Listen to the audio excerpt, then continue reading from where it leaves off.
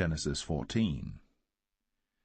And it came to pass in the days of Amraphel, king of Shinar, Arioch, king of Elasar, Chedorlaomer, king of Elam, and Tidal, king of nations, that these made war with Bera, king of Sodom, and with Birsha, king of Gomorrah, Shinab, king of Admah, and Shemeber, king of Zeboim, and the king of Bela, which is Zoar.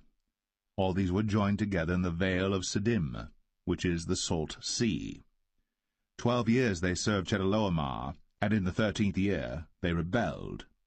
And in the 14th year came Chedorlaomer, and the kings that were with him, and smote the Rephaims in Ashtaroth Karnaim, and the Zazims in Ham, and the Emims in Shaveh Kerathaim, and the Horites in their Mount Seir unto El Paran, which is by the wilderness.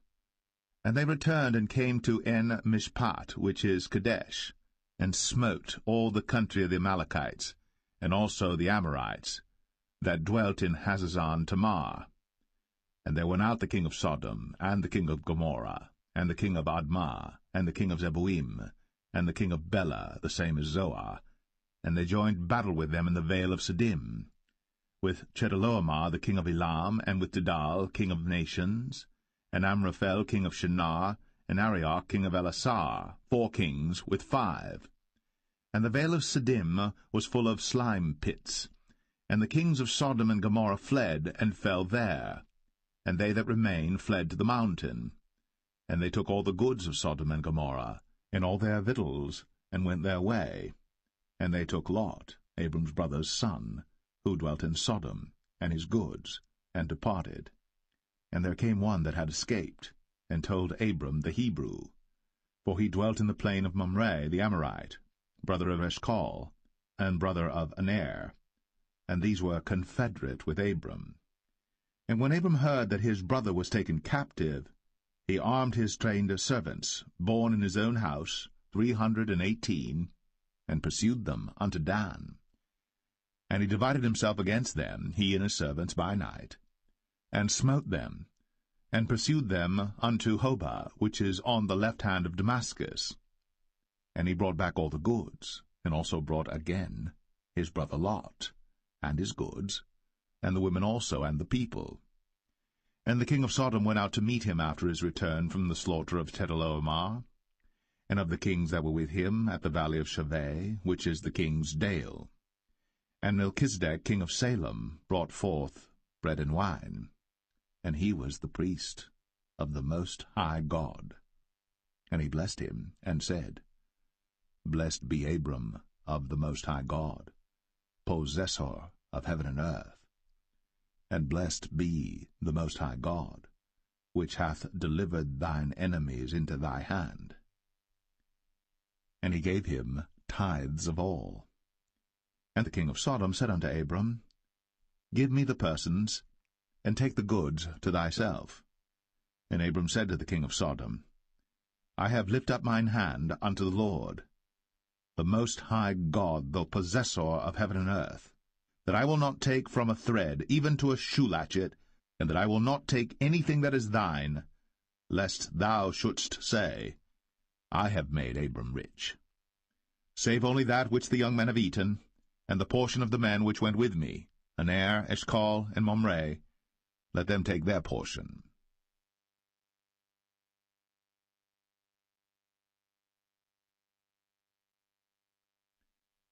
Genesis 15.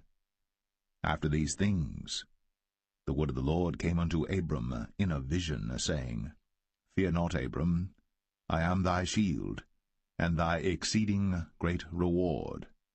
And Abram said, Lord God, what wilt thou give me, seeing I go childless? And the steward of my house is this Eliezer of Damascus. And Abram said, Behold, to me thou hast given no seed, and lo, one born in my house is mine heir.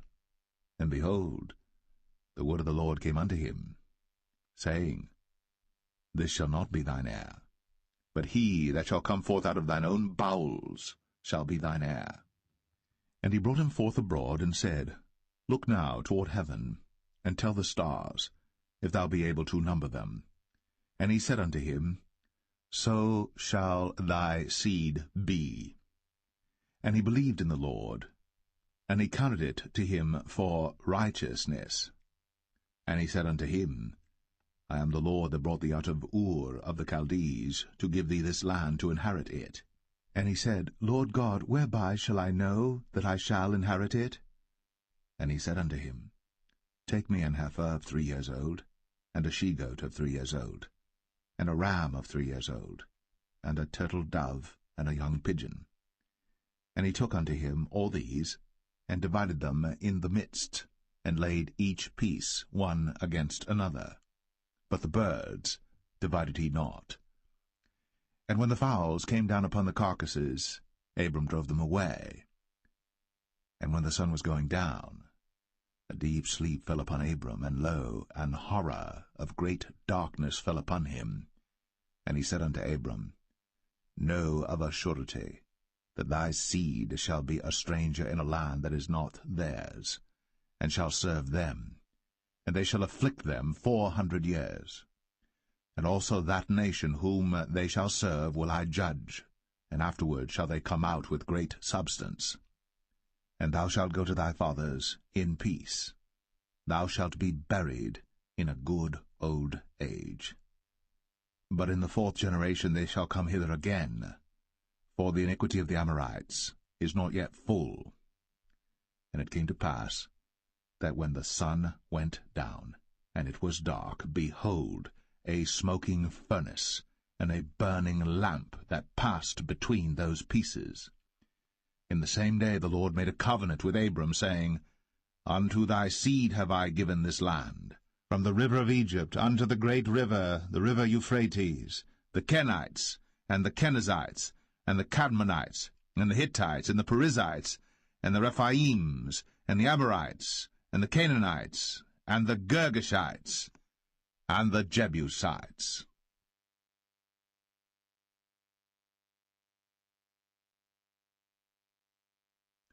Genesis 16. Now Sarai, Abram's wife, bare him no children. And she had an handmaid, an Egyptian, whose name was Hagar. And Sarai said unto Abram, Behold now, the Lord hath restrained me from bearing. I pray thee, go in unto my maid. It may be that I may obtain children by her. And Abram hearkened to the voice of Sarai. And Sarai, Abram's wife, took Hagar her maid, the Egyptian, after Abram had dwelt 10 years in the land of Canaan, and gave her to her husband Abram to be his wife. And he went in unto Hagar, and she conceived.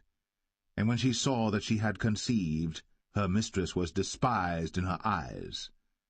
And Sarai said unto Abram, My wrong be upon thee.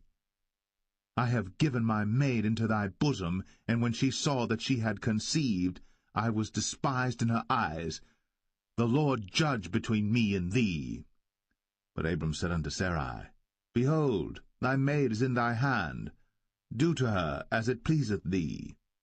And when Sarai dealt hardly with her, she fled from her face.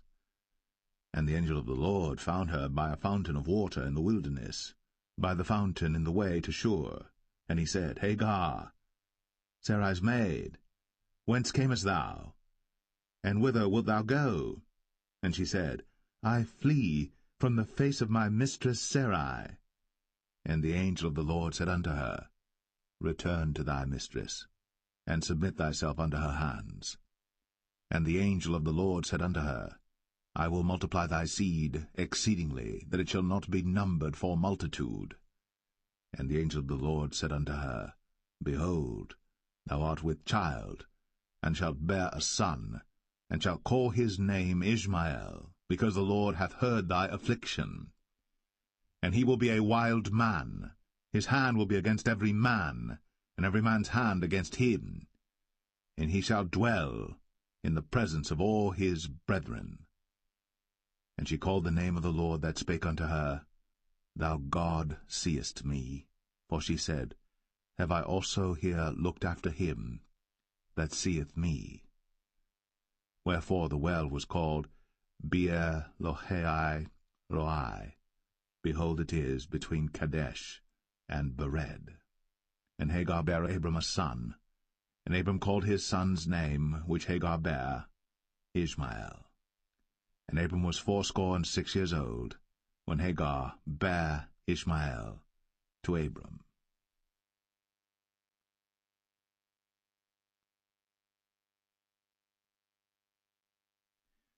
Genesis 17. And when Abram was 90 years old and 9, the Lord appeared to Abram and said unto him, I am the Almighty God. Walk before me, and be thou perfect. And I will make my covenant between me and thee, and will multiply thee exceedingly. And Abram fell on his face. And God talked with him, saying, As for me, behold, my covenant is with thee, and thou shalt be a father of many nations. Neither shall thy name any more be called Abram, but thy name shall be Abraham. For a father of many nations have I made thee. And I will make thee exceeding fruitful, and I will make nations of thee, and kings shall come out of thee. And I will establish my covenant between me and thee and thy seed after thee in their generations for an everlasting covenant, to be a God unto thee, and to thy seed after thee. And I will give unto thee, and to thy seed after thee, the land wherein thou art a stranger, all the land of Canaan, for an everlasting possession, and I will be their God. And God said unto Abraham, Thou shalt keep my covenant therefore, thou and thy seed after thee in their generations. This is my covenant, which ye shall keep, between me and you and thy seed after thee. Every man-child among you shall be circumcised, and ye shall circumcise the flesh of your foreskin, and it shall be a token of the covenant betwixt me and you. And he that is 8 days old shall be circumcised among you, every man-child in your generations, he that is born in the house, or bought with money of any stranger, which is not of thy seed. He that is born in thy house, and he that is bought with thy money, must needs be circumcised. And my covenant shall be in your flesh, for an everlasting covenant. And the uncircumcised man-child, whose flesh of his foreskin is not circumcised, that soul shall be cut off from his people. He hath broken my covenant. And God said unto Abraham, As for Sarai thy wife, thou shalt not call her name Sarai, but Sarah shall her name be. And I will bless her, and give thee a son also of her. Yea, I will bless her, and she shall be a mother of nations. Kings of people shall be of her. Then Abram fell upon his face, and laughed, and said in his heart, Shall a child be born unto him that is 100 years old? And shall Sarah, that is 90 years old, bear? And Abraham said unto God, Oh, that Ishmael might live before thee. And God said, Sarah thy wife shall bear thee a son indeed, and thou shalt call his name Isaac. And I will establish my covenant with him for an everlasting covenant, and with his seed after him. And as for Ishmael, I have heard thee. Behold, I have blessed him, and will make him fruitful, and will multiply him exceedingly. 12 princes shall he beget, and I will make him a great nation. But my covenant will I establish with Isaac, which Sarah shall bear unto thee, at this set time in the next year. And he left off talking with him, and God went up from Abraham. And Abraham took Ishmael his son, and all that were born in his house, and all that were bought with his money, every male among the men of Abraham's house, and circumcised the flesh of their foreskin in the selfsame day, as God had said unto him. And Abraham was 90 years old and 9, when he was circumcised in the flesh of his foreskin. And Ishmael his son was 13 years old, when he was circumcised in the flesh of his foreskin. In the selfsame day was Abraham circumcised, and Ishmael his son, and all the men of his house, born in the house, and bought with money of the stranger, were circumcised with him.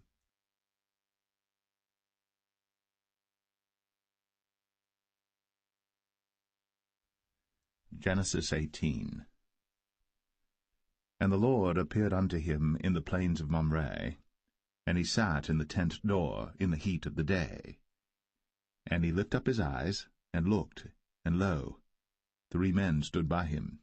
And when he saw them, he ran to meet them from the tent door, and bowed himself toward the ground, and said, My Lord, if now I have found favour in thy sight, pass not away, I pray thee, from thy servant.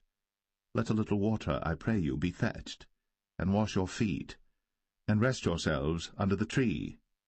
And I will fetch a morsel of bread, and comfort ye your hearts. After that ye shall pass on, for therefore are ye come to your servant. And they said, So do, as thou hast said. And Abraham hastened into the tent unto Sarah, and said, Make ready quickly 3 measures of fine meal, knead it, and make cakes upon the hearth. And Abraham ran unto the herd, and fetched a calf tender and good, and gave it unto a young man, and he hasted to dress it. And he took butter and milk, and the calf which he had dressed, and set it before them. And he stood by them under the tree, and they did eat. And they said unto him, Where is Sarah thy wife? And he said, Behold, in the tent. And he said, I will certainly return unto thee according to the time of life, and lo, Sarah thy wife shall have a son. And Sarah heard it in the tent door, which was behind him. Now Abraham and Sarah were old, and well stricken in age, and it ceased to be with Sarah, after the manner of women. Therefore Sarah laughed within herself, saying, After I am waxed old shall I have pleasure, my Lord being old also? And the Lord said unto Abraham, Wherefore did Sarah laugh, saying, Shall I of a surety bear a child, which am old? Is anything too hard for the Lord? At the time appointed I will return unto thee according to the time of life, and Sarah shall have a son. Then Sarah denied, saying, I laughed not, for she was afraid. And he said, Nay, but thou didst laugh. And the men rose up from thence, and looked toward Sodom. And Abraham went with them to bring them on the way. And the Lord said, Shall I hide from Abraham that thing which I do? Seeing that Abraham shall surely become a great and mighty nation, and all the nations of the earth shall be blessed in him. For I know him, that he will command his children and his household after him, and they shall keep the way of the Lord to do justice and judgment, that the Lord may bring upon Abraham that which he hath spoken of him. And the Lord said, Because the cry of Sodom and Gomorrah is great, and because their sin is very grievous, I will go down now, and see whether they have done altogether according to the cry of it, which is come unto me, and if not, I will know. And the men turned their faces from thence, and went toward Sodom. But Abraham stood yet before the Lord. And Abraham drew near and said, Wilt thou also destroy the righteous with the wicked? Peradventure there be 50 righteous within the city. Wilt thou also destroy, and not spare the place, for the 50 righteous that are therein? That be far from thee to do after this manner, to slay the righteous with the wicked, and that the righteous should be as the wicked, that be far from thee. Shall not the judge of all the earth do right?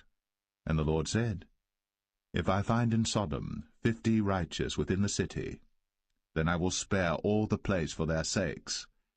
And Abraham answered and said, Behold now, I have taken upon me to speak unto the Lord, which am but dust and ashes. Peradventure there shall lack 5 of the 50 righteous. Wilt thou destroy all the city for lack of 5? And he said, If I find there 40 and 5, I will not destroy it. And he spake unto him yet again, and said, Peradventure there shall be 40 found there. And he said, I will not do it for 40's sake. And he said unto him, O, let not the Lord be angry, and I will speak. Peradventure there shall 30 be found there. And he said, I will not do it, if I find 30 there. And he said, Behold now, I have taken upon me to speak unto the Lord. Peradventure there shall be 20 found there. And he said, I will not destroy it for 20's sake. And he said, O let not the Lord be angry, and I will speak yet but this once. Peradventure 10 shall be found there. And he said, I will not destroy it for 10's sake. And the Lord went his way, as soon as he had left communing with Abraham. And Abraham returned unto his place.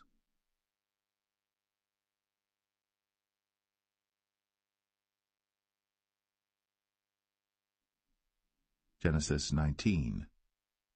And there came 2 angels to Sodom at even, and Lot sat in the gate of Sodom. And Lot, seeing them, rose up to meet them, and he bowed himself with his face toward the ground.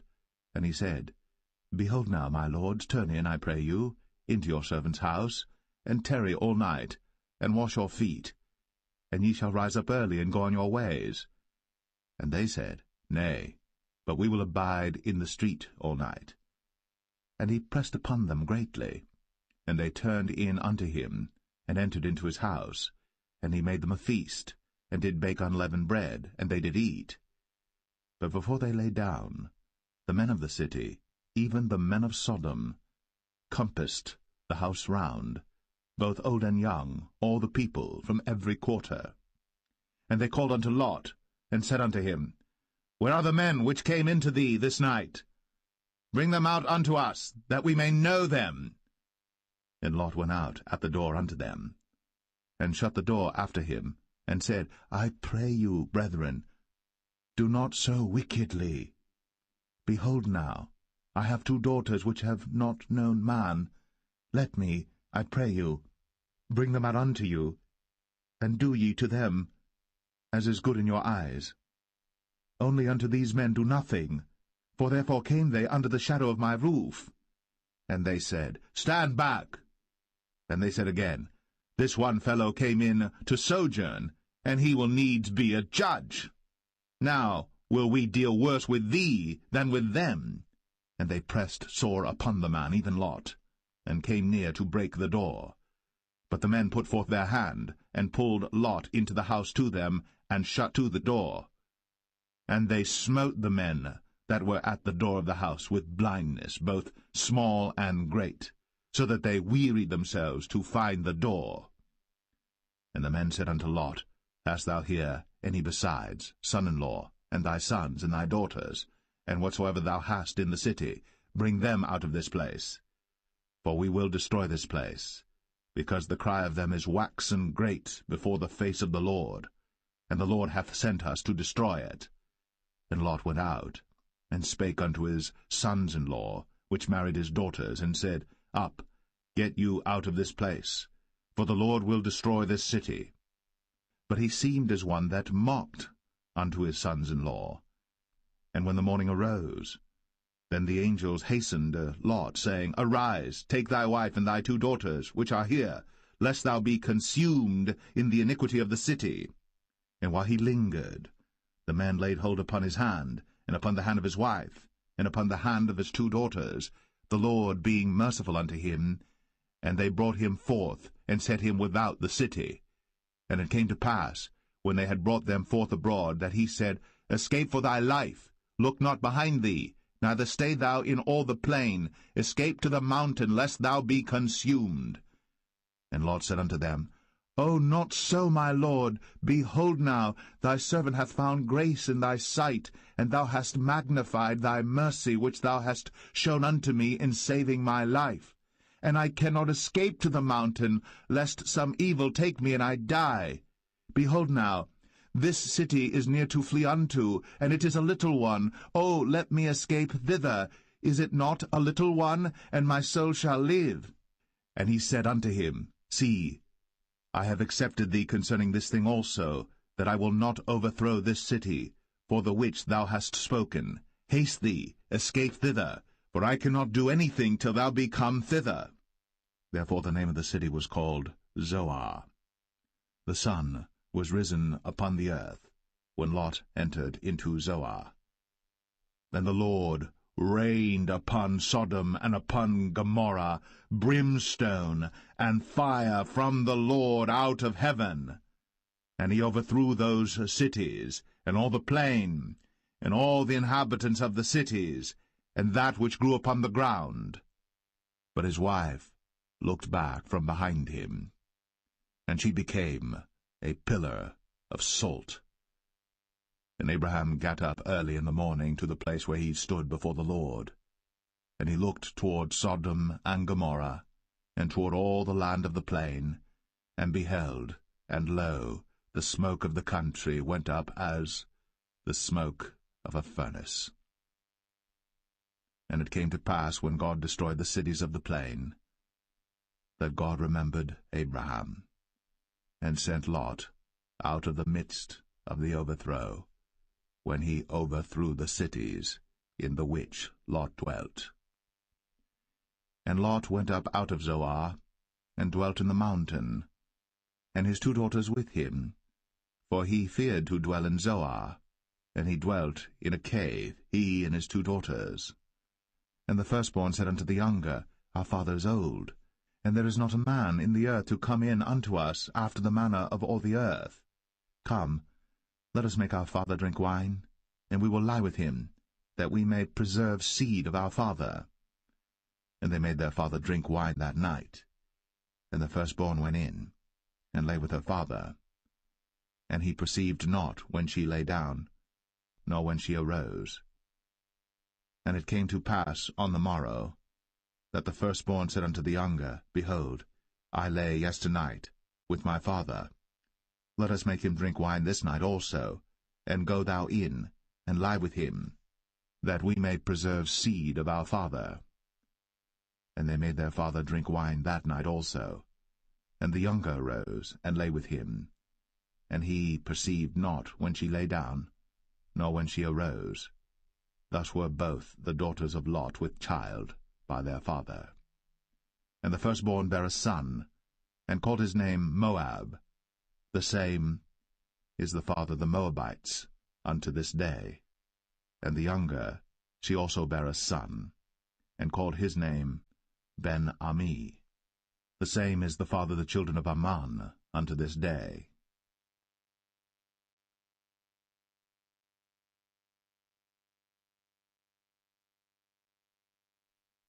Genesis 20. And Abraham journeyed from thence toward the south country, and dwelled between Kadesh and Shur, and sojourned in Gerar. And Abraham said of Sarah his wife, She is my sister. And Abimelech king of Gerar sent and took Sarah. But God came to Abimelech in a dream by night, and said to him, Behold, thou art but a dead man, for the woman which thou hast taken, for she is a man's wife. But Abimelech had not come near her, and he said, Lord, wilt thou slay also a righteous nation? Said he not unto me, She is my sister? And she, even she herself, said, He is my brother? In the integrity of my heart, and innocency of my hands, have I done this. And God said unto him in a dream, Yea, I know that thou didst this in the integrity of thy heart. For I also withheld thee from sinning against me. Therefore suffered I thee not to touch her. Now therefore restore the man his wife, for he is a prophet, and he shall pray for thee, and thou shalt live. And if thou restore her not, know thou that thou shalt surely die, thou and all that are thine. Therefore Abimelech rose early in the morning, and called all his servants, and told all these things in their ears. And the men were sore afraid. Then Abimelech called Abraham, and said unto him, What hast thou done unto us? And what have I offended thee, that thou hast brought on me and on my kingdom a great sin? Thou hast done deeds unto me that ought not to be done. And Abimelech said unto Abraham, What sawest thou, that thou hast done this thing? And Abraham said, Because I thought, surely the fear of God is not in this place, and they will slay me for my wife's sake. And yet indeed she is my sister. She is the daughter of my father, but not the daughter of my mother, and she became my wife. And it came to pass, when God caused me to wander from my father's house, that I said unto her, This is thy kindness which thou shalt show unto me. At every place whither we shall come, say of me, He is my brother. And Abimelech took sheep and oxen, and men servants, and women servants, and gave them unto Abraham, and restored him Sarah his wife.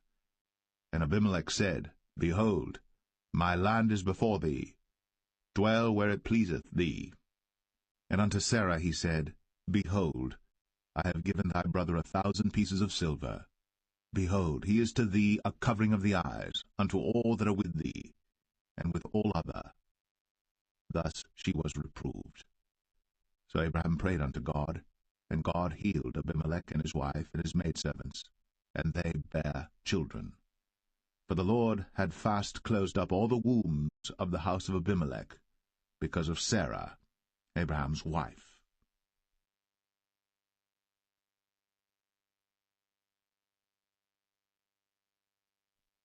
Genesis 21. And the Lord visited Sarah as he had said, and the Lord did unto Sarah as he had spoken. For Sarah conceived, and bare Abraham a son in his old age, at the set time of which God had spoken to him. And Abraham called the name of his son that was born unto him, whom Sarah bare to him, Isaac. And Abraham circumcised his son Isaac, being 8 days old, as God had commanded him. And Abraham was 100 years old when his son Isaac was born unto him.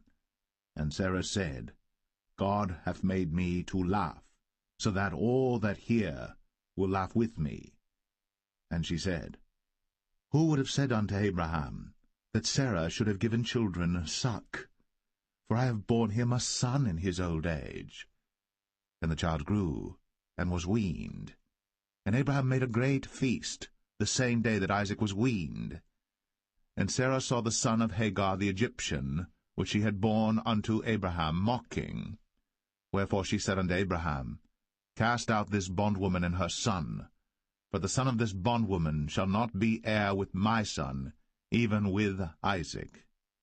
And the thing was very grievous in Abraham's sight because of his son. And God said unto Abraham, Let it not be grievous in thy sight, because of the lad, and because of thy bondwoman. In all that Sarah hath said unto thee, hearken unto her voice, for in Isaac shall thy seed be called. And also of the son of the bondwoman will I make a nation, because he is thy seed. And Abraham rose up early in the morning, and took bread and a bottle of water, and gave it unto Hagar, putting it on her shoulder, and the child, and sent her away. And she departed and wandered in the wilderness of Beersheba. And the water was spent in the bottle, and she cast the child under one of the shrubs. And she went and sat her down over against him a good way off, as it were a bowshot, for she said, Let me not see the death of the child. And she sat over against him, and lifted up her voice, and wept. And God heard the voice of the lad. And the angel of God called to Hagar out of heaven, and said unto her, What aileth thee, Hagar? Fear not, for God hath heard the voice of the lad where he is. Arise, lift up the lad, and hold him in thine hand, for I will make him a great nation. And God opened her eyes, and she saw a well of water, and she went and filled the bottle with water, and gave the lad drink. And God was with the lad, and he grew, and dwelt in the wilderness, and became an archer. And he dwelt in the wilderness of Paran, and his mother took him a wife out of the land of Egypt. And it came to pass at that time that Abimelech and Phicol, the chief captain of his host, spake unto Abraham, saying, God is with thee in all that thou doest. Now therefore swear unto me here by God that thou wilt not deal falsely with me, nor with my son, nor with my son's son, but according to the kindness that I have done unto thee, thou shalt do unto me, and to the land wherein thou hast sojourned. And Abraham said, I will swear. And Abraham reproved Abimelech because of a well of water, which Abimelech's servants had violently taken away. And Abimelech said, I wot not who hath done this thing, neither didst thou tell me, neither yet heard I of it, but today. And Abraham took sheep and oxen, and gave them unto Abimelech, and both of them made a covenant. And Abraham set 7 ewe lambs of the flock by themselves. And Abimelech said unto Abraham, What mean these 7 ewe lambs which thou hast set by themselves? And he said, For these 7 ewe lambs shalt thou take of my hand, that they may be a witness unto me, that I have digged this well.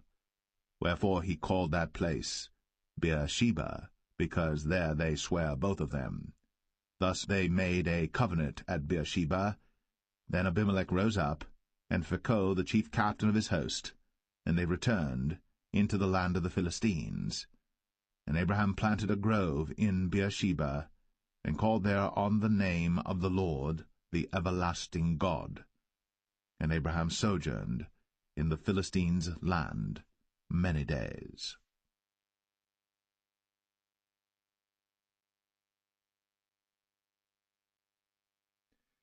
Genesis 22.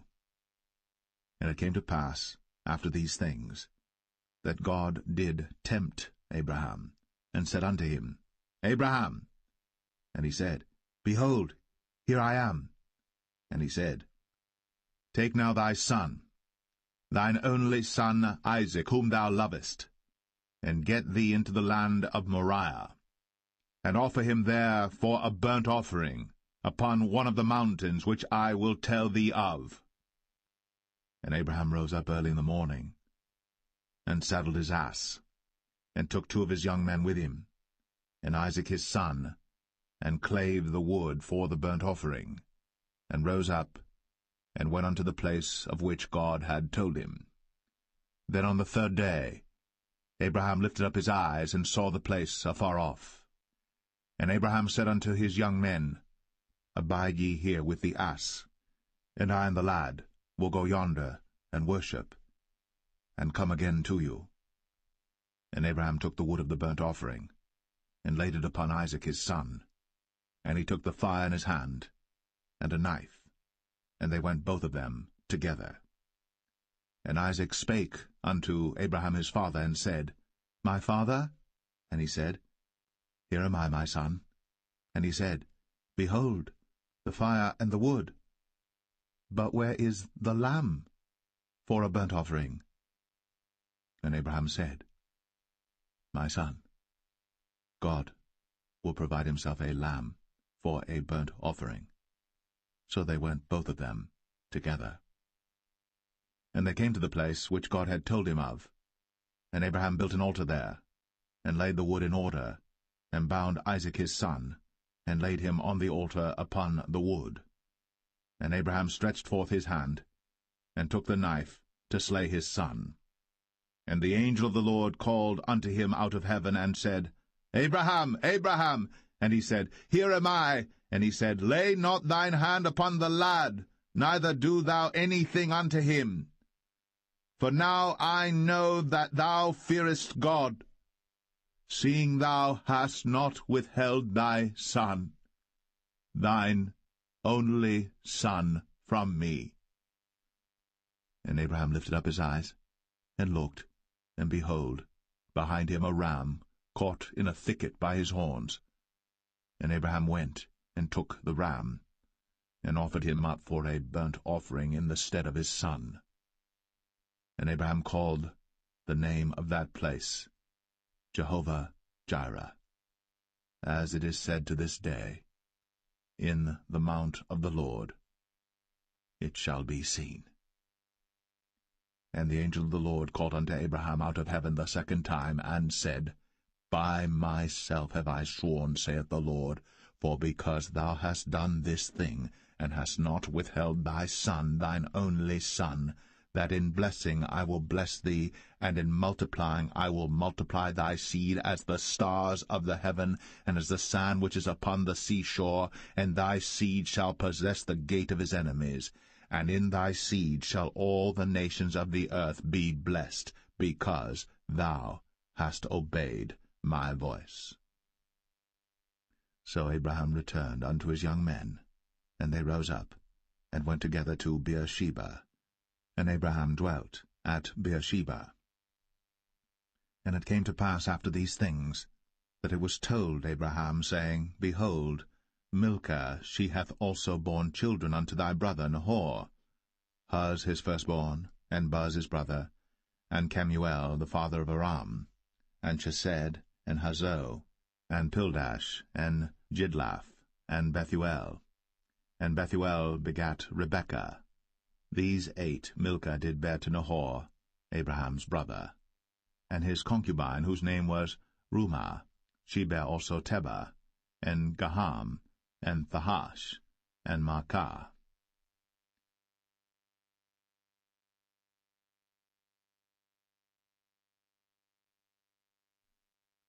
Genesis 23. And Sarah was 127 years old. These were the years of the life of Sarah. And Sarah died in Kirjath-Arba, the same as Hebron in the land of Canaan. And Abraham came to mourn for Sarah, and to weep for her. And Abraham stood up from before his dead, and spake unto the sons of Heth, saying, I am a stranger, and a sojourner with you. Give me a possession of a burying place with you, that I may bury my dead out of my sight. And the children of Heth answered Abraham, saying unto him, Hear us, my lord. Thou art a mighty prince among us. In the choice of our sepulchres bury thy dead. None of us shall withhold from thee his sepulchre, but that thou mayest bury thy dead. And Abraham stood up, and bowed himself to the people of the land, even to the children of Heth. And he communed with them, saying, If it be your mind that I should bury my dead out of my sight, hear me, and entreat for me to Ephron the son of Zoar, that he may give me the cave of Machpelah, which he hath, which is in the end of his field. For as much money as it is worth, he shall give it me, for a possession of a burying place amongst you. And Ephron dwelt among the children of Heth. And Ephron the Hittite answered Abraham in the audience of the children of Heth, even of all that went in at the gate of his city, saying, Nay, my lord, hear me. The field give I thee, and the cave that is therein I give it thee. In the presence of the sons of my people give I it thee. Bury thy dead. And Abraham bowed down himself before the people of the land. And he spake unto Ephron in the audience of the people of the land, saying, But if thou wilt give it, I pray thee, hear me. I will give thee money for the field. Take it of me, and I will bury my dead there. And Ephron answered Abraham, saying unto him, My lord, hearken unto me. The land is worth 400 shekels of silver. What is that betwixt me and thee? Bury therefore thy dead. And Abraham hearkened unto Ephron, and Abraham weighed to Ephron the silver, which he had named in the audience of the sons of Heth, 400 shekels of silver, current money, with the merchant. And the field of Ephron which was in Machpelah, which was before Mamre, the field and the cave which was therein, and all the trees that were in the field, that were in all the borders round about, were made sure unto Abraham for a possession in the presence of the children of Heth, before all that went in at the gate of his city. And after this Abraham buried Sarah his wife in the cave of the field of Machpelah before Mamre, the same is Hebron in the land of Canaan. And the field, and the cave that is therein, were made sure unto Abraham for a possession of a burying place by the sons of Heth.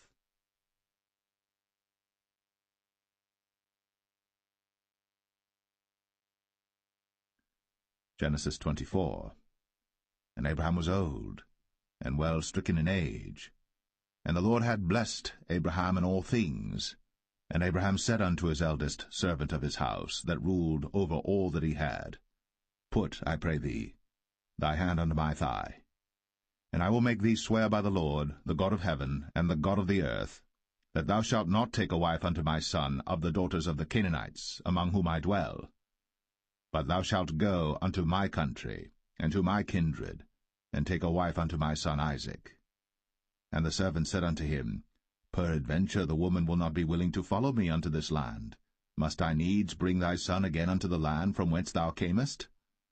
And Abraham said unto him, Beware thou that thou bring not my son thither again.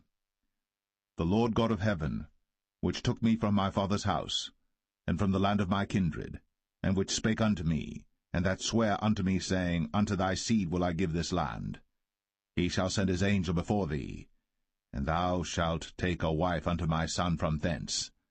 And if the woman will not be willing to follow thee, then thou shalt be clear from this my oath. Only bring not my son thither again.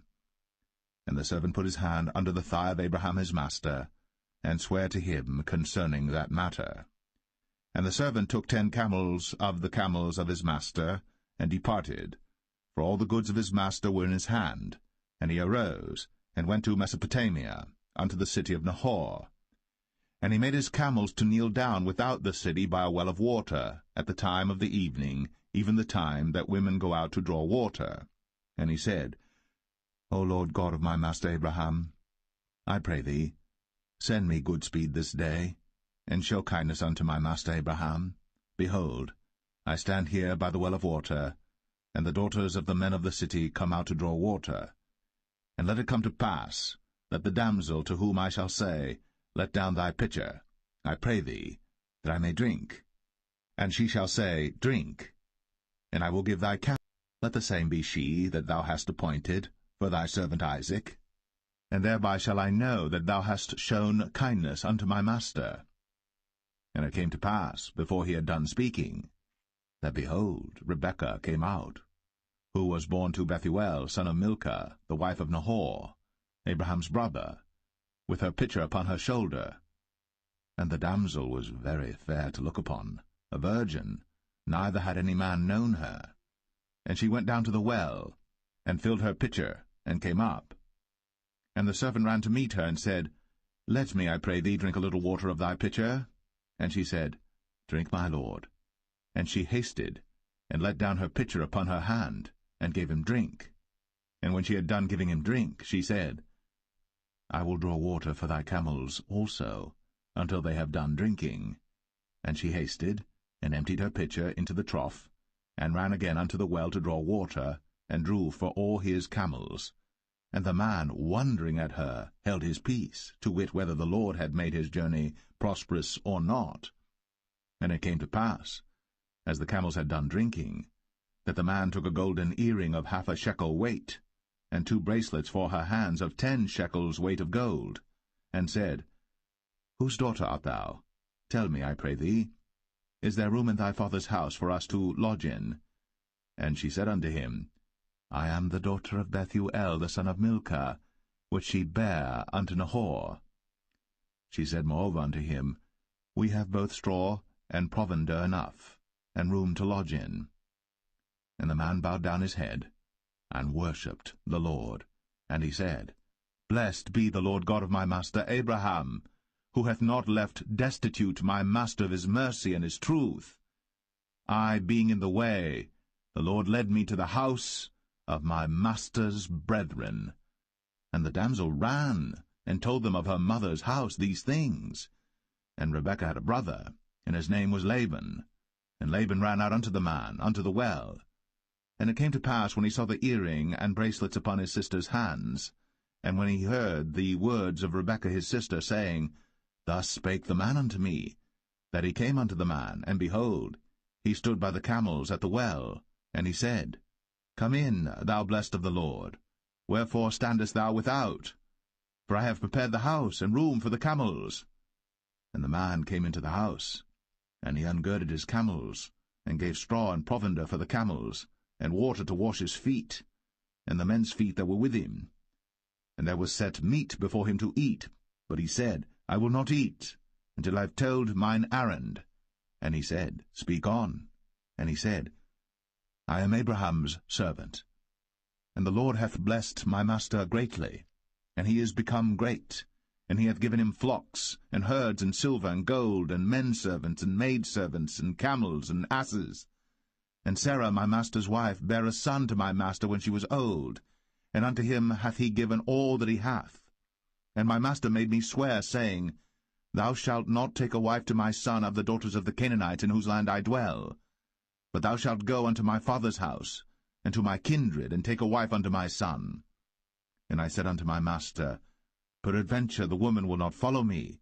And he said unto me, The Lord before whom I walk will send his angel with thee, and prosper thy way, and thou shalt take a wife for my son of my kindred, and of my father's house. Then shalt thou be clear from this my oath, when thou comest to my kindred, and if they give not thee one, thou shalt be clear from my oath.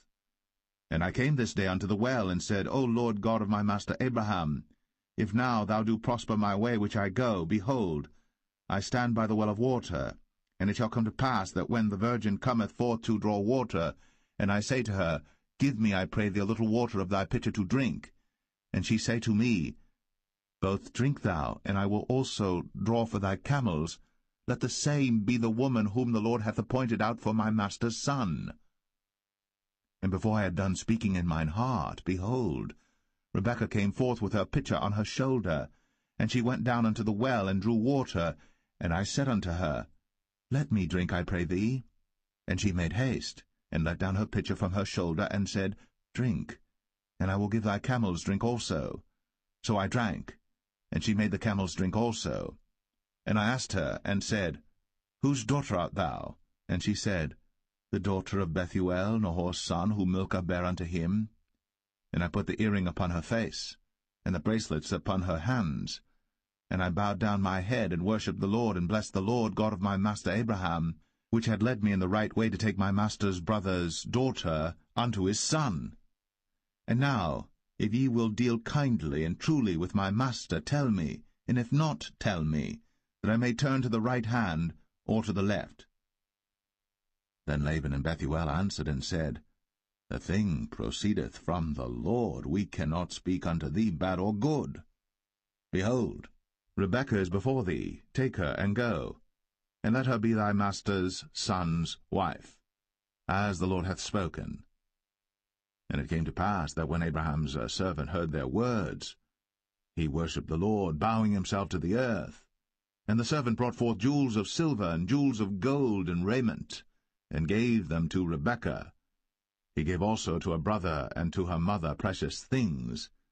And they did eat and drink, he and the men that were with him, and tarried all night. And they rose up in the morning, and he said, Send me away unto my master. And her brother and her mother said, Let the damsel abide with us a few days, at the least 10. After that she shall go. And he said unto them, Hinder me not, seeing the Lord hath prospered my way. Send me away, that I may go to my master. And they said, We will call the damsel, and inquire at her mouth.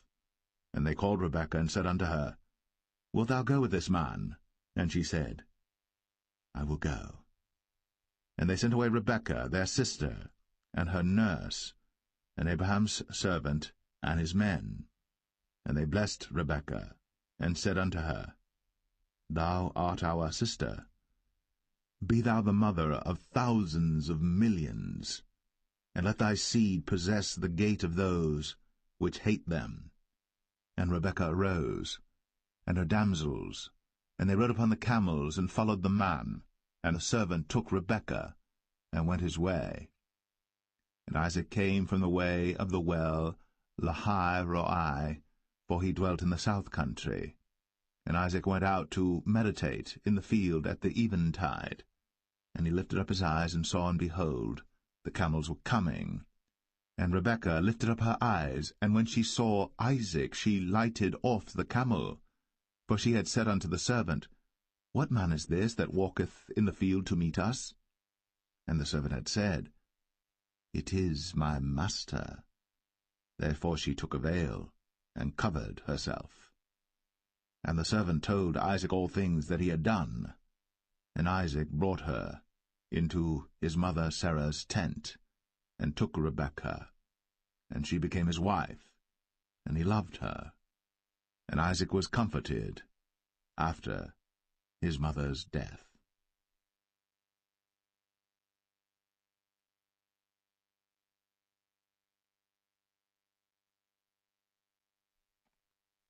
Genesis 25. Then again Abraham took a wife, and her name was Keturah. And she bare him Zimran, and Jokshan, and Medan, and Midian, and Ishbak, and Shua. And Jokshan begat Sheba and Dedan. And the sons of Dedan were Ashrim, and Letashim, and Leumim. And the sons of Midian, Ephah and Epher, and Hanok, and Abida, and Eldaah. All these were the children of Keturah. And Abraham gave all that he had unto Isaac. But unto the sons of the concubines which Abraham had, Abraham gave gifts, and sent them away from Isaac his son, while he yet lived, eastward unto the east country. And these are the days of the years of Abraham's life which he lived, 160 years. Then Abraham gave up the ghost, and died in a good old age, an old man, and full of years, and was gathered to his people. And his sons Isaac and Ishmael buried him in the cave of Machpelah in the field of Ephron the son of Zohar the Hittite, which is before Mamre, the field which Abraham purchased of the sons of Heth. There was Abraham buried, and Sarah his wife. And it came to pass after the death of Abraham that God blessed his son Isaac, and Isaac dwelt by the well, Lahai Roi. Now these are the generations of Ishmael, Abraham's son, whom Hagar the Egyptian, Sarah's handmaid, bare unto Abraham. And these are the names of the sons of Ishmael, by their names according to their generations: the firstborn of Ishmael, Nebajoth, and Kedar, and Abiel, and Mibsam, and Mishma, and Dumah, and Massa, Hadar, and Tema, Jetur, Naphish, and Kedemah. These are the sons of Ishmael. And these are their names by their towns and by their castles, 12 princes according to their nations. And these are the years of the life of Ishmael, 137 years. And he gave up the ghost, and died, and was gathered unto his people.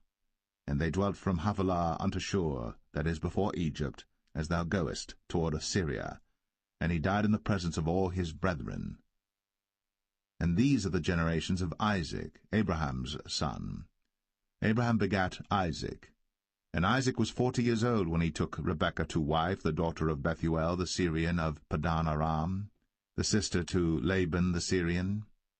And Isaac entreated the Lord for his wife, because she was barren. And the Lord was entreated of him, and Rebekah his wife conceived. And the children struggled together within her. And she said, If it be so, why am I thus? And she went to inquire of the Lord. And the Lord said unto her, 2 nations are in thy womb, and 2 manner of people shall be separated from thy bowels. And the one people shall be stronger than the other people, and the elder shall serve the younger. And when her days to be delivered were fulfilled, behold, there were twins in her womb. And the first came out red, all over, like an hairy garment. And they called his name Esau. And after that came his brother out, and his hand took hold on Esau's heel, and his name was called Jacob. And Isaac was 80 years old, when she bare them. And the boys grew, and Esau was a cunning hunter, a man of the field, and Jacob was a plain man, dwelling in tents.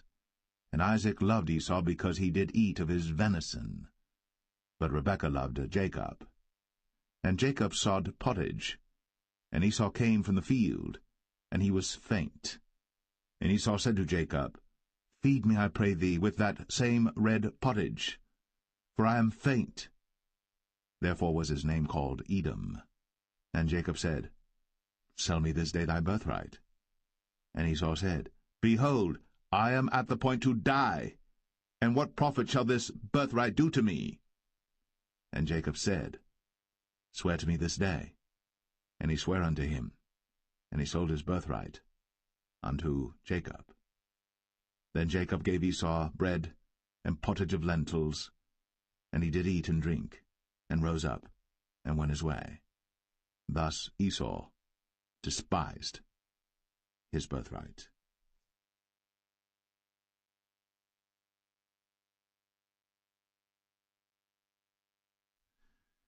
Genesis 26.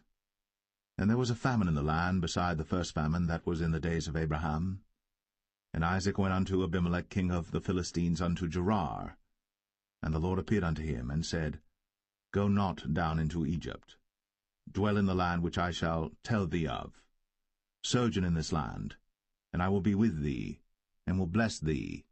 For unto thee and unto thy seed I will give all these countries, and I will perform the oath which I sware unto Abraham thy father.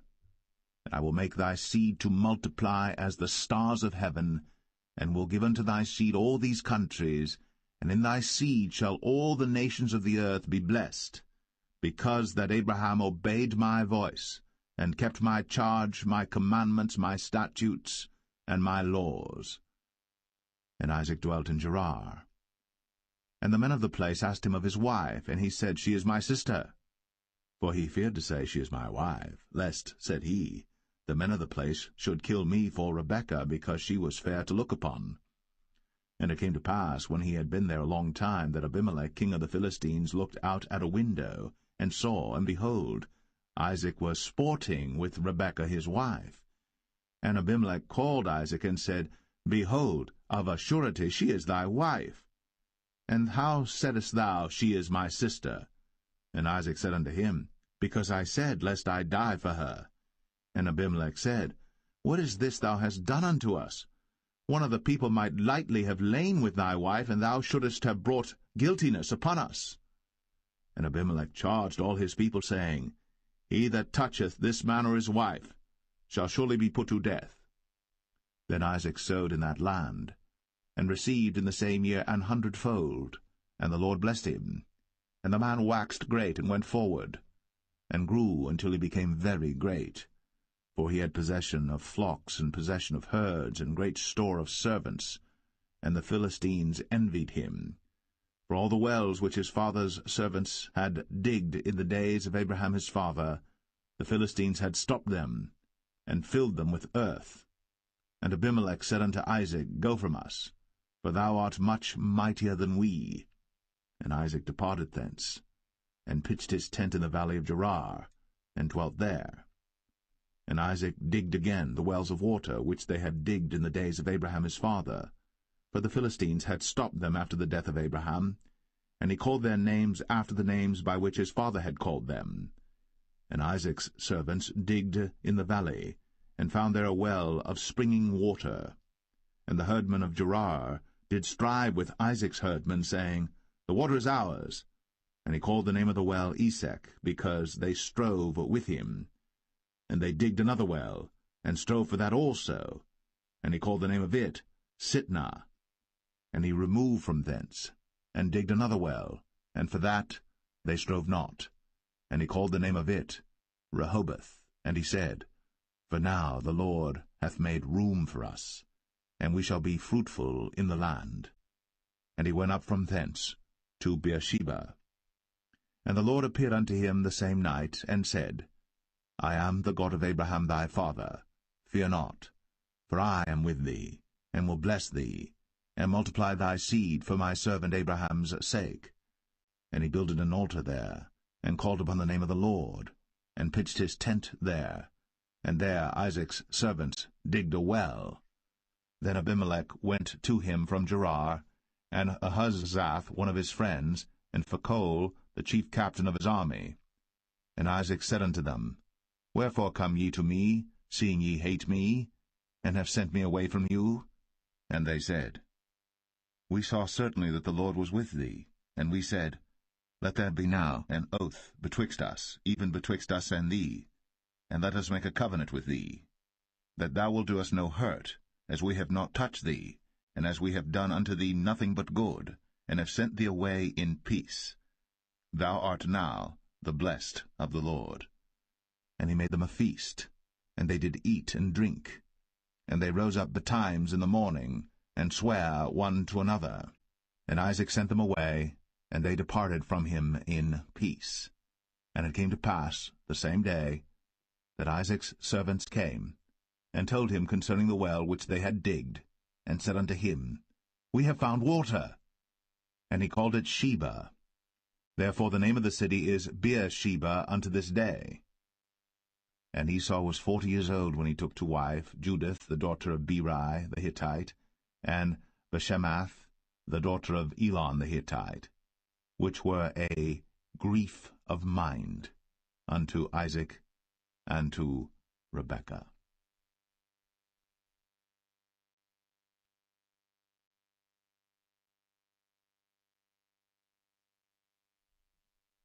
Genesis 27. And it came to pass that when Isaac was old, and his eyes were dim, so that he could not see, he called Esau his eldest son, and said unto him, My son. And he said unto him, Behold, here am I. And he said, Behold now, I am old, I know not the day of my death. Now therefore, take, I pray thee, thy weapons, thy quiver, and thy bow, and go out to the field, and take me some venison, and make me savory meat, such as I love, and bring it to me, that I may eat, that my soul may bless thee before I die. And Rebekah heard when Isaac spake to Esau his son. And Esau went to the field to hunt for venison, and to bring it. And Rebekah spake unto Jacob her son, saying, Behold, I heard thy father speak unto Esau thy brother, saying, Bring me venison, and make me savory meat, that I may eat, and bless thee before the Lord, before my death. Now therefore, my son, obey my voice according to that which I command thee. Go now to the flock, and fetch me from thence 2 good kids of the goats, and I will make them savory meat for thy father, such as he loveth. And thou shalt bring it to thy father, that he may eat, and that he may bless thee before his death. And Jacob said to Rebekah his mother, Behold, Esau my brother is a hairy man, and I am a smooth man. My father peradventure will feel me, and I shall seem to him as a deceiver, and I shall bring a curse upon me, and not a blessing. And his mother said unto him, Upon me be thy curse, my son, only obey my voice, and go fetch me them. And he went, and fetched, and brought them to his mother. And his mother made savory meat, such as his father loved. And Rebekah took goodly raiment of her eldest son Esau, which were with her in the house, and put them upon Jacob her younger son. And she put the skins of the kids of the goats upon his hands, and upon the smooth of his neck. And she gave the savory meat, and the bread, which she had prepared, into the hand of her son Jacob. And he came unto his father, and said, My father. And he said, Here am I. Who art thou, my son? And Jacob said unto his father, I am Esau thy firstborn. I have done according as thou badest me. Arise, I pray thee, sit and eat of my venison, that thy soul may bless me. And Isaac said unto his son, How is it that thou hast found it so quickly, my son? And he said, Because the Lord thy God brought it to me.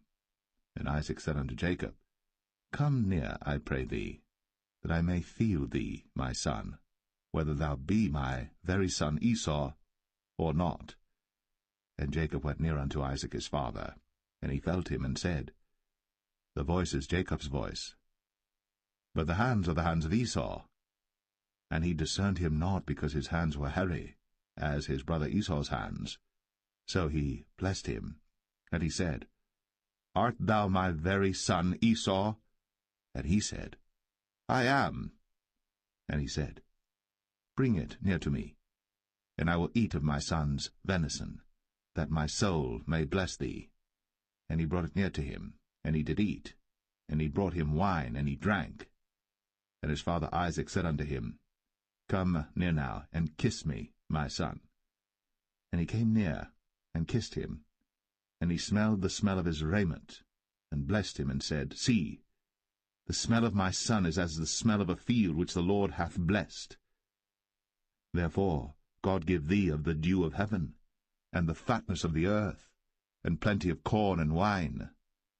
Let people serve thee, and nations bow down to thee. Be Lord over thy brethren, and let thy mother's sons bow down to thee. Cursed be every one that curseth thee, and blessed be he that blesseth thee. And it came to pass, as soon as Isaac had made an end of blessing Jacob, and Jacob was yet scarce gone out from the presence of Isaac his father, that Esau his brother came in from his hunting. And he also had made savory meat, and brought it unto his father, and said unto his father, Let my father arise, and eat of his son's venison, that thy soul may bless me. And Isaac his father said unto him, Who art thou? And he said, I am thy son, thy firstborn, Esau. And Isaac trembled very exceedingly, and said, Who? Where is he that hath taken venison and brought it me?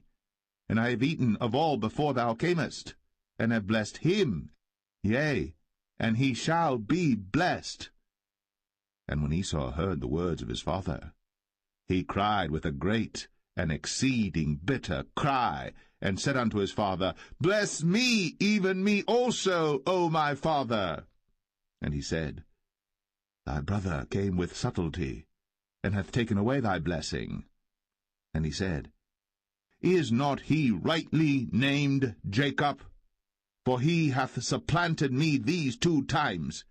He took away my birthright, and behold, now he hath taken away my blessing. And he said, Hast thou not reserved a blessing for me?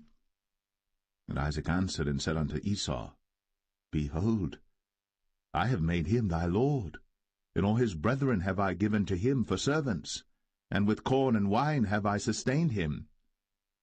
And what shall I do now unto thee, my son? And Esau said unto his father, Hast thou but one blessing, my father? Bless me, even me also, O my father. And Esau lifted up his voice and wept. And Isaac his father answered and said unto him, Behold, thy dwelling shall be the fatness of the earth, and of the dew of heaven from above. And by thy sword shalt thou live, and shalt serve thy brother. And it shall come to pass that when thou shalt have the dominion, that thou shalt break his yoke from off thy neck. And Esau hated Jacob, because of the blessing wherewith his father blessed him. And Esau said in his heart, The days of mourning for my father are at hand. Then will I slay my brother Jacob. And these words of Esau her elder son were told to Rebekah, and she sent and called Jacob her younger son, and said unto him, Behold, thy brother Esau, as touching thee, doth comfort himself, purposing to kill thee. Now therefore, my son, obey my voice, and arise. Flee thou to Laban my brother, to Haran, and tarry with him a few days, until thy brother's fury turn away, until thy brother's anger turn away from thee, and he forget that which thou hast done to him. Then I will send and fetch thee from thence. Why should I be deprived also of you both in one day? And Rebekah said to Isaac, I am weary of my life because of the daughters of Heth. If Jacob take a wife of the daughters of Heth, such as these which are of the daughters of the land, what good shall my life do me?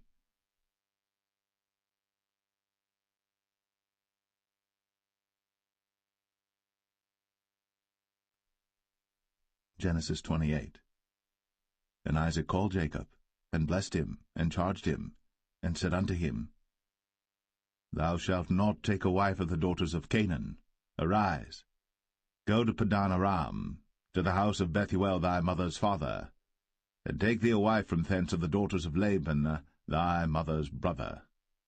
And God Almighty bless thee, and make thee fruitful, and multiply thee, that thou mayest be a multitude of people, and give thee the blessing of Abraham to thee, and to thy seed with thee, that thou mayest inherit the land wherein thou art a stranger, which God gave unto Abraham. And Isaac sent away Jacob, and he went to Padan Aram unto Laban, son of Bethuel the Syrian, the brother of Rebekah, Jacob's and Esau's mother. When Esau saw that Isaac had blessed Jacob, and sent him away to Padan Aram, to take him a wife from thence, and that as he blessed him he gave him a charge, saying, Thou shalt not take a wife of the daughters of Canaan, and that Jacob obeyed his father and his mother, and was gone to Padan Aram. And Esau, seeing that the daughters of Canaan pleased not Isaac his father, then went Esau unto Ishmael, and took unto the wives which he had Mahalath, the daughter of Ishmael, Abraham's son, the sister of Nebajoth, to be his wife. And Jacob went out from Beersheba, and went toward Haran. And he lighted upon a certain place, and tarried there all night, because the sun was set. And he took of the stones of that place, and put them for his pillows, and lay down in that place to sleep. And he dreamed, and behold, a ladder set up on the earth, and the top of it reached to heaven, and behold, the angels of God ascending and descending on it. And behold, the Lord stood above it, and said, I am the Lord God of Abraham thy father, and the God of Isaac. The land whereon thou liest, to thee will I give it, and to thy seed. And thy seed shall be as the dust of the earth, and thou shalt spread abroad to the west, and to the east, and to the north, and to the south. And in thee and in thy seed shall all the families of the earth be blessed. And behold, I am with thee, and will keep thee in all places whither thou goest, and will bring thee again to this land. For I will not leave thee, until I have done that which I have spoken to thee of. And Jacob awaked out of his sleep, and he said, Surely the Lord is in this place, and I knew it not. And he was afraid, and said, How dreadful is this place! This is none other but the house of God, and this is the gate of heaven. And Jacob rose up early in the morning, and took the stone that he had put for his pillows, and set it up for a pillar, and poured oil upon the top of it. And he called the name of that place Bethel, but the name of that city was called Luz at the first. And Jacob vowed a vow, saying, If God will be with me, and will keep me in this way that I go, and will give me bread to eat, and raiment to put on, so that I come again to my father's house in peace, then shall the Lord be my God. And this stone which I have set up for a pillar shall be God's house. And of all that thou shalt give me, I will surely give the 10th unto thee.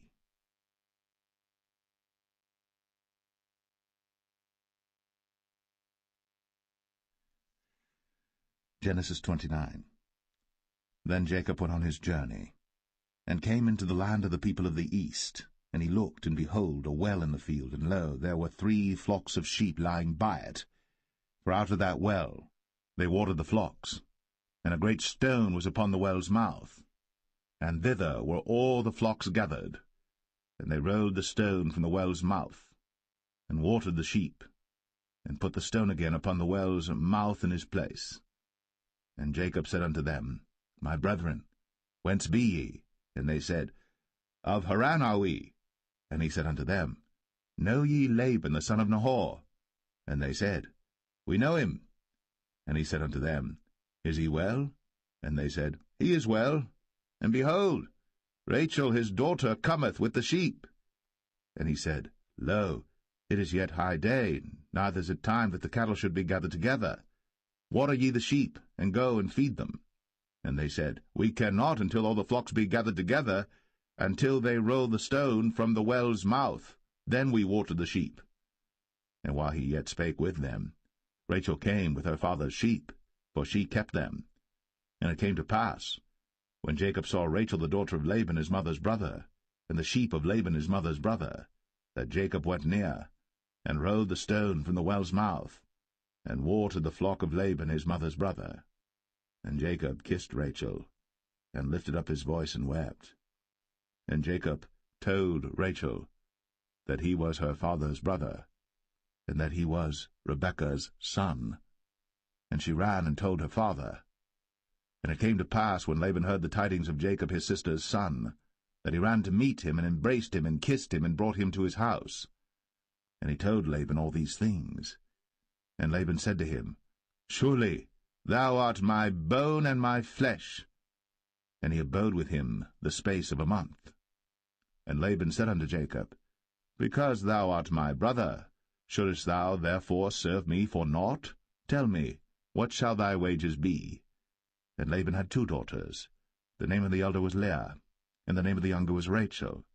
Leah was tender-eyed, but Rachel was beautiful, and well-favored. And Jacob loved Rachel, and said, I will serve thee 7 years for Rachel thy younger daughter. And Laban said, It is better that I give her to thee, than that I should give her to another man. Abide with me. And Jacob served 7 years for Rachel. And they seemed unto him but a few days, for the love he had to her. And Jacob said unto Laban, Give me my wife, for my days are fulfilled, that I may go in unto her. And Laban gathered together all the men of the place, and made a feast. And it came to pass in the evening that he took Leah his daughter, and brought her to him, and he went in unto her. And Laban gave unto his daughter Leah Zilpah his maid for an handmaid. And it came to pass that in the morning, behold, it was Leah. And he said to Laban, What is this thou hast done unto me? Did not I serve with thee for Rachel? Wherefore then hast thou beguiled me? And Laban said, It must not be so done in our country to give the younger before the firstborn. Fulfill her week, and we will give thee this also for the service which thou shalt serve with me yet 7 other years. And Jacob did so, and fulfilled her week, and he gave him Rachel his daughter to wife also. And Laban gave to Rachel his daughter Bilhah his handmaid to be her maid. And he went in also unto Rachel. And he loved also Rachel more than Leah, and served with him yet 7 other years. And when the Lord saw that Leah was hated, he opened her womb. But Rachel was barren, and Leah conceived, and bare a son. And she called his name Reuben, for she said, Surely the Lord hath looked upon my affliction, now therefore my husband will love me. And she conceived again, and bare a son, and said, Because the Lord hath heard that I was hated, he hath therefore given me this son also. And she called his name Simeon. And she conceived again, and bare a son, and said, Now this time will my husband be joined unto me, because I have borne him 3 sons. Therefore was his name called Levi. And she conceived again, and bare a son, and she said, Now will I praise the Lord. Therefore she called his name Judah, and left bearing.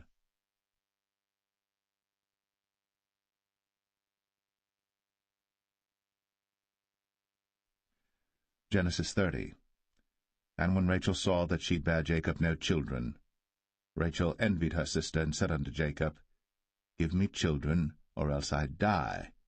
And Jacob's anger was kindled against Rachel, and he said, Am I in God's stead, who hath withheld from thee the fruit of the womb? And she said, Behold my maid Bilhah, go in unto her, and she shall bear upon my knees, that I may also have children by her. And she gave him Bilhah her handmaid to wife, and Jacob went in unto her. And Bilhah conceived, and bare Jacob a son. And Rachel said, God hath judged me, and hath also heard my voice, and hath given me a son. Therefore called she his name Dan. And Bilhah Rachel's maid conceived again, and bare Jacob a second son. And Rachel said, With great wrestlings have I wrestled with my sister, and I have prevailed. And she called his name Naphtali. When Leah saw that she had left bearing, she took Zilpah her maid, and gave her Jacob to wife. And Zilpah Leah's maid bare Jacob a son. And Leah said, A troop cometh. And she called his name Gad. And Zilpah Leah's maid bare Jacob a second son. And Leah said, Happy am I, for the daughters will call me blessed.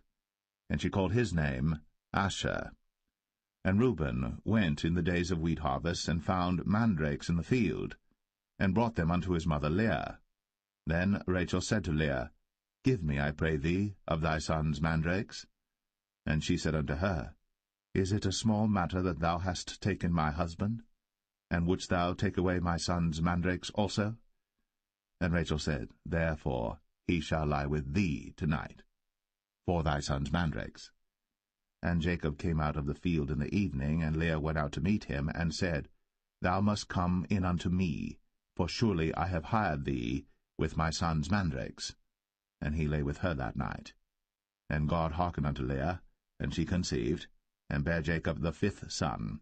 And Leah said, God hath given me my hire, because I have given my maiden to my husband. And she called his name Issachar. And Leah conceived again, and bare Jacob the 6th son. And Leah said, God hath endued me with a good dowry. Now will my husband dwell with me, because I have borne him 6 sons. And she called his name Zebulun. And afterwards she bare a daughter, and called her name Dinah. And God remembered Rachel, and God hearkened to her, and opened her womb. And she conceived, and bare a son, and said, God hath taken away my reproach. And she called his name Joseph, and said, The Lord shall add to me another son. And it came to pass, when Rachel had borne Joseph, that Jacob said unto Laban, Send me away, that I may go unto mine own place, and to my country. Give me my wives and my children, for whom I have served thee, and let me go, for thou knowest my service which I have done thee. And Laban said unto him, I pray thee, if I have found favour in thine eyes, tarry, for I have learned by experience that the Lord hath blessed me for thy sake. And he said, Appoint me thy wages, and I will give it. And he said unto him, Thou knowest how I have served thee, and how thy cattle was with me. For it was little which thou hadst before I came, and it is now increased unto a multitude. And the Lord hath blessed thee since my coming. And now, when shall I provide for mine own house also? And he said, What shall I give thee? And Jacob said, Thou shalt not give me anything. If thou wilt do this thing for me, I will again feed and keep thy flock. I will pass through all thy flock today, removing from thence all the speckled and spotted cattle, and all the brown cattle among the sheep, and the spotted and speckled among the goats, and of such shall be my hire. So shall my righteousness answer for me in time to come, when it shall come for my hire before thy face, every one that is not speckled and spotted among the goats, and brown among the sheep, that shall be counted stolen with me. And Laban said, Behold, I would it might be according to thy word. And he removed that day the he-goats that were ring-straked and spotted, and all the she-goats that were speckled and spotted, and every one that had some white in it, and all the brown among the sheep, and gave them into the hand of his sons. And he set 3 days' journey betwixt himself and Jacob fed the rest of Laban's flocks. And Jacob took him rods of green poplar, and of the hazel and chestnut tree, and pilled white strakes in them, and made the white appear which was in the rods. And he set the rods which he had pilled before the flocks in the gutters, in the watering troughs, when the flocks came to drink, that they should conceive when they came to drink. And the flocks conceived before the rods, and brought forth cattle, ring-straked, speckled, and spotted. And Jacob did separate the lambs, and set the faces of the flocks toward the ring-straked, and all the brown in the flock of Laban. And he put his own flocks by themselves, and put them not unto Laban's cattle. And it came to pass, whensoever the stronger cattle did conceive, that Jacob laid the rods before the eyes of the cattle in the gutters, that they might conceive among the rods. But when the cattle were feeble, he put them not in. So the feebler were Laban's, and the stronger Jacob's. And the man increased exceedingly, and had much cattle, and maidservants, and menservants, and camels, and asses.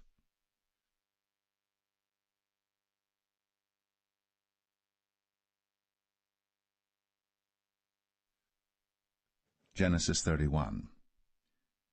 And he heard the words of Laban's sons, saying, Jacob hath taken away all that was our father's, and of that which was our father's hath he gotten all this glory.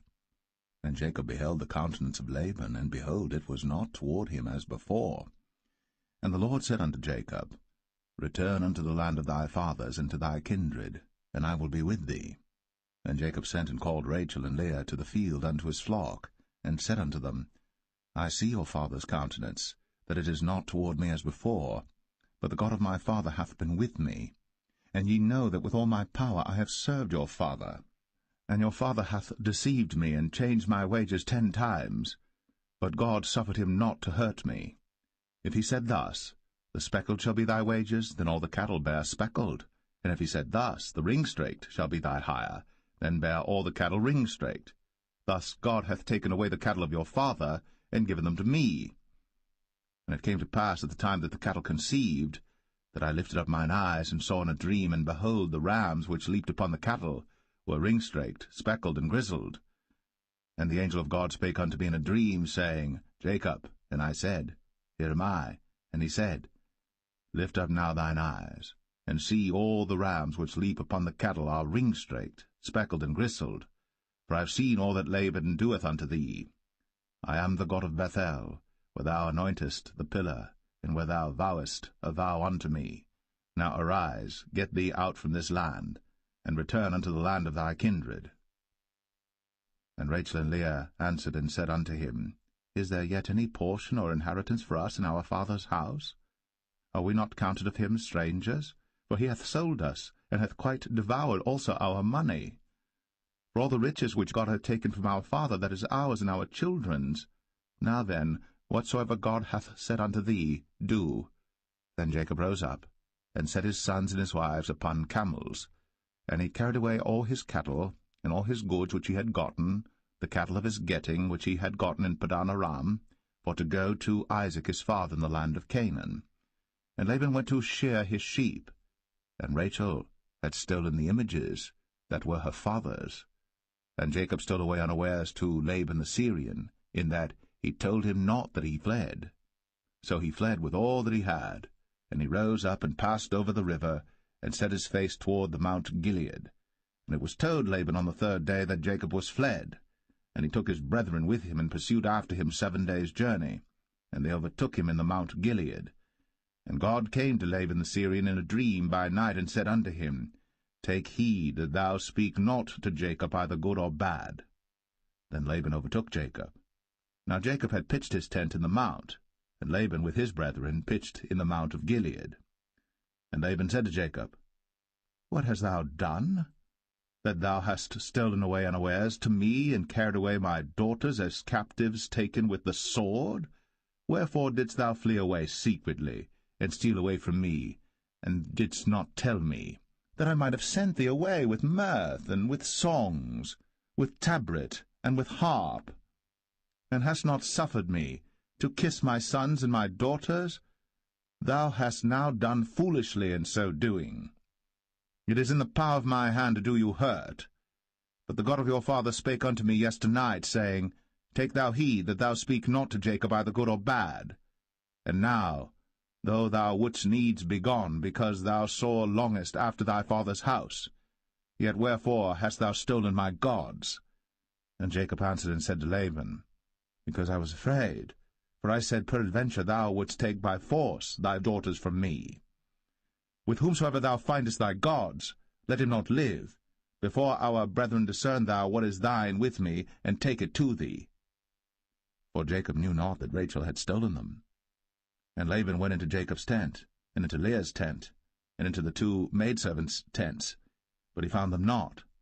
Then went he out of Leah's tent, and entered into Rachel's tent. Now Rachel had taken the images, and put them in the camel's furniture, and sat upon them. And Laban searched all the tent, but found them not. And she said to her father, Let it not displease my lord that I cannot rise up before thee, for the custom of women is upon me. And he searched, but found not the images. And Jacob was wroth, and chode with Laban. And Jacob answered and said to Laban, What is my trespass? What is my sin, that thou hast so hotly pursued after me? Whereas thou hast searched all my stuff, what hast thou found of all thy household stuff? Set it here before my brethren and thy brethren, that they may judge betwixt us both. This 20 years have I been with thee. Thy ewes and thy she-goats have not cast their young, and the rams of thy flock have I not eaten. That which was torn of beasts I brought not unto thee. I bear the loss of it. Of my hand didst thou require it, whether stolen by day or stolen by night. thus I was. In the day the drought consumed me, and the frost by night, and my sleep departed from mine eyes. Thus have I been 20 years in thy house. I served thee 14 years for thy 2 daughters, and 6 years for thy cattle, and thou hast changed my wages 10 times. Except the God of my father, the God of Abraham, and the fear of Isaac had been with me, surely thou hadst sent me away now empty. God hath seen my affliction, and the labor of my hands, and rebuked thee yesternight. And Laban answered and said unto Jacob, These daughters are my daughters, and these children are my children, and these cattle are my cattle, and all that thou seest is mine. And what can I do this day unto these my daughters, or unto their children which they have borne? Now therefore come thou, let us make a covenant, I and thou, and let it be for a witness between me and thee. And Jacob took a stone, and set it up for a pillar. And Jacob said unto his brethren, Gather stones. And they took stones, and made an heap, and they did eat thereupon the heap. And Laban called it Jegar-sahadathah, but Jacob called it Galeed. And Laban said, This heap is a witness between me and thee this day. Therefore was the name of it called Galeed.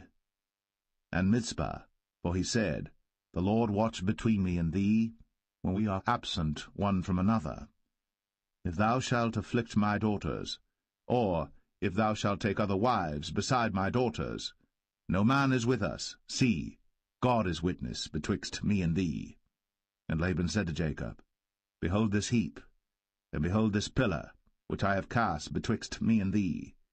This heap be witness, and this pillar be witness, that I will not pass over this heap to thee, and that thou shalt not pass over this heap and this pillar unto me for harm. The God of Abraham and the God of Nahor, the God of their father, judge betwixt us. And Jacob sware by the fear of his father Isaac. Then Jacob offered sacrifice upon the mount, and called his brethren to eat bread. And they did eat bread, and tarried all night in the mount. And early in the morning Laban rose up, and kissed his sons and his daughters, and blessed them.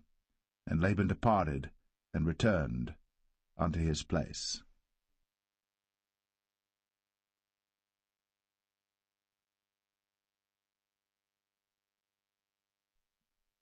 Genesis 32. And Jacob went on his way, and the angels of God met him. And when Jacob saw them, he said, This is God's host. And he called the name of that place Mahanaim. And Jacob sent messengers before him to Esau his brother unto the land of Seir, the country of Edom. And he commanded them, saying, Thus shall ye speak unto my lord Esau. Thy servant Jacob saith thus, I have sojourned with Laban, and stayed there until now. And I have oxen and asses, flocks and men-servants and women-servants. And I have sent to tell my lord that I may find grace in thy sight. And the messengers returned to Jacob, saying, We came to thy brother Esau, and also he cometh to meet thee, and 400 men with him. Then Jacob was greatly afraid and distressed. And he divided the people that was with him, and the flocks and herds, and the camels, into 2 bands, and said, If Esau come to the one company and smite it, then the other company which is left shall escape. And Jacob said, O God of my father Abraham, and God of my father Isaac, the Lord which saidest unto me, Return unto thy country, and to thy kindred, and I will deal well with thee. I am not worthy of the least of all the mercies, and of all the truth which thou hast shown unto thy servant. For with my staff I passed over this Jordan, now I am become 2 bands. Deliver me, I pray thee, from the hand of my brother, from the hand of Esau, for I fear him, lest he will come and smite me, and the mother with the children. And thou saidest, I will surely do thee good, and make thy seed as the sand of the sea, which cannot be numbered for multitude. And he lodged there that same night, and took of that which came to his hand a present for Esau his brother, 200 she-goats, and 20 he-goats, 200 ewes, and 20 rams, 30 milch camels with their coats, 40 kine, and 10 bulls, 20 she-asses, and 10 foals. And he delivered them into the hand of his servants, every drove by themselves, and said unto his servants, Pass over before me, and put a space betwixt drove and drove. And he commanded the foremost, saying, When Esau my brother meeteth thee, and asketh thee, saying, Whose art thou? And whither goest thou? And whose are these before thee? Then thou shalt say, They be thy servant Jacob's. It is a present sent unto my lord Esau, and behold, also he is behind us. And so commanded he the second and the third, and all that followed the drove, saying, On this manner shall ye speak unto Esau, when ye find him. And say ye moreover, Behold, thy servant Jacob is behind us. For he said, I will appease him with the present that goeth before me, and afterward I will see his face. Peradventure he will accept of me. So went the present over before him, and himself lodged that night in the company. And he rose up that night, and took his 2 wives, and his 2 women servants, and his 11 sons, and passed over the ford Jabbok. And he took them, and sent them over the brook, and sent over that he had. And Jacob was left alone. And there wrestled a man with him until the breaking of the day. And when he saw that he prevailed not against him, he touched the hollow of his thigh, and the hollow of Jacob's thigh was out of joint as he wrestled with him. And he said, Let me go, for the day breaketh. And he said, I will not let thee go, except thou bless me. And he said unto him, What is thy name? And he said, Jacob. And he said, Thy name shall be called no more Jacob, but Israel. For as a prince hast thou power with God and with men, and hast prevailed. And Jacob asked him, and said, Tell me, I pray thee, thy name. And he said, Wherefore is it that thou dost ask after my name? And he blessed him there. And Jacob called the name of the place Peniel, for I have seen God face to face, and my life is preserved. And as he passed over Penuel, the sun rose upon him, and he halted upon his thigh. Therefore the children of Israel eat not of the sinew which shrank, which is upon the hollow of the thigh, unto this day, because he touched the hollow of Jacob's thigh in the sinew that shrank.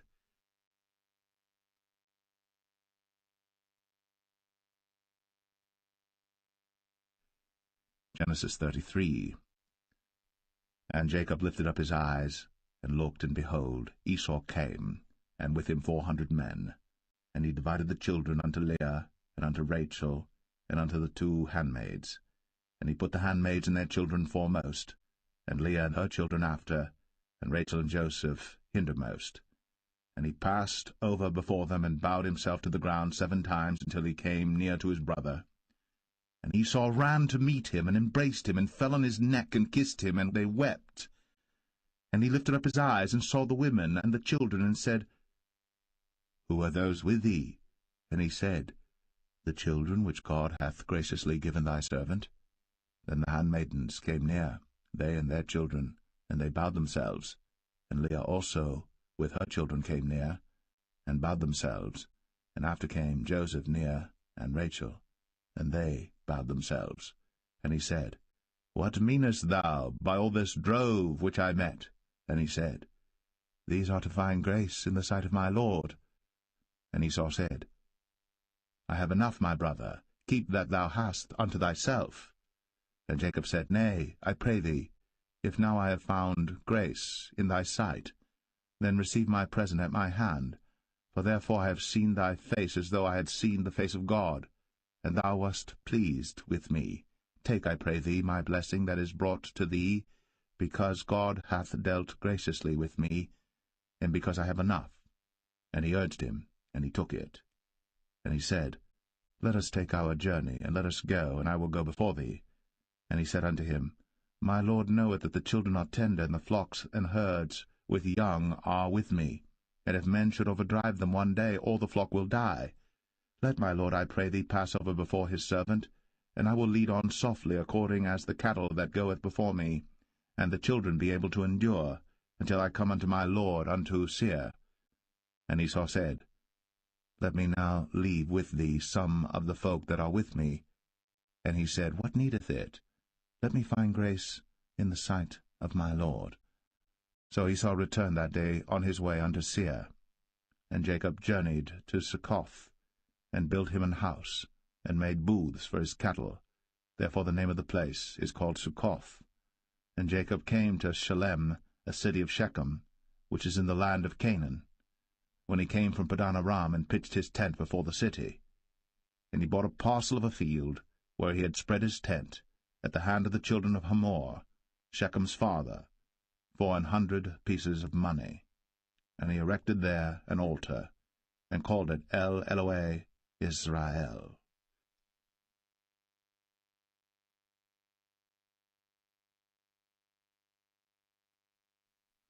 Genesis 34. And Dinah, the daughter of Leah, which she bare unto Jacob, went out to see the daughters of the land. And when Shechem, the son of Hamor the Hivite, prince of the country, saw her, he took her, and lay with her, and defiled her. And his soul clave unto Dinah the daughter of Jacob, and he loved the damsel, and spake kindly unto the damsel. And Shechem spake unto his father Hamor, saying, Get me this damsel to wife. And Jacob heard that he had defiled Dinah his daughter. Now his sons were with his cattle in the field, and Jacob held his peace until they were come. And Hamor the father of Shechem went out unto Jacob to commune with him.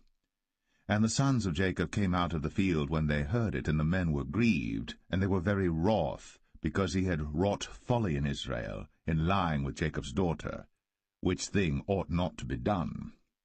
And Hamor communed with them, saying, The soul of my son Shechem longeth for your daughter. I pray you, give her him to wife, and make ye marriages with us, and give your daughters unto us, and take our daughters unto you. And ye shall dwell with us, and the land shall be before you. Dwell and trade ye therein, and get you possessions therein. And Shechem said unto her father and unto her brethren, Let me find grace in your eyes, and what ye shall say unto me I will give. Ask me never so much dowry and gift, and I will give according as ye shall say unto me. But give me the damsel to wife. And the sons of Jacob answered Shechem and Hamor his father deceitfully, and said, because he had defiled Dinah their sister, and they said unto them, We cannot do this thing to give our sister to one that is uncircumcised, for that were a reproach unto us. But in this will we consent unto you.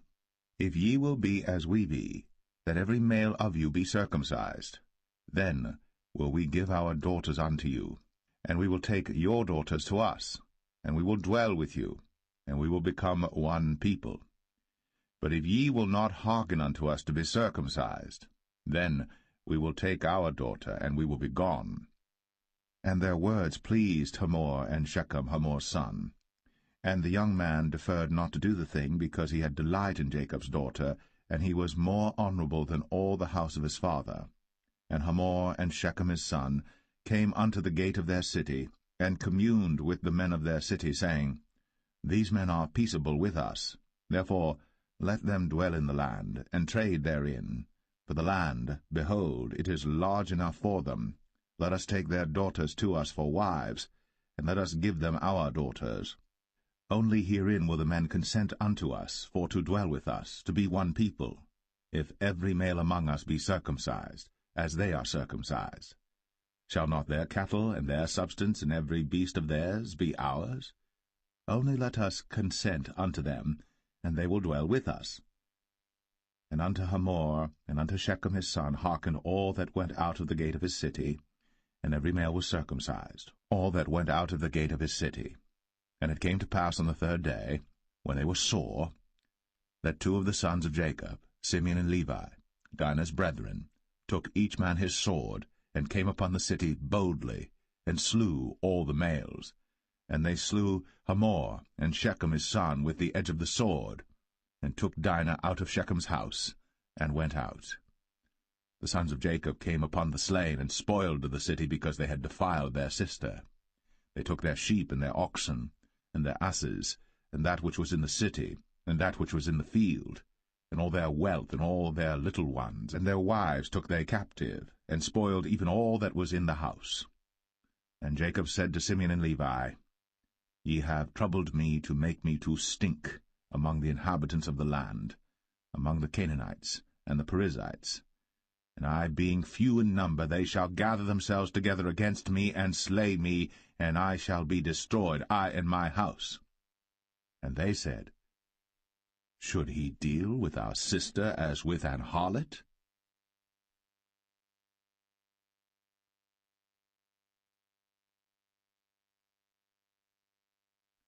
Genesis 35. And God said unto Jacob, Arise, go up to Bethel, and dwell there, and make there an altar unto God, that appeared unto thee when thou fleddest from the face of Esau thy brother. Then Jacob said unto his household and to all that were with him, Put away the strange gods that are among you, and be clean, and change your garments, and let us arise, and go up to Bethel, and I will make there an altar unto God, who answered me in the day of my distress, and was with me in the way which I went. And they gave unto Jacob all the strange gods which were in their hand, and all their earrings which were in their ears. And Jacob hid them under the oak which was by Shechem. And they journeyed, and the terror of God was upon the cities that were round about them, and they did not pursue after the sons of Jacob. So Jacob came to Luz, which is in the land of Canaan, that is Bethel, he and all the people that were with him. And he built there an altar, and called the place El Bethel, because there God appeared unto him, when he fled from the face of his brother. But Deborah, Rebekah's nurse, died, and she was buried beneath Bethel, under an oak. And the name of it was called Elon Barkoth. And God appeared unto Jacob again when he came out of Padan Aram, and blessed him. And God said unto him, Thy name is Jacob. Thy name shall not be called any more Jacob, but Israel shall be thy name. And he called his name Israel. And God said unto him, I am God Almighty. Be fruitful and multiply. A nation and a company of nations shall be of thee, and kings shall come out of thy loins. And the land which I gave Abraham and Isaac, to thee I will give it, and to thy seed after thee will I give the land. And God went up from him in the place where he talked with him. And Jacob set up a pillar in the place where he talked with him, even a pillar of stone. And he poured a drink offering thereon, and he poured oil thereon. And Jacob called the name of the place where God spake with him, Bethel. And they journeyed from Bethel. And there was but a little way to come to Ephrath. And Rachel travailed, and she had hard labor. And it came to pass, when she was in hard labor, that the midwife said unto her, Fear not, thou shalt have this son also. And it came to pass, as her soul was in departing, for she died, that she called his name Ben-Oni, but his father called him Benjamin. And Rachel died, and was buried, in the way to Ephrath, which is Bethlehem. And Jacob set a pillar upon her grave, that is, the pillar of Rachel's grave, unto this day. And Israel journeyed, and spread his tent beyond the tower of Adar. And it came to pass, when Israel dwelt in that land, that Reuben went and lay with Bilhah his father's concubine, and Israel heard it. Now the sons of Jacob were 12, the sons of Leah, Reuben, Jacob's firstborn, and Simeon, and Levi, and Judah, and Issachar, and Zebulun. The sons of Rachel, Joseph and Benjamin. And the sons of Bilhah, Rachel's handmaid, Dan and Naphtali. And the sons of Zilpah, Leah's handmaid, Gad and Asher. These are the sons of Jacob, which were born to him in Padan Aram. And Jacob came unto Isaac his father unto Mamre, unto the city of Arba, which is Hebron, where Abraham and Isaac sojourned. And the days of Isaac were 180 years. And Isaac gave up the ghost, and died, and was gathered unto his people, being old and full of days. And his sons Esau and Jacob buried him.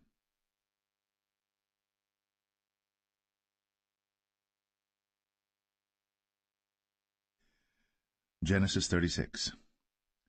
Now these are the generations of Esau, who is Edom.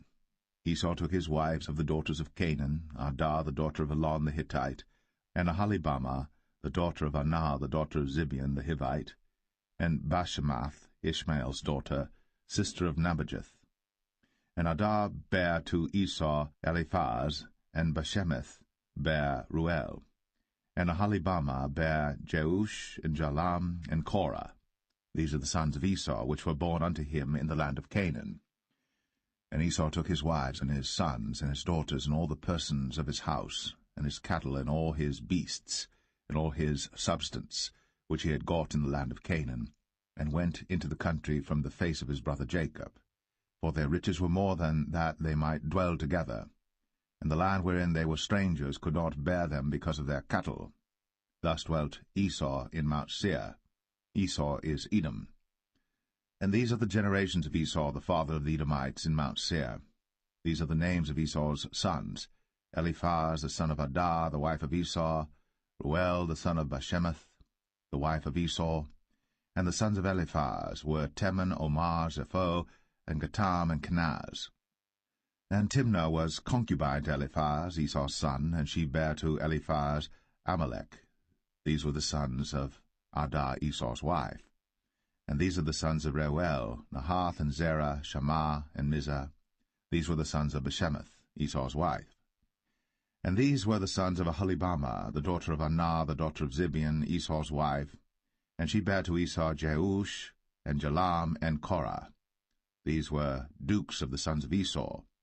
The sons of Eliphaz, the firstborn son of Esau, Duke Teman, Duke Omar, Duke Zepho, Duke Kenaz, Duke Korah, Duke Gatam, and Duke Amalek. These are the dukes that came of Eliphaz in the land of Edom. These were the sons of Adah. And these are the sons of Reuel, Esau's son, Duke Nahath, Duke Zerah, Duke Shammah, Duke Mizah. These are the dukes that came of Reuel in the land of Edom. These are the sons of Bashemath, Esau's wife.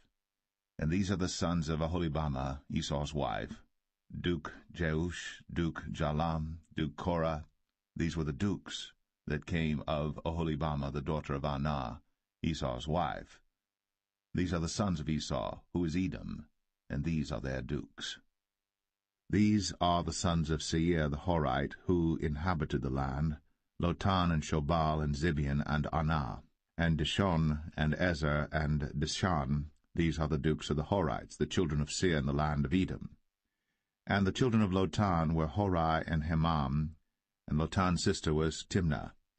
And the children of Shobal were these: Alvan, and Manahath, and Ebal, Shepho, and Onam. And these are the children of Zibeon, both Ajah and Anah. This was that Anah that found the mules in the wilderness, as he fed the asses of Zibeon his father. And the children of Anah were these: Dishon, and Aholibamah the daughter of Anah. And these are the children of Dishon: Hemdan, and Eshban, and Ithran, and Cheran. The children of Ezer are these: Bilhan, and Zavan, and Akan. The children of Dishan are these: Uz and Aran. These are the dukes that came of the Horites: Duke Lotan, Duke Shobal, Duke Zibeon, Duke Anah, Duke Dishon, Duke Ezer, Duke Dishan. These are the dukes that came of Hori among their dukes in the land of Seir. And these are the kings that reigned in the land of Edom, before there reigned any king over the children of Israel. And Bela the son of Beor reigned in Edom, and the name of his city was Dinhabah. And Bela died, and Jobab the son of Zerah of Bozrah reigned in his stead. And Jobab died, and Husham of the land of Temani reigned in his stead. And Husham died, and Hadad the son of Bedad, who smote Midian in the field of Moab, reigned in his stead. And the name of his city was Avith. And Hadad died, and Samlah of Masrekah reigned in his stead. And Samlah died, and Saul of Rehoboth by the river reigned in his stead. And Saul died, and Baal-Hanan the son of Achbor reigned in his stead. And Baal-Hanan the son of Achbor died, and Hadad reigned in his stead. And the name of his city was Pau, and his wife's name was Mehetabel, and the daughter of Matred, the daughter of Mezahab. And these are the names of the dukes that came of Esau, according to their families after their places by their names: Duke Timnah, Duke Alvah, Duke Jetheth, Duke Aholibama, Duke Elah, Duke Pinon, Duke Kenaz, Duke Taman, Duke Mibsar, Duke Magdiel, Duke Aram. These be the dukes of Edom, according to their habitations in the land of their possession. He is Esau, the father of the Edomites.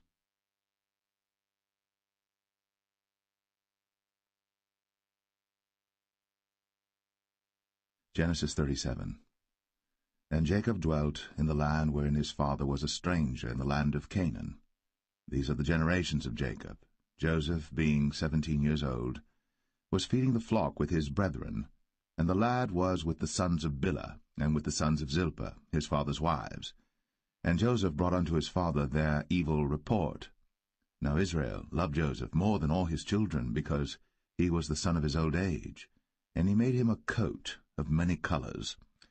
And when his brethren saw that their father loved him more than all his brethren, they hated him, and could not speak peaceably unto him.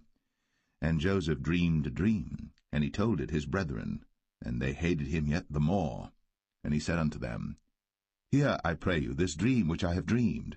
For behold, we were binding sheaves in the field, and lo, my sheaf arose, and also stood upright, and behold, your sheaves stood round about, and made obeisance to my sheaf. And his brethren said to him, Shalt thou indeed reign over us? Or shalt thou indeed have dominion over us? And they hated him yet the more for his dreams, and for his words. And he dreamed yet another dream, and told it his brethren, and said, Behold, I have dreamed a dream more, and behold, the sun, and the moon, and the 11 stars made obeisance to me. And he told it to his father, and to his brethren, and his father rebuked him, and said unto him, What is this dream that thou hast dreamed? Shall I and thy mother, and thy brethren indeed come to bow down ourselves to thee to the earth? And his brethren envied him. But his father observed the saying. And his brethren went to feed their father's flock in Shechem. And Israel said unto Joseph, Do not thy brethren feed the flock in Shechem? Come, and I will send thee unto them. And he said to him, Here am I.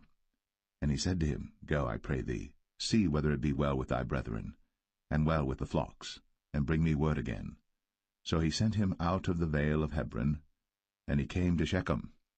And a certain man found him, and behold, he was wandering in the field. And the man asked him, saying, What seekest thou?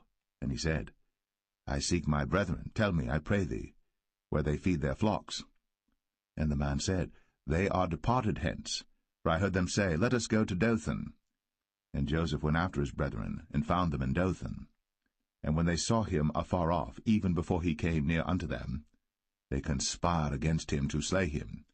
And they said one to another, Behold, this dreamer cometh. Come now, therefore, and let us slay him, and cast him into some pit.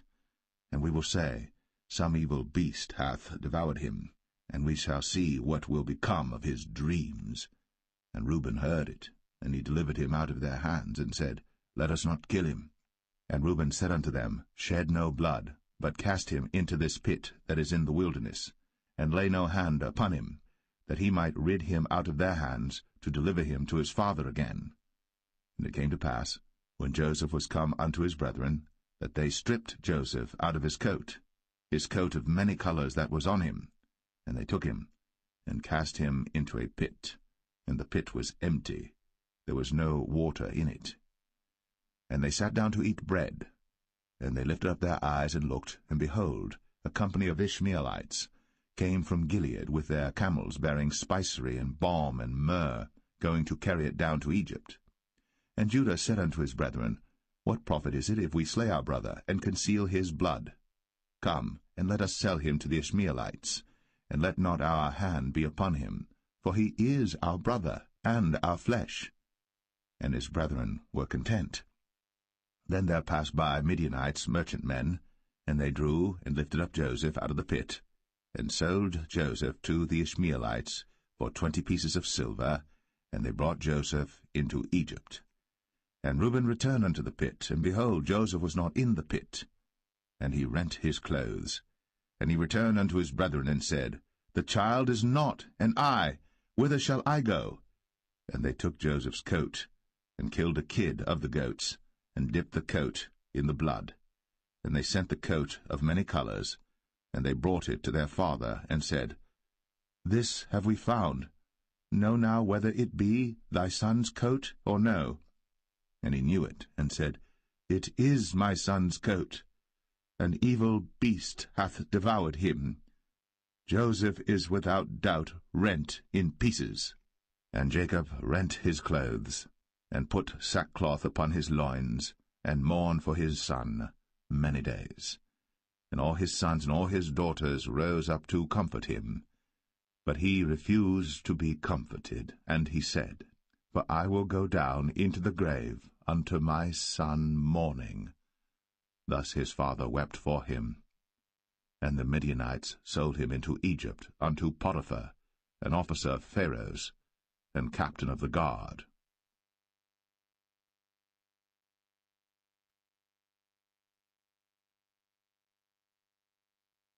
Genesis 38. And it came to pass at that time that Judah went down from his brethren, and turned in to a certain Adulamite, whose name was Hira. And Judah saw there a daughter of a certain Canaanite, whose name was Shua. And he took her, and went in unto her. And she conceived, and bare a son. And he called his name Er. And she conceived again, and bare a son. And she called his name Onan. And she yet again conceived, and bare a son. And called his name Shelah. And he was at Chezib, when she bare him. And Judah took a wife for Er his firstborn, whose name was Tamar. And Er, Judah's firstborn, was wicked in the sight of the Lord, and the Lord slew him. And Judah said unto Onan, Go in unto thy brother's wife, and marry her, and raise up seed to thy brother. And Onan knew that the seed should not be his. And it came to pass, when he went in unto his brother's wife, that he spilled it on the ground, lest that he should give seed to his brother. And the thing which he did displeased the Lord, wherefore he slew him also. Then said Judah to Tamar his daughter-in-law, Remain a widow at thy father's house, till Shelah my son be grown. For he said, Lest peradventure he die also, as his brethren did. And Tamar went and dwelt in her father's house. And in process of time the daughter of Shua, Judah's wife, died. And Judah was comforted, and went up unto his sheep-shearers to Timnath, he and his friend Hira the Adulamite. And it was told Tamar, saying, Behold, thy father-in-law goeth up to Timnath to shear his sheep. And she put her widow's garments off from her, and covered her with a veil, and wrapped herself, and sat in an open place, which is by the way to Timnath. For she saw that Shelah was grown, and she was not given unto him to wife. When Judah saw her, he thought her to be an harlot, because she had covered her face. And he turned unto her by the way, and said, Go to, I pray thee, let me come in unto thee. For he knew not that she was his daughter-in-law. And she said, What wilt thou give me, that thou mayest come in unto me? And he said, I will send thee a kid from the flock. And she said, Wilt thou give me a pledge, till thou send it? And he said, What pledge shall I give thee?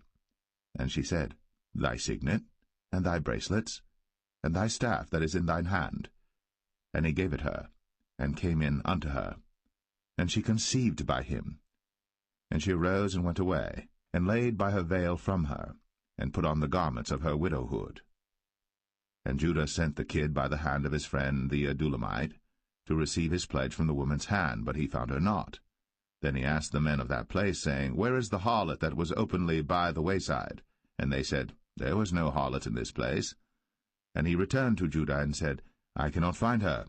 And also the men of the place said that there was no harlot in this place. And Judah said, Let her take it to her, lest we be shamed. Behold, I sent this kid, and thou hast not found her.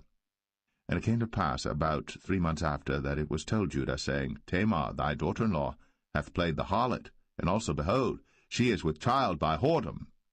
And Judah said, Bring her forth, and let her be burnt. When she was brought forth, she sent to her father-in-law, saying, By the man whose these are am I with child. And she said, Discern, I pray thee. Whose are these? The signet, and bracelets, and staff. And Judah acknowledged them, and said, She hath been more righteous than I, because that I gave her not to Shelah my son. And he knew her again no more. And it came to pass in the time of her travail, that, behold, twins were in her womb. And it came to pass, when she travailed, that the one put out his hand, and the midwife took and bound upon his hand a scarlet thread, saying, This came out first. And it came to pass, as he drew back his hand, that, behold, his brother came out. And she said, How hast thou broken forth? This breach be upon thee. Therefore his name was called Pharez. And afterward came out his brother, that had the scarlet thread upon his hand, and his name was called Zerah.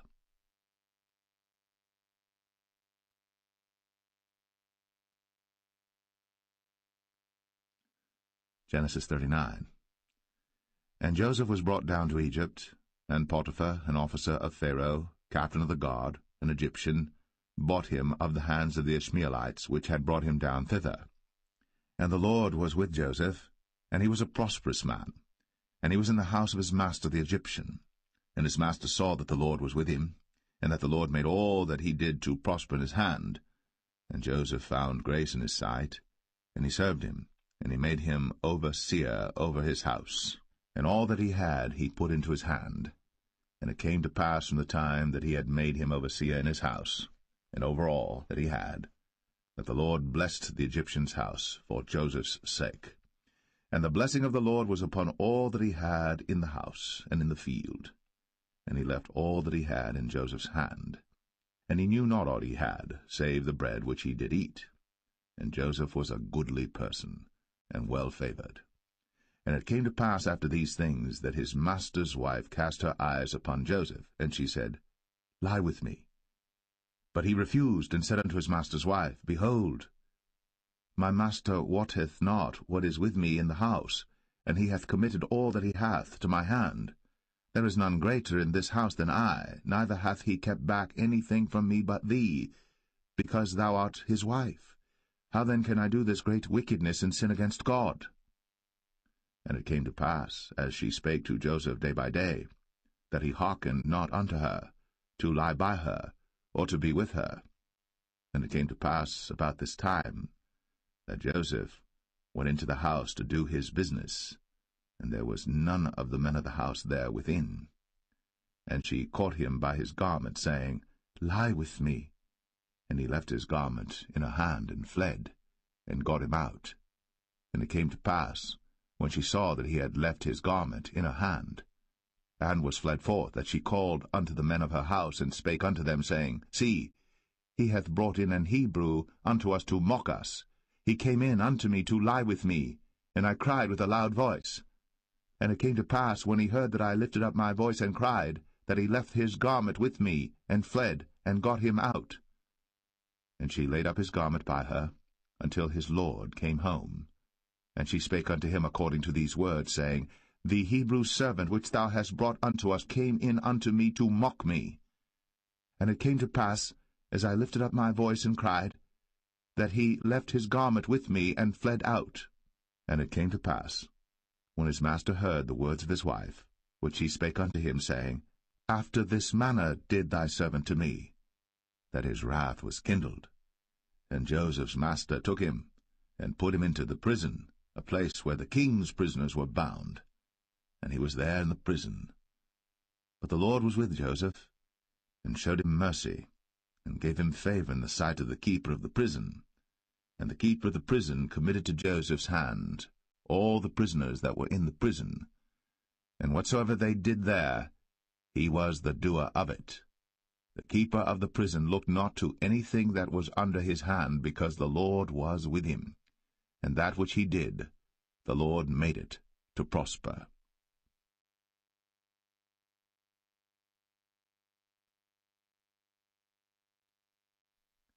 Genesis 40. And it came to pass, after these things, that the butler of the king of Egypt and his baker had offended their lord the king of Egypt. And Pharaoh was wroth against two of his officers, against the chief of the butlers and against the chief of the bakers. And he put them in ward in the house of the captain of the guard into the prison, the place where Joseph was bound. And the captain of the guard charged Joseph with them, and he served them. And they continued a season in ward. And they dreamed a dream, both of them, each man his dream in one night, each man according to the interpretation of his dream, the butler and the baker of the king of Egypt, which were bound in the prison. And Joseph came in unto them in the morning, and looked upon them, and behold, they were sad. And he asked Pharaoh's officers that were with him in the ward of his lord's house, saying, Wherefore look ye so sadly today? And they said unto him, We have dreamed a dream, and there is no interpreter of it. And Joseph said unto them, Do not interpretations belong to God? Tell me them, I pray you. And the chief butler told his dream to Joseph, and said to him, In my dream, behold, a vine was before me, and in the vine were 3 branches, and it was as though it budded, and her blossoms shot forth, and the clusters thereof brought forth ripe grapes. And Pharaoh's cup was in my hand, and I took the grapes, and pressed them into Pharaoh's cup, and I gave the cup into Pharaoh's hand. And Joseph said unto him, This is the interpretation of it. The 3 branches are 3 days. Yet within 3 days shall Pharaoh lift up thine head, and restore thee unto thy place, and thou shalt deliver Pharaoh's cup into his hand, after the former manner when thou wast his butler. But think on me when it shall be well with thee, and show kindness, I pray thee, unto me, and make mention of me unto Pharaoh, and bring me out of this house. For indeed I was stolen away out of the land of the Hebrews, and here also have I done nothing that they should put me into the dungeon. When the chief baker saw that the interpretation was good, he said unto Joseph, I also was in my dream, and behold, I had 3 white baskets on my head, and in the uppermost basket there was of all manner of baked meats for Pharaoh, and the birds did eat them out of the basket upon my head. And Joseph answered and said, This is the interpretation thereof. The 3 baskets are 3 days, yet within 3 days shall Pharaoh lift up thy head from off thee, and shall hang thee on a tree, and the birds shall eat thy flesh from off thee. And it came to pass, the 3rd day, which was Pharaoh's birthday, that he made a feast unto all his servants, and he lifted up the head of the chief butler and of the chief baker among his servants. And he restored the chief butler unto his butlership again, and he gave the cup into Pharaoh's hand. But he hanged the chief baker, as Joseph had interpreted to them. Yet did not the chief butler remember Joseph, but forgat him.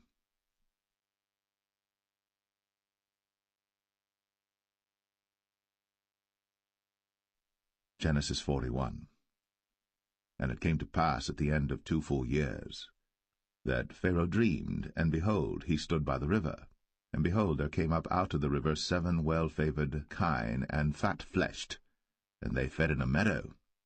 And behold, 7 other kine came up after them out of the river, ill-favoured, and lean-fleshed, and stood by the other kine upon the brink of the river. And the ill-favoured and lean-fleshed kine did eat up the 7 well-favoured and fat kine. So Pharaoh awoke. And he slept and dreamed the 2nd time, and behold, 7 ears of corn came up upon 1 stalk, rank and good. And behold, 7 thin ears, and blasted with the east wind sprung up after them. And the 7 thin ears devoured the 7 rank and full ears. And Pharaoh awoke, and behold, it was a dream. And it came to pass in the morning that his spirit was troubled, and he sent and called for all the magicians of Egypt, and all the wise men thereof. And Pharaoh told them his dream, but there was none that could interpret them unto Pharaoh. Then spake the chief butler unto Pharaoh, saying, I do remember my faults this day. Pharaoh was wroth with his servants, and put me in ward of the captain of the guard's house, both me and the chief baker. And we dreamed a dream in one night, I and he. We dreamed each man according to the interpretation of his dream. And there was there with us a young man, an Hebrew, servant to the captain of the guard. And we told him, and he interpreted to us our dreams. To each man according to his dream he did interpret. And it came to pass, as he interpreted to us, so it was. Me he restored unto mine office, and him he hanged. Then Pharaoh sent and called Joseph, and they brought him hastily out of the dungeon. And he shaved himself, and changed his raiment, and came in unto Pharaoh. And Pharaoh said unto Joseph, I have dreamed a dream, and there is none that can interpret it. And I have heard say of thee, that thou canst understand a dream to interpret it. And Joseph answered Pharaoh, saying, It is not in me. God shall give Pharaoh an answer of peace. And Pharaoh said unto Joseph, In my dream, behold, I stood upon the bank of the river, and behold, there came up out of the river 7 kine, fat-fleshed, and well-favoured, and they fed in a meadow, and behold, 7 other kine came up after them, poor, and very ill-favoured, and lean-fleshed, such as I never saw in all the land of Egypt for badness. And the lean and the ill-favoured kine did eat up the first 7 fat kine. And when they had eaten them up, it could not be known that they had eaten them, but they were still ill-favoured, as at the beginning. So I awoke. And I saw in my dream, and behold, 7 ears came up in one stalk, full and good. And behold, 7 ears withered, thin, and blasted with the east wind, sprung up after them. And the thin ears devoured the 7 good ears. And I told this unto the magicians, but there was none that could declare it to me. And Joseph said unto Pharaoh, The dream of Pharaoh is one. God hath shown Pharaoh what he is about to do. The 7 good kine are 7 years, and the 7 good ears are 7 years. The dream is one. And the 7 thin and ill-favoured kine that came up after them are 7 years, and the 7 empty ears, blasted with the east wind, shall be 7 years of famine. This is the thing which I have spoken unto Pharaoh. What God is about to do, he showeth unto Pharaoh. Behold, there come 7 years of great plenty throughout all the land of Egypt, and there shall arise after them 7 years of famine, and all the plenty shall be forgotten in the land of Egypt, and the famine shall consume the land, and the plenty shall not be known in the land by reason of that famine following, for it shall be very grievous. And for that the dream was doubled unto Pharaoh twice. It is because the thing is established by God, and God will shortly bring it to pass. Now therefore let Pharaoh look out a man discreet and wise, and set him over the land of Egypt.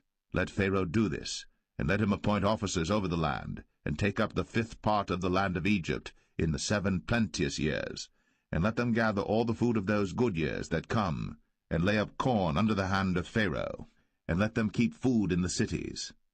And that food shall be for store to the land against the 7 years of famine, which shall be in the land of Egypt, that the land perish not through the famine.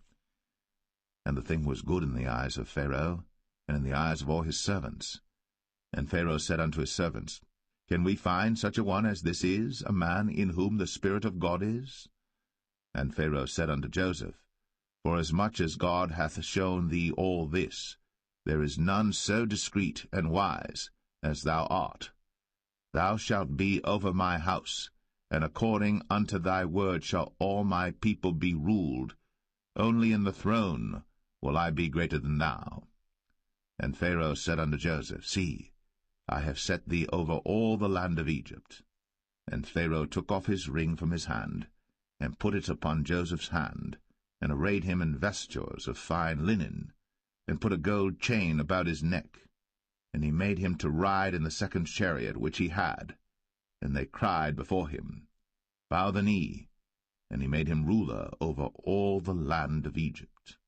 And Pharaoh said unto Joseph, I am Pharaoh, and without thee shall no man lift up his hand or foot in all the land of Egypt.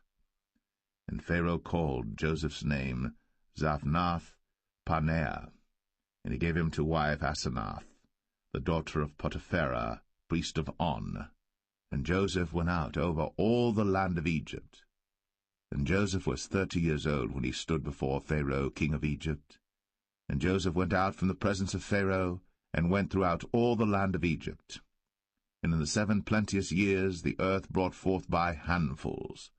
And he gathered up all the food of the 7 years which were in the land of Egypt, and laid up the food in the cities, the food of the field, which was round about every city, laid he up in the same. And Joseph gathered corn, as the sand of the sea, very much, until he left numbering, for it was without number. And unto Joseph were born 2 sons before the years of famine came, which Asenath, the daughter of Potipherah, priest of On, bare unto him. And Joseph called the name of the firstborn Manasseh, for God, said he, hath made me forget all my toil, and all my father's house. And the name of the second called he Ephraim, for God hath caused me to be fruitful in the land of my affliction. And the 7 years of plenteousness that was in the land of Egypt were ended, and the 7 years of dearth began to come, according as Joseph had said, and the dearth was in all lands, but in all the land of Egypt there was bread. And when all the land of Egypt was famished, the people cried to Pharaoh for bread. And Pharaoh said unto all the Egyptians, Go unto Joseph, what he saith to you, do. And the famine was over all the face of the earth.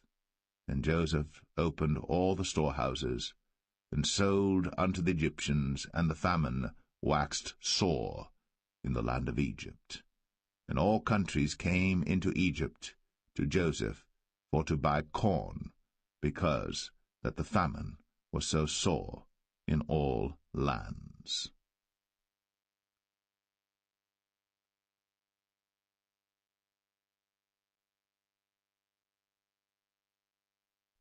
Genesis 42.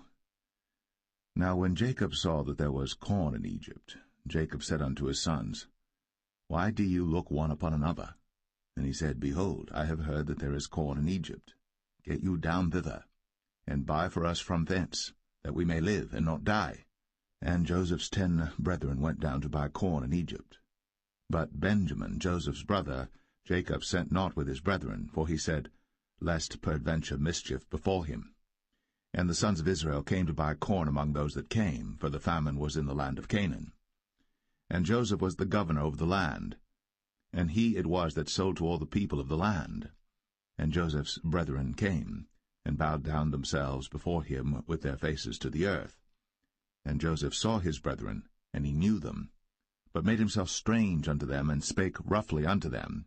And he said unto them, Whence come ye? And they said, From the land of Canaan to buy food. And Joseph knew his brethren, but they knew not him. And Joseph remembered the dreams which he dreamed of them, and said unto them, Ye are spies, to see the nakedness of the land ye are come. And they said unto him, Nay, my lord, but to buy food are thy servants come. We are all one man's sons, we are true men, thy servants are no spies. And he said unto them, Nay, but to see the nakedness of the land ye are come. And they said, Thy servants are 12 brethren, the sons of one man in the land of Canaan. And behold, the youngest is this day with our father, and one is not. And Joseph said unto them, That is it that I spake unto you, saying, Ye are spies. Hereby ye shall be proved. By the life of Pharaoh ye shall not go forth hence, except your youngest brother come hither. Send one of you, and let him fetch your brother, and ye shall be kept in prison, that your words may be proved, whether there be any truth in you, or else by the life of Pharaoh surely ye are spies. And he put them all together into ward 3 days. And Joseph said unto them the 3rd day, This do and live, for I fear God. If ye be true men, let one of your brethren be bound in the house of your prison. Go ye, carry corn for the famine of your houses. But bring your youngest brother unto me. So shall your words be verified, and ye shall not die. And they did so. And they said one to another, We are verily guilty concerning our brother, in that we saw the anguish of his soul when he besought us, and we would not hear. Therefore is this distress come upon us. And Reuben answered them, saying, Spake I not unto you, saying, Do not sin against the child? And ye would not hear. Therefore, behold, also his blood is required. And they knew not that Joseph understood them, for he spake unto them by an interpreter. And he turned himself about from them, and wept, and returned to them again, and communed with them, and took from them Simeon, and bound him before their eyes. Then Joseph commanded to fill their sacks with corn, and to restore every man's money into his sack, and to give them provision for the way. And thus did he unto them. And they laded their asses with the corn, and departed thence.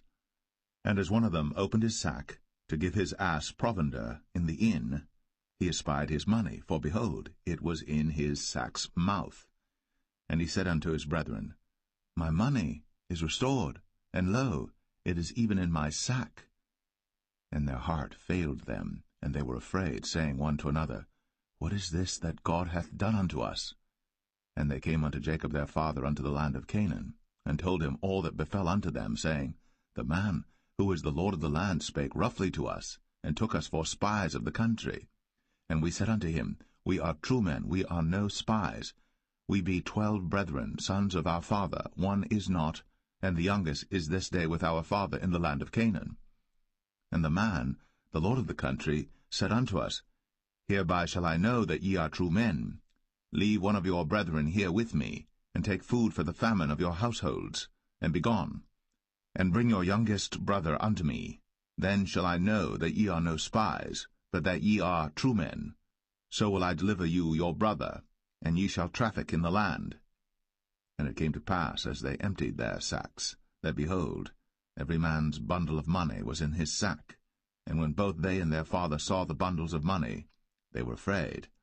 And Jacob their father said unto them, Me have ye bereaved my children. Joseph is not, and Simeon is not, and ye will take Benjamin away? All these things are against me. And Reuben spake unto his father, saying, Slay my 2 sons, if I bring him not to thee. Deliver him into my hand, and I will bring him to thee again. And he said, My son shall not go down with you, for his brother is dead, and he is left alone. If mischief befall him by the way, in the which ye go, then shall ye bring down my gray hairs with sorrow to the grave.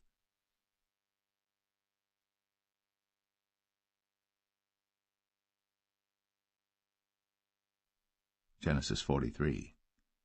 And the famine was sore in the land. And it came to pass, when they had eaten up the corn which they had brought out of Egypt, their father said unto them, Go again, buy us a little food. And Judah spake unto him, saying, The man did solemnly protest unto us, saying, Ye shall not see my face, except your brother be with you.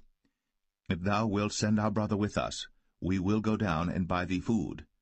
But if thou wilt not send him, we will not go down.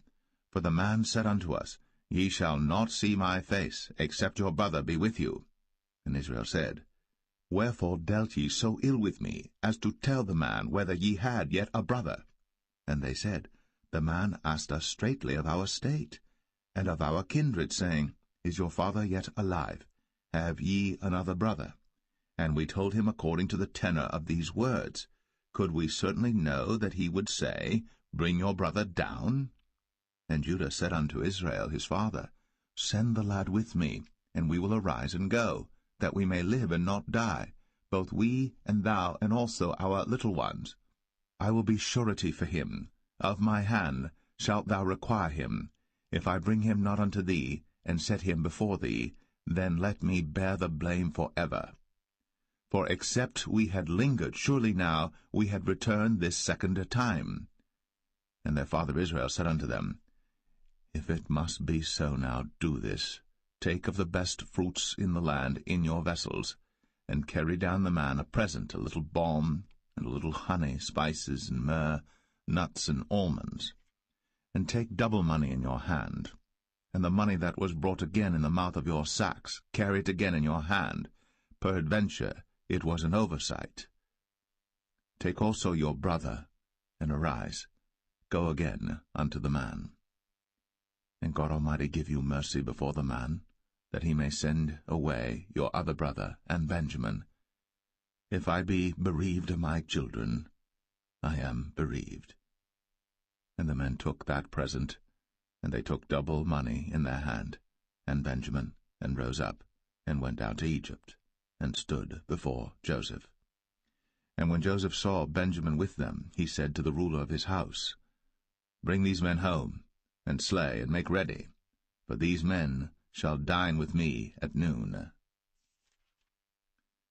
And the man did as Joseph bade, and the man brought the men into Joseph's house. And the men were afraid, because they were brought into Joseph's house. And they said, Because of the money that was returned in our sacks at the first time are we brought in, that he may seek occasion against us, and fall upon us, and take us for bondmen and our asses.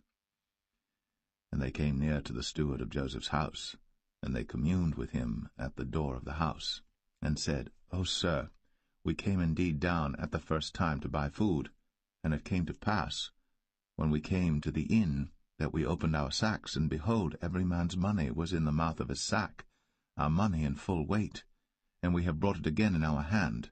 And other money have we brought down in our hands to buy food. We cannot tell who put our money in our sacks. And he said, Peace be to you, fear not. Your God, and the God of your father, hath given you treasure in your sacks. I had your money. And he brought Simeon out unto them. And the man brought the men into Joseph's house, and gave them water, and they washed their feet, and he gave their asses provender. And they made ready the present against Joseph came at noon, for they heard that they should eat bread there.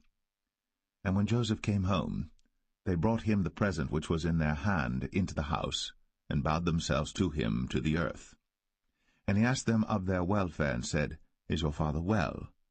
The old man of whom ye spake, is he yet alive? And they answered, Thy servant our father is in good health, he is yet alive. And they bowed down their heads, and made obeisance. And he lifted up his eyes, and saw his brother Benjamin, his mother's son, and said, Is this your younger brother, of whom ye spake unto me? And he said, God be gracious unto thee, my son. And Joseph made haste, for his bowels did yearn upon his brother, and he sought where to weep. And he entered into his chamber, and wept there. And he washed his face, and went out, and refrained himself, and said, Set on bread. And they set on for him by himself, and for them by themselves, and for the Egyptians which did eat with him by themselves, because the Egyptians might not eat bread with the Hebrews, for that is an abomination unto the Egyptians. And they sat before him, the firstborn according to his birthright, and the youngest according to his youth. And the men marveled one at another. And he took and sent messes unto them from before him. But Benjamin's mess was 5 times so much as any of theirs. And they drank, and were merry with him.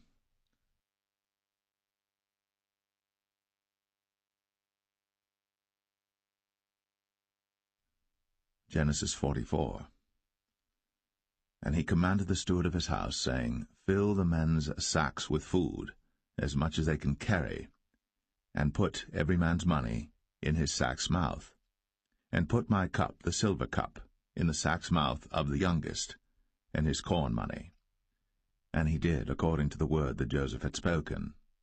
As soon as the morning was light, the men were sent away, they and their asses. And when they were gone out of the city, and not yet far off, Joseph said unto his steward, Up, follow after the men, and when thou dost overtake them, say unto them, Wherefore have ye rewarded evil for good? Is not this it in which my Lord drinketh, and whereby indeed he divineth? Ye have done evil in so doing. And he overtook them, and he spake unto them these same words. And they said unto him, Wherefore saith my Lord these words? God forbid that thy servants should do according to this thing. Behold, the money which we found in our sacks' mouths we brought again unto thee out of the land of Canaan. How then should we steal out of thy Lord's house silver or gold? With whomsoever of thy servants it be found, both let him die, and we also will be my Lord's bondmen. And he said, Now also let it be according unto your words. He with whom it is found shall be my servant, and ye shall be blameless. Then they speedily took down every man his sack to the ground, and opened every man his sack. And he searched, and began at the eldest, and left at the youngest, and the cup was found in Benjamin's sack. Then they rent their clothes, and laded every man his ass, and returned to the city. And Judah and his brethren came to Joseph's house, for he was yet there, and they fell before him on the ground. And Joseph said unto them, What deed is this that ye have done? Wot ye not that such a man as I can certainly divine? And Judah said, What shall we say unto my lord? What shall we speak? Or how shall we clear ourselves? God hath found out the iniquity of thy servants. Behold, we are my Lord's servants, both we, and he also with whom the cup is found. And he said, God forbid that I should do so. But the man in whose hand the cup is found, he shall be my servant. And as for you, get you up in peace unto your father. Then Judah came near unto him, and said, O my lord, let thy servant, I pray thee, speak a word in my lord's ears, and let not thine anger burn against thy servant, for thou art even as Pharaoh. My lord asked his servants, saying, Have ye a father or a brother? And we said unto my lord, We have a father, an old man, and a child of his old age, a little one. And his brother is dead, and he alone is left of his mother, and his father loveth him. And thou saidst unto thy servants, Bring him down unto me, that I may set mine eyes upon him. And we said unto my lord, The lad cannot leave his father, for if he should leave his father would die. And thou saidst unto thy servants, Except your youngest brother come down with you, ye shall see my face no more. And it came to pass, when we came up unto thy servant my father, we told him the words of my lord. And our father said, Go again, and buy us a little food. And we said, We cannot go down. If our youngest brother be with us, then we will go down. For we may not see the man's face, except our youngest brother be with us. And thy servant my father said unto us, Ye know that my wife bare me 2 sons, and the one went out from me, and I said, Surely he is torn in pieces, and I saw him not since. And if ye take this also from me, and mischief before him, ye shall bring down my gray hairs with sorrow to the grave. Now therefore, when I come to thy servant my father, and the lad be not with us, seeing that his life is bound up in the lad's life, it shall come to pass, when he seeth that the lad is not with us, that he will die. And thy servants shall bring down the gray hairs of thy servant our father with sorrow to the grave. For thy servant became surety for the lad unto my father, saying, If I bring him not unto thee, then I shall bear the blame to my father for ever. Now therefore, I pray thee, let thy servant abide instead of the lad, a bondman to my lord, and let the lad go up with his brethren. For how shall I go up to my father, and the lad be not with me, lest peradventure I see the evil that shall come on my father?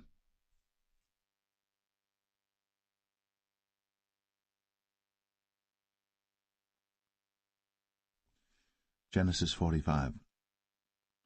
Then Joseph could not refrain himself before all them that stood by him. And he cried, Cause every man to go out from me. And there stood no man with him, while Joseph made himself known unto his brethren. And he wept aloud. And the Egyptians in the house of Pharaoh heard. And Joseph said unto his brethren, I am Joseph. Doth my father yet live? And his brethren could not answer him, for they were troubled at his presence. And Joseph said unto his brethren, Come near to me, I pray you. And they came near, and he said, I am Joseph your brother, whom ye sold into Egypt.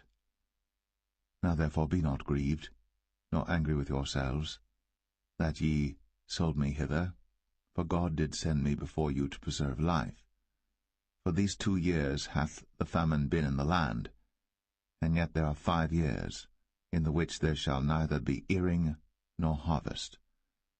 And God sent me before you to preserve you a posterity in the earth, and to save your lives by a great deliverance. So now it was not you that sent me hither, but God.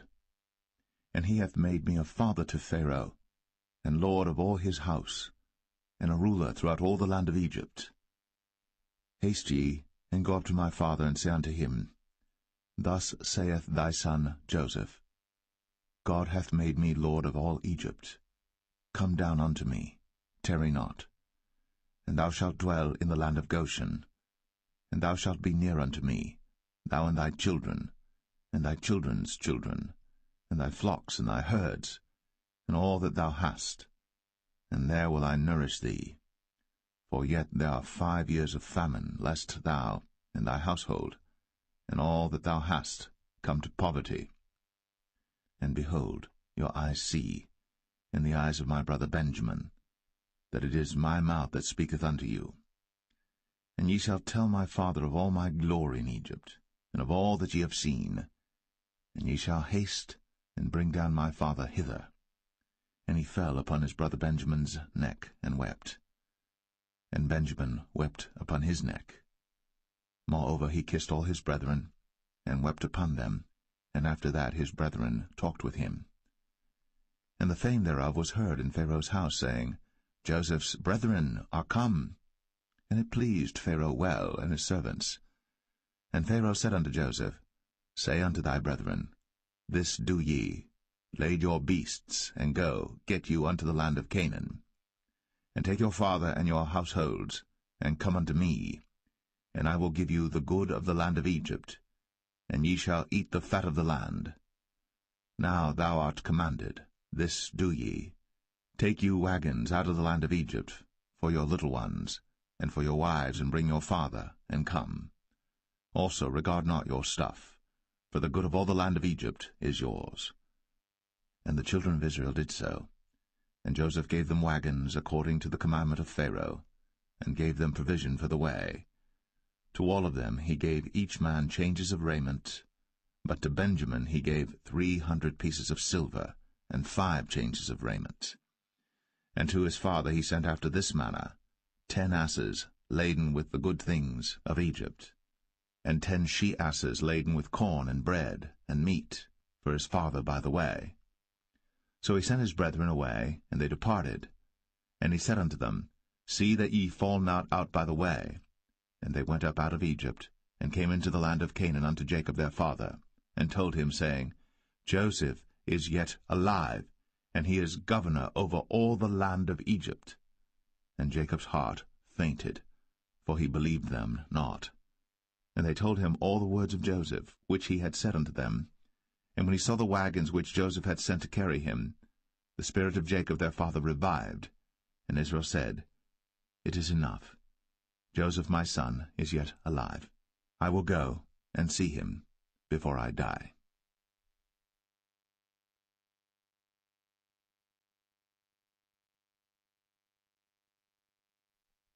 Genesis 46.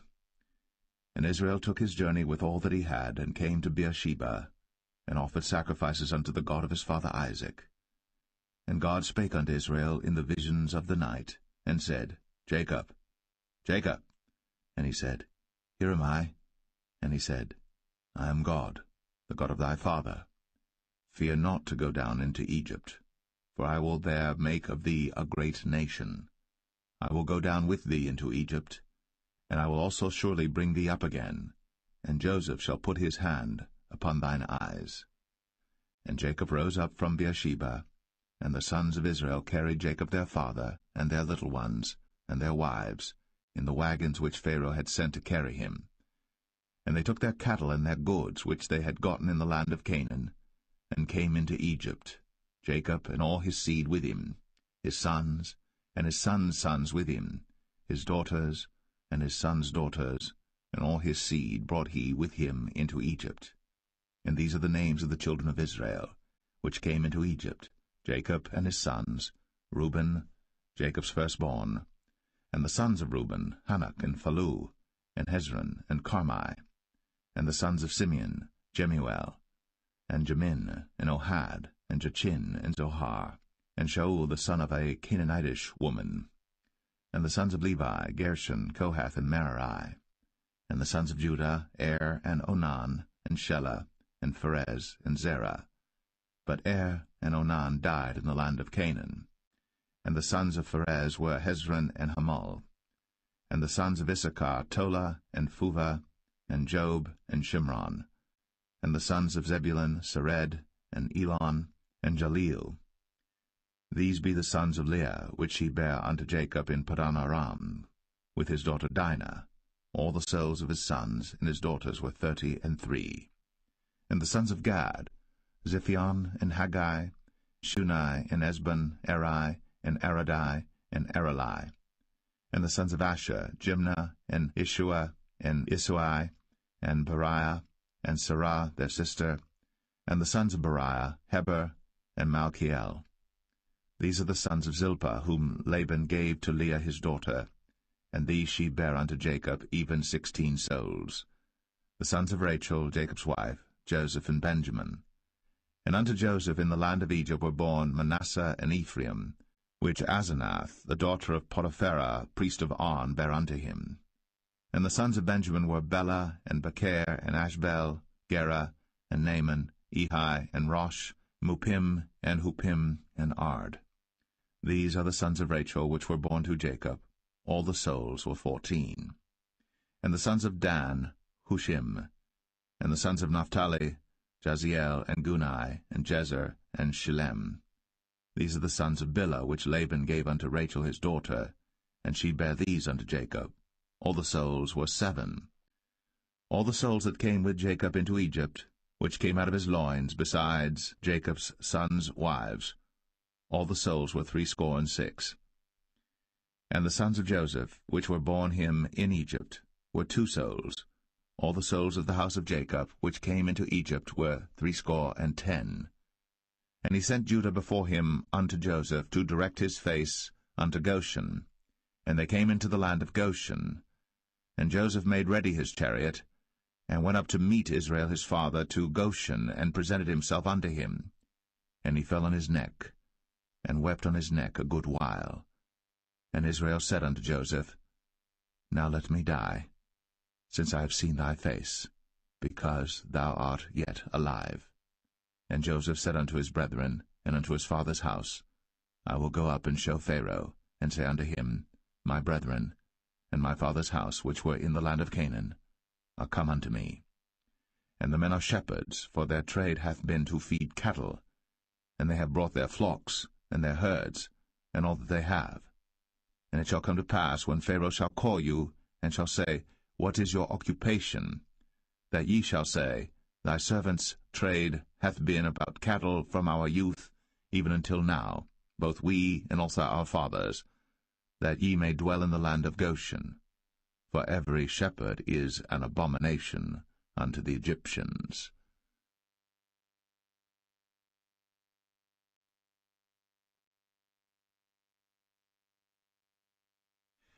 Genesis 47. Then Joseph came, and told Pharaoh, and said, My father and my brethren, and their flocks, and their herds, and all that they have, are come out of the land of Canaan, and behold, they are in the land of Goshen. And he took some of his brethren, even 5 men, and presented them unto Pharaoh. And Pharaoh said unto his brethren, What is your occupation? And they said unto Pharaoh, Thy servants are shepherds, both we and also our fathers. They said moreover unto Pharaoh, For to sojourn in the land are we come, for thy servants have no pasture for their flocks, for the famine is sore in the land of Canaan. Now therefore, we pray thee, let thy servants dwell in the land of Goshen. And Pharaoh spake unto Joseph, saying, Thy father and thy brethren are come unto thee. The land of Egypt is before thee. In the best of the land make thy father and brethren to dwell. In the land of Goshen let them dwell. And if thou knowest any men of activity among them, then make them rulers over my cattle. And Joseph brought in Jacob his father, and set him before Pharaoh. And Jacob blessed Pharaoh. And Pharaoh said unto Jacob, How old art thou? And Jacob said unto Pharaoh, The days of the years of my pilgrimage are 130 years. Few and evil have the days of the years of my life been, and have not attained unto the days of the years of the life of my fathers in the days of their pilgrimage. And Jacob blessed Pharaoh, and went out from before Pharaoh. And Joseph placed his father and his brethren, and gave them a possession in the land of Egypt, in the best of the land, in the land of Ramses, as Pharaoh had commanded. And Joseph nourished his father and his brethren, and all his father's household, with bread according to their families. And there was no bread in all the land, for the famine was very sore, so that the land of Egypt and all the land of Canaan fainted by reason of the famine. And Joseph gathered up all the money that was found in the land of Egypt and in the land of Canaan, for the corn which they bought. And Joseph brought the money into Pharaoh's house. And when money failed in the land of Egypt and in the land of Canaan, all the Egyptians came unto Joseph, and said, Give us bread, for why should we die in thy presence? For the money faileth. And Joseph said, Give your cattle, and I will give you for your cattle, if money fail. And they brought their cattle unto Joseph, and Joseph gave them bread in exchange for horses, and for the flocks, and for the cattle of the herds, and for the asses, and he fed them with bread for all their cattle for that year. When that year was ended, they came unto him the second year, and said unto him, We will not hide it from my lord, how that our money is spent. My lord also hath our herds of cattle. There is not aught left in the sight of my lord, but our bodies and our lands. Wherefore shall we die before thine eyes, both we and our land? Buy us now land for bread, and we and our land will be servants unto Pharaoh, and give us seed, that we may live and not die, that the land be not desolate. And Joseph bought all the land of Egypt for Pharaoh. For the Egyptians sold every man his field, because the famine prevailed over them. So the land became Pharaoh's. And as for the people, he removed them to cities from one end of the borders of Egypt even to the other end thereof. Only the land of the priests bought he not, for the priests had a portion assigned them of Pharaoh, and did eat their portion which Pharaoh gave them, wherefore they sold not their lands. Then Joseph said unto the people, Behold, I have bought you this day, and your land for Pharaoh. Lo, here is seed for you, and ye shall sow the land. And it shall come to pass in the increase, that ye shall give the 5th part unto Pharaoh, and 4 parts shall be your own, for seed of the field, and for your food, and for them of your households, and for food for your little ones. And they said, Thou hast saved our lives. Let us find grace in the sight of my lord, and we will be Pharaoh's servants. And Joseph made it a law over the land of Egypt unto this day, that Pharaoh should have the 5th part, except the land of the priests only, which became not Pharaoh's. And Israel dwelt in the land of Egypt, in the country of Goshen. And they had possessions therein, and grew and multiplied exceedingly. And Jacob lived in the land of Egypt 17 years. So the whole age of Jacob was 147 years. And the time drew nigh that Israel must die. And he called his son Joseph, and said unto him, If now I have found grace in thy sight, put, I pray thee, thy hand under my thigh, and deal kindly and truly with me. Bury me not, I pray thee, in Egypt, but I will lie with my fathers, and thou shalt carry me out of Egypt, and bury me in their burying place. And he said, I will do as thou hast said. And he said, Swear unto me. And he sware unto him. And Israel bowed himself upon the bed's head.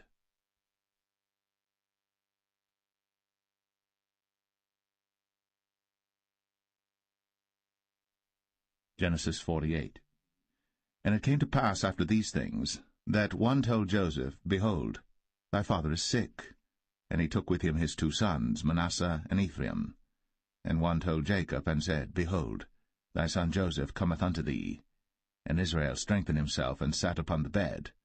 And Jacob said unto Joseph, God Almighty appeared unto me at Luz in the land of Canaan, and blessed me, and said unto me, Behold, I will make thee fruitful, and multiply thee, and I will make of thee a multitude of people, and will give this land to thy seed after thee for an everlasting possession.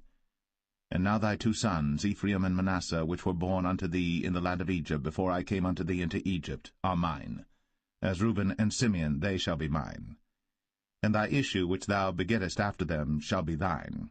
and shall be called after the name of their brethren in their inheritance.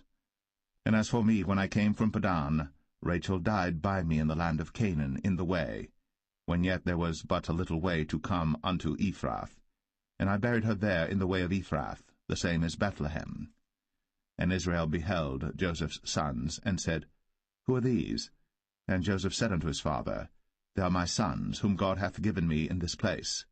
And he said, Bring them, I pray thee, unto me, and I will bless them. Now the eyes of Israel were dim for age, so that he could not see.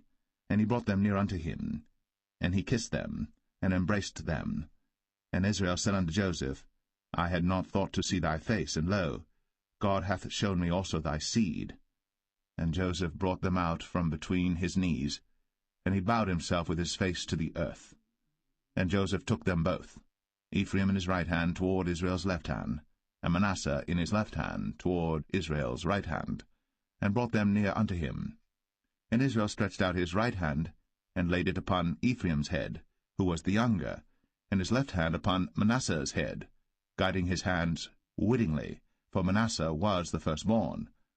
And he blessed Joseph, and said, God, before whom my fathers Abraham and Isaac did walk, the God which fed me all my life long unto this day, the angel which redeemed me from all evil, bless the lads, and let my name be named on them, and the name of my fathers Abraham and Isaac, and let them grow into a multitude in the midst of the earth.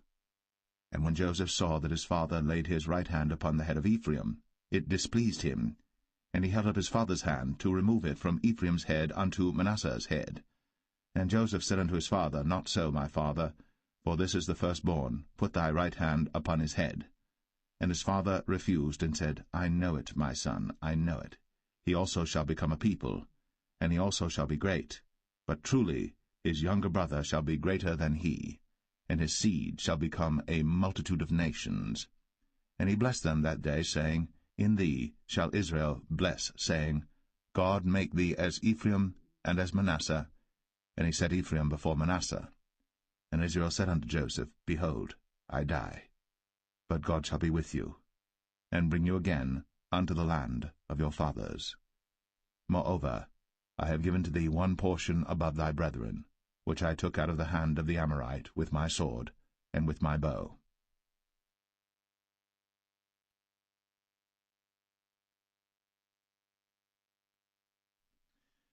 Genesis 49. And Jacob called unto his sons, and said, Gather yourselves together, that I may tell you that which shall befall you in the last days. Gather yourselves together, and hear, ye sons of Jacob, and hearken unto Israel your father. Reuben, thou art my firstborn, my might, and the beginning of my strength, the excellency of dignity, and the excellency of power. Unstable as water, thou shalt not excel, because thou wentest up to thy father's bed. Then devilest thou it. He went up to my couch. Simeon and Levi are brethren. Instruments of cruelty are in their habitations. O my soul, come not thou into their secret, unto their assembly. Mine honour, be not thou united. For in their anger they slew a man, and in their self-will they digged down a wall. Cursed be their anger, for it was fierce, and their wrath, for it was cruel. I will divide them in Jacob, and scatter them in Israel.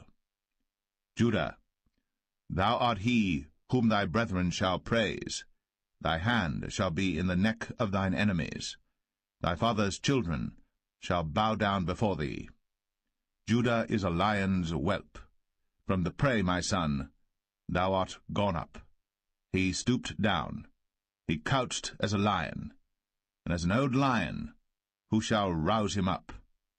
The scepter shall not depart from Judah, nor a lawgiver from between his feet, until Shiloh come, and unto him shall the gathering of the people be.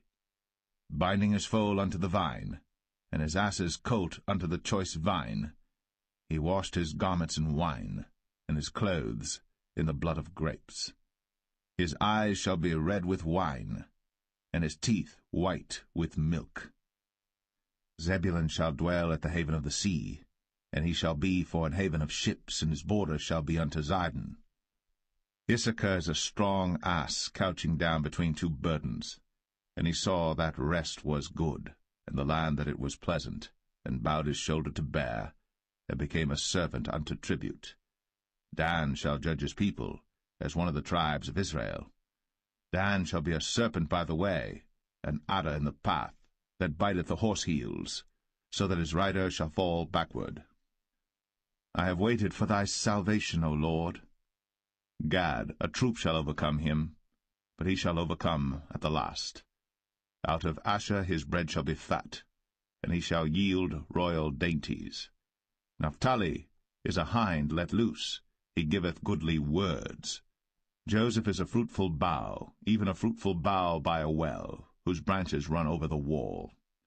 The archers have sorely grieved him, and shot at him, and hated him. But his bow abode in strength, and the arms of his hands were made strong by the hands of the mighty God of Jacob. From thence is the shepherd, the stone of Israel. Even by the God of thy father, who shall help thee, and by the Almighty, who shall bless thee with blessings of heaven above, blessings of the deep that lieth under, blessings of the breasts, and of the womb. The blessings of thy father have prevailed above the blessings of my progenitors, unto the utmost bound of the everlasting hills. They shall be on the head of Joseph, and on the crown of the head of him that was separate from his brethren. Benjamin shall raven as a wolf. In the morning he shall devour the prey, and at night he shall divide the spoil. All these are the 12 tribes of Israel. And this is it that their father spake unto them, and blessed them, every one, according to his blessing, he blessed them. And he charged them, and said unto them, I am to be gathered unto my people.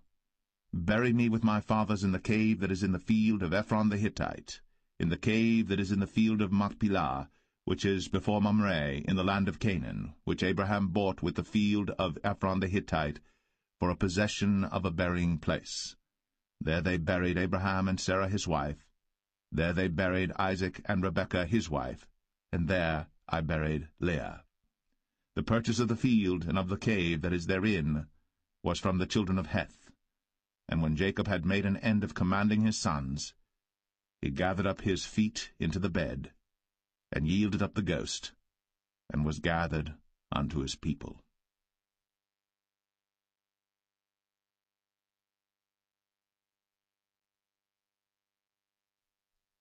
Genesis 50. And Joseph fell upon his father's face, and wept upon him, and kissed him. And Joseph commanded his servants, the physicians, to embalm his father, and the physicians embalmed Israel. And 40 days were fulfilled for him, for so are fulfilled the days of those which are embalmed. And the Egyptians mourned for him 60 days. And when the days of his mourning were past, Joseph spake unto the house of Pharaoh, saying, If now I have found grace in your eyes, speak, I pray you, in the ears of Pharaoh, saying, My father made me swear, saying, Lo, I die, in my grave which I have digged for me in the land of Canaan. There shalt thou bury me. Now therefore let me go up, I pray thee, and bury my father, and I will come again. And Pharaoh said, Go up, and bury thy father, according as he made thee swear. And Joseph went up to bury his father, and with him went up all the servants of Pharaoh, the elders of his house, and all the elders of the land of Egypt, and all the house of Joseph, and his brethren, and his father's house, only their little ones, and their flocks, and their herds, they left in the land of Goshen. And there went up with him both chariots and horsemen, and it was a very great company. And they came to the threshing floor of Atad, which is beyond Jordan, and there they mourned with a great and very sore lamentation. And he made a mourning for his father 7 days. And when the inhabitants of the land, the Canaanites, saw the mourning in the floor of Atad, they said, This is a grievous mourning to the Egyptians. Wherefore the name of it was called Abel Mizraim, which is beyond Jordan. And his sons did unto him according as he commanded them. For his sons carried him into the land of Canaan, and buried him in the cave of the field of Machpelah, which Abraham bought with the field for possession of a burying place of Ephron the Hittite before Mamre. And Joseph returned into Egypt, he and his brethren, and all that went up with him to bury his father. after he had buried his father. And when Joseph's brethren saw that their father was dead, they said, Joseph will peradventure hate us, and will certainly requite us all the evil which we did unto him. And they sent a messenger unto Joseph, saying, Thy father did command before he died, saying, So shall ye say unto Joseph, Forgive, I pray thee now, the trespass of thy brethren, and their sin. For they did unto thee evil, and now, we pray thee, forgive the trespass of the servants of the God of thy father.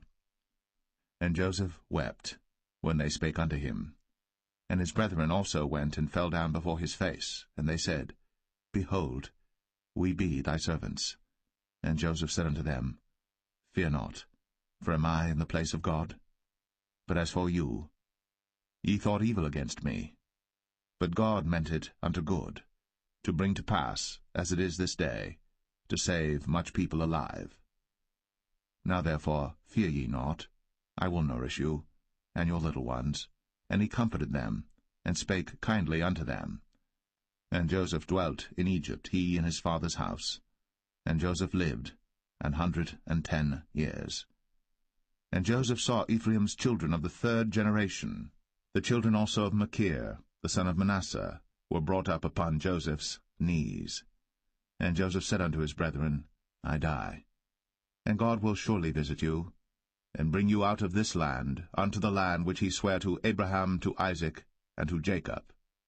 And Joseph took an oath of the children of Israel, saying, God will surely visit you, and ye shall carry up my bones from hence. So Joseph died, being 110 years old, and they embalmed him, and he was put in a coffin in Egypt.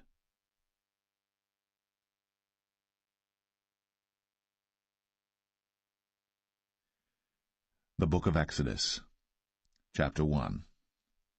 Now these are the names of the children of Israel, which came into Egypt. Every man in his household came with Jacob: Reuben, Simeon, Levi, and Judah, Issachar, Zebulun, and Benjamin, Dan and Naphtali, Gad and Asher. And all the souls that came out of the loins of Jacob were 70 souls, for Joseph was in Egypt already. And Joseph died, and all his brethren, and all that generation. And the children of Israel were fruitful, and increased abundantly, and multiplied, and waxed exceeding mighty, and the land was filled with them. Now there arose up a new king over Egypt, which knew not Joseph. And he said unto his people, Behold, the people of the children of Israel are more and mightier than we. Come on, let us deal wisely with them, lest they multiply. And it come to pass, that when there falleth out any war, they join also unto our enemies, and fight against us, and so stand. Therefore they did set over them taskmasters, to afflict them with their burdens, and they built for Pharaoh treasure cities, Pithom and Ramses.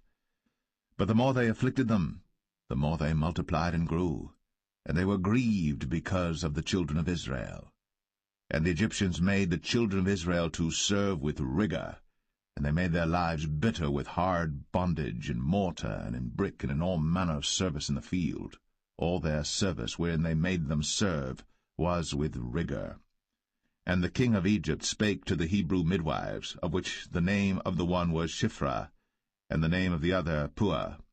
And he said, When ye do the office of a midwife to the Hebrew women, and see them upon the stools, if it be a son, then ye shall kill him, but if it be a daughter, then she shall live. But the midwives feared God, and did not as the king of Egypt commanded them, but saved the men-children alive. And the king of Egypt called for the midwives, and said unto them, Why have ye done this thing, and have saved the men-children alive? And the midwives said unto Pharaoh, Because the Hebrew women are not as the Egyptian women, for they are lively, and are delivered ere the midwives come in unto them. Therefore God dealt well with the midwives, and the people multiplied, and waxed very mighty. And it came to pass, because the midwives feared God, that he made them houses. And Pharaoh charged all his people, saying, Every son that is born ye shall cast into the river, and every daughter ye shall save alive.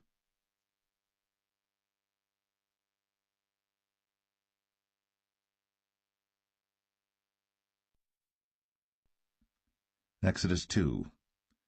And there went a man of the house of Levi, and took to wife a daughter of Levi. And the woman conceived, and bare a son. And when she saw him that he was a goodly child, she hid him 3 months. And when she could not longer hide him, she took for him an ark of bulrushes, and daubed it with slime, and with pitch, and put the child therein, and she laid it in the flags by the river's brink. And his sister stood afar off to wit what would be done to him. And the daughter of Pharaoh came down to wash herself at the river, and her maidens walked along by the river's side. And when she saw the ark among the flags, she sent her maid to fetch it. And when she had opened it, she saw the child, and behold, the babe wept. And she had compassion on him, and said, This is one of the Hebrews' children. Then said his sister to Pharaoh's daughter, Shall I go and call to thee a nurse of the Hebrew women, that she may nurse the child for thee? And Pharaoh's daughter said to her, Go. And the maid went, and called the child's mother. And Pharaoh's daughter said unto her, Take this child away, and nurse it for me, and I will give thee thy wages.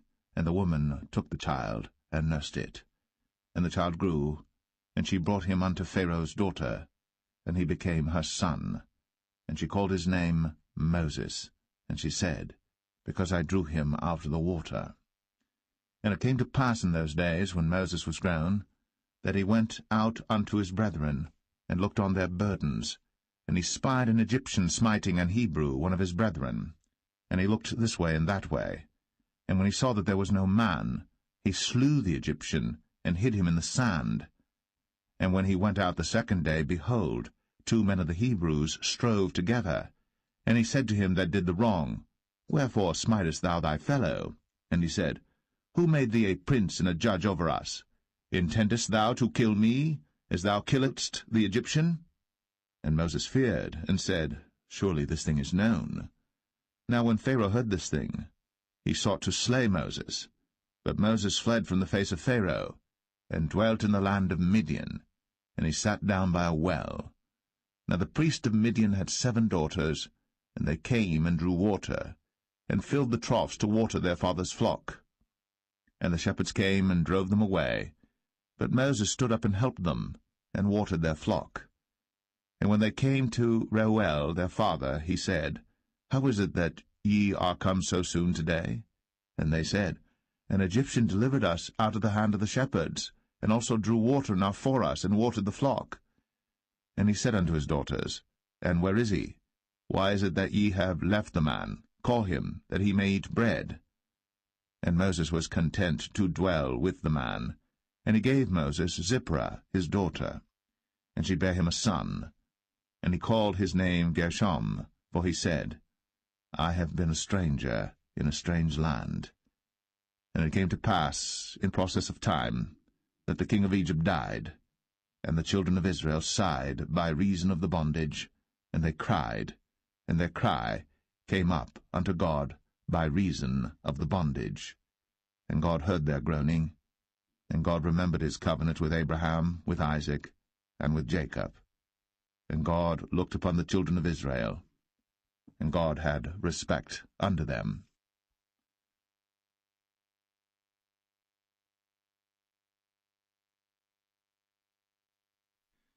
Exodus 3. Now Moses kept the flock of Jethro, his father-in-law, the priest of Midian. And he led the flock to the backside of the desert, and came to the mountain of God, even to Horeb. And the angel of the Lord appeared unto him in a flame of fire out of the midst of a bush. And he looked, and behold, the bush burned with fire, and the bush was not consumed. And Moses said, I will now turn aside and see this great sight, why the bush is not burnt. And when the Lord saw that he turned aside to see, God called unto him out of the midst of the bush, and said, Moses, Moses. And he said, Here am I. And he said, Draw not nigh hither.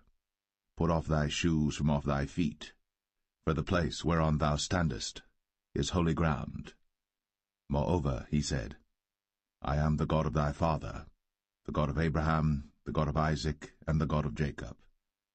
And Moses hid his face, for he was afraid to look upon God. And the Lord said, I have surely seen the affliction of my people which are in Egypt, and have heard their cry by reason of their taskmasters. For I know their sorrows, and I am come down to deliver them out of the hand of the Egyptians, and to bring them up out of that land unto a good land and a large, unto a land flowing with milk and honey, unto the place of the Canaanites, and the Hittites, and the Amorites, and the Perizzites, and the Hivites, and the Jebusites. Now therefore, behold, the cry of the children of Israel is come unto me, and I have also seen the oppression wherewith the Egyptians oppress them. Come now therefore, and I will send thee unto Pharaoh, that thou mayest bring forth my people the children of Israel out of Egypt. And Moses said unto God, Who am I, that I should go unto Pharaoh, and that I should bring forth the children of Israel out of Egypt? And he said, Certainly I will be with thee, and this shall be a token unto thee, that I have sent thee. When thou hast brought forth the people out of Egypt, ye shall serve God upon this mountain. And Moses said unto God, Behold, when I come unto the children of Israel, and shall say unto them, The God of your fathers has sent me unto you, and they shall say to me, What is his name? What shall I say unto them? And God said unto Moses, I am that I am. And he said, Thus shalt thou say unto the children of Israel, I am hath sent me unto you. And God said moreover unto Moses, Thus shalt thou say unto the children of Israel, The Lord God of your fathers, the God of Abraham, the God of Isaac, and the God of Jacob, hath sent me unto you. This is my name for ever, and this is my memorial unto all generations. Go and gather the elders of Israel together, and say unto them, The Lord God of your fathers, the God of Abraham, of Isaac, and of Jacob, appeared unto me, saying, I have surely visited you, and seen that which is done to you in Egypt.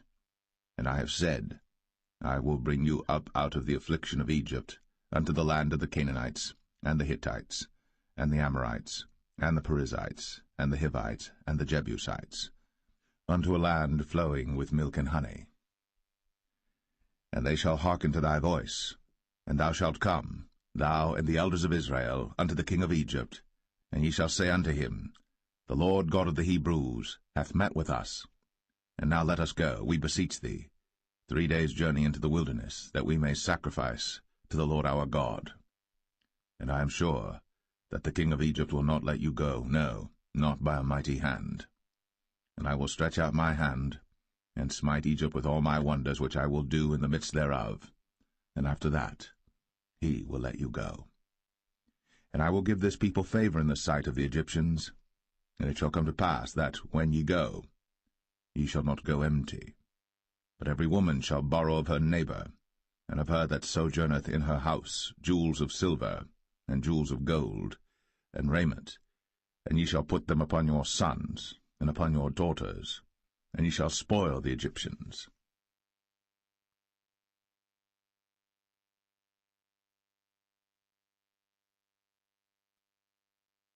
Exodus 4. And Moses answered and said, But behold, they will not believe me, nor hearken unto my voice, but they will say, The Lord hath not appeared unto thee. And the Lord said unto him, What is that in thine hand? And he said, A rod. And he said, Cast it on the ground. And he cast it on the ground, and it became a serpent. And Moses fled from before it. And the Lord said unto Moses, Put forth thine hand, and take it by the tail. And he put forth his hand, and caught it. And it became a rod in his hand, that they may believe that the Lord God of their fathers, the God of Abraham, the God of Isaac, and the God of Jacob, hath appeared unto thee. And the Lord said furthermore unto him, Put now thine hand into thy bosom. And he put his hand into his bosom, and when he took it out, behold, his hand was leprous as snow. And he said, Put thine hand into thy bosom again. And he put his hand into his bosom again, and plucked it out of his bosom, and behold, it was turned again as his other flesh. And it shall come to pass, if they will not believe thee, neither hearken to the voice of the first sign, that they will believe the voice of the latter sign. And it shall come to pass, if they will not believe also these 2 signs, neither hearken unto thy voice, that thou shalt take of the water of the river, and pour it upon the dry land, and the water which thou takest out of the river shall become blood upon the dry land. And Moses said unto the Lord, O my Lord, I am not eloquent, neither heretofore nor since thou hast spoken unto thy servant, but I am slow of speech and of a slow tongue. And the Lord said unto him, Who hath made man's mouth? Or who maketh the dumb, or deaf, or the seeing, or the blind? Have not I the Lord? Now therefore go, and I will be with thy mouth, and teach thee what thou shalt say. And he said, O my Lord, send, I pray thee, by the hand of him whom thou wilt send.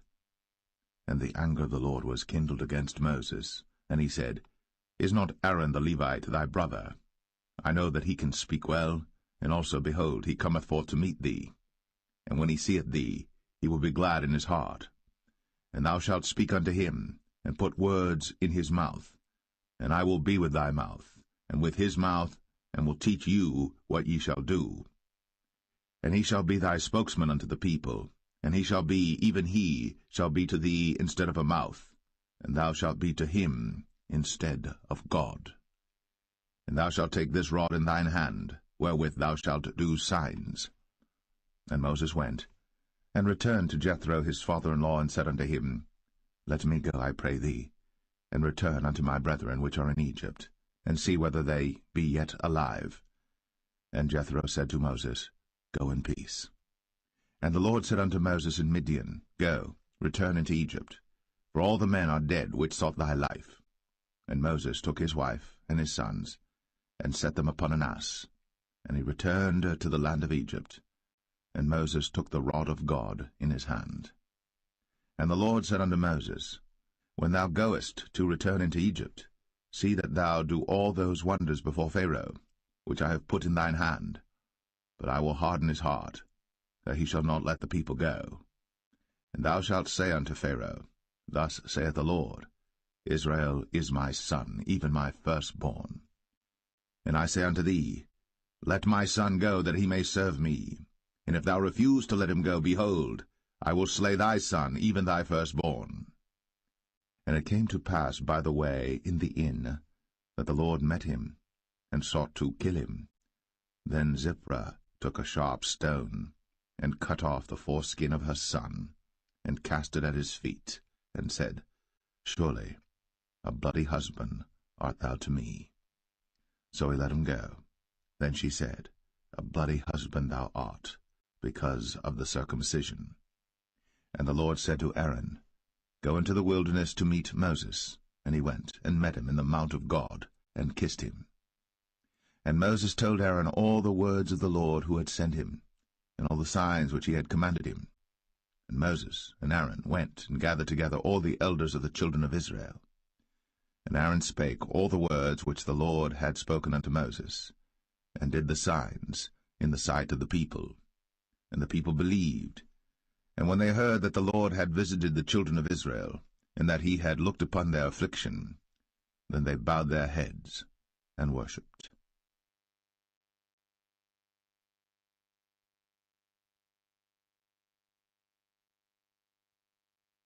Exodus 5. And afterward Moses and Aaron went in, and told Pharaoh, Thus saith the Lord God of Israel, Let my people go, that they may hold a feast unto me in the wilderness. And Pharaoh said, Who is the Lord that I should obey his voice to let Israel go? I know not the Lord, neither will I let Israel go. And they said, The God of the Hebrews hath met with us. Let us go, we pray thee, 3 days' journey into the desert, and sacrifice unto the Lord our God, lest he fall upon us with pestilence, or with the sword. And the king of Egypt said unto them, Wherefore do ye, Moses and Aaron? Let the people from their works get you unto your burdens. And Pharaoh said, Behold, the people of the land now are many, and ye make them rest from their burdens. And Pharaoh commanded the same day the taskmasters of the people and their officers, saying, Ye shall no more give the people straw to make brick, as heretofore. Let them go and gather straw for themselves. And the tale of the bricks which they did make heretofore ye shall lay upon them. Ye shall not diminish aught thereof. For they be idle, therefore they cry, saying, Let us go and sacrifice to our God. Let there more work be laid upon the men, that they may labor therein, and let them not regard vain words. And the taskmasters of the people went out, and their officers, and they spake to the people, saying, Thus saith Pharaoh, I will not give you straw. Go ye, get you straw where you can find it, yet not aught of your work shall be diminished. So the people were scattered abroad throughout all the land of Egypt to gather stubble instead of straw. And the taskmasters hasted them, saying, Fulfill your works, your daily tasks, as when there was straw. And the officers of the children of Israel, which Pharaoh's taskmasters had set over them, were beaten, and demanded, Wherefore have ye not fulfilled your task, in making brick both yesterday and today, as heretofore? Then the officers of the children of Israel came and cried unto Pharaoh, saying, Wherefore dealest thou thus with thy servants? There is no straw given unto thy servants. And they say to us, Make brick. And behold, thy servants are beaten, but the fault is in thine own people. But he said, Ye are idle, ye are idle. Therefore ye say, Let us go and do sacrifice to the Lord. Go therefore now and work, for there shall no straw be given you. Yet shall ye deliver the tale of bricks. And the officers of the children of Israel did see that they were in evil case, after it was said, Ye shall not minish aught from your bricks of your daily task. And they met Moses and Aaron, who stood in the way, as they came forth from Pharaoh. And they said unto them, The Lord look upon you and judge, because ye have made our savour to be abhorred in the eyes of Pharaoh, and in the eyes of his servants, to put a sword in their hand to slay us. And Moses returned unto the Lord, and said, Lord, wherefore hast thou so evil entreated this people? Why is it that thou hast sent me? For since I came to Pharaoh to speak in thy name, he hath done evil to this people, neither hast thou delivered thy people at all.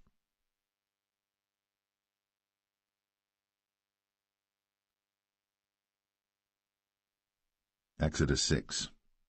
Then the Lord said unto Moses, Now shalt thou see what I will do to Pharaoh.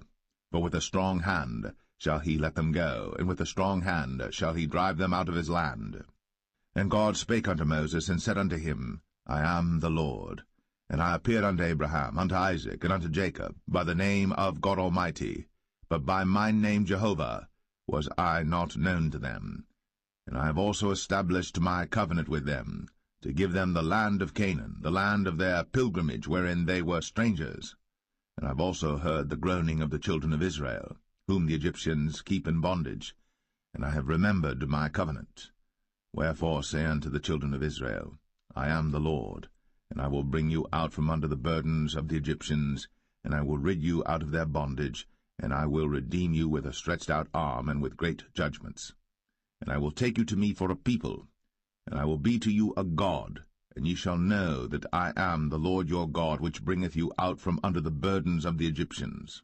And I will bring you in unto the land, concerning the which I did swear to give it to Abraham, to Isaac, and to Jacob, and I will give it you for an heritage. I am the Lord. And Moses spake so unto the children of Israel, but they hearkened not unto Moses for anguish of spirit, and for cruel bondage. And the Lord spake unto Moses, saying, Go in, speak unto Pharaoh king of Egypt, that he let the children of Israel go out of his land. And Moses spake before the Lord, saying, Behold, the children of Israel have not hearkened unto me. How then shall Pharaoh hear me, who am of uncircumcised lips? And the Lord spake unto Moses and unto Aaron, and gave them a charge unto the children of Israel, and unto Pharaoh king of Egypt, to bring the children of Israel out of the land of Egypt. These be the heads of their fathers' houses, the sons of Reuben, the firstborn of Israel, Hanok and Palu, Hezron and Carmi. These be the families of Reuben. And the sons of Simeon, Jemuel and Jamin, and Ohad and Jachin, and Zohar and Shaul the son of the Canaanitish woman. These are the families of Simeon. And these are the names of the sons of Levi according to their generations, Gershon and Kohath and Merari. And the years of the life of Levi were 137 years. The sons of Gershon, Libni and Shimei. according to their families. And the sons of Kohath, Amram, and Izhar, and Hebron, and Uzziel. And the years of the life of Kohath were 133 years. And the sons of Merari, Mahali, and Mushai. These are the families of Levi according to their generations. And Amram took him Jochebed, his father's sister, to wife, and she bare him, Aaron and Moses. And the years of the life of Amram were 137 years. And the sons of Izhar, Korah, and Nepheg, and Zichri. And the sons of Uzziel, Mishael, and Elzaphan, and Zithri. And Aaron took him Elisheba, daughter of Aminadab, sister of Nahshon, to wife, and she bare him Nadab and Abihu, Eleazar, and Ithamar. And the sons of Korah, Asir, and Elkanah, and Abiasaph. These are the families of the Korhites. And Eleazar, Aaron's son, took him one of the daughters of Putiel to wife, and she bare him Phinehas. These are the heads of the fathers of the Levites according to their families. These are that Aaron and Moses, to whom the Lord said, Bring out the children of Israel from the land of Egypt, according to their armies. These are they which spake to Pharaoh king of Egypt, to bring out the children of Israel from Egypt. These are that Moses and Aaron.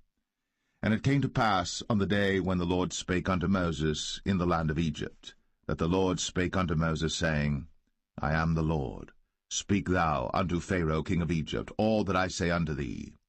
And Moses said before the Lord, Behold, I am of uncircumcised lips, and how shall Pharaoh hearken unto me?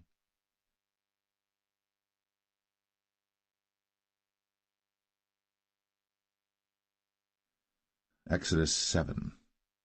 And the Lord said unto Moses, See, I have made thee a god to Pharaoh, and Aaron thy brother shall be thy prophet. Thou shalt speak all that I command thee, and Aaron thy brother shall speak unto Pharaoh, that he send the children of Israel out of his land. And I will harden Pharaoh's heart, and multiply my signs and my wonders in the land of Egypt. But Pharaoh shall not hearken unto you, that I may lay my hand upon Egypt, and bring forth mine armies and my people the children of Israel out of the land of Egypt by great judgments. And the Egyptians shall know that I am the Lord, when I stretch forth mine hand upon Egypt, and bring out the children of Israel from among them. And Moses and Aaron did as the Lord commanded them, so did they. And Moses was 80 years old, and Aaron 83 years old, when they spake unto Pharaoh. And the Lord spake unto Moses and unto Aaron, saying, When Pharaoh shall speak unto you, saying, Show a miracle for you, then thou shalt say unto Aaron, Take thy rod, and cast it before Pharaoh, and it shall become a serpent. And Moses and Aaron went in unto Pharaoh, and they did so as the Lord had commanded. And Aaron cast down his rod before Pharaoh, and before his servants, and it became a serpent. Then Pharaoh also called the wise men and the sorcerers. Now the magicians of Egypt they also did in like manner with their enchantments. For they cast down every man his rod, and they became serpents. But Aaron's rod swallowed up their rods. And he hardened Pharaoh's heart, that he hearkened not unto them, as the Lord had said. And the Lord said unto Moses, Pharaoh's heart is hardened, he refuseth to let the people go. Get thee unto Pharaoh in the morning. Lo, he goeth out unto the water, and thou shalt stand by the river's brink against he come. And the rod which was turned to a serpent shalt thou take in thine hand. And thou shalt say unto him, The Lord God of the Hebrews hath sent me unto thee, saying, Let my people go, that they may serve me in the wilderness. And behold, hitherto thou wouldest not hear. Thus saith the Lord, In this thou shalt know that I am the Lord. Behold, I will smite with the rod that is in mine hand upon the waters which are in the river, and they shall be turned to blood. And the fish that is in the river shall die, and the river shall stink, and the Egyptians shall loathe to drink of the water of the river.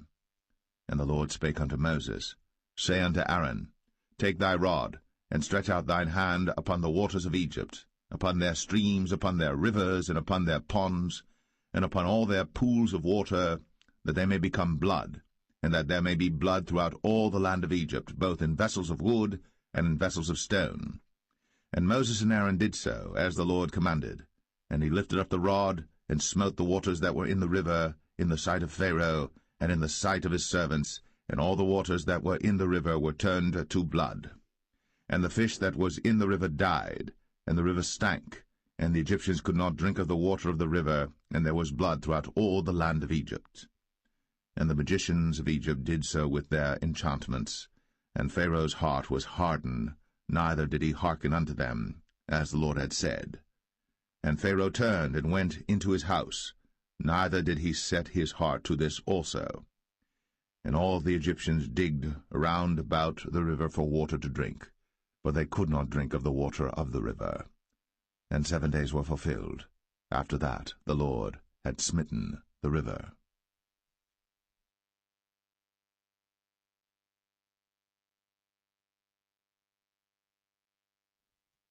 Exodus 8.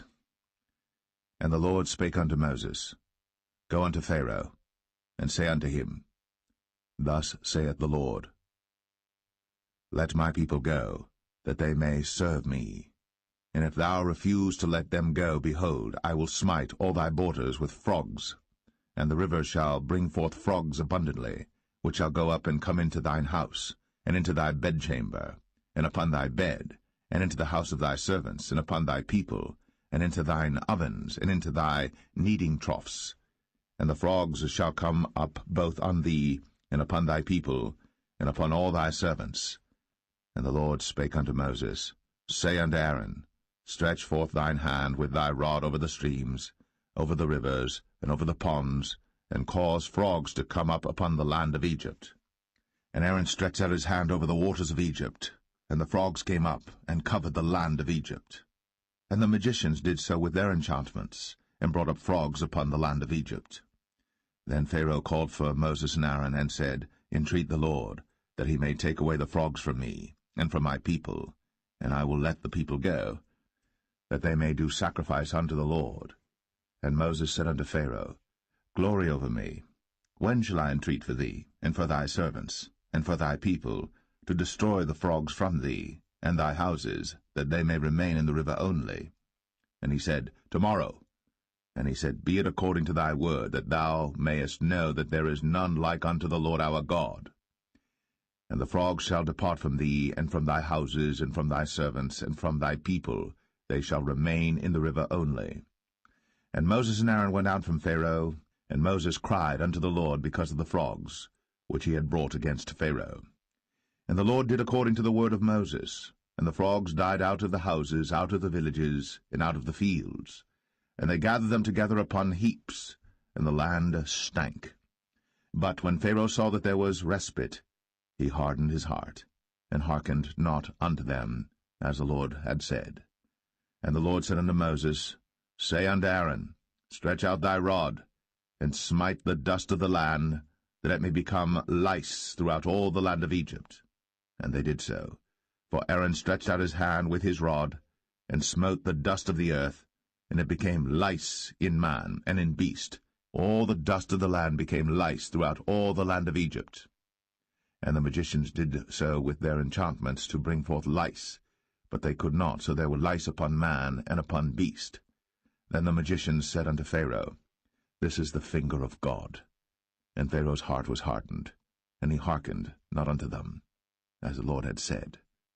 And the Lord said unto Moses, Rise up early in the morning, and stand before Pharaoh. Lo, he cometh forth to the water. And say unto him, Thus saith the Lord, Let my people go, that they may serve me. Else, if thou wilt not let my people go, behold, I will send swarms of flies upon thee, and upon thy servants, and upon thy people, and into thy houses, and the houses of the Egyptians shall be full of swarms of flies, and also the ground whereon they are. And I will sever in that day the land of Goshen, in which my people dwell, that no swarms of flies shall be there, to the end thou mayest know that I am the Lord in the midst of the earth. And I will put a division between my people and thy people. Tomorrow shall this sign be. And the Lord did so. And there came a grievous swarm of flies into the house of Pharaoh, and into his servants' houses, and into all the land of Egypt. The land was corrupted by reason of the swarm of flies.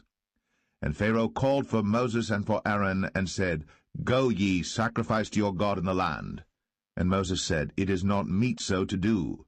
For we shall sacrifice the abomination of the Egyptians to the Lord our God. Lo, shall we sacrifice the abomination of the Egyptians before their eyes? And will they not stone us? We will go 3 days' journey into the wilderness, and sacrifice to the Lord our God, as he shall command us. And Pharaoh said, I will let you go, that ye may sacrifice to the Lord your God in the wilderness. Only ye shall not go very far away. Entreat for me. And Moses said, Behold, I go out from thee, and I will entreat the Lord that the swarms of flies may depart from Pharaoh, from his servants, and from his people tomorrow. But let not Pharaoh deal deceitfully any more, not letting the people go to sacrifice to the Lord. And Moses went out from Pharaoh, and entreated the Lord. And the Lord did according to the word of Moses, and he removed the swarms of flies from Pharaoh, from his servants, and from his people. There remained not one. And Pharaoh hardened his heart at this time also, neither would he let the people go.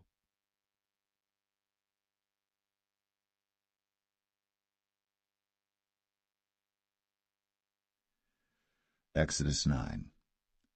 Then the Lord said unto Moses, Go in unto Pharaoh, and tell him, Thus saith the Lord God of the Hebrews, Let my people go, that they may serve me.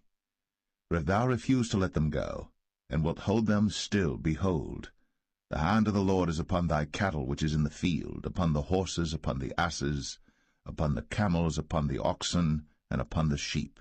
There shall be a very grievous murrain. And the Lord shall sever between the cattle of Israel and the cattle of Egypt, and there shall nothing die of all that is the children's of Israel. And the Lord appointed a set time, saying, Tomorrow the Lord shall do this thing in the land. And the Lord did that thing on the morrow, and all the cattle of Egypt died, but of the cattle of the children of Israel died not one. And Pharaoh sent, and behold, there was not one of the cattle of the Israelites dead, and the heart of Pharaoh was hardened, and he did not let the people go. And the Lord said unto Moses and unto Aaron, Take to you handfuls of ashes of the furnace, and let Moses sprinkle it toward the heaven in the sight of Pharaoh. And it shall become small dust in all the land of Egypt, and shall be a boil breaking forth with blains upon man and upon beast throughout all the land of Egypt. Then they took ashes of the furnace, and stood before Pharaoh. And Moses sprinkled it up toward heaven, and it became a boil, breaking forth with blains upon man and upon beast. And the magicians could not stand before Moses because of the boils, for the boil was upon the magicians and upon all the Egyptians. And the Lord hardened the heart of Pharaoh, and he hearkened not unto them, as the Lord had spoken unto Moses. And the Lord said unto Moses, Rise up early in the morning, and stand before Pharaoh, and say unto him, Thus saith the Lord God of the Hebrews, Let my people go, that they may serve me.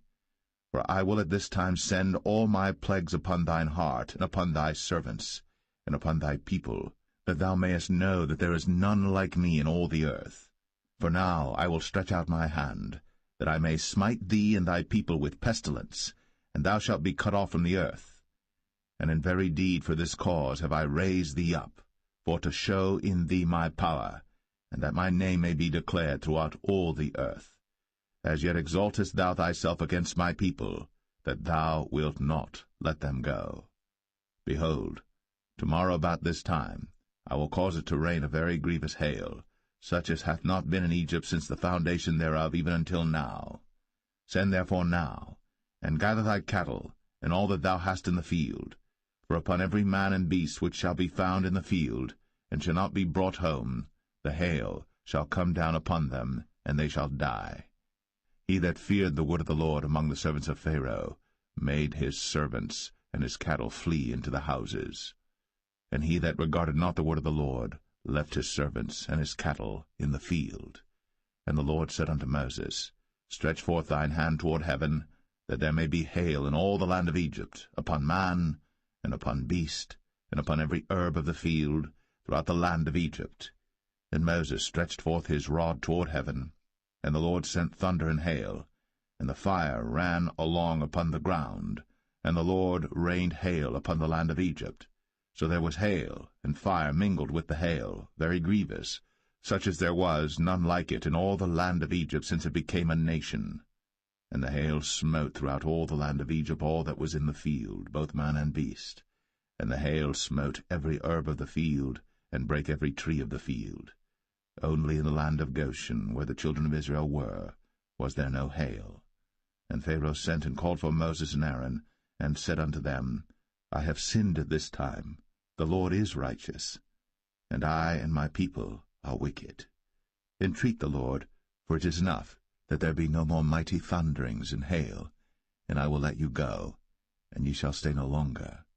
And Moses said unto him, As soon as I am gone out of the city, I will spread abroad my hands unto the Lord, and the thunder shall cease, neither shall there be any more hail, that thou mayest know how that the earth is the Lord's.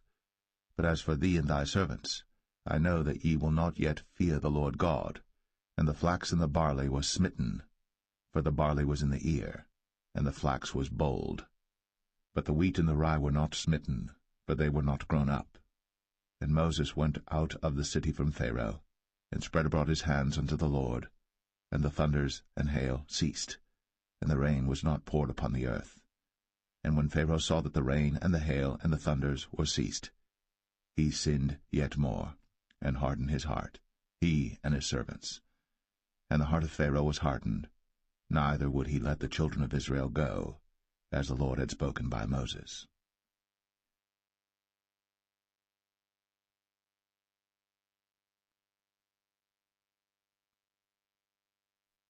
Exodus 10.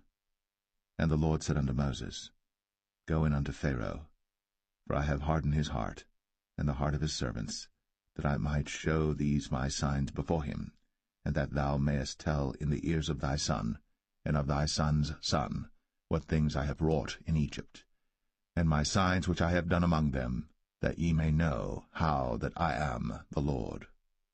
And Moses and Aaron came in unto Pharaoh, and said unto him, Thus saith the Lord God of the Hebrews, How long wilt thou refuse to humble thyself before me? Let my people go, that they may serve me. Else, if thou refuse to let my people go, behold, tomorrow will I bring the locusts into thy coast. And they shall cover the face of the earth, that one cannot be able to see the earth. And they shall eat the residue of that which is escaped, which remaineth unto you from the hail, and shall eat every tree which groweth for you out of the field. And they shall fill thy houses, and the houses of all thy servants, and the houses of all the Egyptians, which neither thy fathers nor thy fathers' fathers have seen, since the day that they were upon the earth unto this day.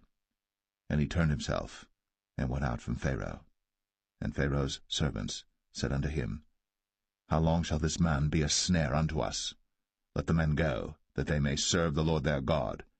Knowest thou not yet that Egypt is destroyed? And Moses and Aaron were brought again unto Pharaoh, and he said unto them, Go, serve the Lord your God. But who are they that shall go? And Moses said, We will go with our young and with our old, with our sons and with our daughters, with our flocks and with our herds will we go, for we must hold a feast unto the Lord. And he said unto them, Let the Lord be so with you, as I will let you go, and your little ones. Look to it, for evil is before you. Not so. Go now, ye that are men, and serve the Lord, for that ye did desire. And they were driven out from Pharaoh's presence. And the Lord said unto Moses, Stretch out thine hand over the land of Egypt for the locusts, that they may come up upon the land of Egypt, and eat every herb of the land, even all that the hail hath left. And Moses stretched forth his rod over the land of Egypt. And the Lord brought an east wind upon the land all that day, and all that night. And when it was morning, the east wind brought the locusts. And the locusts went up over all the land of Egypt, and rested in all the coasts of Egypt. Very grievous were they. Before them there were no such locusts as they, neither after them shall be such. For they covered the face of the whole earth, so that the land was darkened. And they did eat every herb of the land, and all the fruit of the trees which the hail had left. And there remained not any green thing in the trees, or in the herbs of the field, through all the land of Egypt. Then Pharaoh called for Moses and Aaron in haste, and he said, I have sinned against the Lord your God and against you. Now therefore forgive, I pray thee, my sin only this once, and entreat the Lord your God, that he may take away from me this death only. And he went out from Pharaoh, and entreated the Lord. And the Lord turned a mighty strong west wind, which took away the locusts, and cast them into the Red Sea. There remained not one locust in all the coasts of Egypt. But the Lord hardened Pharaoh's heart, so that he would not let the children of Israel go. And the Lord said unto Moses, Stretch out thine hand toward heaven, that there may be darkness over the land of Egypt, even darkness which may be felt. And Moses stretched forth his hand toward heaven, and there was a thick darkness in all the land of Egypt 3 days. They saw not one another, neither rose any from his place for 3 days. But all the children of Israel had light in their dwellings. And Pharaoh called unto Moses, and said, Go ye, serve the Lord. Only let your flocks and your herds be stayed. Let your little ones also go with you. And Moses said, Thou must give us also sacrifices and burnt offerings, that we may sacrifice unto the Lord our God. Our cattle also shall go with us. There shall not an hoof be left behind, for thereof must we take to serve the Lord our God, and we know not with what we must serve the Lord until we come thither. But the Lord hardened Pharaoh's heart, and he would not let them go. And Pharaoh said unto him, Get thee from me, take heed to thyself, see my face no more, for in that day thou seest my face, thou shalt die. And Moses said, Thou hast spoken well. I will see thy face again no more.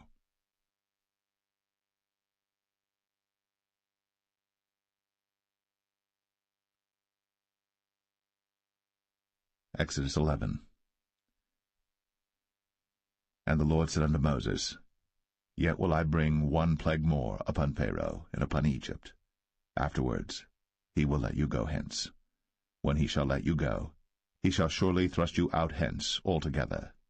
Speak now in the ears of the people, and let every man borrow of his neighbor, and every woman of her neighbor, jewels of silver and jewels of gold.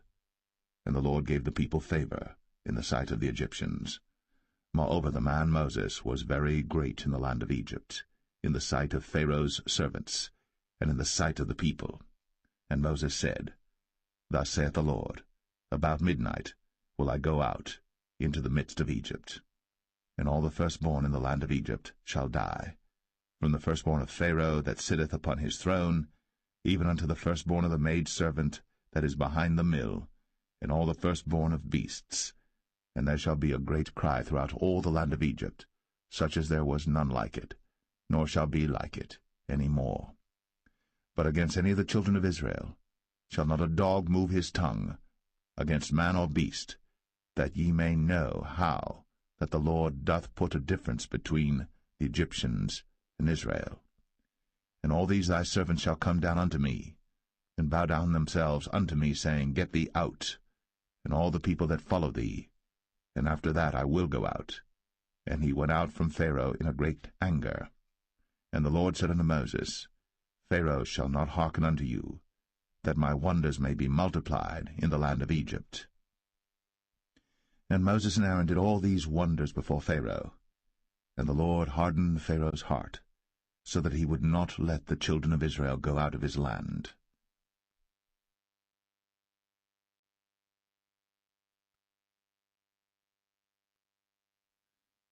Exodus 12. And the Lord spake unto Moses and Aaron in the land of Egypt, saying, This month shall be unto you the beginning of months. It shall be the first month of the year to you. Speak ye unto all the congregation of Israel, saying, In the 10th day of this month they shall take to them every man a lamb, according to the house of their fathers, a lamb for an house. And if the household be too little for the lamb, let him and his neighbor next unto his house take it according to the number of the souls. Every man according to his eating shall make your count for the lamb. Your lamb shall be without blemish, a male of the first year. Ye shall take it out from the sheep or from the goats. And ye shall keep it up until the 14th day of the same month. And the whole assembly of the congregation of Israel shall kill it in the evening. And they shall take of the blood, and strike it on the 2 side posts, and on the upper door post of the houses wherein they shall eat it. And they shall eat the flesh in that night, roast with fire, and unleavened bread, and with bitter herbs they shall eat it. Eat not of it raw, nor sodden it all with water, but roast with fire, his head with his legs, and with the purtenance thereof. And ye shall let nothing of it remain until the morning, and that which remaineth of it until the morning ye shall burn with fire. And thus shall ye eat it, with your loins girded, your shoes on your feet, and your staff in your hand, and ye shall eat it in haste. It is the Lord's Passover. For I will pass through the land of Egypt this night, and will smite all the firstborn in the land of Egypt, both man and beast, and against all the gods of Egypt I will execute judgment. I am the Lord. And the blood shall be to you for a token upon the houses where ye are. And when I see the blood, I will pass over you, and the plague shall not be upon you to destroy you, when I smite the land of Egypt. And this day shall be unto you for a memorial, and ye shall keep it a feast to the Lord throughout your generations. Ye shall keep it a feast by an ordinance for ever. 7 days shall ye eat unleavened bread. Even the first day ye shall put away leaven out of your houses. For whosoever eateth leavened bread from the first day until the 7th day, that soul shall be cut off from Israel. And in the first day there shall be an holy convocation, and in the 7th day there shall be an holy convocation to you. No manner of work shall be done in them, save that which every man must eat, that only may be done of you. And ye shall observe the feast of unleavened bread. For in this selfsame day have I brought your armies out of the land of Egypt. Therefore shall ye observe this day in your generations by an ordinance for ever. In the 1st month, on the 14th day of the month at even, ye shall eat unleavened bread, until the 21st day of the month at even. 7 days shall there be no leaven found in your houses. For whosoever eateth that which is leavened, even that soul shall be cut off from the congregation of Israel, whether he be a stranger or born in the land. Ye shall eat nothing leavened. In all your habitations shall ye eat unleavened bread. Then Moses called for all the elders of Israel, and said unto them, Draw out, and take you a lamb according to your families, and kill the Passover. And ye shall take a bunch of hyssop, and dip it in the blood that is in the basin, and strike the lintel and the 2 side posts with the blood that is in the basin, and none of you shall go out at the door of his house until the morning. For the Lord will pass through to smite the Egyptians. And when he seeth the blood upon the lintel, and on the 2 side posts, the Lord will pass over the door, and will not suffer the destroyer to come in unto your houses to smite you. And ye shall observe this thing for an ordinance to thee, and to thy sons, for ever. And it shall come to pass, when ye be come to the land which the Lord will give you, according as he hath promised, that ye shall keep this service. And it shall come to pass, when your children shall say unto you, What mean ye by this service? That ye shall say, It is the sacrifice of the Lord's Passover, who passed over the houses of the children of Israel in Egypt, when he smote the Egyptians, and delivered our houses. And the people bowed the head, and worshipped. And the children of Israel went away, and did, as the Lord had commanded Moses and Aaron, so did they. And it came to pass that at midnight the Lord smote all the firstborn in the land of Egypt, from the firstborn of Pharaoh that sat on his throne unto the firstborn of the captive that was in the dungeon, and all the firstborn of cattle. And Pharaoh rose up in the night, he and all his servants and all the Egyptians. And there was a great cry in Egypt, for there was not a house where there was not one dead. And he called for Moses and Aaron by night, and said, Rise up, and get you forth from among my people, both ye and the children of Israel, and go, serve the Lord, as ye have said. Also take your flocks and your herds, as ye have said, and be gone, and bless me also. And the Egyptians were urgent upon the people, that they might send them out of the land in haste. For they said, We be all dead men. And the people took their dough before it was leavened, their kneading troughs being bound up in their clothes upon their shoulders. And the children of Israel did according to the word of Moses. And they borrowed of the Egyptians jewels of silver, and jewels of gold and raiment. And the Lord gave the people favor in the sight of the Egyptians, so that they lent unto them such things as they required, and they spoiled the Egyptians. And the children of Israel journeyed from Ramses to Succoth, about 600,000 on foot, that were men, beside children. And a mixed multitude went up also with them, and flocks and herds, even very much cattle. And they baked unleavened cakes of the dough which they brought forth out of Egypt, for it was not leavened, because they were thrust out of Egypt, and could not tarry, neither had they prepared for themselves any victual. Now the sojourning of the children of Israel, who dwelt in Egypt, was 430 years. And it came to pass, at the end of the 430 years, even the selfsame day it came to pass, that all the hosts of the Lord went out from the land of Egypt. It is a night to be much observed unto the Lord for bringing them out from the land of Egypt. This is that night of the Lord to be observed of all the children of Israel in their generations. And the Lord said unto Moses and Aaron, This is the ordinance of the Passover. There shall no stranger eat thereof. But every man's servant that is bought for money, when thou hast circumcised him, then shall he eat thereof. A foreigner and an hired servant shall not eat thereof. In one house shall it be eaten. Thou shalt not carry forth aught of the flesh abroad out of the house, neither shall ye break a bone thereof. All the congregation of Israel shall keep it. And when a stranger shall sojourn with thee, and will keep the Passover to the Lord, let all his males be circumcised, and then let him come near and keep it. And he shall be as one that is born in the land. For no uncircumcised person shall eat thereof. One law shall be to him that is homeborn, and unto the stranger that sojourneth among you. Thus did all the children of Israel. As the Lord commanded Moses and Aaron, so did they. And it came to pass the selfsame day, that the Lord did bring the children of Israel out of the land of Egypt by their armies.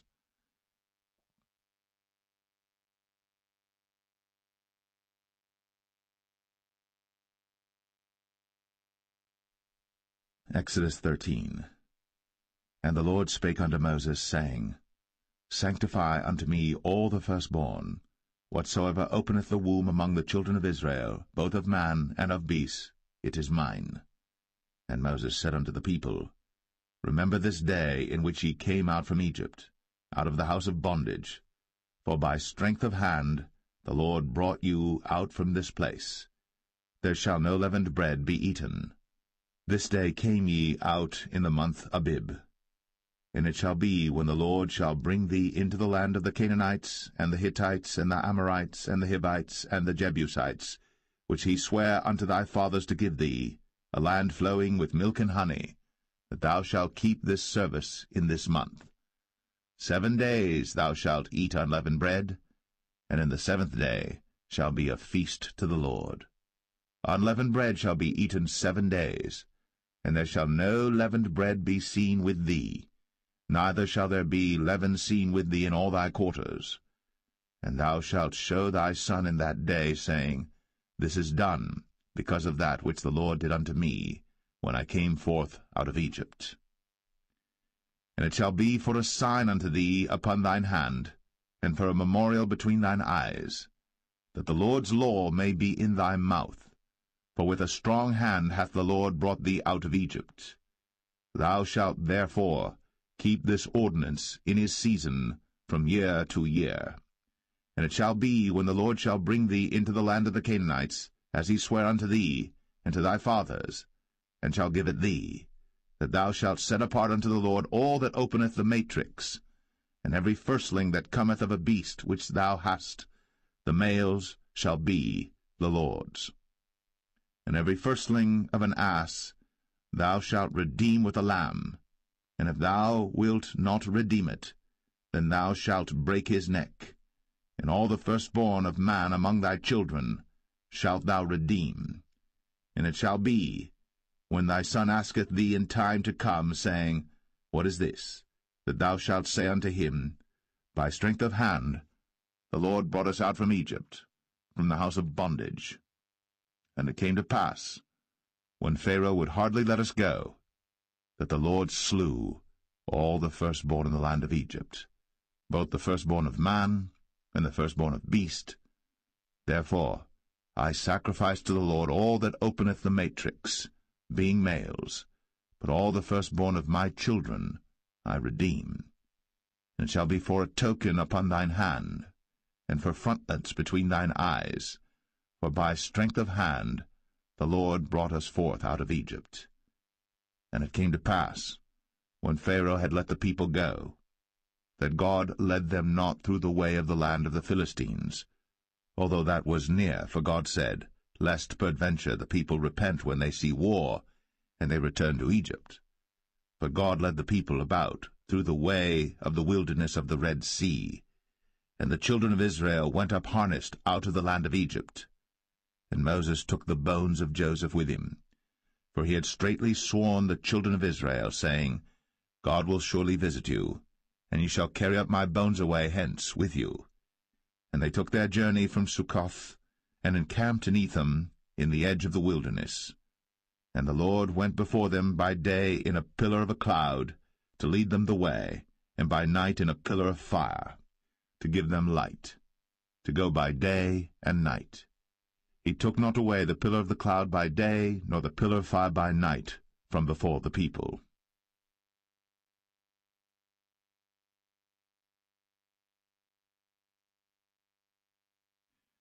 Exodus 14. And the Lord spake unto Moses, saying, Speak unto the children of Israel, that they turn and encamp before Pi-hahiroth, between Migdol and the sea, over against Baal-zephon. Before it shall ye encamp by the sea.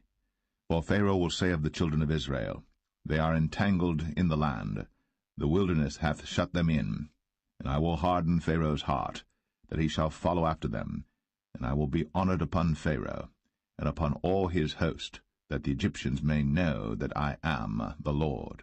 And they did so. And it was told the king of Egypt that the people fled, and the heart of Pharaoh and of his servants was turned against the people, and they said, Why have we done this, that we have let Israel go from serving us? And he made ready his chariot, and took his people with him. And he took 600 chosen chariots, and all the chariots of Egypt, and captains over every one of them.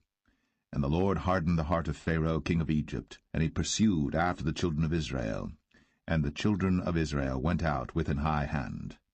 But the Egyptians pursued after them all the horses and chariots of Pharaoh, and his horsemen and his army, and overtook them encamping by the sea, beside Pi-hahiroth, before Baal-zephon.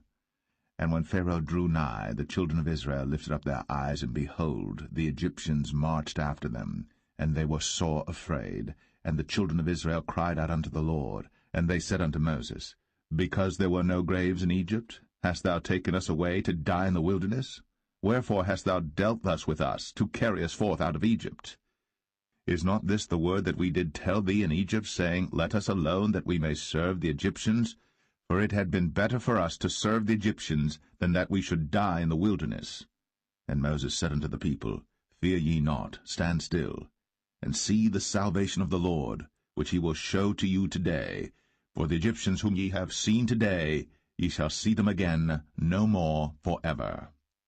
The Lord shall fight for you, and ye shall hold your peace.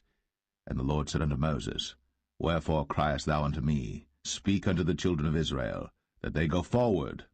But lift thou up thy rod, and stretch out thine hand over the sea, and divide it. And the children of Israel shall go on dry ground through the midst of the sea. And I, behold, I will harden the hearts of the Egyptians, and they shall follow them. And I will get me honor upon Pharaoh, and upon all his host, upon his chariots, and upon his horsemen. And the Egyptians shall know that I am the Lord, when I have gotten me honor upon Pharaoh, upon his chariots, and upon his horsemen.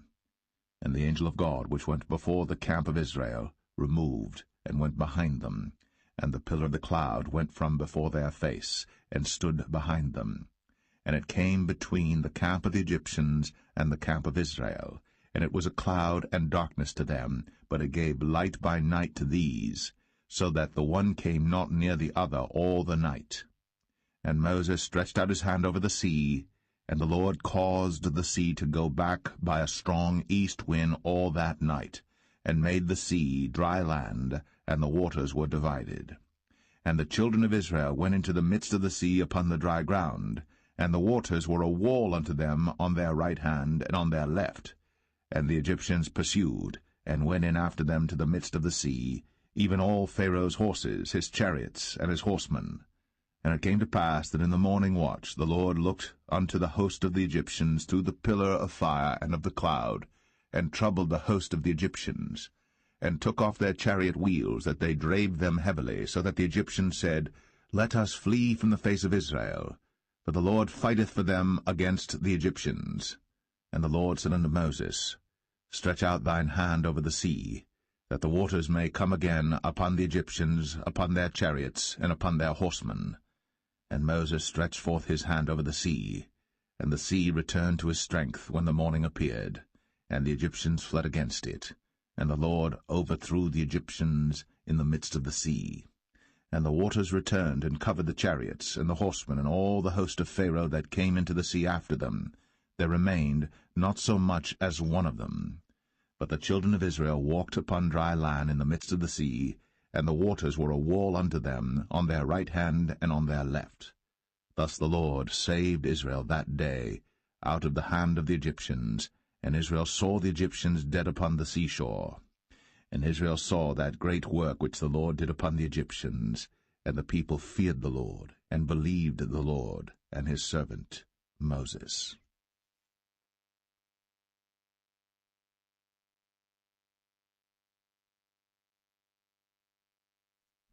Exodus 15. Then sang Moses and the children of Israel this song unto the Lord, and spake, saying, I will sing unto the Lord, for he hath triumphed gloriously. The horse and his rider hath he thrown into the sea. The Lord is my strength and song, and he is become my salvation. He is my God, and I will prepare him an habitation, my father's God, and I will exalt him. The Lord is a man of war, the Lord is his name. Pharaoh's chariots and his host hath he cast into the sea. His chosen captains also are drowned in the Red Sea. The depths have covered them, they sank into the bottom as a stone. Thy right hand, O Lord, is become glorious in power. Thy right hand, O Lord, hath dashed in pieces the enemy. And in the greatness of thine excellency thou hast overthrown them that rose up against thee. Thou sentest forth thy wrath, which consumed them as stubble. And with the blast of thy nostrils the waters were gathered together.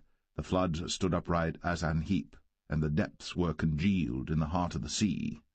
The enemy said, I will pursue, I will overtake, I will divide the spoil. My lust shall be satisfied upon them. I will draw my sword, my hand shall destroy them. Thou didst blow with thy wind, the sea covered them. They sank as lead in the mighty waters. Who is like unto thee, O Lord, among the gods? Who is like thee, glorious in holiness, fearful in praises, doing wonders? Thou stretchest out thy right hand, the earth swallowed them. Thou in thy mercy hast led forth the people which thou hast redeemed. Thou hast guided them in thy strength unto thy holy habitation. The people shall hear and be afraid. Sorrow shall take hold on the inhabitants of Palestina.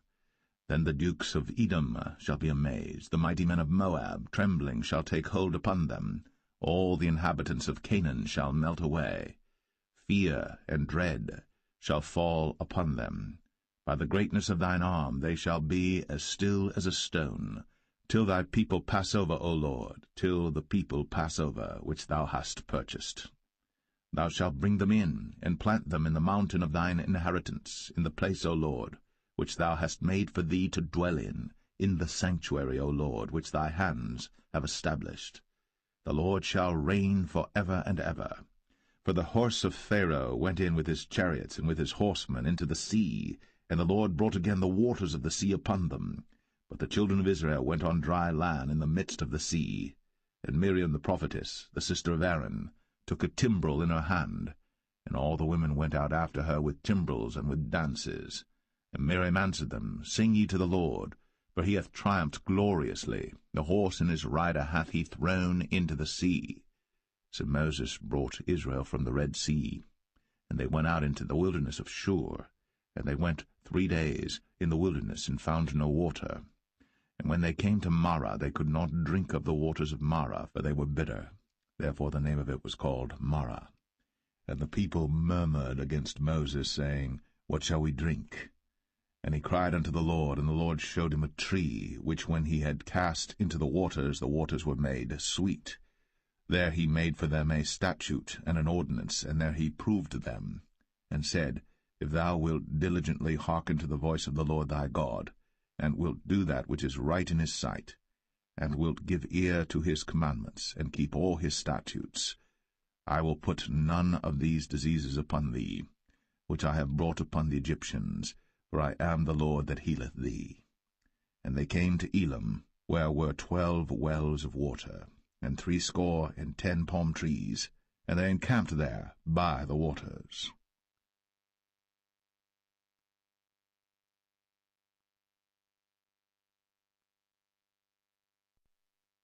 Exodus 16. And they took their journey from Elim, and all the congregation of the children of Israel came unto the wilderness of Sin, which is between Elim and Sinai, on the 15th day of the 2nd month, after their departing out of the land of Egypt. And the whole congregation of the children of Israel murmured against Moses and Aaron in the wilderness. And the children of Israel said unto them, Would to God we had died by the hand of the Lord in the land of Egypt, when we sat by the flesh pots, and when we did eat bread to the full. For ye have brought us forth into this wilderness to kill this whole assembly with hunger. Then said the Lord unto Moses, Behold, I will rain bread from heaven for you, and the people shall go out and gather a certain rate every day, that I may prove them, whether they will walk in my law or no. And it shall come to pass that on the 6th day they shall prepare that which they bring in, and it shall be twice as much as they gather daily. And Moses and Aaron said unto all the children of Israel, At even then ye shall know that the Lord hath brought you out from the land of Egypt. And in the morning then ye shall see the glory of the Lord, for that he heareth your murmurings against the Lord. And what are we, that ye murmur against us? And Moses said, This shall be when the Lord shall give you in the evening flesh to eat, and in the morning bread to the full, for that the Lord heareth your murmurings, which ye murmur against him. And what are we? Your murmurings are not against us, but against the Lord. And Moses spake unto Aaron, Say unto all the congregation of the children of Israel, Come near before the Lord, for he hath heard your murmurings. And it came to pass, as Aaron spake unto the whole congregation of the children of Israel, that they looked toward the wilderness, and behold, the glory of the Lord appeared in the cloud. And the Lord spake unto Moses, saying, I have heard the murmurings of the children of Israel. Speak unto them, saying, At even ye shall eat flesh, and in the morning ye shall be filled with bread, and ye shall know that I am the Lord your God. And it came to pass, that at even the quails came up, and covered the camp, and in the morning the dew lay round about the host. And when the dew that lay was gone up, behold, upon the face of the wilderness there lay a small round thing, as small as the hoarfrost on the ground. And when the children of Israel saw it, they said one to another, It is manna, for they wist not what it was. And Moses said unto them, This is the bread which the Lord hath given you to eat. This is the thing which the Lord hath commanded. Gather of it every man according to his eating, an omer for every man according to the number of your persons. Take ye every man for them which are in his tents. And the children of Israel did so, and gathered some more, some less. And when they did meet it with an omer, he that gathered much had nothing over, and he that gathered little had no lack. They gathered every man according to his eating. And Moses said, Let no man leave of it till the morning. Notwithstanding they hearkened not unto Moses, but some of them left of it until the morning, and it bred worms, and stank. And Moses was wroth with them. And they gathered it every morning, every man according to his eating. And when the sun waxed hot, it melted. And it came to pass that on the 6th day they gathered twice as much bread, 2 omers for one man. And all the rulers of the congregation came and told Moses. And he said unto them, This is that which the Lord hath said. Tomorrow is the rest of the holy Sabbath unto the Lord. Bake that which ye shall bake today, and seethe that ye will seethe, and that which remaineth over lay up for you to be kept until the morning. And they laid it up till the morning, as Moses bade, and it did not stink, neither was there any worm therein. And Moses said, Eat that today, for today is a Sabbath unto the Lord. Today ye shall not find it in the field. 6 days ye shall gather it, but on the 7th day, which is the Sabbath, in it there shall be none. And it came to pass that there went out some of the people on the 7th day for to gather, and they found none. And the Lord said unto Moses, How long refuse ye to keep my commandments and my laws? See, for that the Lord hath given you the Sabbath. Therefore he giveth you on the 6th day the bread of 2 days. Abide ye every man in his place. Let no man go out of his place on the 7th day. So the people rested on the 7th day.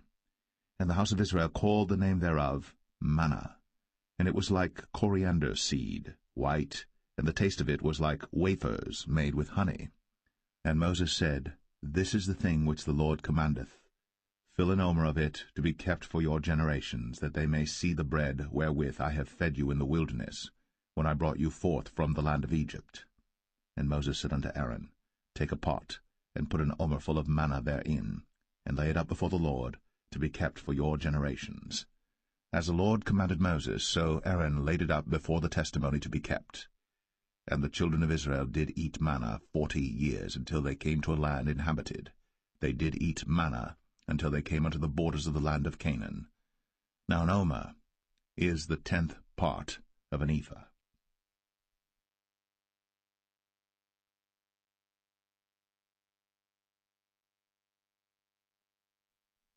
Exodus 17. And all the congregation of the children of Israel journeyed from the wilderness of Sin after their journeys, according to the commandment of the Lord, and pitched in Rephidim. And there was no water for the people to drink. Wherefore the people did chide with Moses, and said, Give us water that we may drink. And Moses said unto them, Why chide ye with me? Wherefore do ye tempt the Lord? And the people thirsted there for water. And the people murmured against Moses, and said, Wherefore is this that thou hast brought us up out of Egypt, to kill us, and our children, and our cattle with thirst? And Moses cried unto the Lord, saying, What shall I do unto this people? They be almost ready to stone me. And the Lord said unto Moses, Go on before the people, and take with thee of the elders of Israel, and thy rod wherewith thou smotest the river, take in thine hand, and go. Behold, I will stand before thee there upon the rock in Horeb, and thou shalt smite the rock. And there shall come water out of it, that the people may drink. And Moses did so in the sight of the elders of Israel. And he called the name of the place Massah, and Meribah, because of the chiding of the children of Israel, and because they tempted the Lord, saying, Is the Lord among us or not? Then came Amalek and fought with Israel in Rephidim. And Moses said unto Joshua, Choose us out men, and go out, fight with Amalek. Tomorrow I will stand on the top of the hill with the rod of God in mine hand. So Joshua did as Moses had said to him, and fought with Amalek. And Moses, Aaron, and Hur went up to the top of the hill. And it came to pass, when Moses held up his hand, that Israel prevailed. And when he let down his hand, Amalek prevailed. But Moses' hands were heavy, and they took a stone and put it under him, and he sat thereon. And Aaron and Hur stayed up his hands, the one on the one side, and the other on the other side. And his hands were steady until the going down of the sun. And Joshua discomfited Amalek and his people with the edge of the sword. And the Lord said unto Moses, Write this for a memorial in a book, and rehearse it in the ears of Joshua. For I will utterly put out the remembrance of Amalek from under heaven. And Moses built an altar, and called the name of it Jehovah Nissi. For he said, Because the Lord has sworn that the Lord will have war with Amalek from generation to generation.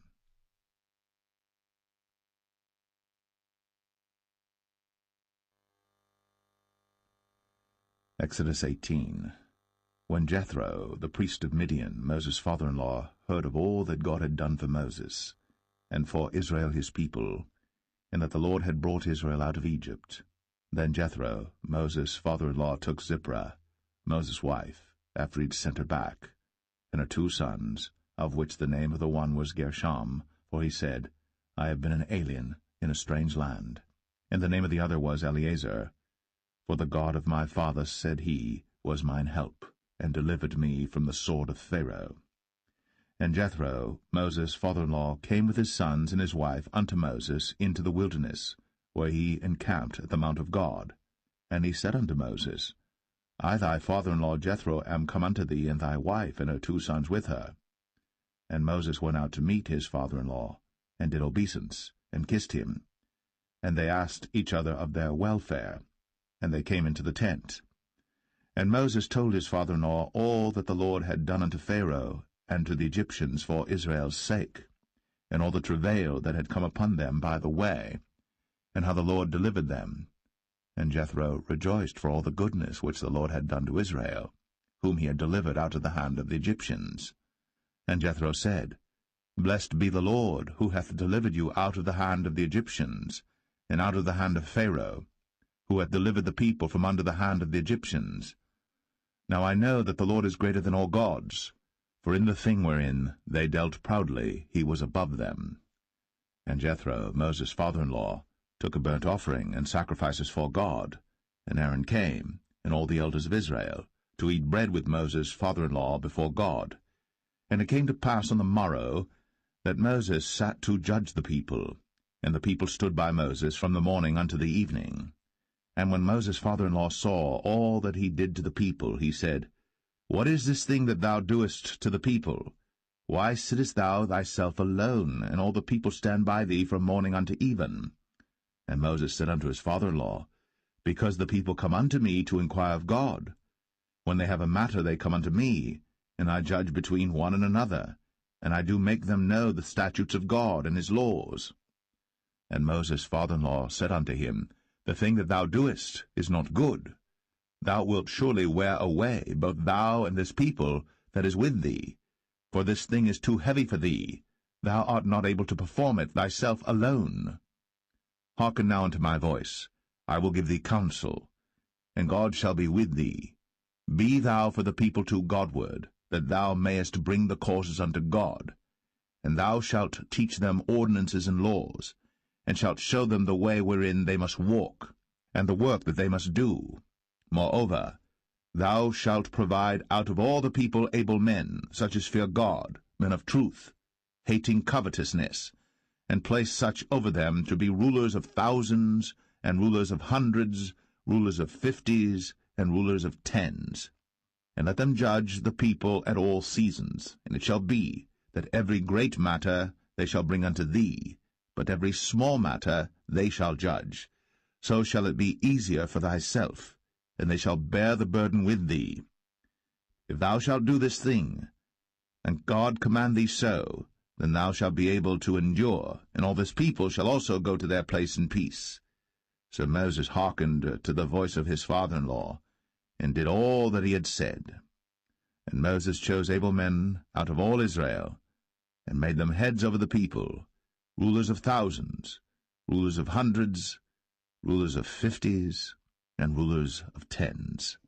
And they judged the people at all seasons. The hard causes they brought unto Moses, but every small matter they judged themselves. And Moses let his father-in-law depart, and he went his way into his own land.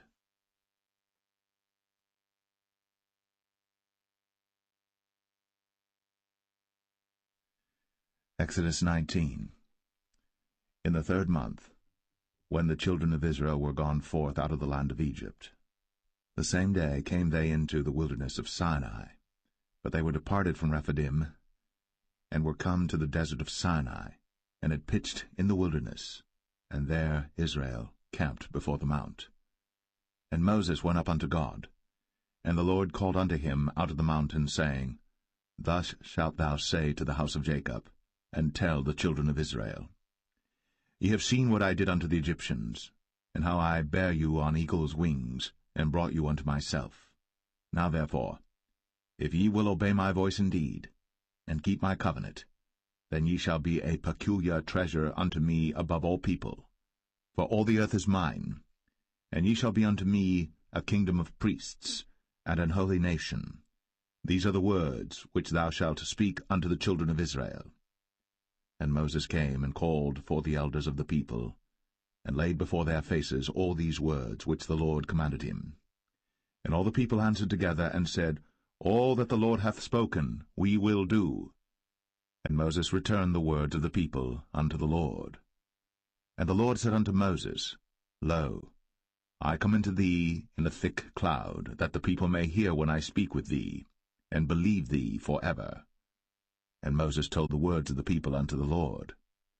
And the Lord said unto Moses, Go unto the people, and sanctify them today and tomorrow, and let them wash their clothes, and be ready against the third day. For the third day the Lord will come down in the sight of all the people upon Mount Sinai. And thou shalt set bounds unto the people round about, saying, Take heed to yourselves, that ye go not up into the mount, or touch the border of it. Whosoever toucheth the mount shall be surely put to death. There shall not an hand touch it, but he shall surely be stoned, or shot through, whether it be beast or man, it shall not live. When the trumpet soundeth long, they shall come up to the mount. And Moses went down from the mount unto the people, and sanctified the people, and they washed their clothes. And he said unto the people, Be ready against the third day, come not at your wives.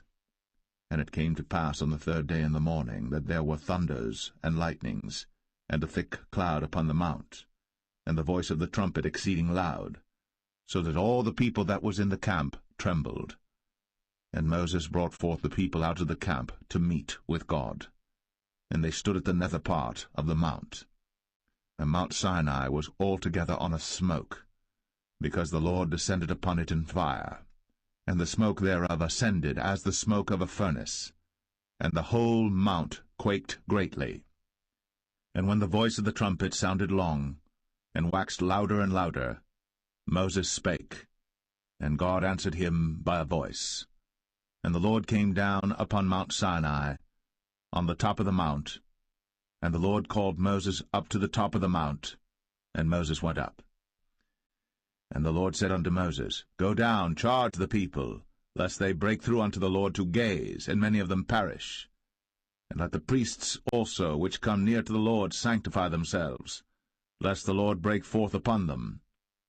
And Moses said unto the Lord, The people cannot come up to Mount Sinai, for thou chargest us, saying, Set bounds about the mount, and sanctify it. And the Lord said unto him, Away, get thee down, and thou shalt come up, thou and Aaron with thee. But let not the priests and the people break through to come up unto the Lord, lest he break forth upon them. So Moses went down unto the people, and spake unto them.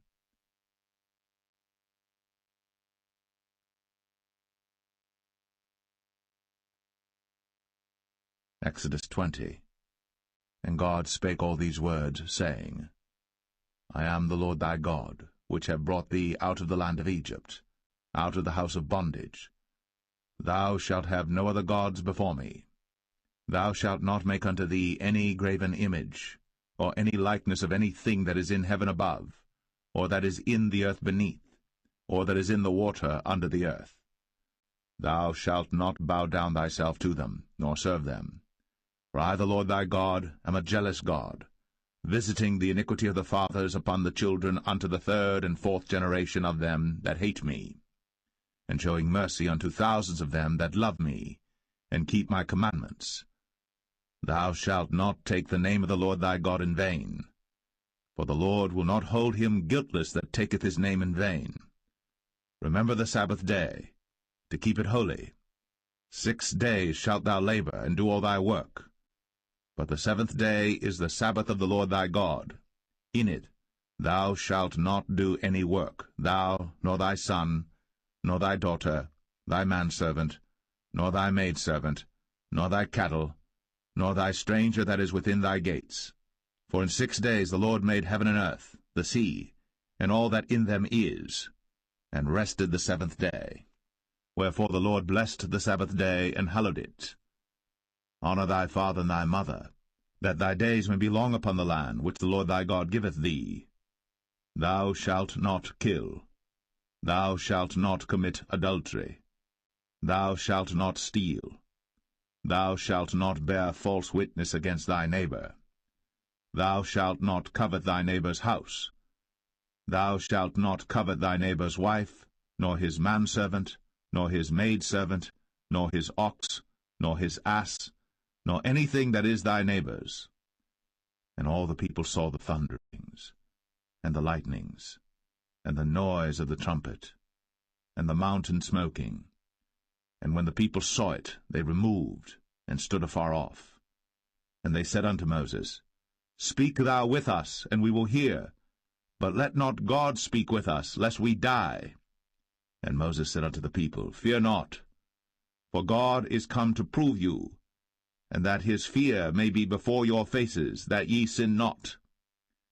And the people stood afar off. And Moses drew near unto the thick darkness where God was. And the Lord said unto Moses, Thus thou shalt say unto the children of Israel, Ye have seen that I have talked with you from heaven. Ye shall not make with me gods of silver, neither shall ye make unto you gods of gold. An altar of earth thou shalt make unto me, and shalt sacrifice thereon thy burnt offerings, and thy peace offerings, thy sheep and thine oxen. In all places where I record my name I will come unto thee, and I will bless thee. And if thou wilt make me an altar of stone, thou shalt not build it of hewn stone, for if thou lift up thy tool upon it, thou hast polluted it. Neither shalt thou go up by steps unto mine altar, that thy nakedness be not discovered thereon.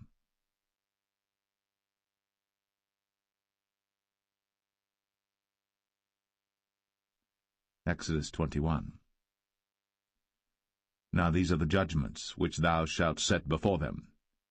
If thou buy an Hebrew servant, 6 years he shall serve, and in the 7th he shall go out free for nothing. If he came in by himself, he shall go out by himself. If he were married, then his wife shall go out with him. If his master have given him a wife, and she have borne him sons or daughters, the wife and her children shall be her master's, and he shall go out by himself. And if the servant shall plainly say, I love my master, my wife, and my children, I will not go out free, then his master shall bring him unto the judges.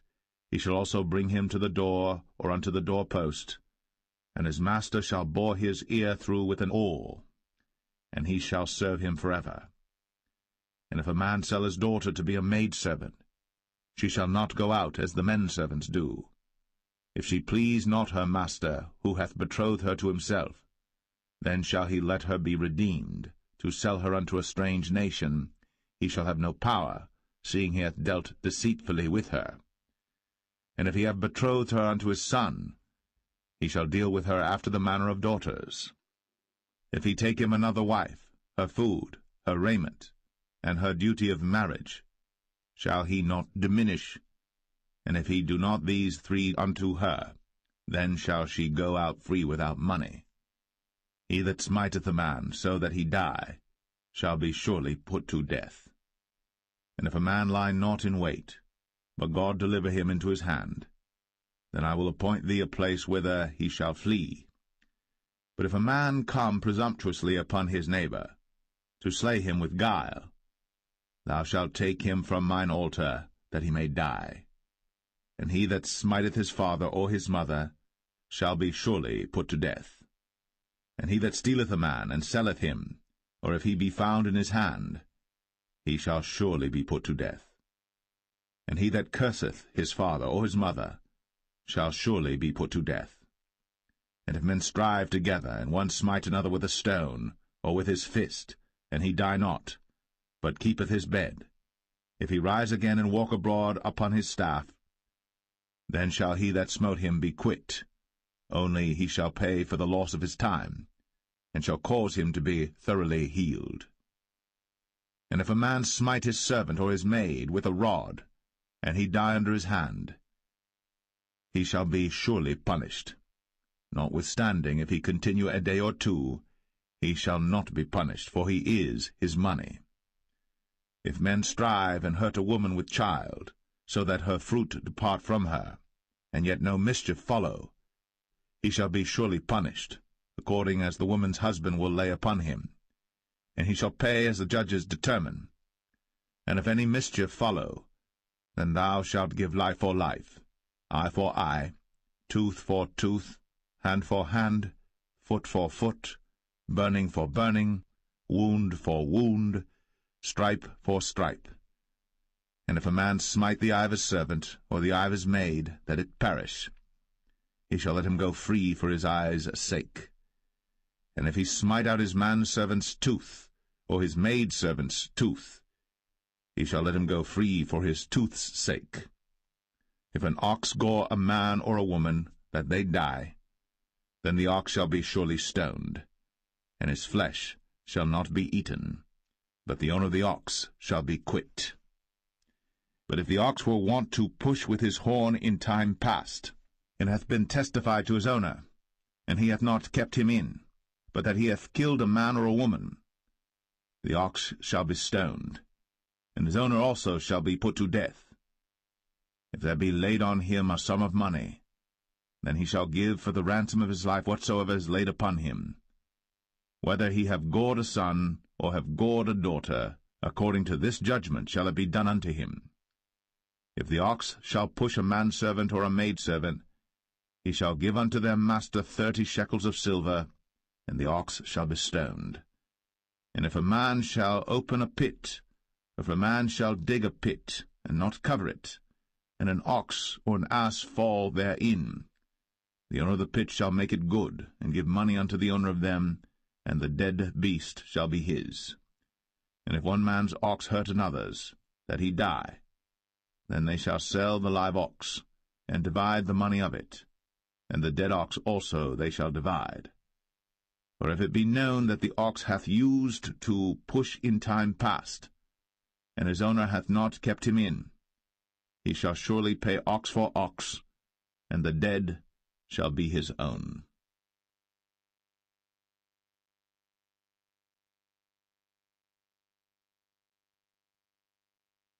Exodus 22.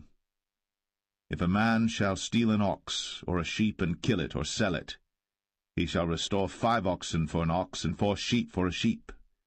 If a thief be found breaking up, and be smitten that he die, there shall no blood be shed for him. If the sun be risen upon him, there shall be blood shed for him, for he should make full restitution. If he have nothing, then he shall be sold for his theft.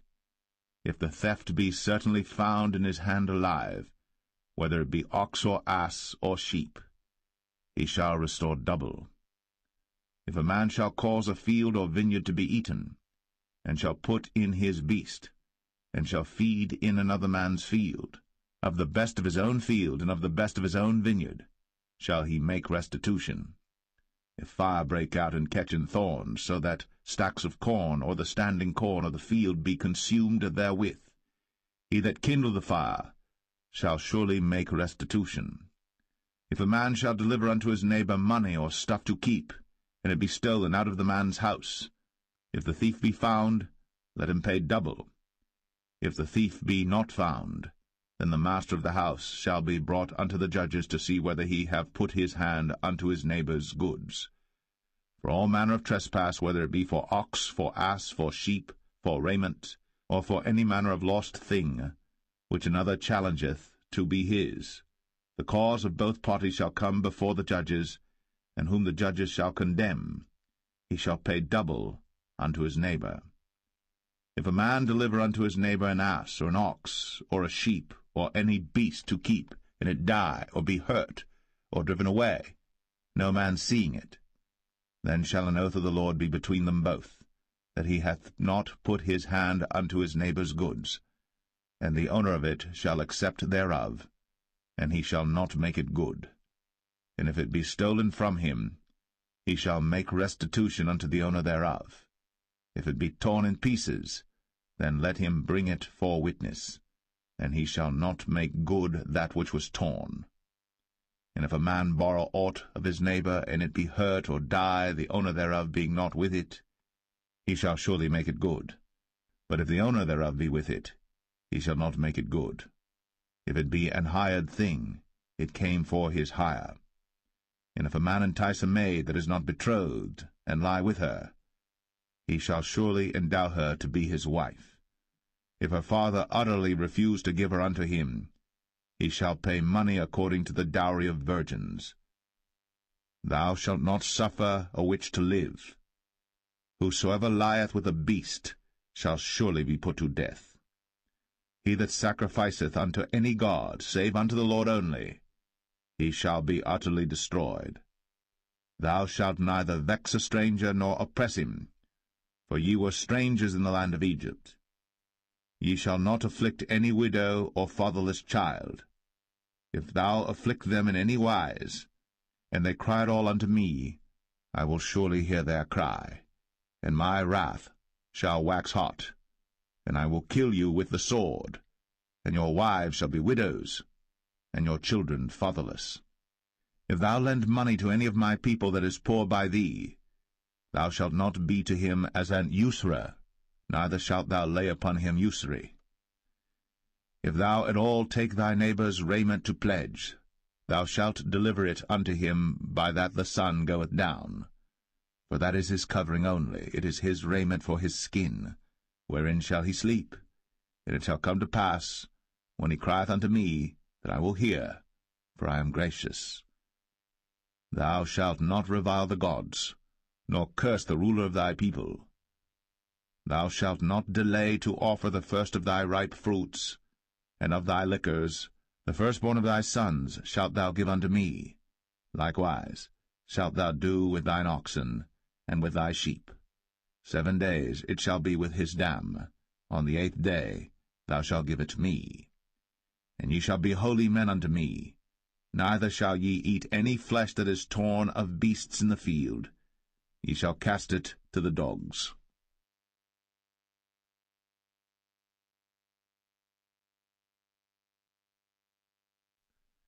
Exodus 23. Thou shalt not raise a false report. Put not thine hand with the wicked to be an unrighteous witness. Thou shalt not follow a multitude to do evil. Neither shalt thou speak in a cause to decline after many to wrest judgment. Neither shalt thou countenance a poor man in his cause. If thou meet thine enemy's ox or his ass going astray, thou shalt surely bring it back to him again. If thou see the ass of him that hateth thee lying under his burden, and wouldest forbear to help him, thou shalt surely help with him. Thou shalt not wrest the judgment of thy poor in his cause. Keep thee far from a false matter, and the innocent and righteous slay thou not, for I will not justify the wicked. And thou shalt take no gift, for the gift blindeth the wise, and perverteth the words of the righteous. Also, thou shalt not oppress a stranger. For ye know the heart of a stranger, seeing ye were strangers in the land of Egypt. And 6 years thou shalt sow thy land, and shalt gather in the fruits thereof. But the 7th year thou shalt let it rest and lie still, that the poor of thy people may eat, and what they leave the beasts of the field shall eat. In like manner thou shalt deal with thy vineyard, and with thy oliveyard. 6 days thou shalt do thy work, and on the 7th day thou shalt rest, that thine ox and thine ass may rest, and the son of thy handmaid, and the stranger may be refreshed. And in all things that I have said unto you be circumspect, and make no mention of the name of other gods, neither let it be heard out of thy mouth. 3 times thou shalt keep a feast unto me in the year. Thou shalt keep the feast of unleavened bread. Thou shalt eat unleavened bread 7 days, as I commanded thee, in the time appointed of the month Abib. For in it thou camest out from Egypt, and none shall appear before me empty. And the feast of harvest, the firstfruits of thy labours, which thou hast sown in the field, and the feast of ingathering, which is in the end of the year, when thou hast gathered in thy labours out of the field. 3 times in the year all thy males shall appear before the Lord God. Thou shalt not offer the blood of my sacrifice with leavened bread, neither shall the fat of my sacrifice remain until the morning. The first of the firstfruits of thy land thou shalt bring into the house of the Lord thy God. thou shalt not see the kid in his mother's milk. Behold, I send an angel before thee, to keep thee in the way, and to bring thee into the place which I have prepared. Beware of him, and obey his voice. Provoke him not, for he will not pardon your transgressions, for my name is in him. But if thou shalt indeed obey his voice, and do all that I speak, then I will be an enemy unto thine enemies, and an adversary unto thine adversaries. For mine angel shall go before thee, and bring thee in unto the Amorites, and the Hittites, and the Perizzites, and the Canaanites, the Hivites, and the Jebusites, and I will cut them off. Thou shalt not bow down to their gods, nor serve them, nor do after their works, but thou shalt utterly overthrow them, and quite break down their images. And ye shall serve the Lord your God, and he shall bless thy bread and thy water, and I will take sickness away from the midst of thee. There shall nothing cast their young, nor be barren in thy land. The number of thy days I will fulfill. I will send my fear before thee, and will destroy all the people to whom thou shalt come, and I will make all thine enemies turn their backs unto thee, and I will send hornets before thee, which shall drive out the Hivite, the Canaanite, and the Hittite from before thee. I will not drive them out from before thee in 1 year, lest the land become desolate, and the beasts of the field multiply against thee. By little and little I will drive them out from before thee, until thou be increased and inherit the land. And I will set thy bounds from the Red Sea even unto the sea of the Philistines, and from the desert unto the river. For I will deliver the inhabitants of the land into your hand, and thou shalt drive them out before thee. Thou shalt make no covenant with them, nor with their gods. They shall not dwell in thy land, lest they make thee sin against me. For if thou serve their gods, it will surely be a snare unto thee.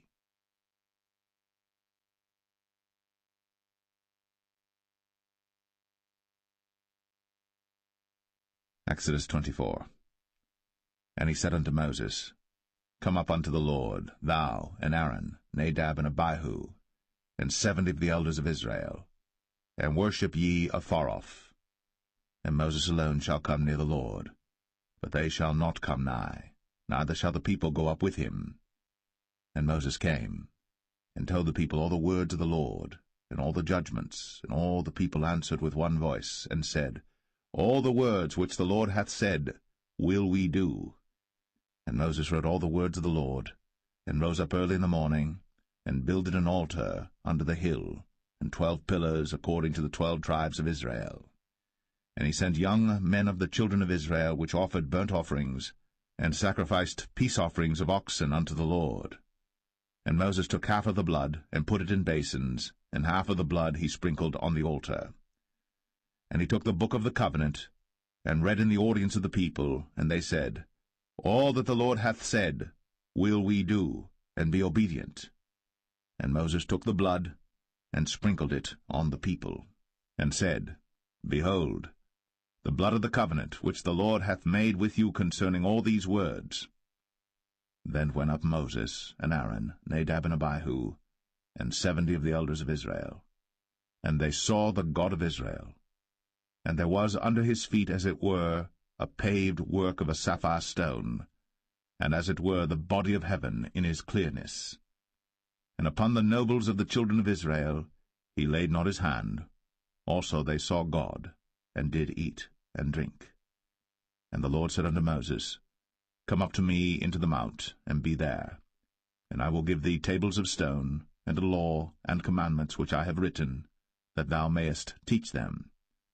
And Moses rose up, and his minister Joshua, and Moses went up into the mount of God. And he said unto the elders, Tarry ye here for us, until we come again unto you. And behold, Aaron and Hur are with you. If any man have any matters to do, let him come unto them. And Moses went up into the mount, and a cloud covered the mount. And the glory of the Lord abode upon Mount Sinai, and the cloud covered it 6 days. And the 7th day he called unto Moses out of the midst of the cloud. And the sight of the glory of the Lord was like devouring fire on the top of the mount in the eyes of the children of Israel. And Moses went into the midst of the cloud, and gat him up into the mount. And Moses was in the mount 40 days and 40 nights.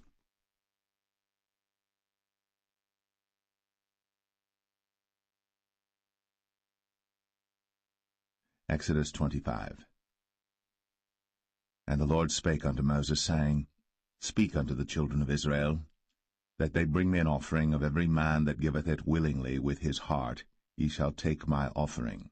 And this is the offering which ye shall take of them, gold, and silver, and brass, and blue, and purple, and scarlet, and fine linen, and goat's hair, and rams' skins dyed red, and badgers' skins, and shittim wood, oil for the light, spices for anointing oil, and for sweet incense, onyx stones, and stones to be set in the ephod, and in the breastplate. And let them make me a sanctuary, that I may dwell among them, according to all that I show thee, after the pattern of the tabernacle, and the pattern of all the instruments thereof, even so shall ye make it. And they shall make an ark of shittim wood. 2 cubits and a half shall be the length thereof, and 1 cubit and a half the breadth thereof, and 1 cubit and a half the height thereof. And thou shalt overlay it with pure gold, within and without shalt thou overlay it, and shalt make upon it a crown of gold round about. And thou shalt cast 4 rings of gold for it, and put them in the 4 corners thereof, and 2 rings shall be in the one side of it, and 2 rings in the other side of it. And thou shalt make staves of shittim wood, and overlay them with gold.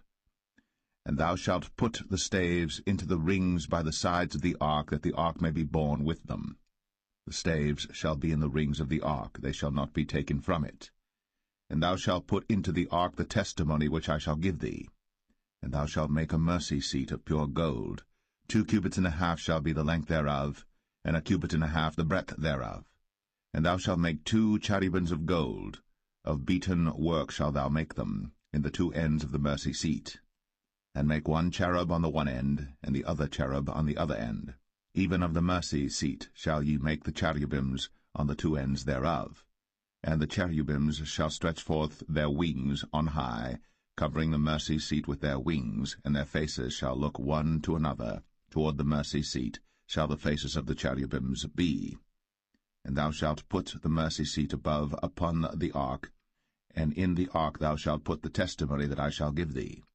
And there I will meet with thee, and I will commune with thee from above the mercy seat, from between the 2 cherubims which are upon the ark of the testimony, of all things which I will give thee in commandment unto the children of Israel. Thou shalt also make a table of shittim wood. 2 cubits shall be the length thereof, and 1 cubit the breadth thereof, and 1 cubit and a half the height thereof. And thou shalt overlay it with pure gold, and make thereto a crown of gold round about. And thou shalt make unto it a border of an handbreadth round about, and thou shalt make a golden crown to the border thereof round about. And thou shalt make for it 4 rings of gold, and put the rings in the 4 corners that are on the 4 feet thereof. Over against the border shall the rings be for places of the staves to bear the table. And thou shalt make the staves of shittim wood, and overlay them with gold, that the table may be borne with them. And thou shalt make the dishes thereof, and spoons thereof, and covers thereof, and bowls thereof, to cover withal. Of pure gold shalt thou make them. And thou shalt set upon the table showbread before me always.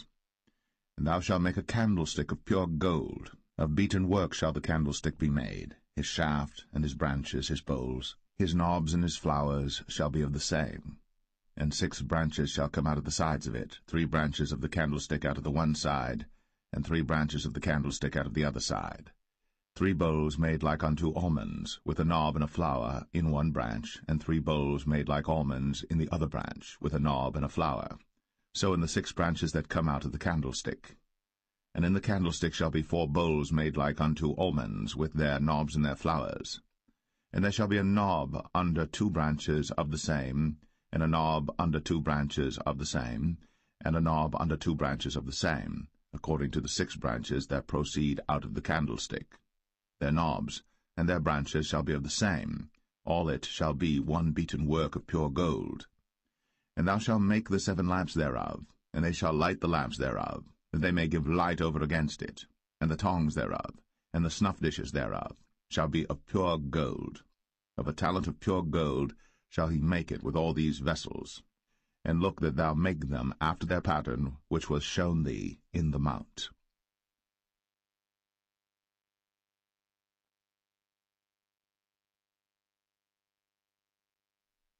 Exodus 26.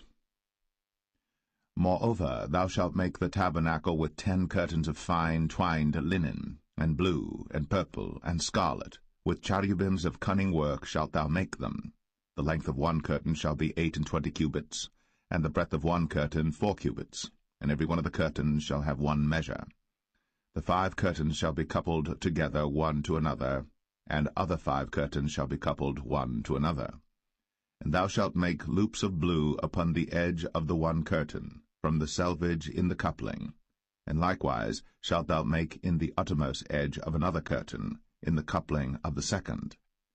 50 loops shalt thou make in the one curtain, and 50 loops shalt thou make in the edge of the curtain that is in the coupling of the second, that the loops may take hold one of another. And thou shalt make 50 taches of gold, and couple the curtains together with the taches, and it shall be one tabernacle. And thou shalt make curtains of goat's hair to be a covering upon the tabernacle. 11 curtains shalt thou make. The length of one curtain shall be 30 cubits, and the breadth of one curtain 4 cubits, and the 11 curtains shall be all of one measure.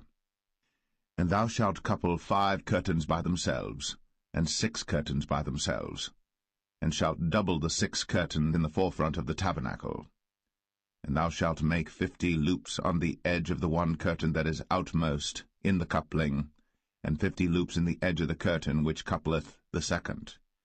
And thou shalt make 50 taches of brass, and put the taches into the loops, and couple the tent together, that it may be one. And the remnant that remaineth of the curtains of the tent, the half curtain that remaineth, shall hang over the backside of the tabernacle, and a cubit on the one side, and a cubit on the other side of that which remaineth in the length of the curtains of the tent. It shall hang over the sides of the tabernacle on this side, and on that side to cover it. And thou shalt make a covering for the tent of rams' skins dyed red, and a covering above of badgers' skins. And thou shalt make boards for the tabernacle of shittim wood standing up. 10 cubits shall be the length of a board, and 1.5 cubits shall be the breadth of one board. 2 tenons shall there be in one board, set in order, one against another. Thus shalt thou make for all the boards of the tabernacle. And thou shalt make the boards for the tabernacle 20 boards on the south side southward.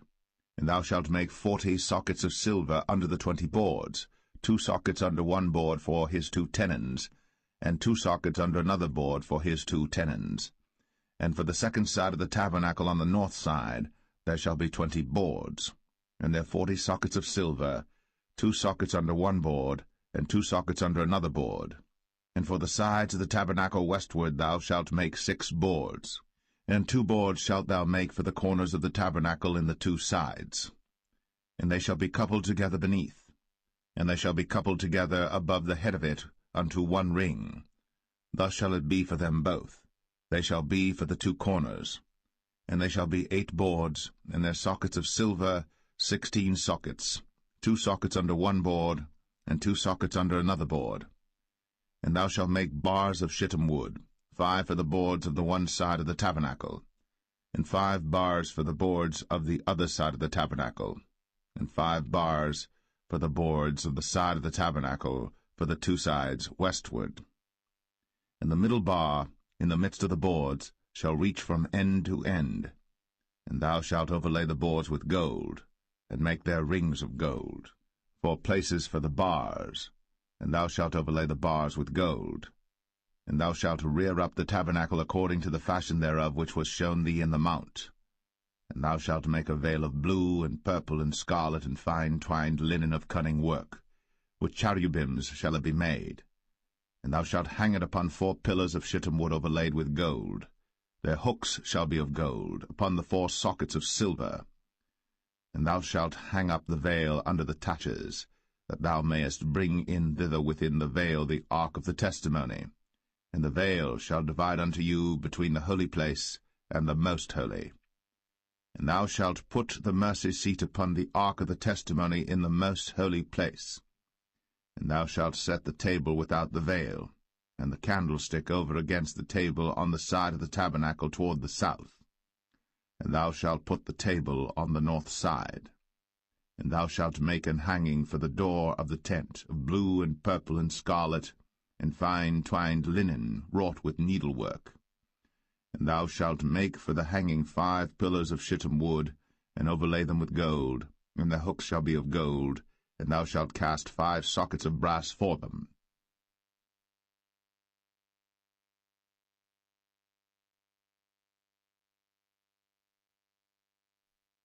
Exodus 27. And thou shalt make an altar of shittim wood, 5 cubits long and 5 cubits broad. The altar shall be 4 square, and the height thereof shall be 3 cubits. And thou shalt make the horns of it upon the 4 corners thereof. His horns shall be of the same, and thou shalt overlay it with brass.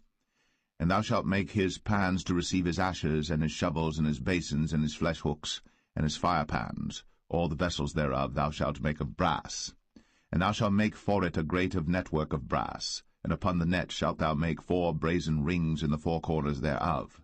And thou shalt put it under the compass of the altar beneath, that the net may be even to the midst of the altar. And thou shalt make staves for the altar, staves of shittim wood, and overlay them with brass. And the staves shall be put into the rings, and the staves shall be upon the 2 sides of the altar to bear it. Hollow with boards shalt thou make it, as it was shown thee in the mount, so shall they make it.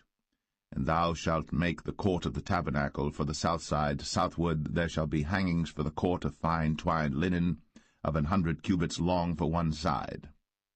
And the 20 pillars thereof, and their 20 sockets shall be of brass. The hooks of the pillars, and their fillets, shall be of silver. And likewise for the north side in length there shall be hangings of 100 cubits long, and his 20 pillars, and their 20 sockets of brass, the hooks of the pillars, and their fillets of silver. And for the breadth of the court on the west side shall be hangings of 50 cubits, their pillars 10, and their sockets 10. And the breadth of the court on the east side eastward shall be 50 cubits. The hangings of one side of the gate shall be 15 cubits, their pillars 3, and their sockets 3. And on the other side shall be hangings 15 cubits, their pillars 3, and their sockets 3. And for the gate of the court shall be an hanging of 20 cubits of blue, and purple, and scarlet, and fine twined linen, wrought with needlework, and their pillars shall be 4, and their sockets 4. All the pillars round about the court shall be filleted with silver. Their hooks shall be of silver, and their sockets of brass.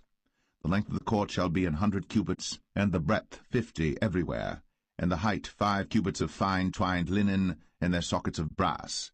All the vessels of the tabernacle, and all the service thereof, and all the pins thereof, and all the pins of the court shall be of brass. And thou shalt command the children of Israel that they bring thee pure oil, olive beaten for the light, to cause the lamp to burn always. In the tabernacle of the congregation without the veil, which is before the testimony, Aaron and his sons shall order it from evening to morning before the Lord. It shall be a statute forever, unto their generations, on the behalf of the children of Israel.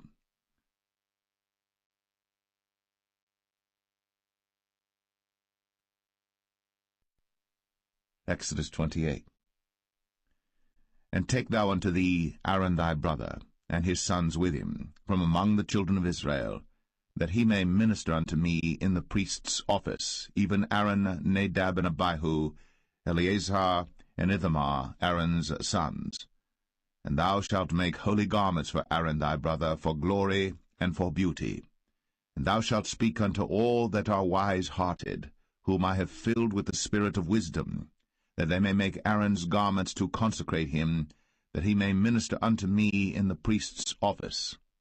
And these are the garments which they shall make, a breastplate, and an ephod, and a robe, and a broidered coat, a mitre, and a girdle. And they shall make holy garments for Aaron thy brother, and his sons, that he may minister unto me in the priest's office. And they shall take gold, and blue, and purple, and scarlet, and fine linen. And they shall make the ephod of gold, of blue, and of purple, of scarlet, and fine twined linen with cunning work. It shall have the 2 shoulder pieces thereof joined at the 2 edges thereof, and so it shall be joined together.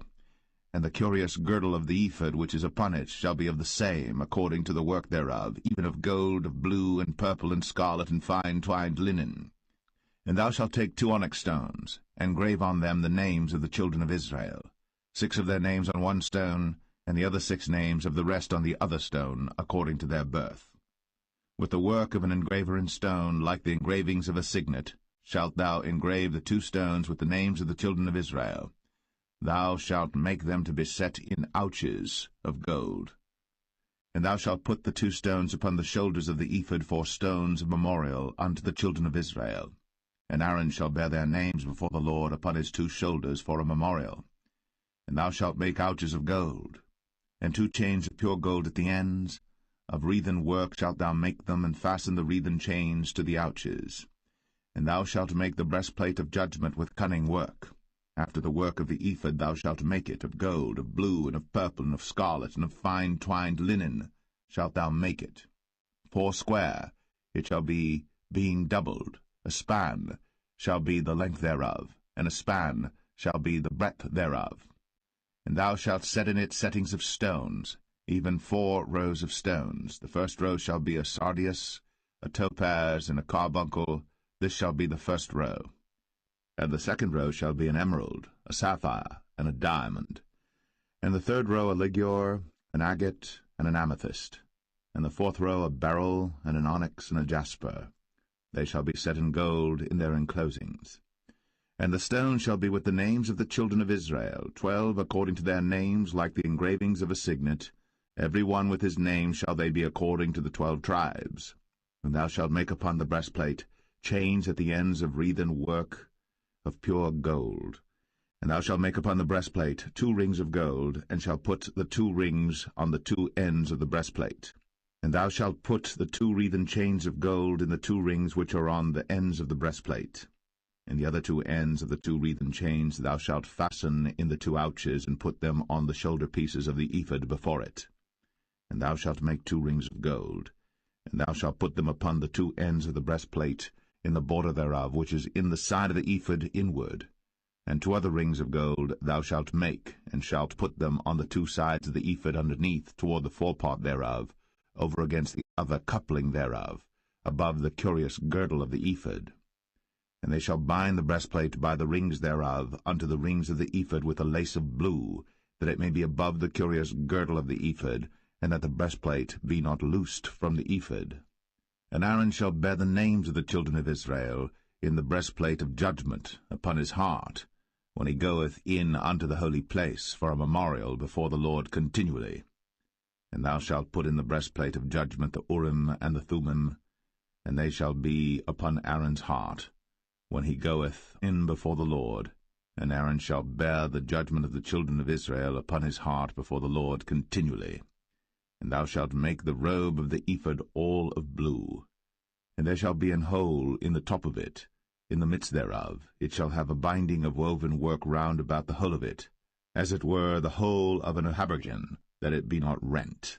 And beneath upon the hem of it thou shalt make pomegranates of blue, and of purple, and of scarlet round about the hem thereof, and bells of gold between them round about.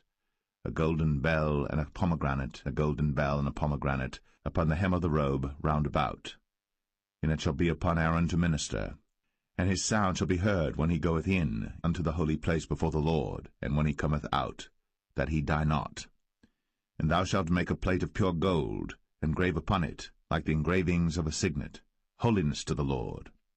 And thou shalt put it on a blue lace, that it may be upon the mitre, upon the forefront of the mitre it shall be.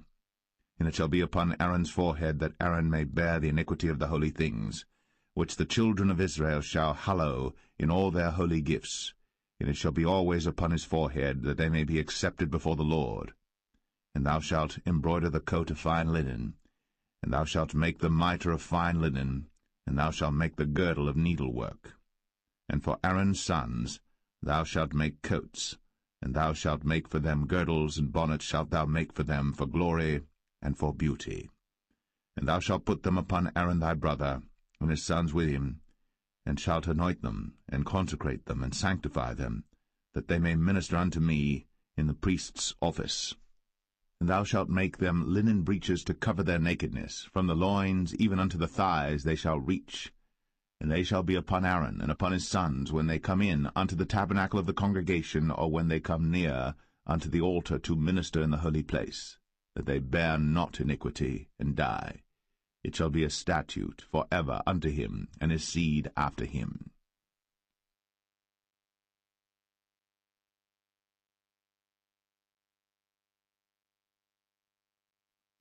Exodus 29. And this is the thing that thou shalt do unto them to hallow them, to minister unto me in the priest's office. Take 1 young bullock, and 2 rams without blemish, and unleavened bread and cakes unleavened tempered with oil, and wafers unleavened anointed with oil, of wheaten flour shalt thou make them. And thou shalt put them into 1 basket, and bring them in the basket, with the bullock and the 2 rams. And Aaron and his sons thou shalt bring unto the door of the tabernacle of the congregation, and shalt wash them with water. And thou shalt take the garments, and put upon Aaron the coat, and the robe of the ephod, and the ephod, and the breastplate, and gird him with the curious girdle of the ephod. And thou shalt put the mitre upon his head, and put the holy crown upon the mitre. Then shalt thou take the anointing oil, and pour it upon his head, and anoint him. And thou shalt bring his sons, and put coats upon them. And thou shalt gird them with girdles, Aaron and his sons, and put the bonnets on them, and the priest's office shall be theirs for a perpetual statute. And thou shalt consecrate Aaron and his sons. And thou shalt cause a bullock to be brought before the tabernacle of the congregation, and Aaron and his sons shall put their hands upon the head of the bullock. And thou shalt kill the bullock before the Lord, by the door of the tabernacle of the congregation.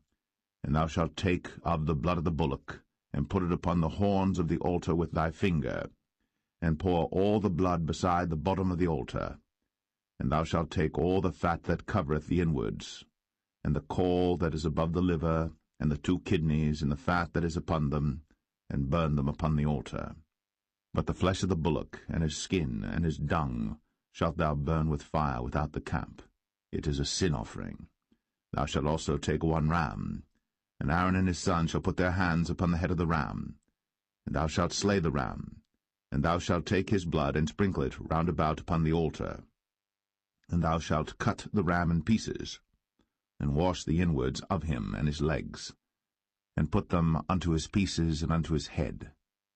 And thou shalt burn the whole ram upon the altar. It is a burnt offering unto the Lord. It is a sweet savour, an offering made by fire unto the Lord. And thou shalt take the other ram, and Aaron and his sons shall put their hands upon the head of the ram.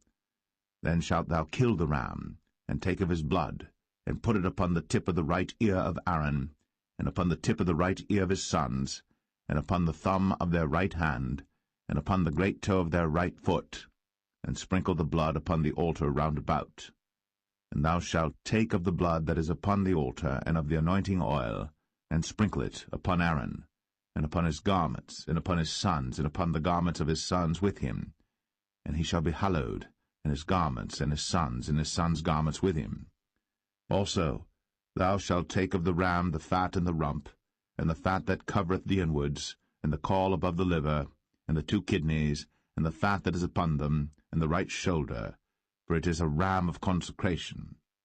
And 1 loaf of bread, and 1 cake of oiled bread, and 1 wafer out of the basket of the unleavened bread that is before the Lord. And thou shalt put all in the hands of Aaron, and in the hands of his sons, and shalt wave them for a wave offering before the Lord. And thou shalt receive them of their hands, and burn them upon the altar for a burnt offering, for a sweet savour before the Lord. It is an offering made by fire unto the Lord. And thou shalt take the breast of the ram of Aaron's consecration, and wave it for a wave offering before the Lord, and it shall be thy part. And thou shalt sanctify the breast of the wave offering, and the shoulder of the heave offering, which is waved, and which is heaved up, of the ram of the consecration, even of that which is for Aaron, and of that which is for his sons. And it shall be Aaron's and his sons by a statute for ever from the children of Israel. For it is an heave offering, And it shall be an heave offering from the children of Israel of the sacrifice of their peace offerings, even their heave offering unto the Lord. And the holy garments of Aaron shall be his sons after him, to be anointed therein, and to be consecrated in them. And that son that is priest in his stead shall put them on 7 days, when he cometh into the tabernacle of the congregation to minister in the holy place. And thou shalt take the ram of the consecration, and seethe his flesh in the holy place. And Aaron and his sons shall eat the flesh of the ram, and the bread that is in the basket by the door of the tabernacle of the congregation. And they shall eat those things wherewith the atonement was made, to consecrate and to sanctify them. But a stranger shall not eat thereof, because they are holy. And if aught of the flesh of the consecrations, or of the bread, remain unto the morning, then thou shalt burn the remainder with fire. It shall not be eaten, because it is holy. And thus shalt thou do unto Aaron and to his sons, according to all things which I have commanded thee. 7 days shalt thou consecrate them. And thou shalt offer every day a bullock for a sin offering, for atonement, and thou shalt cleanse the altar, when thou hast made an atonement for it, and thou shalt anoint it, to sanctify it. 7 days thou shalt make an atonement for the altar, and sanctify it. And it shall be an altar most holy. Whatsoever toucheth the altar shall be holy. Now this is that which thou shalt offer upon the altar: 2 lambs of the first year, day by day, continually. The one lamb thou shalt offer in the morning, and the other lamb thou shalt offer at even. And with the one lamb 1/10 deal of flour mingled with the 4th part of an hin of beaten oil, and the 4th part of an hin of wine for a drink offering. And the other lamb thou shalt offer at even, and shalt do thereto according to the meat offering of the morning, and according to the drink offering thereof, for a sweet savour, an offering made by fire unto the Lord. This shall be a continual burnt offering throughout your generations at the door of the tabernacle of the congregation before the Lord, where I will meet you, to speak there unto thee. And there I will meet with the children of Israel, and the tabernacle shall be sanctified by my glory. And I will sanctify the tabernacle of the congregation and the altar. I will sanctify also both Aaron and his sons to minister to me in the priest's office. And I will dwell among the children of Israel, and will be their God. And they shall know that I am the Lord their God, that brought them forth out of the land of Egypt, that I may dwell among them. I am the Lord their God.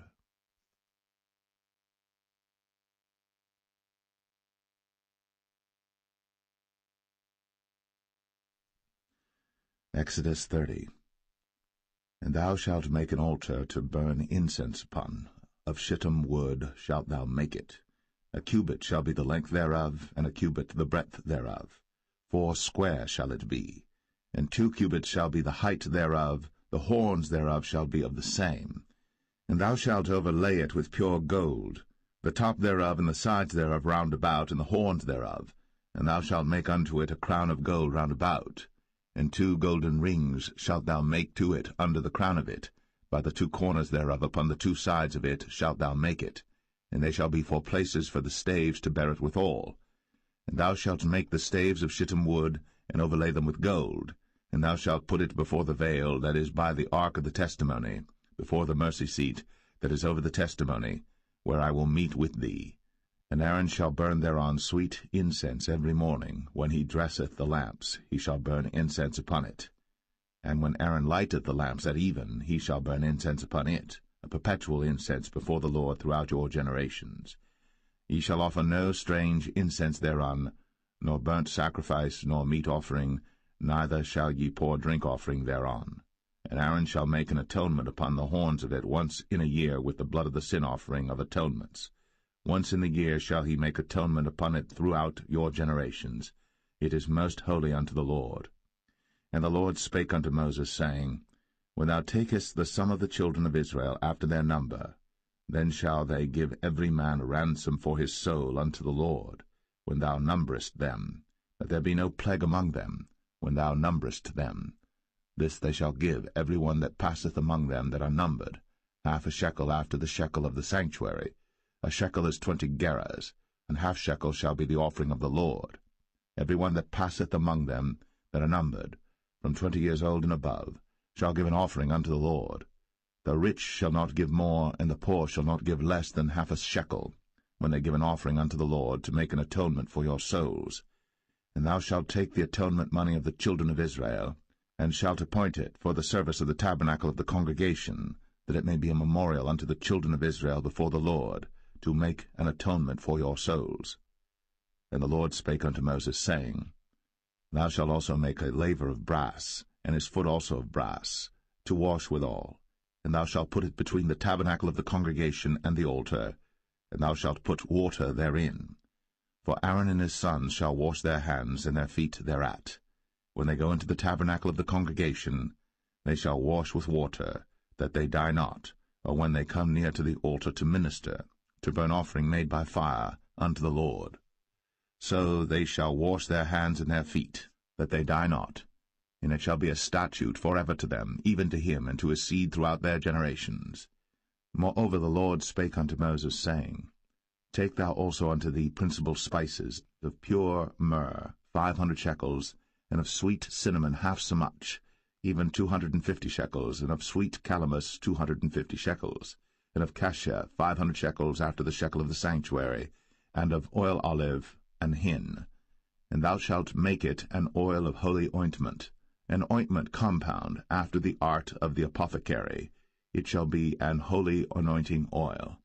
And thou shalt anoint the tabernacle of the congregation therewith, and the ark of the testimony, and the table and all his vessels, and the candlestick and his vessels, and the altar of incense, and the altar of burnt offering with all his vessels, and the laver and his foot. And thou shalt sanctify them, that they may be most holy.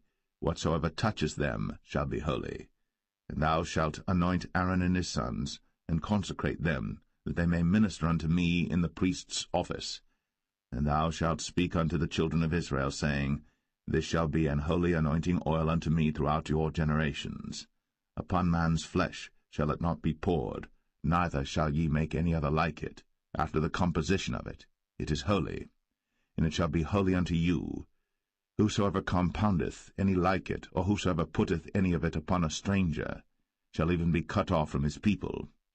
And the Lord said unto Moses, Take unto thee sweet spices, stacte, and onycha, and galbanum, these sweet spices with pure frankincense, of each shall there be a like weight. And thou shalt make it a perfume, a confection after the art of the apothecary, tempered together, pure and holy.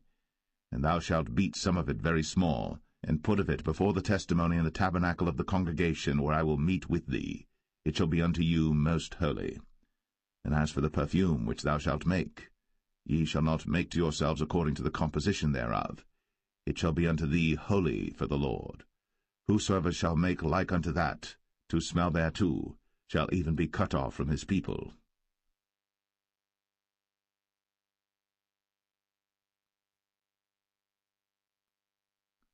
Exodus 31. And the Lord spake unto Moses, saying, See, I have called by name Bezalel the son of Uri, the son of Hur, of the tribe of Judah, and I have filled him with the Spirit of God, in wisdom, and in understanding, and in knowledge, and in all manner of workmanship, to devise cunning works, to work in gold, and in silver, and in brass, and in cutting of stones, to set them, and in carving of timber, to work in all manner of workmanship.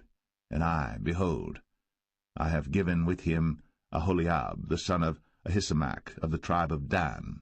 And in the hearts of all that are wise-hearted I have put wisdom, that they may make all that I have commanded thee: the tabernacle of the congregation, and the ark of the testimony, and the mercy seat that is thereupon, and all the furniture of the tabernacle, and the table, and his furniture, and the pure candlestick with all his furniture, and the altar of incense, and the altar of burnt offering with all his furniture, and the laver and his foot, and the cloths of service, and the holy garments for Aaron the priest, and the garments of his sons to minister in the priest's office, and the anointing oil, and sweet incense for the holy place, according to all that I have commanded thee shall they do.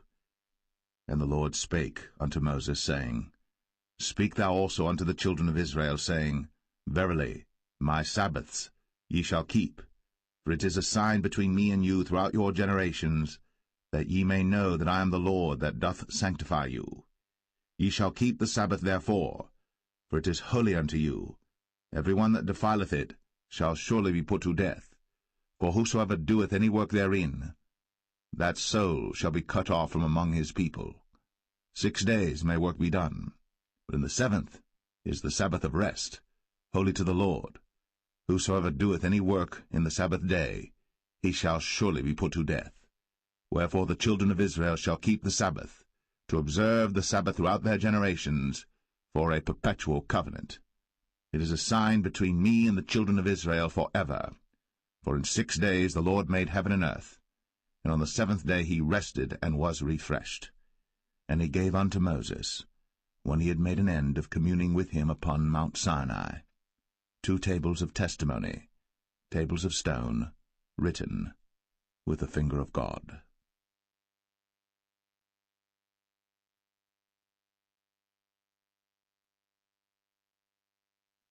Exodus 32.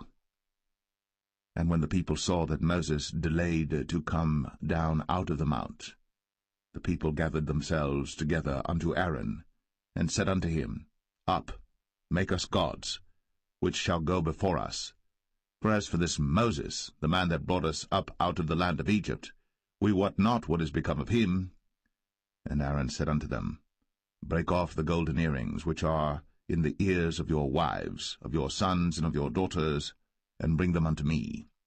And all the people brake off the golden earrings which were in their ears, and brought them unto Aaron. And he received them at their hand, and fashioned it with a graving tool, after he had made it a molten calf. And they said, These be thy gods, O Israel, which brought thee up out of the land of Egypt. And when Aaron saw it, he built an altar before it. And Aaron made proclamation and said, Tomorrow is a feast to the Lord. And they rose up early on the morrow, and offered burnt offerings, and brought peace offerings. And the people sat down to eat and to drink, and rose up to play. And the Lord said unto Moses, Go, get thee down, for thy people, which thou broughtest out of the land of Egypt, have corrupted themselves. They have turned aside quickly out of the way which I commanded them. They have made them a molten calf, and have worshipped it, and have sacrificed thereunto, and said, These be thy gods, O Israel, which have brought thee up out of the land of Egypt. And the Lord said unto Moses, I have seen this people, and behold, it is a stiff-necked people. Now therefore let me alone, that my wrath may wax hot against them, and that I may consume them, and I will make of thee a great nation. And Moses besought the Lord his God, and said, Lord, why doth thy wrath wax hot against thy people, which thou hast brought forth out of the land of Egypt with great power, and with a mighty hand? Wherefore should the Egyptians speak and say, For mischief did he bring them out, to slay them in the mountains, and to consume them from the face of the earth? Turn from thy fierce wrath, and repent of this evil against thy people. Remember Abraham, Isaac, and Israel, thy servants, to whom thou swarest by thine own self, and saidst unto them, I will multiply your seed as the stars of heaven, and all this land that I have spoken of will I give unto your seed, and they shall inherit it forever. And the Lord repented of the evil which he thought to do unto his people. And Moses turned, and went down from the mount, and the 2 tables of the testimony were in his hand. The tables were written on both their sides. On the one side and on the other were they written. And the tables were the work of God, and the writing was the writing of God, graven upon the tables. And when Joshua heard the noise of the people as they shouted, he said unto Moses, There is a noise of war in the camp. And he said, It is not the voice of them that shout for mastery, neither is it the voice of them that cry for being overcome, but the noise of them that sing do I hear. And it came to pass, as soon as he came nigh unto the camp, that he saw the calf and the dancing. And Moses' anger waxed hot, and he cast the tables out of his hands, and brake them beneath the mount. And he took the calf which they had made, and burnt it in the fire, and ground it to powder, and strawed it upon the water, and made the children of Israel drink of it. And Moses said unto Aaron, What did this people unto thee, that thou hast brought so great a sin upon them? And Aaron said, Let not the anger of my Lord wax hot. Thou knowest the people, that they are set on mischief. For they said unto me, Make us gods, which shall go before us. For as for this Moses, the man that brought us up out of the land of Egypt, we wot not what is become of him. And I said unto them, Whosoever hath any gold, let them break it off. So they gave it to me. Then I cast it into the fire, and there came out this calf. And when Moses saw that the people were naked, for Aaron had made them naked unto their shame among their enemies, then Moses stood in the gate of the camp, and said, Who is on the Lord's side? Let him come unto me. And all the sons of Levi gathered themselves together unto him. And he said unto them, Thus saith the Lord God of Israel, Put every man his sword by his side, and go in and out from gate to gate throughout the camp, and slay every man his brother, and every man his companion, and every man his neighbor. And the children of Levi did according to the word of Moses. And there fell of the people that day about 3,000 men. For Moses had said, Consecrate yourselves today to the Lord, even every man upon his son, and upon his brother, that he may bestow upon you a blessing this day. And it came to pass on the morrow, that Moses said unto the people, Ye have sinned a great sin, and now I will go up unto the Lord. Peradventure I shall make an atonement for your sin. And Moses returned unto the Lord, and said, O this people have sinned a great sin, and have made them gods of gold. Yet now, if thou wilt forgive their sin, and if not, blot me, I pray thee, out of thy book, which thou hast written. And the Lord said unto Moses, Whosoever hath sinned against me, him will I blot out of my book. Therefore now go, lead the people unto the place of which I have spoken unto thee. Behold, mine angel shall go before thee. Nevertheless, in the day when I visit, I will visit their sin upon them. And the Lord plagued the people, because they made the calf which Aaron made.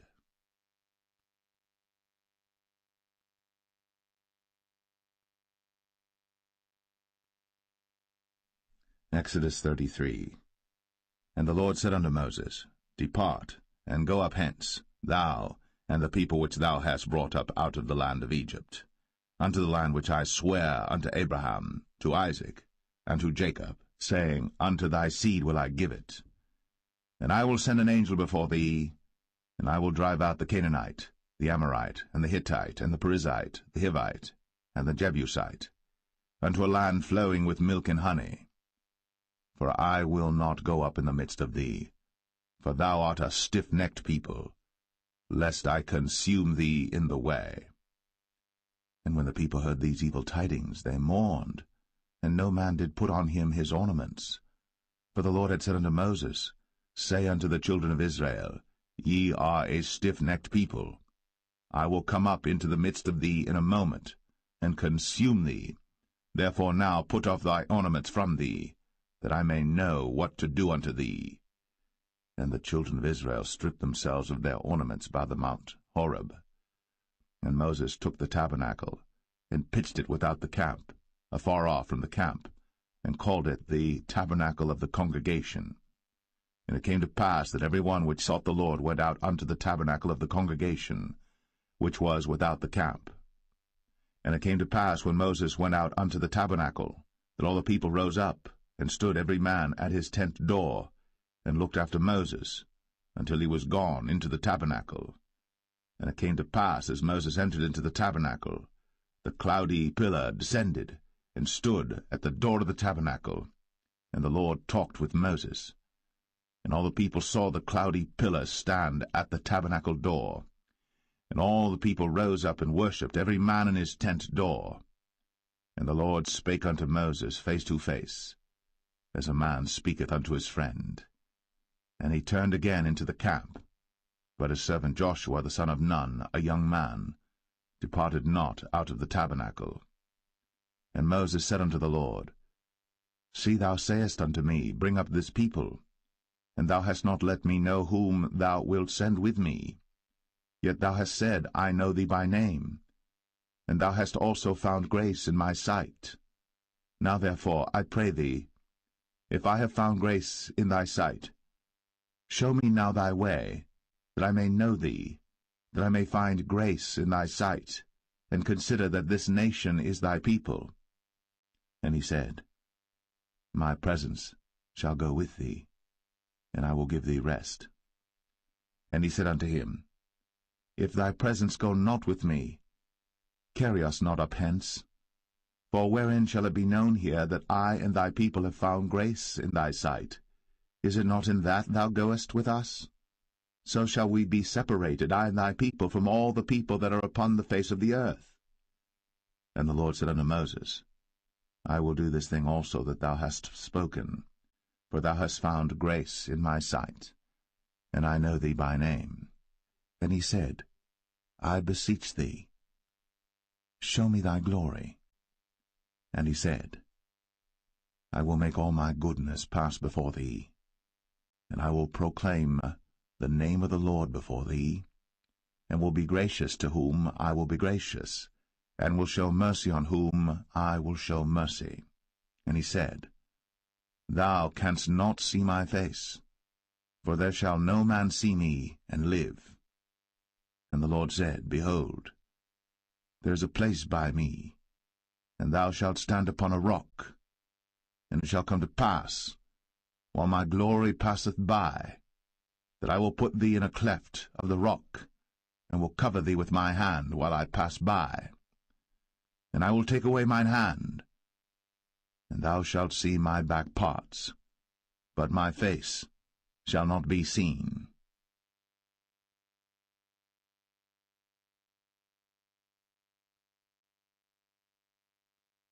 Exodus 34. And the Lord said unto Moses, Hew thee 2 tables of stone like unto the first. And I will write upon these tables the words that were in the first tables which thou breakest. And be ready in the morning, and come up in the morning unto Mount Sinai, and present thyself there to me in the top of the mount. And no man shall come up with thee, neither let any man be seen throughout all the mount, neither let the flocks nor herds feed before that mount. And he hewed 2 tables of stone like unto the first. And Moses rose up early in the morning, and went up unto Mount Sinai, as the Lord had commanded him, and took in his hand the 2 tables of stone. And the Lord descended in the cloud, and stood with him there, and proclaimed the name of the Lord.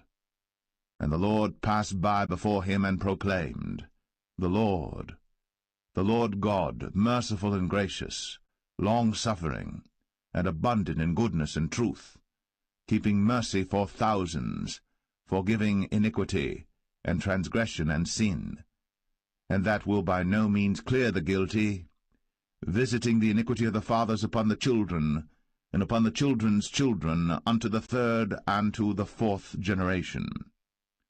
And Moses made haste, and bowed his head toward the earth, and worshipped. And he said, If now I have found grace in thy sight, O Lord, let my Lord, I pray thee, go among us. For it is a stiff-necked people, and pardon our iniquity and our sin, and take us for thine inheritance. And he said, Behold, I make a covenant. Before all thy people I will do marvels, such as have not been done in all the earth, nor in any nation. And all the people among which thou art shall see the work of the Lord, for it is a terrible thing that I will do with thee.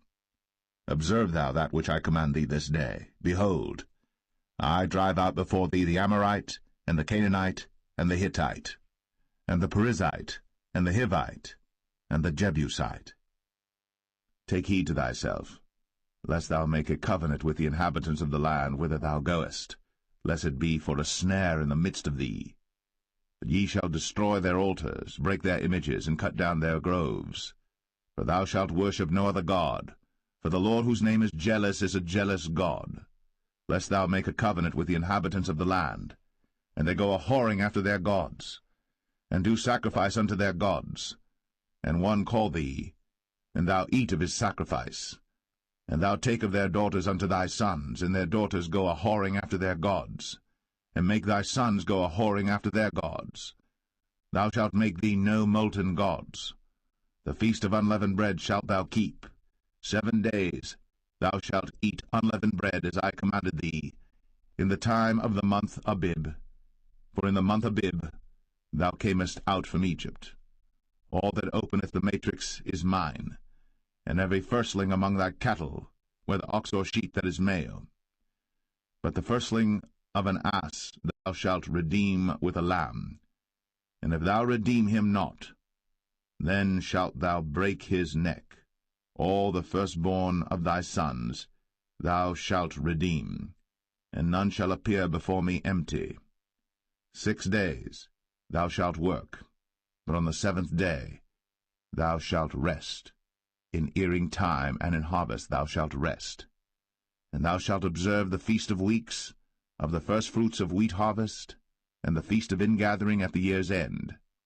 Thrice in the year shall all your men-children appear before the Lord God, the God of Israel. For I will cast out the nations before thee, and enlarge thy borders. Neither shall any man desire thy land, when thou shalt go up to appear before the Lord thy God thrice in the year. Thou shalt not offer the blood of my sacrifice with leaven, neither shall the sacrifice of the feast of the Passover be left unto the morning. The first of the firstfruits of thy land thou shalt bring unto the house of the Lord thy God. Thou shalt not see the kid in his mother's milk. And the Lord said unto Moses, Write thou these words, for after the tenor of these words I have made a covenant with thee and with Israel. And he was there with the Lord 40 days and 40 nights. He did neither eat bread nor drink water. And he wrote upon the tables the words of the covenant, the 10 commandments.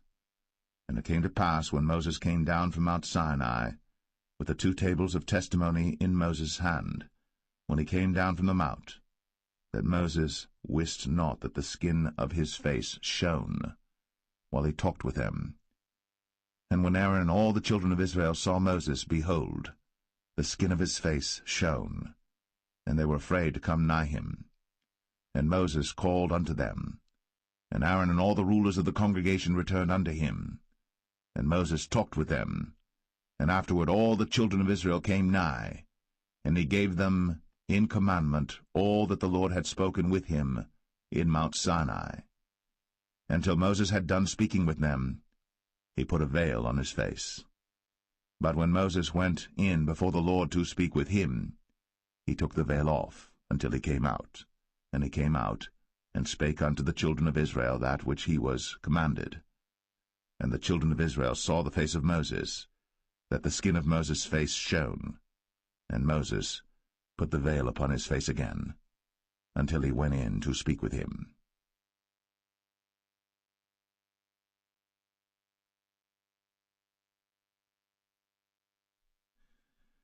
Exodus 35.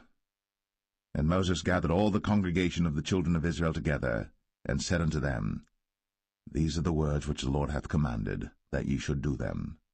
6 days shall work be done, but on the 7th day there shall be to you an holy day, a Sabbath of rest to the Lord. Whosoever doeth work therein shall be put to death. Ye shall kindle no fire throughout your habitations upon the Sabbath day.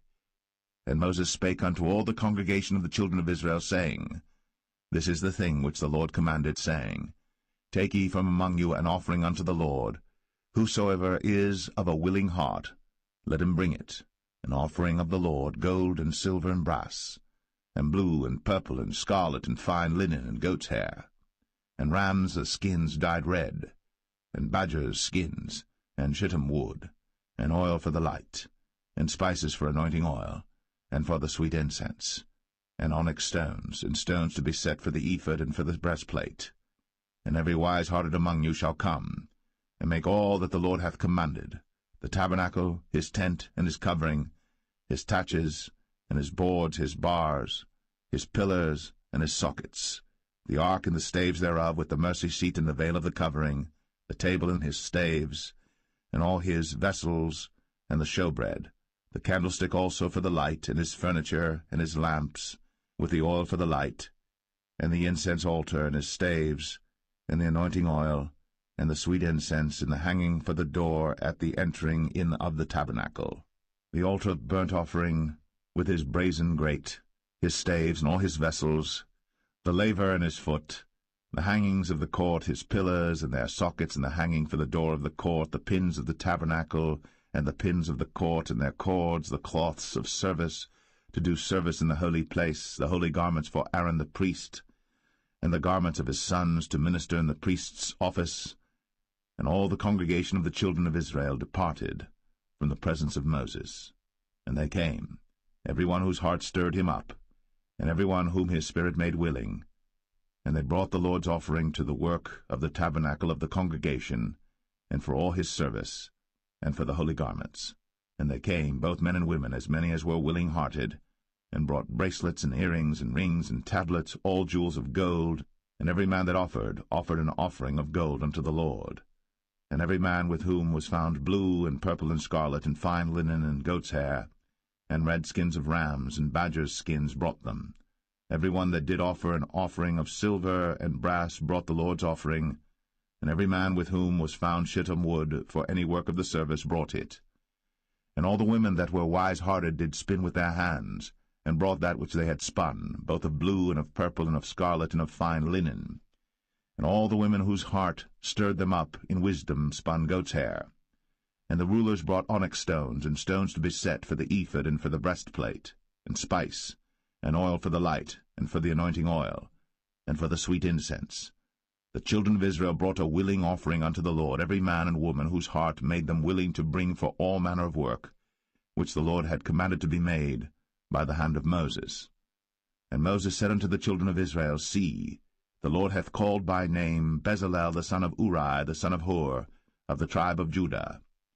And he hath filled him with the Spirit of God, in wisdom, in understanding, and in knowledge, and in all manner of workmanship, and to devise curious works, to work in gold, and in silver, and in brass, and in the cutting of stones, to set them, and in carving of wood, to make any manner of cunning work. And he hath put in his heart that he may teach, both he and Aholiab, the son of Ahisamach, of the tribe of Dan. Them hath he filled with wisdom of heart, to work all manner of work, of the engraver, and of the cunning workman, and of the embroiderer, in blue, and in purple, and scarlet, and in fine linen, and of the weaver, even of them that do any work, and of those that devise cunning work.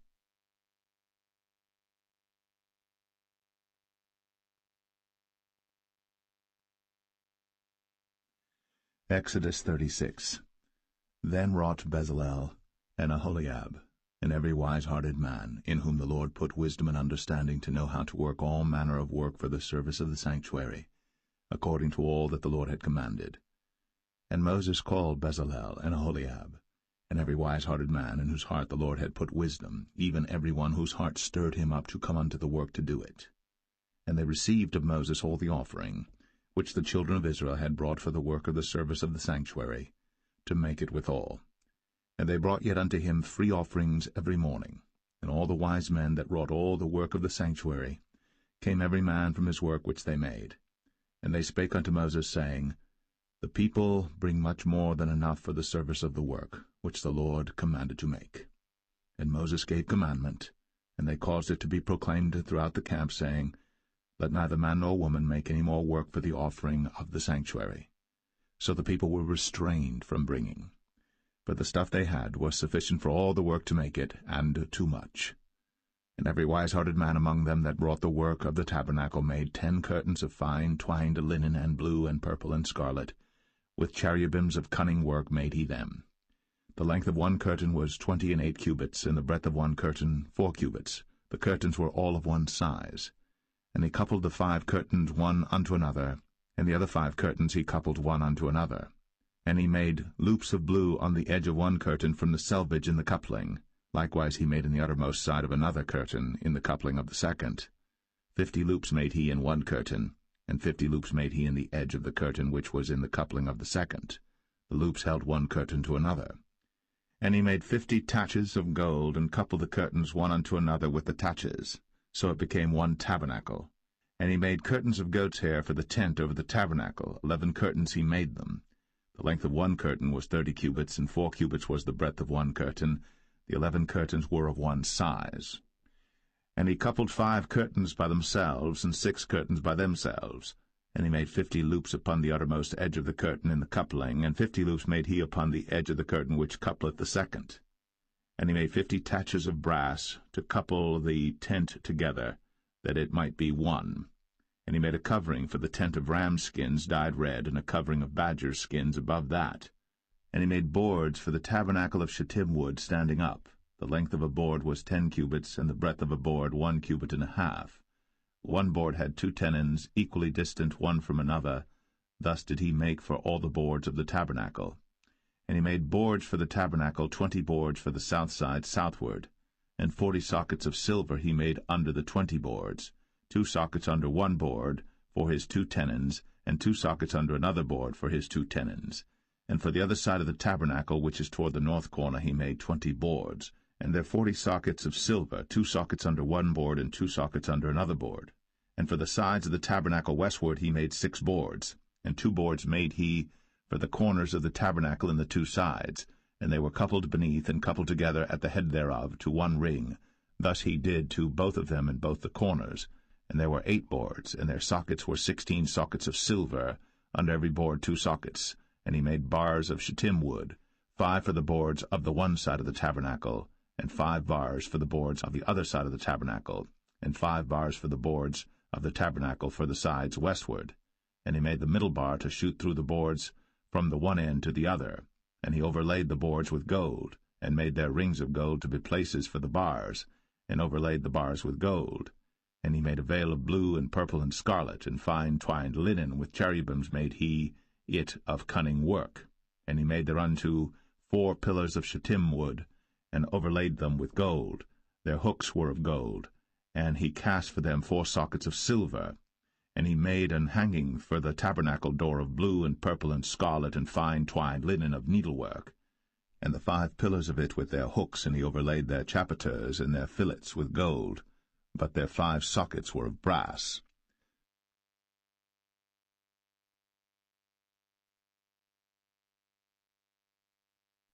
Exodus 37. And Bezalel made the ark of shittim wood. 2 cubits and a half was the length of it, and 1 cubit and a half the breadth of it, and 1 cubit and a half the height of it. And he overlaid it with pure gold within and without, and made a crown of gold to it round about.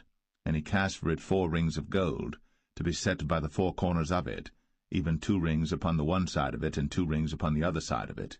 And he made staves of shittim wood, and overlaid them with gold. And he put the staves into the rings by the sides of the ark to bear the ark. And he made the mercy seat of pure gold. 2 cubits and a half was the length thereof, and 1 cubit and a half the breadth thereof. And he made 2 cherubims of gold, beaten out of one piece made he them, on the 2 ends of the mercy seat, 1 cherub on the end on this side, and another cherub on the other end on that side. Out of the mercy seat made he the cherubims on the 2 ends thereof. And the cherubims spread out their wings on high, and covered with their wings over the mercy seat, with their faces one to another. Even to the mercy seatward were the faces of the cherubims. And he made the table of shittim wood. 2 cubits was the length thereof, and 1 cubit the breadth thereof, and 1 cubit and a half the height thereof. And he overlaid it with pure gold, and made thereunto a crown of gold round about. Also he made thereunto a border of an handbreadth round about, and made a crown of gold for the border thereof round about. And he cast for it 4 rings of gold, and put the rings upon the 4 corners that were in the 4 feet thereof. Over against the border were the rings, the places for the staves to bear the table. And he made the staves of shittim wood, and overlaid them with gold to bear the table. And he made the vessels which were upon the table, his dishes, and his spoons, and his bowls, and his covers, to cover withal of pure gold. And he made the candlestick of pure gold. Of beaten work made he the candlestick. His shaft and his branch, his bowls, his knobs, and his flowers were of the same. And 6 branches going out of the sides thereof, 3 branches of the candlestick out of the one side thereof, and 3 branches of the candlestick out of the other side thereof.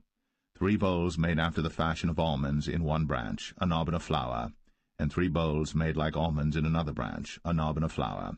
So throughout the 6 branches, going out of the candlestick. And in the candlestick were 4 bowls made like almonds, his knobs and his flowers, and a knob under 2 branches of the same, and a knob under 2 branches of the same, and a knob under 2 branches of the same, according to the 6 branches going out of it. Their knobs and their branches were of the same. All of it was one beaten work of pure gold. And he made his 7 lamps and his snuffers and his snuff dishes of pure gold. Of a talent of pure gold made he it, and all the vessels thereof. And he made the incense altar of shittim wood. The length of it was a cubit, the breadth of it a cubit. It was 4 square, and 2 cubits was the height of it. The horns thereof were of the same. And he overlaid it with pure gold, both the top of it and the sides thereof round about. And the horns of it also he made unto it a crown of gold round about. And he made 2 rings of gold for it under the crown thereof, by the 2 corners of it upon the 2 sides thereof, to be places for the staves to bear it withal. And he made the staves of shittim wood, and overlaid them with gold. And he made the holy anointing oil, and the pure incense of sweet spices, according to the work of the apothecary.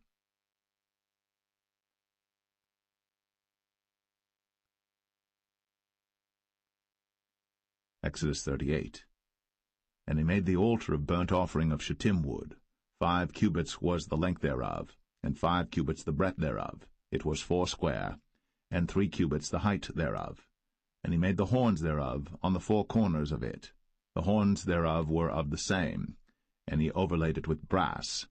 And he made all the vessels of the altar, the pots and the shovels and the basins and the flesh hooks, and the firepans, all the vessels thereof made he of brass. And he made for the altar a brazen grate of network under the compass thereof beneath unto the midst of it. And he cast 4 rings for the 4 ends of the grate of brass, to be places for the staves. And he made the staves of shittim wood, and overlaid them with brass. And he put the staves into the rings on the sides of the altar, to bear it withal. He made the altar hollow with boards. And he made the laver of brass, and the foot of it of brass, of the looking-glasses of the women assembling, which assembled at the door of the tabernacle of the congregation. And he made the court. On the south side southward the hangings of the court were of fine twined linen, 100 cubits. Their pillars were 20, and their brazen sockets 20. The hooks of the pillars and their fillets were of silver. And for the north side the hangings were 100 cubits, their pillars were 20, and their sockets of brass 20. The hooks of the pillars and their fillets of silver. And for the west side were hangings of 50 cubits, their pillars 10, and their sockets 10, the hooks of the pillars and their fillets of silver. And for the east side eastward 50 cubits. The hangings of the one side of the gate were 15 cubits, their pillars 3, and their sockets 3. And for the other side of the court gate, on this hand and that hand, were hangings of 15 cubits, their pillars 3, and their sockets 3. All the hangings of the court round about were of fine twined linen, and the sockets for the pillars were of brass, the hooks of the pillars and their fillets of silver, and the overlaying of their chapiters of silver, and all the pillars of the court were filleted with silver. And the hanging for the gate of the court was needlework, of blue and purple and scarlet and fine twined linen, and 20 cubits was the length, and the height and the breadth was 5 cubits, answerable to the hangings of the court. And their pillars were 4, and their sockets of brass 4, their hooks of silver, and the overlaying of their chapiters and their fillets of silver. And all the pins of the tabernacle and of the court round about were of brass. This is the sum of the tabernacle, even of the tabernacle of testimony, as it was counted, according to the commandment of Moses, for the service of the Levites, by the hand of Ithamar, son to Aaron the priest. And Bezalel, the son of Uri, the son of Hur, of the tribe of Judah, made all that the Lord commanded Moses. And with him was Aholiab, son of Ahisamach, of the tribe of Dan, an engraver, and a cunning workman, and an embroiderer in blue, and in purple, and in scarlet, and fine linen. All the gold that was occupied for the work, and all the work of the holy place, even the gold of the offering, was 29 talents, and 730 shekels after the shekel of the sanctuary. And the silver of them that were numbered of the congregation was 100 talents, and 1,760 shekels after the shekel of the sanctuary. A bekah for every man, that is, half a shekel, after the shekel of the sanctuary, for every one that went to be numbered, from 20 years old and upward, for 600,000 and 3,550 men. And of the 100 talents of silver were cast the sockets of the sanctuary, and the sockets of the veil, and 100 sockets of the 100 talents, a talent for a socket. And of the 1,775 shekels he made hooks for the pillars, and overlaid their chapiters, and filleted them. And the brass of the offering was 70 talents, and 2,400 shekels. And therewith he made the sockets to the door of the tabernacle of the congregation, and the brazen altar, and the brazen grate for it, and all the vessels of the altar, and the sockets of the court round about, and the sockets of the court gate, and all the pins of the tabernacle, and all the pins of the court round about.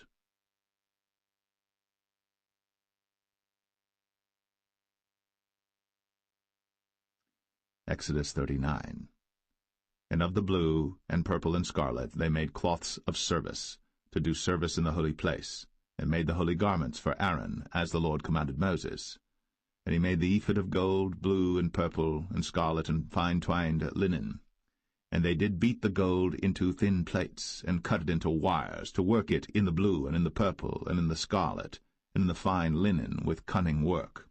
They made shoulder pieces for it, to couple it together. By the two edges was it coupled together. And the curious girdle of his ephod that was upon it was of the same, according to the work thereof, of gold, blue, and purple, and scarlet, and fine twined linen, as the Lord commanded Moses. And they wrought onyx stones enclosed in ouches of gold, graven as signets are graven, with the names of the children of Israel. And he put them on the shoulders of the ephod, that they should be stones for a memorial to the children of Israel, as the Lord commanded Moses. And he made the breastplate of cunning work, like the work of the ephod, of gold, blue, and purple, and scarlet, and fine twined linen. It was foursquare. They made the breastplate double. A span was the length thereof, and a span the breadth thereof, being doubled. And they set in it 4 rows of stones. The first row was a sardius, a topaz, and a carbuncle. This was the first row. And the second row an emerald, a sapphire, and a diamond. And the third row a ligure, an agate, and an amethyst. And the fourth row a beryl, an onyx, and a jasper. They were enclosed in ouches of gold in their enclosings. And the stones were according to the names of the children of Israel, 12 according to their names, like the engravings of a signet, every one with his name, according to the 12 tribes. And they made upon the breastplate chains at the ends of wreathen work of pure gold. And they made 2 ouches of gold and 2 gold rings, and put the 2 rings in the 2 ends of the breastplate. And they put the 2 wreathen chains of gold in the 2 rings on the ends of the breastplate. And the 2 ends of the 2 wreathen chains they fastened in the 2 ouches, and put them on the shoulder pieces of the ephod before it. And they made 2 rings of gold, and put them on the 2 ends of the breastplate, upon the border of it, which was on the side of the ephod inward. And they made 2 other golden rings, and put them on the 2 sides of the ephod underneath, toward the forepart of it, over against the other coupling thereof, above the curious girdle of the ephod. And they did bind the breastplate by his rings unto the rings of the ephod with a lace of blue, that it might be above the curious girdle of the ephod, and that the breastplate might not be loosed from the ephod, as the Lord commanded Moses. And he made the robe of the ephod of woven work, all of blue. And there was an hole in the midst of the robe, as the hole of an habergeon, with a band round about the hole, that it should not rend. And they made upon the hems of the robe pomegranates of blue and purple and scarlet and twined linen. And they made bells of pure gold, and put the bells between the pomegranates upon the hem of the robe, round about between the pomegranates, a bell and a pomegranate, a bell and a pomegranate, round about the hem of the robe to minister in, as the Lord commanded Moses. And they made coats of fine linen of woven work for Aaron and for his sons, and a mitre of fine linen, and goodly bonnets of fine linen, and linen breeches of fine twined linen, and a girdle of fine twined linen, and blue and purple and scarlet of needlework, as the Lord commanded Moses.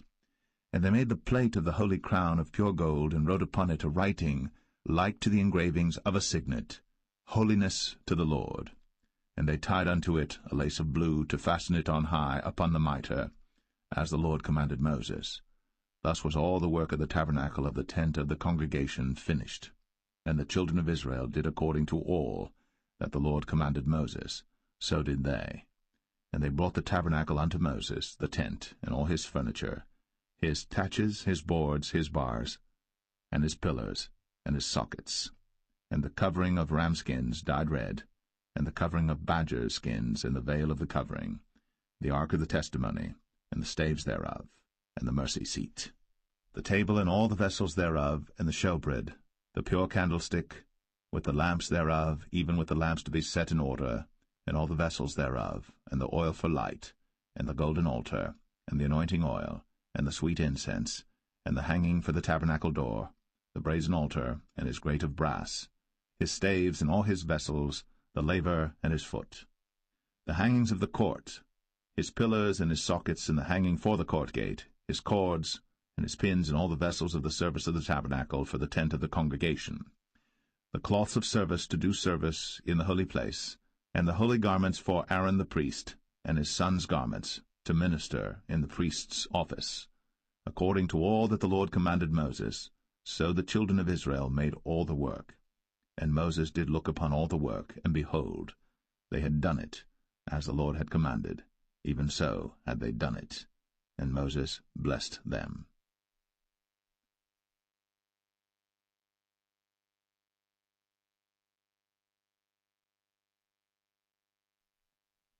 Exodus 40. And the Lord spake unto Moses, saying, On the first day of the first month shalt thou set up the tabernacle of the tent of the congregation, and thou shalt put therein the ark of the testimony, and cover the ark with the veil.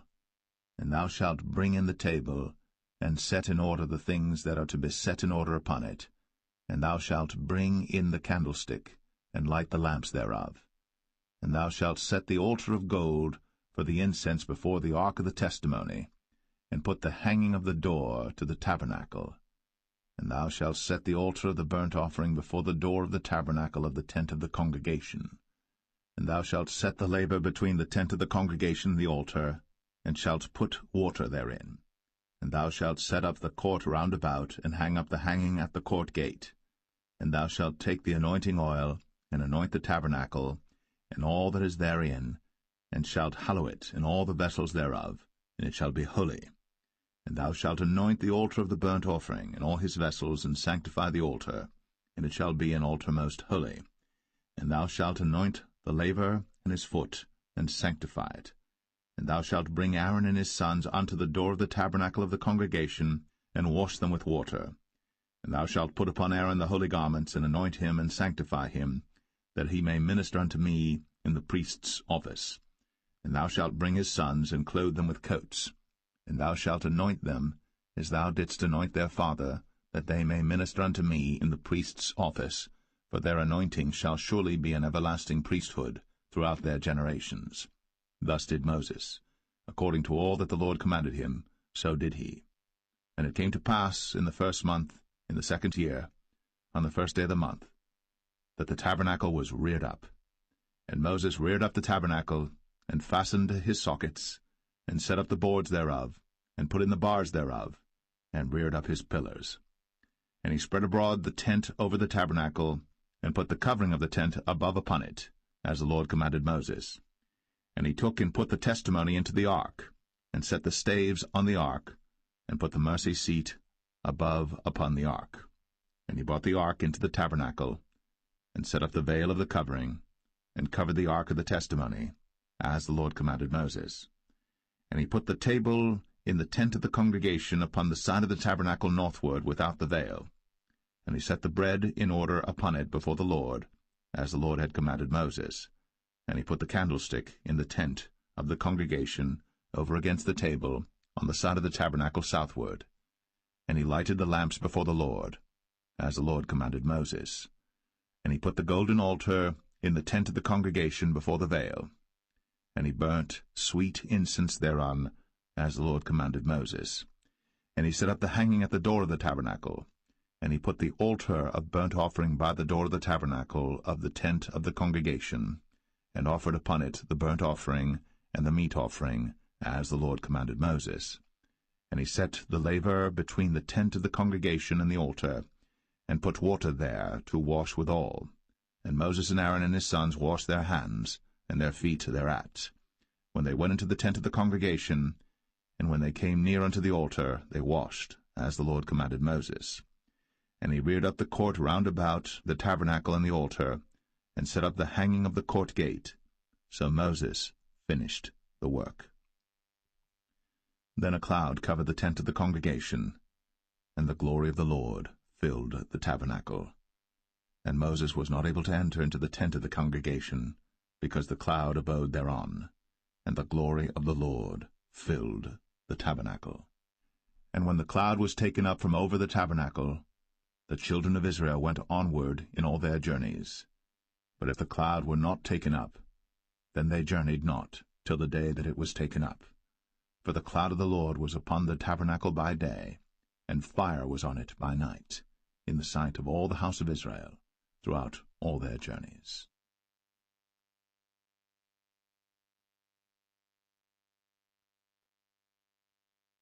The Book of Leviticus, chapter 1. And the Lord called unto Moses, and spake unto him out of the tabernacle of the congregation, saying, Speak unto the children of Israel, and say unto them, If any man of you bring an offering unto the Lord, ye shall bring your offering of the cattle, even of the herd, and of the flock. If his offering be a burnt sacrifice of the herd, let him offer a male without blemish. He shall offer it of his own voluntary will at the door of the tabernacle of the congregation before the Lord. And he shall put his hand upon the head of the burnt offering, and it shall be accepted for him to make atonement for him.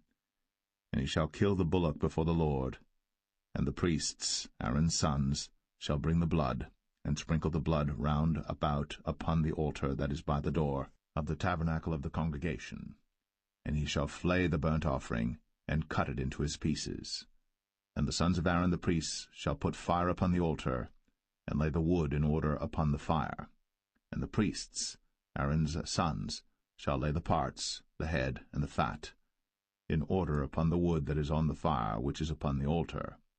But his inwards and his legs shall he wash in water, and the priests shall burn all on the altar, to be a burnt sacrifice, an offering made by fire, of a sweet savour unto the Lord. And if his offering be of the flocks, namely of the sheep or of the goats, for a burnt sacrifice, he shall bring it a male without blemish, and he shall kill it on the side of the altar northward before the Lord, and the priests, Aaron's sons, shall sprinkle his blood round about upon the altar. And he shall cut it into his pieces, with his head and his fat, and the priest shall lay them in order on the wood that is on the fire which is upon the altar. But he shall wash the inwards and the legs with water, and the priest shall bring it all, and burn it upon the altar. It is a burnt sacrifice, an offering made by fire, of a sweet savour unto the Lord. And if the burnt sacrifice for his offering to the Lord be of fowls, then he shall bring his offering of turtle doves or of young pigeons. And the priest shall bring it unto the altar, and wring off his head, and burn it on the altar, and the blood thereof shall be wrung out at the side of the altar. And he shall pluck away his crop with his feathers, and cast it beside the altar on the east part, by the place of the ashes. And he shall cleave it with the wings thereof, but shall not divide it asunder. And the priest shall burn it upon the altar, upon the wood that is upon the fire. It is a burnt sacrifice, an offering made by fire, of a sweet savour unto the Lord.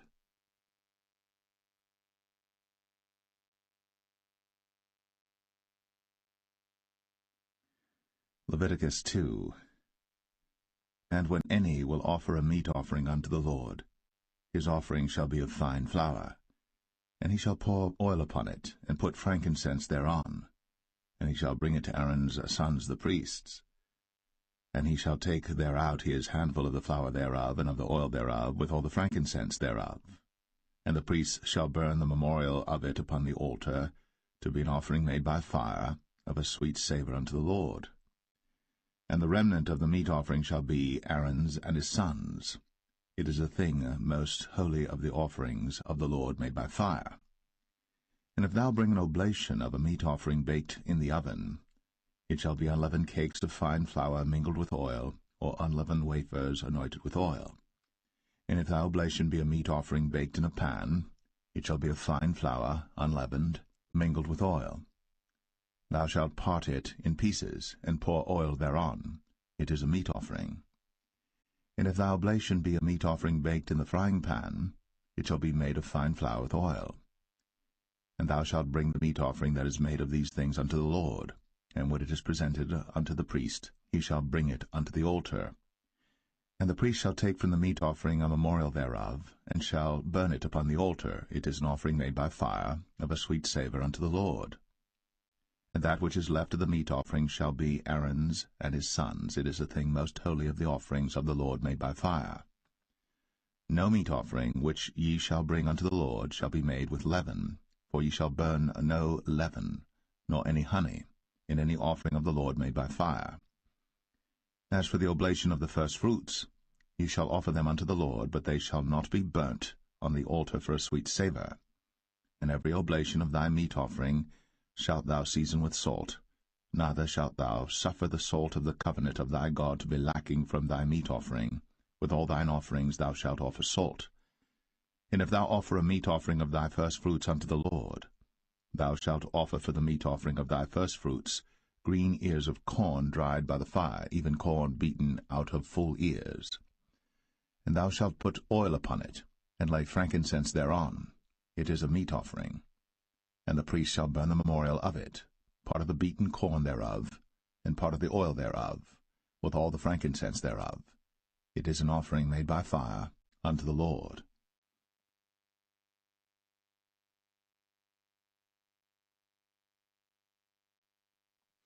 Leviticus 3. And if his oblation be a sacrifice of peace offering, if he offer it of the herd, whether it be a male or female, he shall offer it without blemish before the Lord. And he shall lay his hand upon the head of his offering, and kill it at the door of the tabernacle of the congregation. And Aaron's sons, the priests, shall sprinkle the blood upon the altar round about. And he shall offer of the sacrifice of the peace offering an offering made by fire unto the Lord, the fat that covereth the inwards, and all the fat that is upon the inwards, and the 2 kidneys, and the fat that is on them, which is by the flanks, and the caul above the liver, with the kidneys, it shall he take away. And Aaron's sons shall burn it on the altar upon the burnt sacrifice which is upon the wood that is on the fire. It is an offering made by fire, of a sweet savour unto the Lord. And if his offering for a sacrifice of peace offering unto the Lord be of the flock, male or female, he shall offer it without blemish. If he offer a lamb for his offering, then shall he offer it before the Lord. And he shall lay his hand upon the head of his offering, and kill it before the tabernacle of the congregation.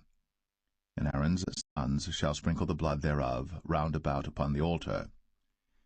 And he shall offer of the sacrifice of the peace offering an offering made by fire unto the Lord, the fat thereof, and the whole rump, it shall he take off hard by the backbone, and the fat that covereth the inwards, and all the fat that is upon the inwards, and the 2 kidneys, and the fat that is upon them, which is by the flanks, and the caul above the liver, with the kidneys, it shall he take away.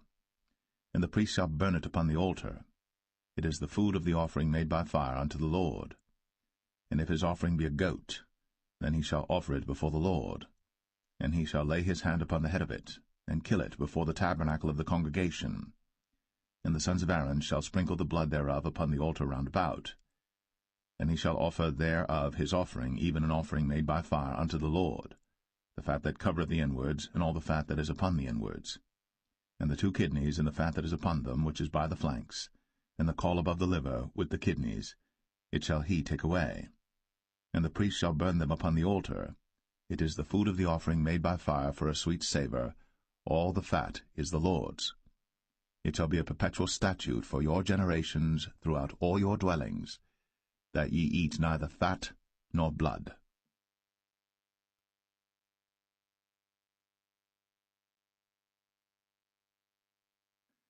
Leviticus 4.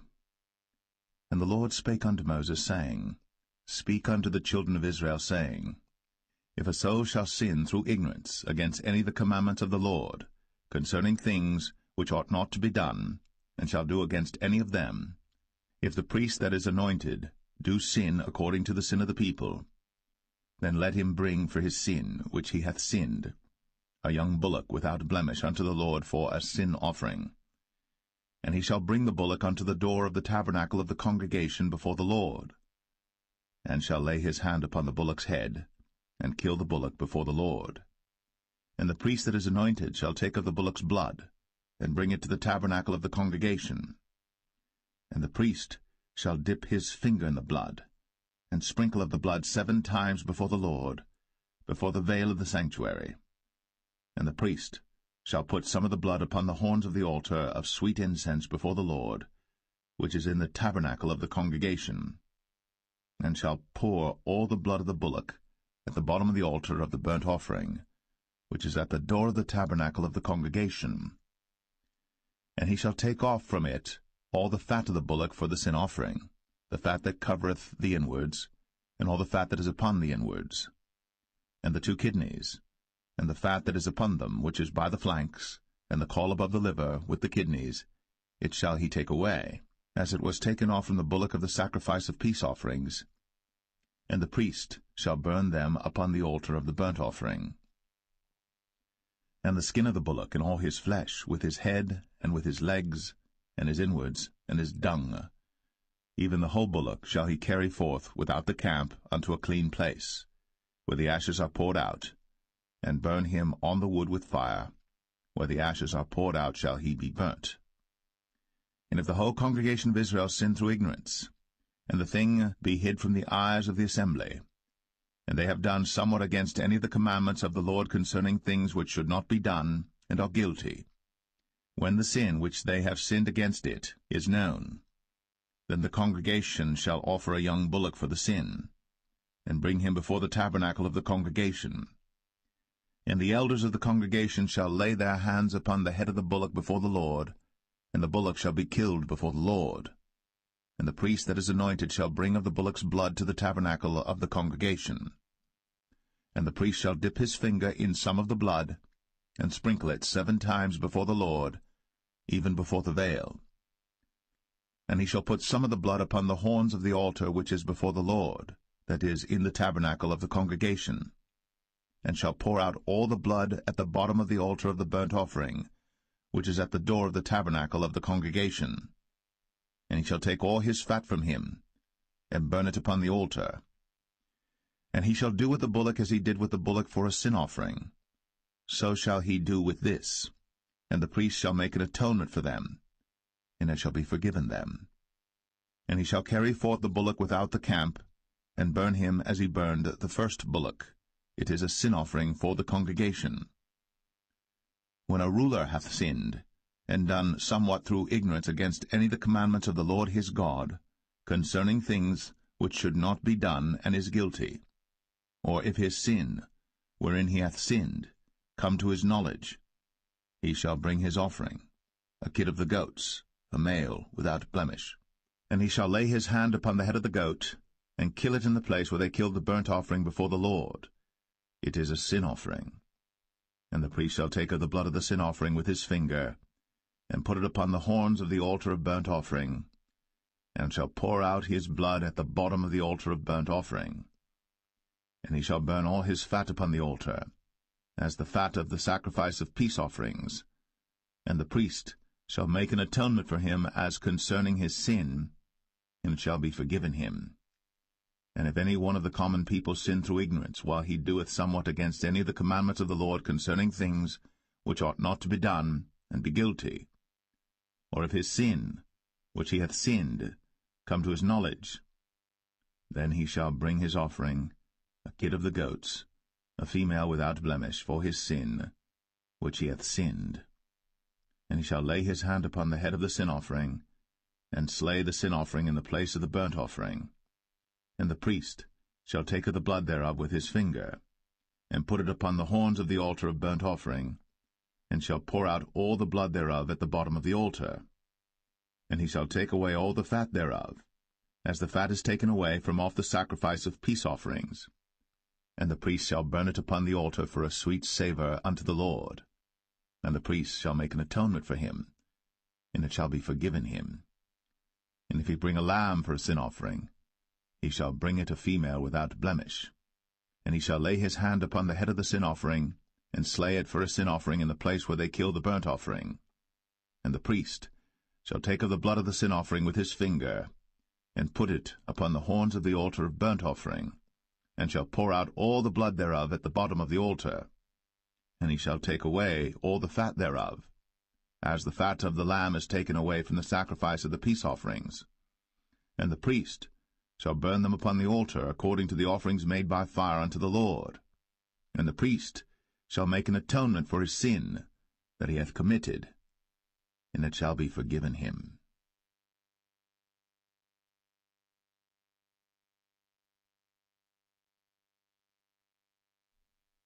Leviticus 5.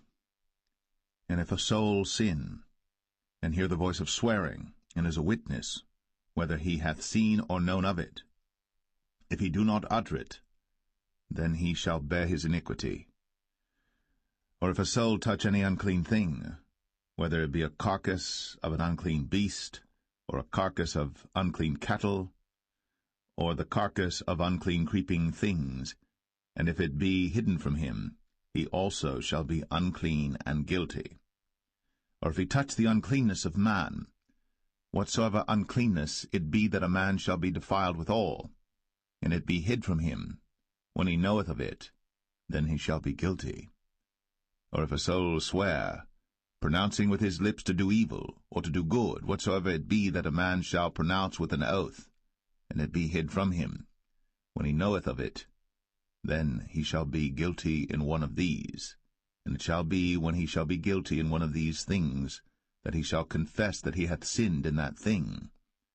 And he shall bring his trespass offering unto the Lord for his sin which he hath sinned, a female from the flock, a lamb or a kid of the goats, for a sin offering, and the priest shall make an atonement for him concerning his sin. And if he be not able to bring a lamb, then he shall bring for his trespass which he hath committed 2 turtle doves, or 2 young pigeons unto the Lord, one for a sin offering, and the other for a burnt offering. And he shall bring them unto the priest, who shall offer that which is for the sin offering first, and wring off his head from his neck, but shall not divide it asunder.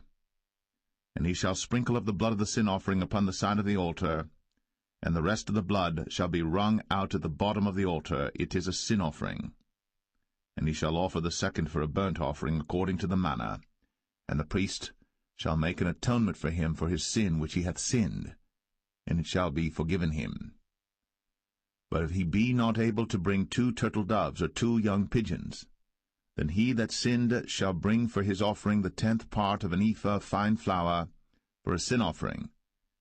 He shall put no oil upon it, neither shall he put any frankincense thereon, for it is a sin offering.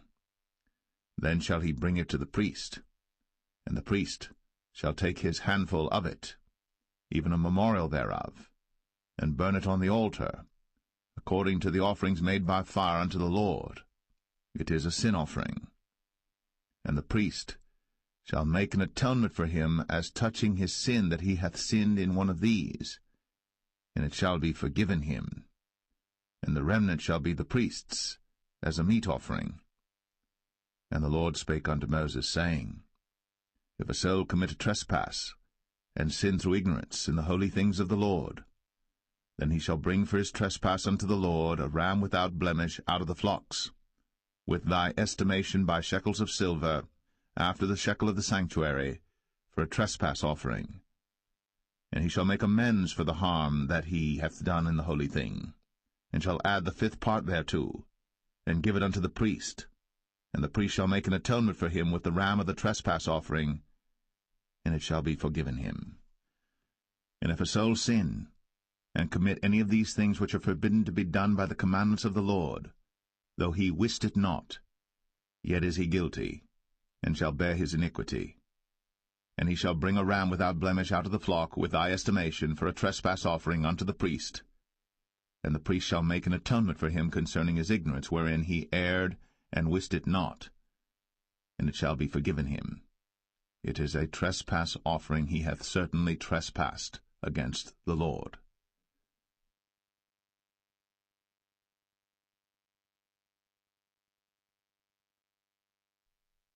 Leviticus 6.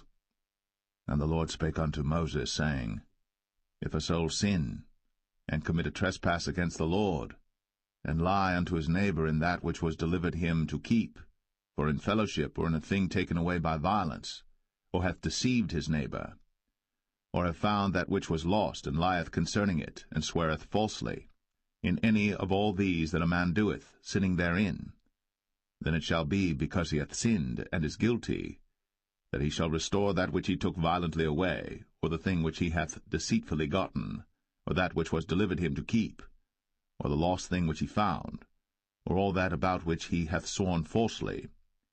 He shall even restore it in the principal, and shall add the 5th part more thereto, and give it unto him to whom it appertaineth in the day of his trespass offering.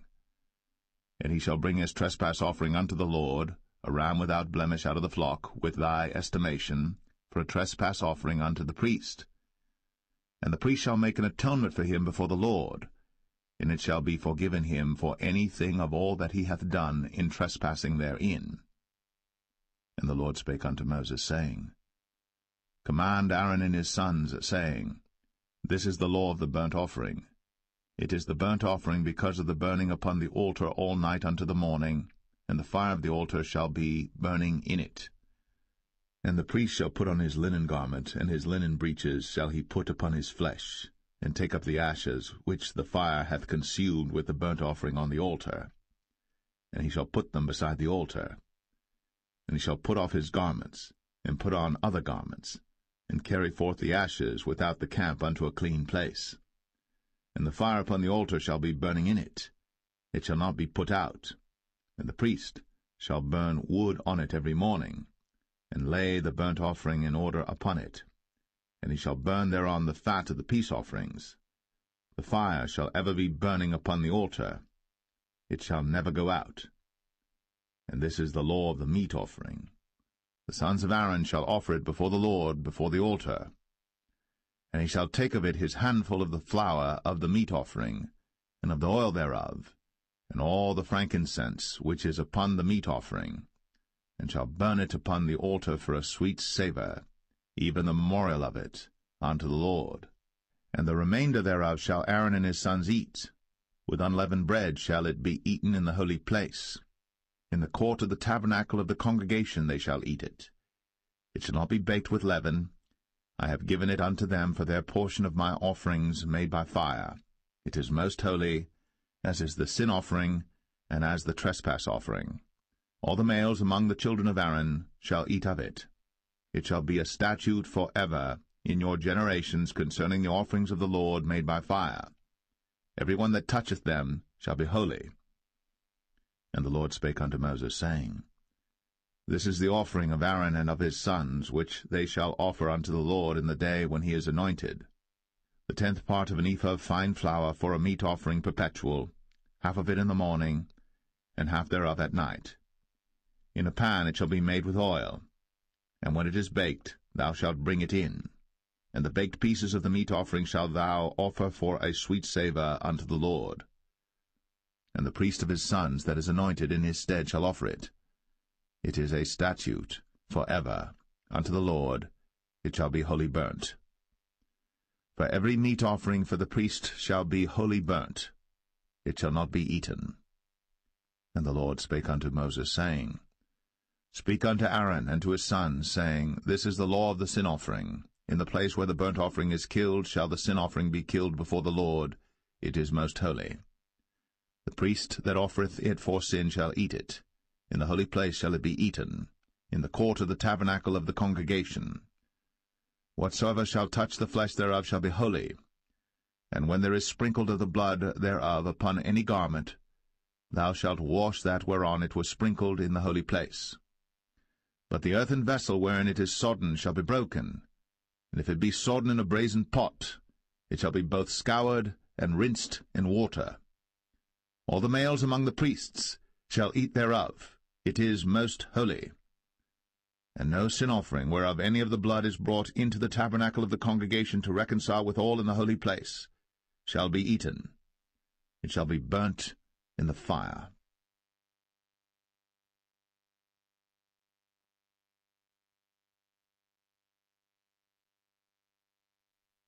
Leviticus 7.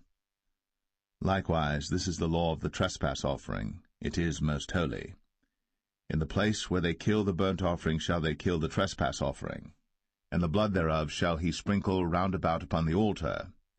And he shall offer of it all the fat thereof, the rump, and the fat that covereth the inwards, and the 2 kidneys, and the fat that is on them, which is by the flanks, and the caul that is above the liver, with the kidneys, it shall he take away.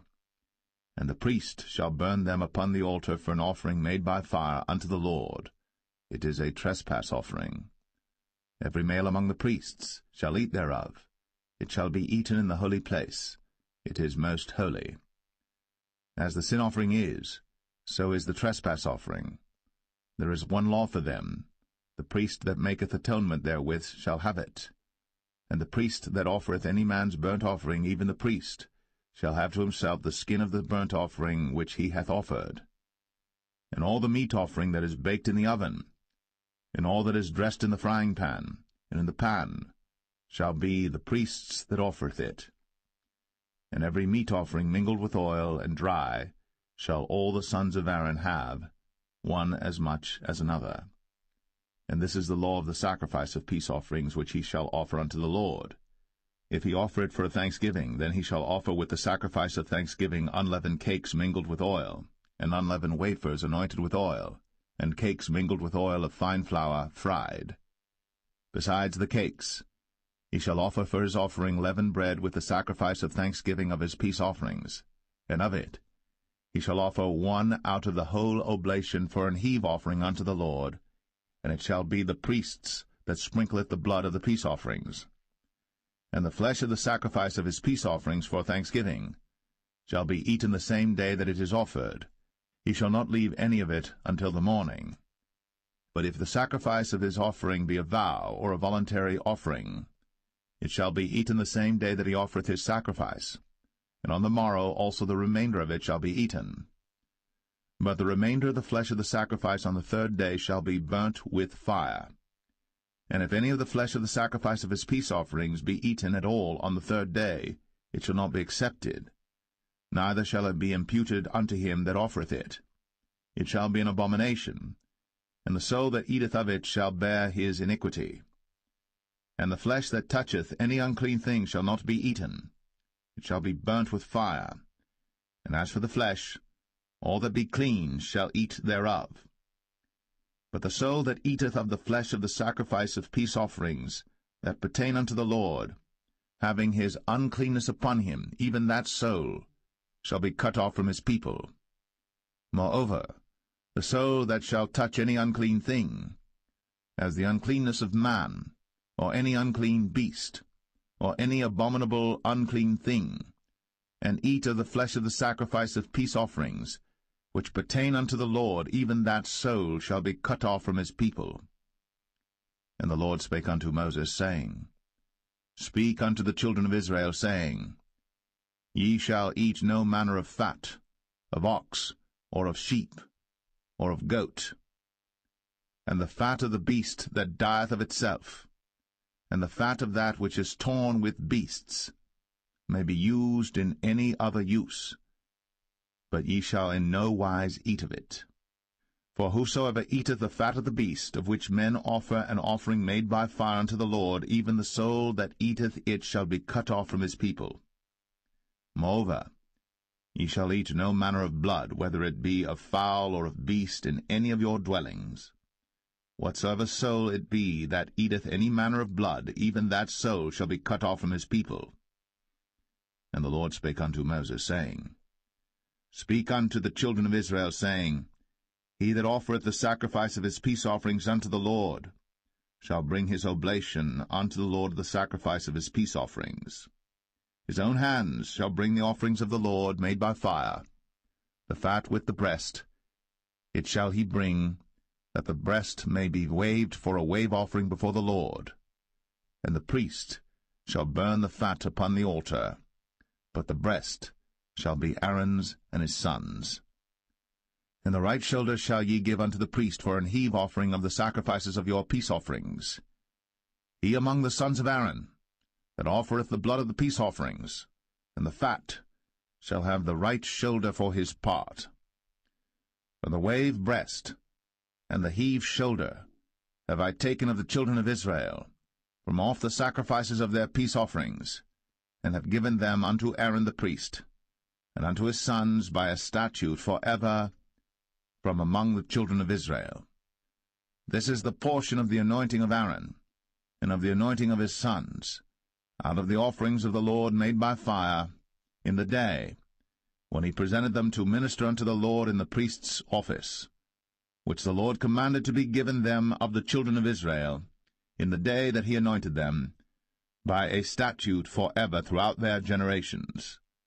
This is the law of the burnt offering, of the meat offering, and of the sin offering, and of the trespass offering, and of the consecrations, and of the sacrifice of the peace offerings, which the Lord commanded Moses in Mount Sinai, in the day that he commanded the children of Israel to offer their oblations unto the Lord in the wilderness of Sinai.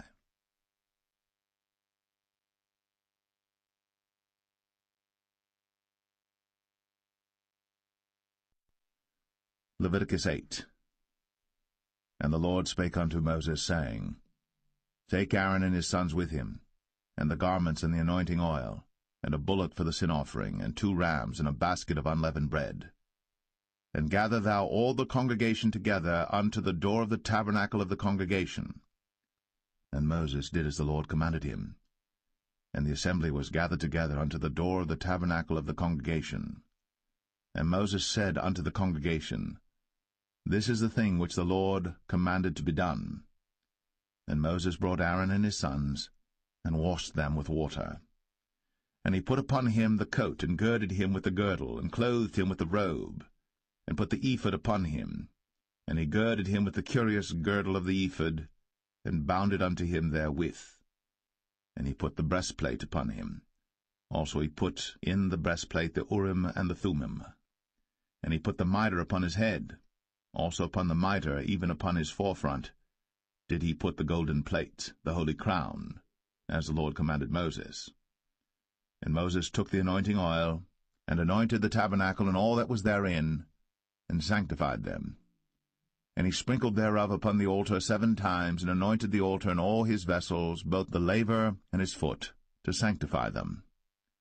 And he poured of the anointing oil upon Aaron's head, and anointed him, to sanctify him. And Moses brought Aaron's sons, and put coats upon them, and girded them with girdles, and put bonnets upon them, as the Lord commanded Moses. And he brought the bullock for the sin offering, and Aaron and his sons laid their hands upon the head of the bullock for the sin offering, and he slew it. And Moses took the blood, and put it upon the horns of the altar round about with his finger, and purified the altar, and poured the blood at the bottom of the altar, and sanctified it, to make reconciliation upon it.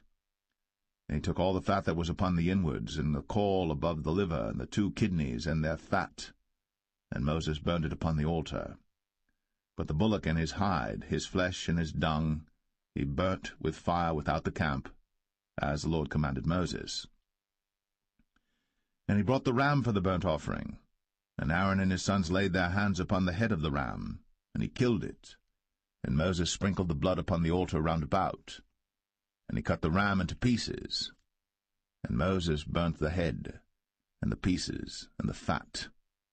And he washed the inwards and the legs in water. And Moses burnt the whole ram upon the altar. It was a burnt sacrifice for a sweet savour, and an offering made by fire unto the Lord, as the Lord commanded Moses. And he brought the other ram, the ram of consecration. And Aaron and his sons laid their hands upon the head of the ram, and he slew it. And Moses took of the blood of it, and put it upon the tip of Aaron's right ear, and upon the thumb of his right hand, and upon the great toe of his right foot. And he brought Aaron's sons, and Moses put of the blood upon the tip of their right ear, and upon the thumbs of their right hands, and upon the great toes of their right feet. And Moses sprinkled the blood upon the altar round about. And he took the fat, and the rump, and all the fat that was upon the inwards, and the caul above the liver, and the 2 kidneys and their fat, and the right shoulder, and out of the basket of unleavened bread that was before the Lord, he took 1 unleavened cake, and a cake of oiled bread, and 1 wafer, and put them on the fat, and upon the right shoulder. And he put all upon Aaron's hands, and upon his sons' hands, and waved them for a wave offering before the Lord. And Moses took them from off their hands, and burnt them on the altar upon the burnt offering. They were consecrations for a sweet savour. It is an offering made by fire unto the Lord. And Moses took the breast, and waved it for a wave offering before the Lord.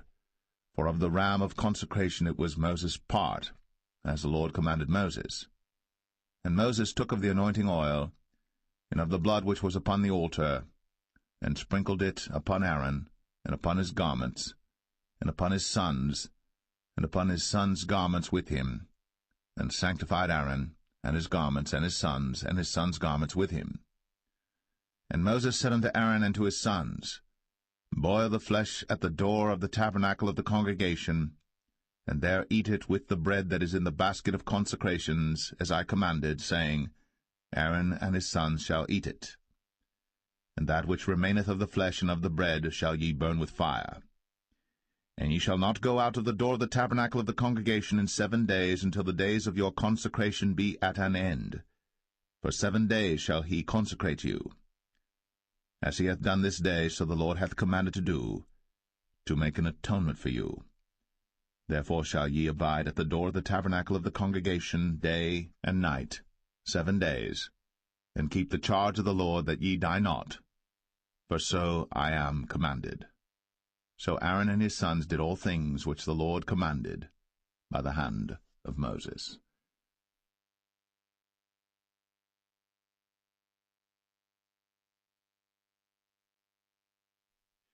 Leviticus 9. And it came to pass on the 8th day that Moses called Aaron and his sons and the elders of Israel.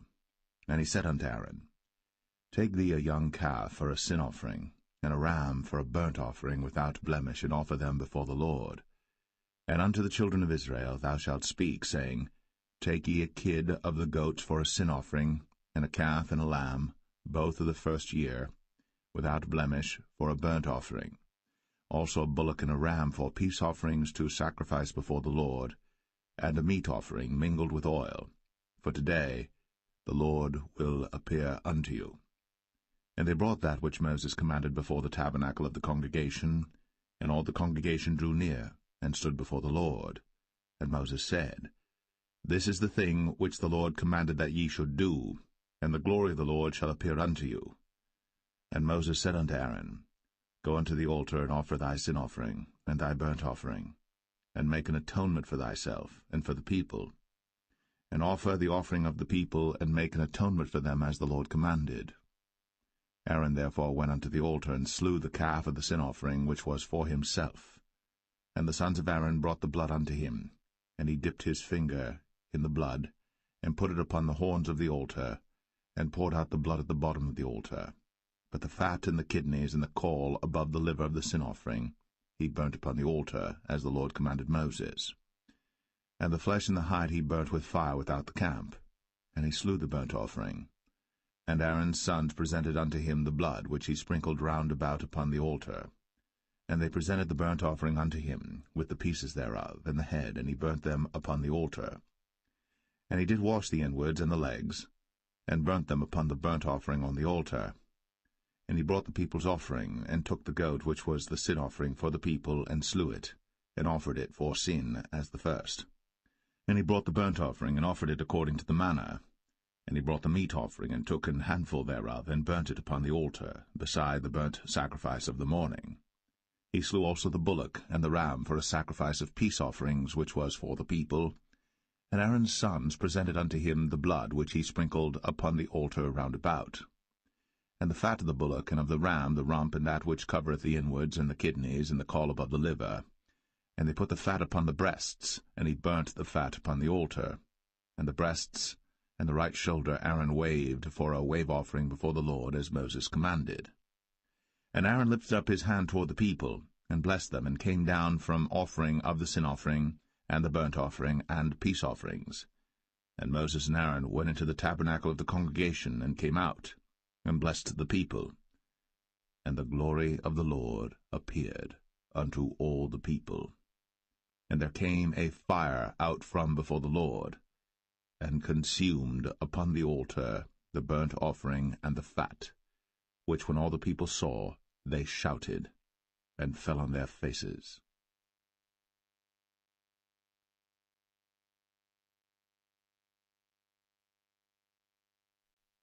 Leviticus 10. And Nadab and Abihu, the sons of Aaron, took either of them his censer, and put fire therein, and put incense thereon, and offered strange fire before the Lord, which he commanded them not.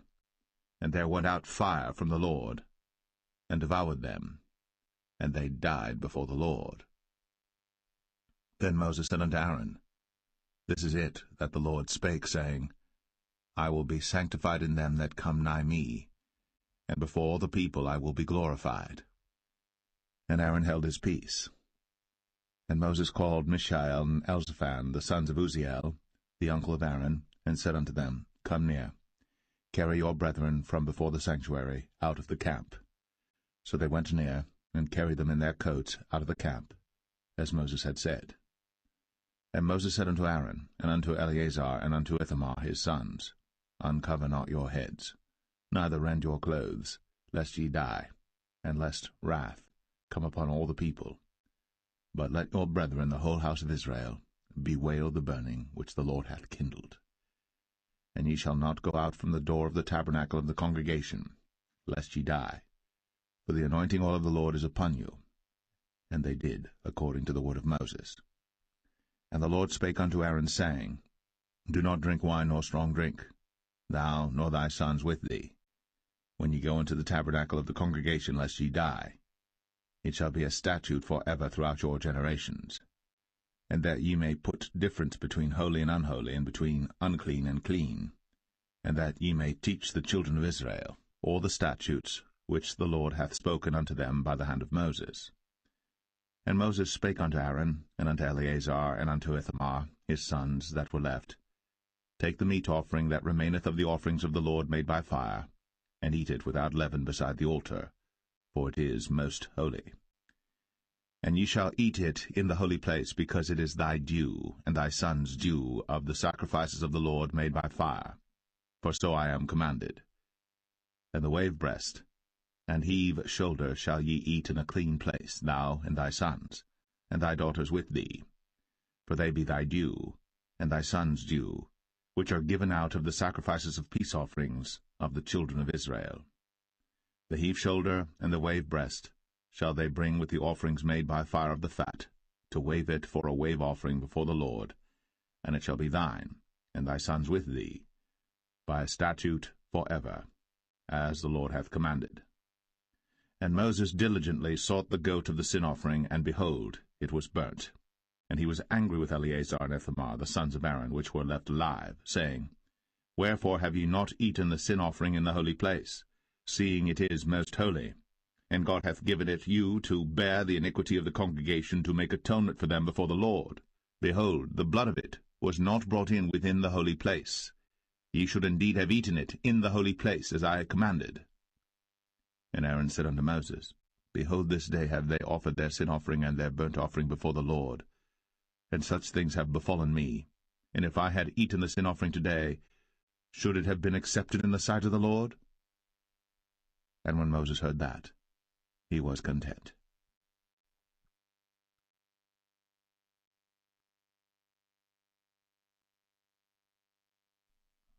Leviticus 11. And the Lord spake unto Moses and to Aaron, saying unto them, Speak unto the children of Israel, saying, These are the beasts, which ye shall eat among all the beasts that are on the earth. Whatsoever parteth the hoof, and is cloven-footed, and cheweth the cud, among the beasts, that shall ye eat. Nevertheless, these shall ye not eat of them that chew the cud, or of them that divide the hoof, as the camel, because he cheweth the cud, but divideth not the hoof, he is unclean unto you. And the coney, because he cheweth the cud, but divideth not the hoof, he is unclean unto you. And the hare, because he cheweth the cud, but divideth not the hoof, he is unclean unto you. And the swine, though he divide the hoof, and be cloven-footed, yet he cheweth not the cud, he is unclean to you. Of their flesh shall ye not eat, and their carcass shall ye not touch, they are unclean to you. These shall ye eat of all that are in the waters. Whatsoever hath fins and scales in the waters, in the seas, and in the rivers, them shall ye eat. And all that have not fins and scales in the seas, and in the rivers, of all that move in the waters, and of any living thing which is in the waters, they shall be an abomination unto you. They shall be even an abomination unto you. Ye shall not eat of their flesh, but ye shall have their carcasses in abomination. Whatsoever hath no fins nor scales in the waters, that shall be an abomination unto you.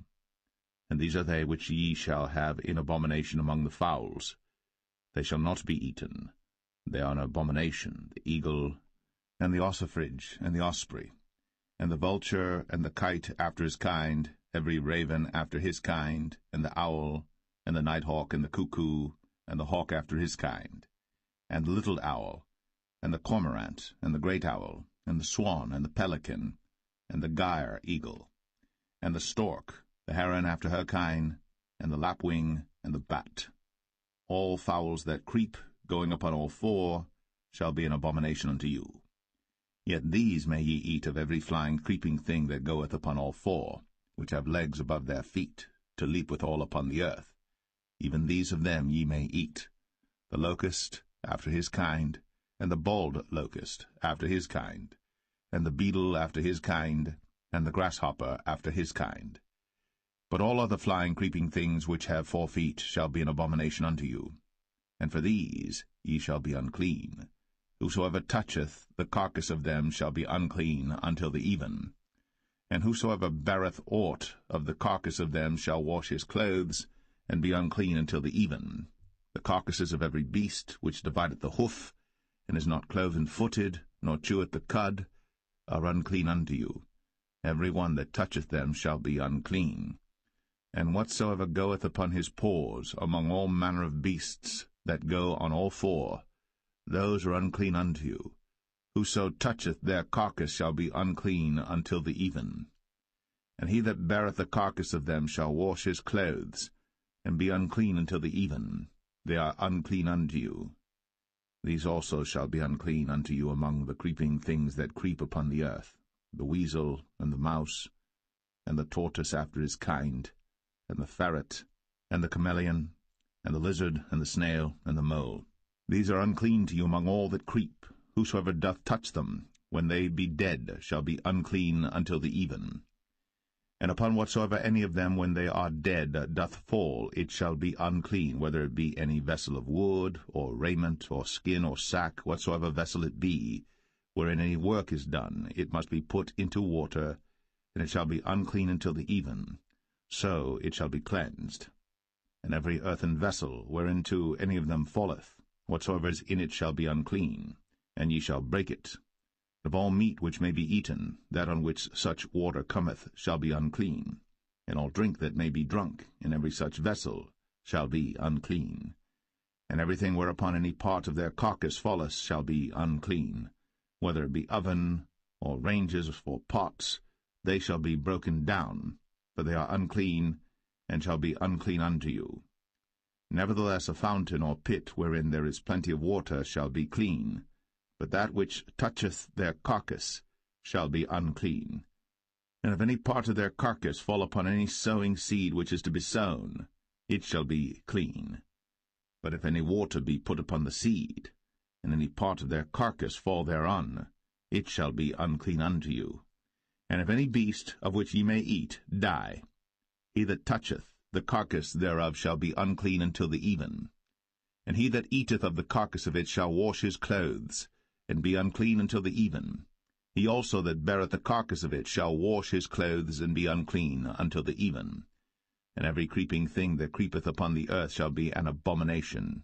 It shall not be eaten. Whatsoever goeth upon the belly, and whatsoever goeth upon all four, or whatsoever hath more feet among all creeping things that creep upon the earth, them ye shall not eat, for they are an abomination. Ye shall not make yourselves abominable with any creeping thing that creepeth, neither shall ye make yourselves unclean with them, that ye should be defiled thereby. For I am the Lord your God. Ye shall therefore sanctify yourselves, and ye shall be holy, for I am holy. Neither shall ye defile yourselves with any manner of creeping thing that creepeth upon the earth. For I am the Lord that bringeth you up out of the land of Egypt, to be your God. Ye shall therefore be holy, for I am holy. This is the law of the beasts, and of the fowl, and of every living creature that moveth in the waters, and of every creature that creepeth upon the earth, to make a difference between the unclean and the clean, and between the beast that may be eaten and the beast that may not be eaten.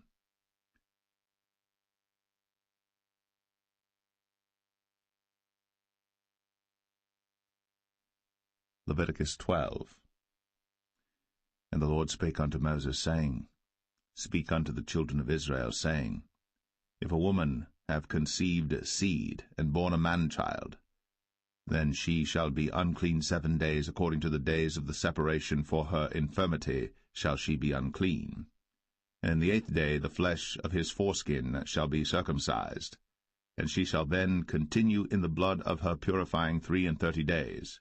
She shall touch no hallowed thing, nor come into the sanctuary until the days of her purifying be fulfilled. And if she bear a maid child, then she shall be unclean 2 weeks, as in her separation, and she shall continue in the blood of her purifying 66 days.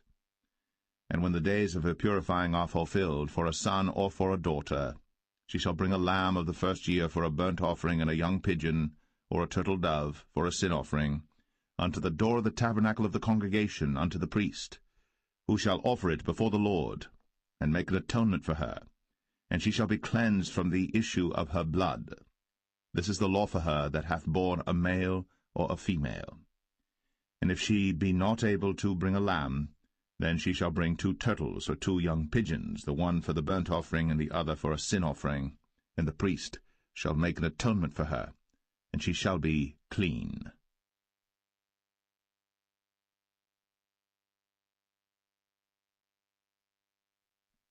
Leviticus 13.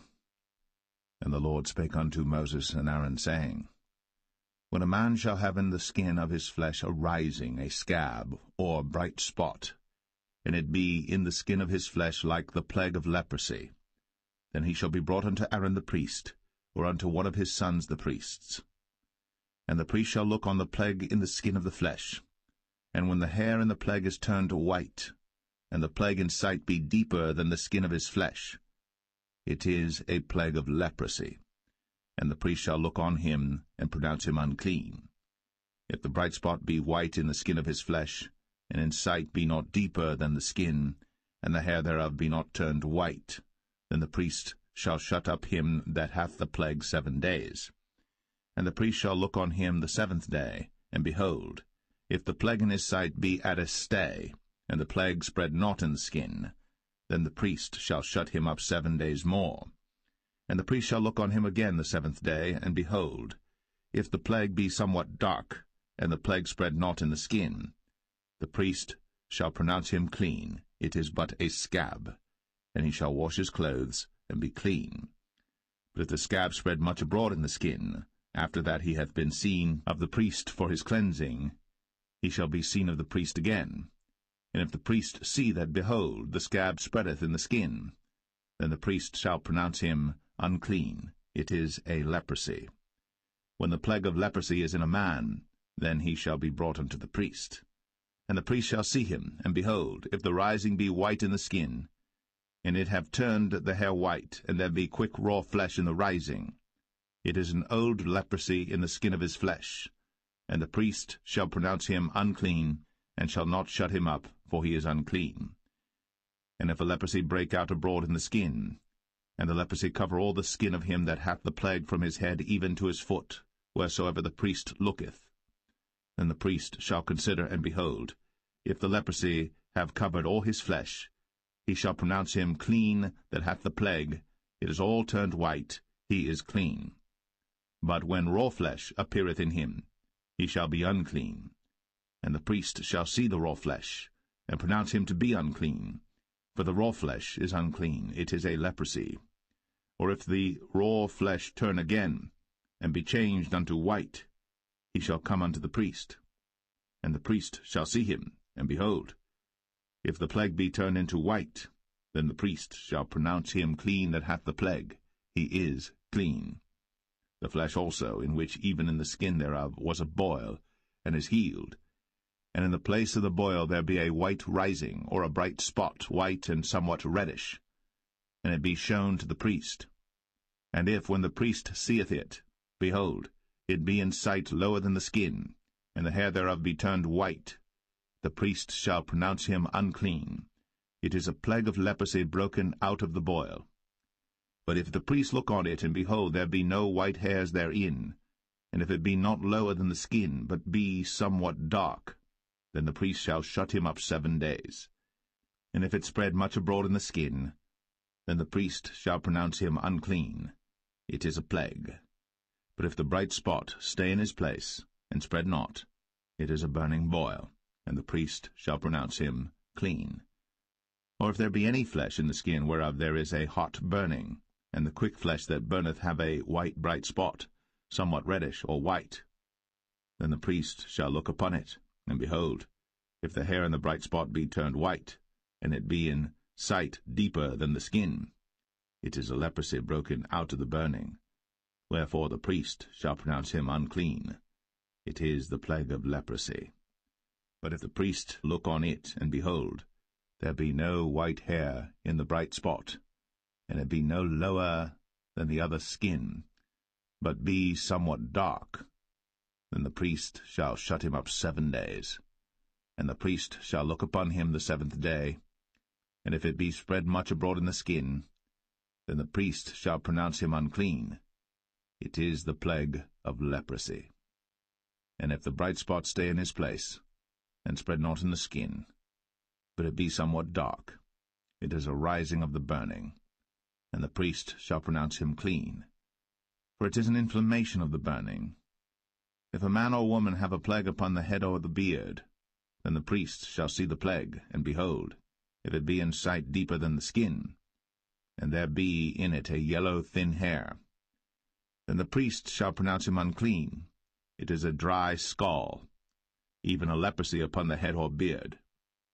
And if the priest look on the plague of the scall, and behold, it be not in sight deeper than the skin, and that there is no black hair in it, then the priest shall shut up him that hath the plague of the scall 7 days. And in the 7th day the priest shall look on the plague, and behold, if the scall spread not, and there be in it no yellow hair, and the scall be not in sight deeper than the skin, he shall be shaven, but the scall shall he not shave, and the priest shall shut up him that hath the scall 7 days more.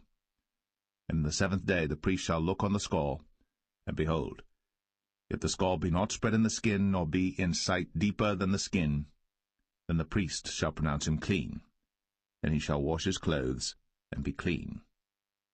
But if the scall spread much in the skin after his cleansing, then the priest shall look on him, and behold, if the scall be spread in the skin, the priest shall not seek for yellow hair, he is unclean. But if the scall be in his sight at a stay, and that there is black hair grown up therein, the scall is healed, he is clean, and the priest shall pronounce him clean. If a man also or a woman have in the skin of their flesh bright spots, even white bright spots, then the priest shall look, and behold, if the bright spots in the skin of their flesh be darkish white, it is a freckled spot that groweth in the skin, he is clean. And the man whose hair is fallen off his head, he is bald, yet is he clean. And he that hath his hair fallen off from the part of his head toward his face, he is forehead bald, yet is he clean. And if there be in the bald head or bald forehead a white reddish sore, it is a leprosy sprung up in his bald head, or his bald forehead. Then the priest shall look upon it, and behold, if the rising of the sore be white, reddish in his bald head, or in his bald forehead, as leprosy appeareth in the skin of the flesh, he is a leprous man. He is unclean. The priest shall pronounce him utterly unclean. His plague is in his head. And the leper in whom the plague is, his clothes shall be rent, and his head bare. And he shall put a covering upon his upper lip, and shall cry, Unclean, unclean. All the days wherein the plague shall be in him, he shall be defiled. He is unclean. He shall dwell alone. Without the camp shall his habitation be. The garment also that the plague of leprosy is in, whether it be a woolen garment or a linen garment, whether it be in the warp or woof of linen or of woolen, whether in a skin or in anything made of skin, and if the plague be greenish or reddish in the garment or in the skin, either in the warp or in the woof or in anything of skin, it is a plague of leprosy, and shall be shown unto the priest. And the priest shall look upon the plague, and shut up it that hath the plague 7 days. And he shall look on the plague on the 7th day, if the plague be spread in the garment, either in the warp, or in the woof, or in a skin, or in any work that is made of skin, The plague is a fretting leprosy, it is unclean. He shall therefore burn the garment, whether warp or woof, in woolen or in linen, or anything of skin, wherein the plague is, for it is a fretting leprosy, it shall be burnt in the fire. And if the priest shall look, and behold, the plague be not spread in the garment, either in the warp or in the woof, or in anything of skin, then the priest shall command that they wash the thing wherein the plague is, and he shall shut it up 7 days more. And the priest shall look on the plague after that it is washed, and behold, if the plague have not changed his colour, and the plague be not spread, it is unclean. Thou shalt burn it in the fire. It is fret inward, whether it be bare within or without. And if the priest look, and behold, the plague be somewhat dark after the washing of it, then he shall rend it out of the garment, or out of the skin, or out of the warp, or out of the woof. And if it appear still in the garment, either in the warp or in the woof, or in anything of skin, it is a spreading plague. Thou shalt burn that wherein the plague is, with fire. And the garment, either warp or woof, or whatsoever thing of skin it be, which thou shalt wash, if the plague be departed from them, then it shall be washed the second time, and shall be clean. This is the law of the plague of leprosy in a garment of woolen or linen, either in the warp or woof, or anything of skins, to pronounce it clean, or to pronounce it unclean.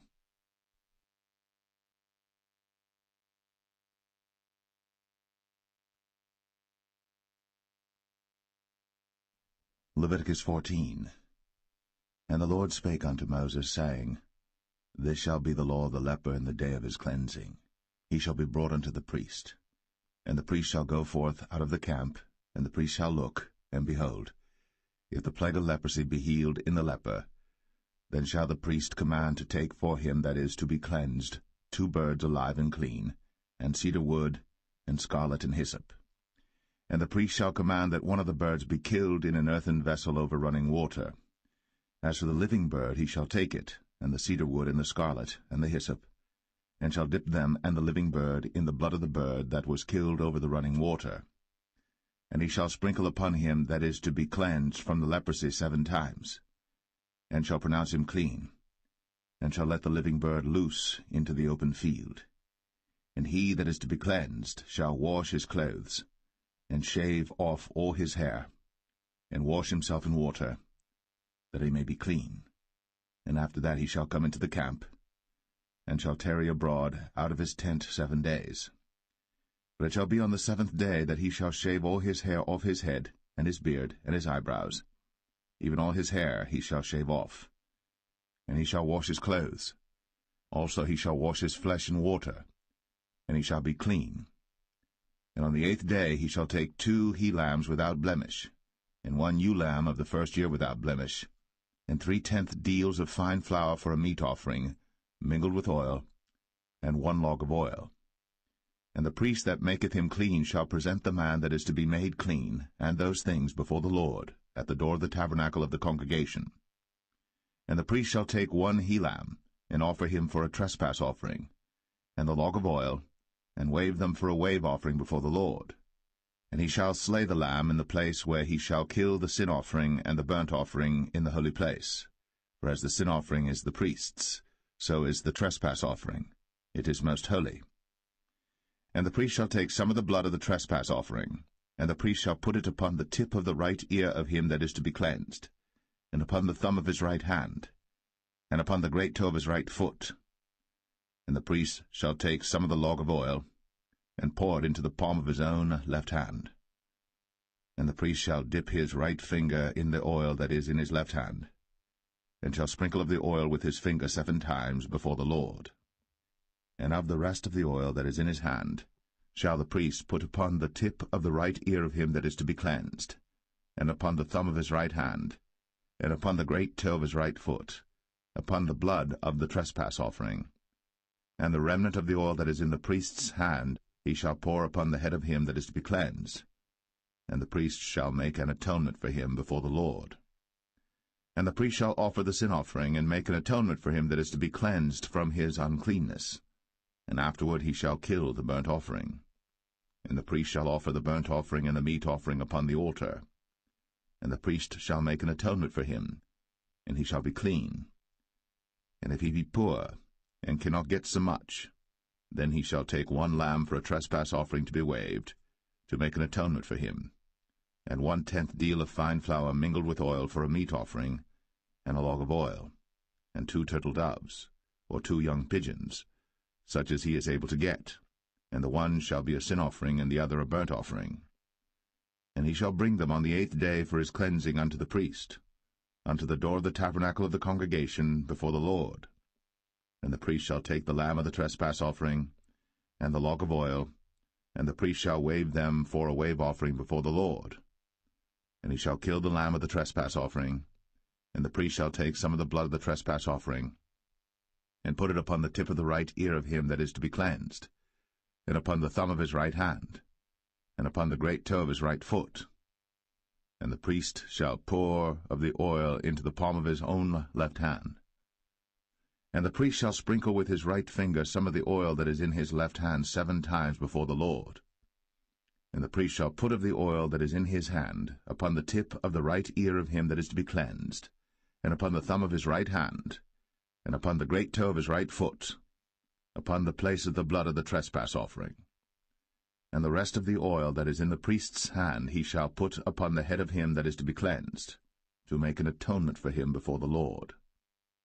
And he shall offer the one of the turtle doves, or of the young pigeons, such as he can get, even such as he is able to get, the one for a sin offering, and the other for a burnt offering, with the meat offering.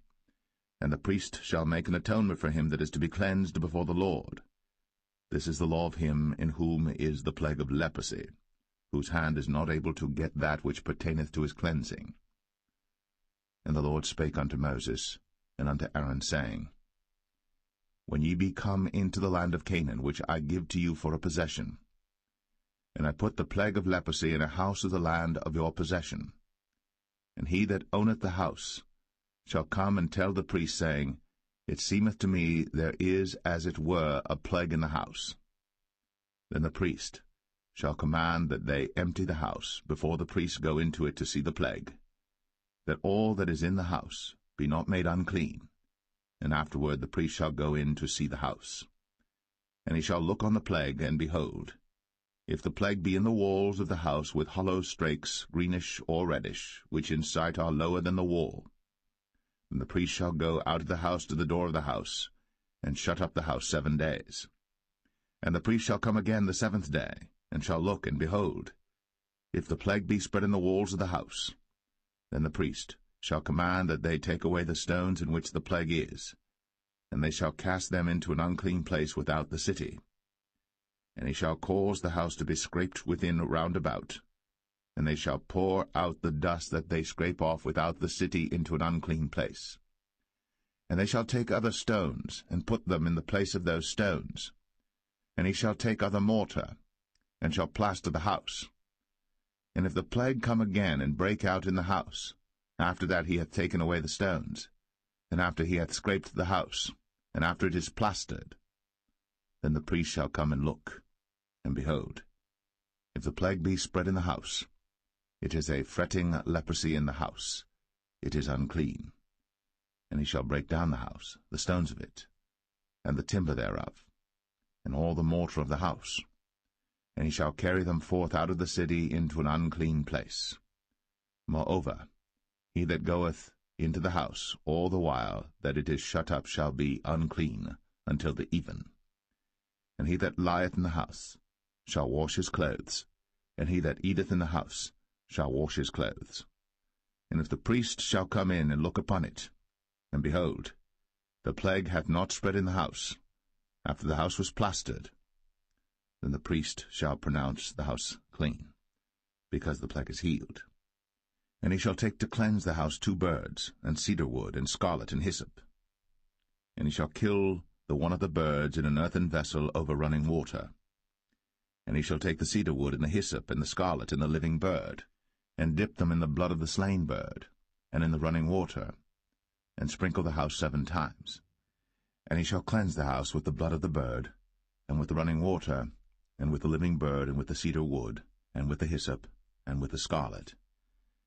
But he shall let go the living bird out of the city into the open fields, and make an atonement for the house, and it shall be clean. This is the law for all manner of plague of leprosy and scall, and for the leprosy of a garment and of a house, and for a rising and for a scab, and for a bright spot, to teach when it is unclean, and when it is clean. This is the law of leprosy.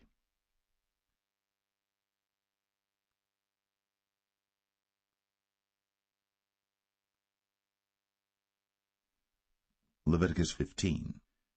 And the Lord spake unto Moses and to Aaron, saying, Speak unto the children of Israel, and say unto them, When any man hath a running issue out of his flesh, because of his issue he is unclean.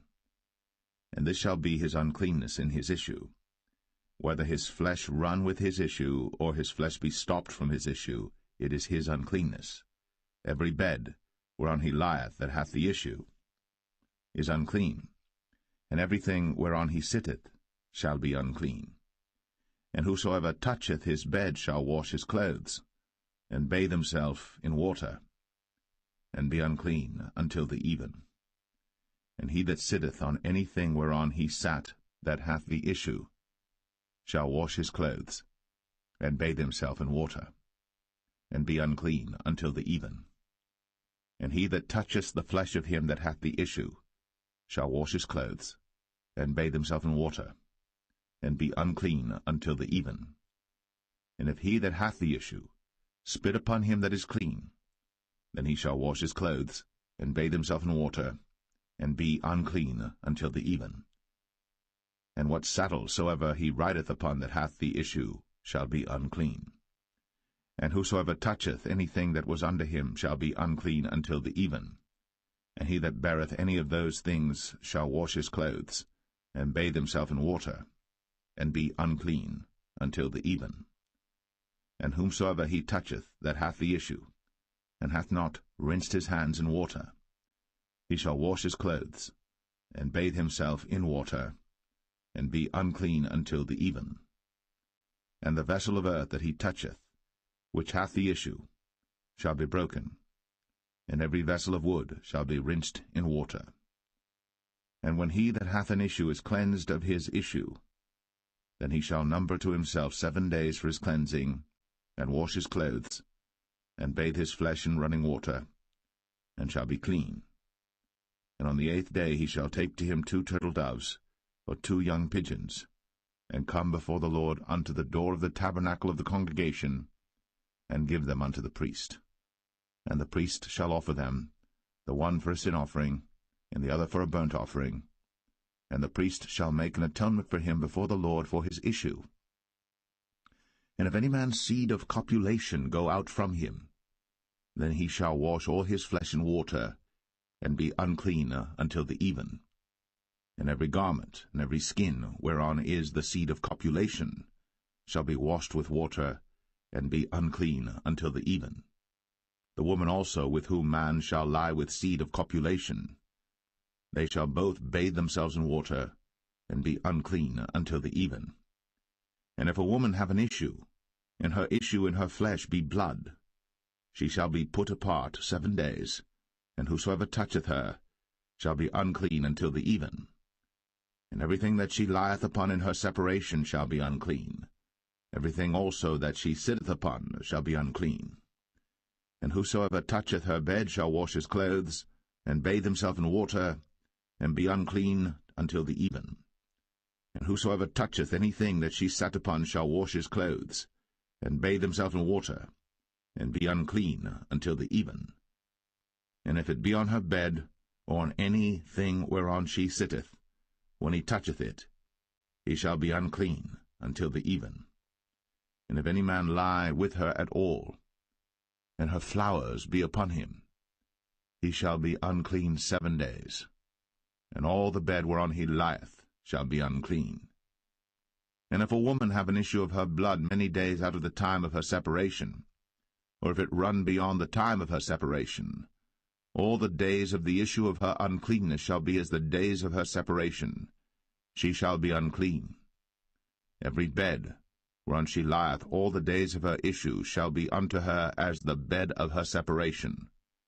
And whatsoever she sitteth upon shall be unclean, as the uncleanness of her separation. And whosoever toucheth those things shall be unclean, and shall wash his clothes, and bathe himself in water, and be unclean until the even.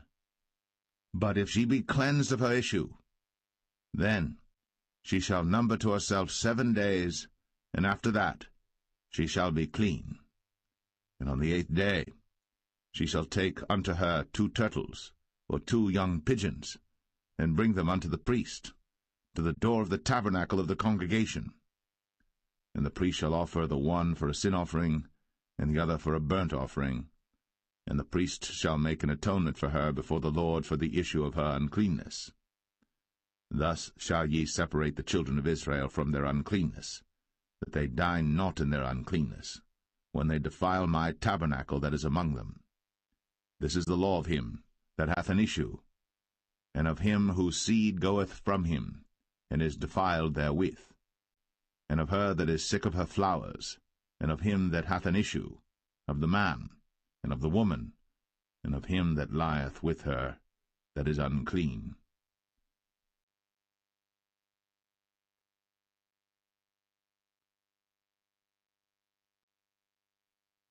Leviticus 16. And the Lord spake unto Moses after the death of the 2 sons of Aaron, when they offered before the Lord and died. And the Lord said unto Moses, Speak unto Aaron thy brother, that he come not at all times into the holy place within the veil before the mercy seat, which is upon the ark, that he die not. For I will appear in the cloud upon the mercy seat. Thus shall Aaron come into the holy place with a young bullock for a sin offering, and a ram for a burnt offering. He shall put on the holy linen coat, and he shall have the linen breeches upon his flesh, and shall be girded with a linen girdle, and with the linen mitre shall he be attired. These are holy garments. Therefore shall he wash his flesh in water, and so put them on.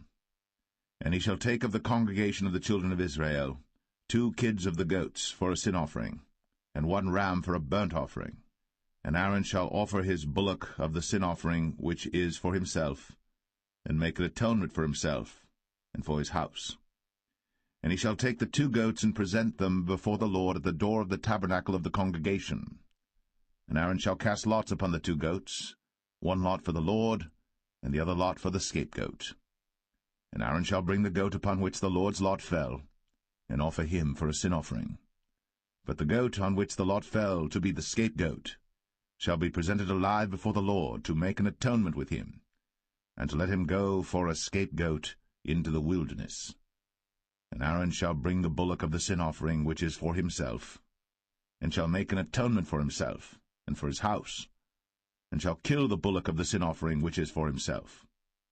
And he shall take a censer full of burning coals of fire from off the altar before the Lord, and his hands full of sweet incense beaten small, and bring it within the veil. And he shall put the incense upon the fire before the Lord, that the cloud of the incense may cover the mercy seat that is upon the testimony, that he die not. And he shall take of the blood of the bullock, and sprinkle it with his finger upon the mercy seat eastward, and before the mercy seat shall he sprinkle of the blood with his finger 7 times. Then shall he kill the goat of the sin offering that is for the people, and bring his blood within the veil, and do with that blood as he did with the blood of the bullock, and sprinkle it upon the mercy seat, and before the mercy seat. And he shall make an atonement for the holy place, because of the uncleanness of the children of Israel, and because of their transgressions and all their sins. And so shall he do for the tabernacle of the congregation that remaineth among them in the midst of their uncleanness. And there shall be no man in the tabernacle of the congregation when he goeth in to make an atonement in the holy place, until he come out, and have made an atonement for himself, and for his household, and for all the congregation of Israel. And he shall go out unto the altar that is before the Lord, and make an atonement for it, and shall take of the blood of the bullock, and of the blood of the goat, and put it upon the horns of the altar round about. And he shall sprinkle of the blood upon it with his finger 7 times, and cleanse it, and hallow it from the uncleanness of the children of Israel. And when he hath made an end of reconciling the holy place, and the tabernacle of the congregation, and the altar, he shall bring the live goat. And Aaron shall lay both his hands upon the head of the live goat, and confess over him all the iniquities of the children of Israel, and all their transgressions and all their sins, putting them upon the head of the goat, and shall send him away by the hand of a fit man into the wilderness. And the goat shall bear upon him all their iniquities unto a land not inhabited. And he shall let go the goat in the wilderness. And Aaron shall come into the tabernacle of the congregation, and shall put off the linen garments, which he put on when he went into the holy place, and shall leave them there. And he shall wash his flesh with water in the holy place, and put on his garments, and come forth, and offer his burnt offering, and the burnt offering of the people, and make an atonement for himself and for the people. And the fat of the sin offering shall he burn upon the altar. And he that let go the goat for the scapegoat shall wash his clothes, and bathe his flesh in water, and afterward come into the camp. And the bullock for the sin offering, and the goat for the sin offering, whose blood was brought in to make atonement in the holy place, shall one carry forth without the camp, and they shall burn in the fire their skins, and their flesh, and their dung. And he that burneth them shall wash his clothes, and bathe his flesh in water, and afterward he shall come into the camp. And this shall be a statute for ever unto you, that in the 7th month, on the 10th day of the month, ye shall afflict your souls, and do no work at all, whether it be one of your own country or a stranger that sojourneth among you. For on that day shall the priest make an atonement for you, to cleanse you, that ye may be clean from all your sins before the Lord. It shall be a Sabbath of rest unto you, and ye shall afflict your souls, by a statute for ever. And the priest, whom he shall anoint, and whom he shall consecrate to minister in the priest's office in his father's stead, shall make the atonement, and shall put on the linen clothes, even the holy garments. And he shall make an atonement for the holy sanctuary, and he shall make an atonement for the tabernacle of the congregation, and for the altar. And he shall make an atonement for the priests, and for all the people of the congregation. And this shall be an everlasting statute unto you, to make an atonement for the children of Israel, for all their sins, once a year. And he did, as the Lord commanded Moses.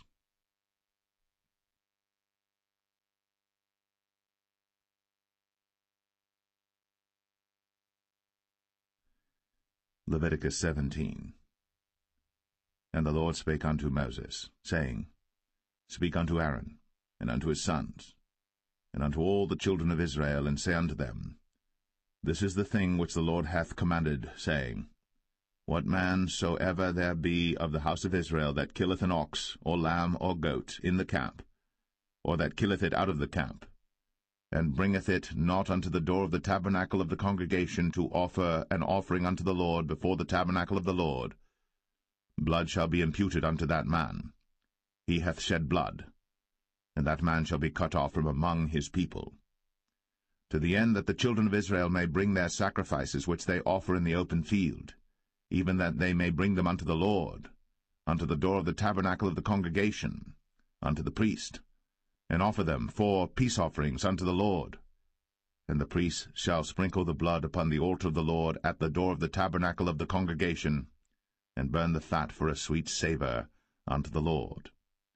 And they shall no more offer their sacrifices unto devils, after whom they have gone a-whoring. This shall be a statute for ever unto them throughout their generations. And thou shalt say unto them, Whatsoever man there be of the house of Israel, or of the strangers which sojourn among you, that offereth a burnt offering or sacrifice, and bringeth it not unto the door of the tabernacle of the congregation, to offer it unto the Lord, even that man shall be cut off from among his people. And whatsoever man there be of the house of Israel, or of the strangers that sojourn among you, that eateth any manner of blood, I will even set my face against that soul that eateth blood, and will cut him off from among his people. For the life of the flesh is in the blood, and I have given it to you upon the altar to make an atonement for your souls. For it is the blood that maketh an atonement for the soul. Therefore I said unto the children of Israel, No soul of you shall eat blood, neither shall any stranger that sojourneth among you eat blood. And whatsoever man there be of the children of Israel, or of the strangers that sojourn among you, which hunteth and catcheth any beast or fowl that may be eaten, he shall even pour out the blood thereof, and cover it with dust. For it is the life of all flesh, the blood of it is for the life thereof. Therefore I said unto the children of Israel, Ye shall eat the blood of no manner of flesh, for the life of all flesh is the blood thereof. Whosoever eateth it shall be cut off. And every soul that eateth that which died of itself, or that which was torn with beasts, whether it be one of your own country or a stranger, he shall both wash his clothes, and bathe himself in water, and be unclean until the even. Then shall he be clean. But if he wash them not, nor bathe his flesh, then he shall bear his iniquity.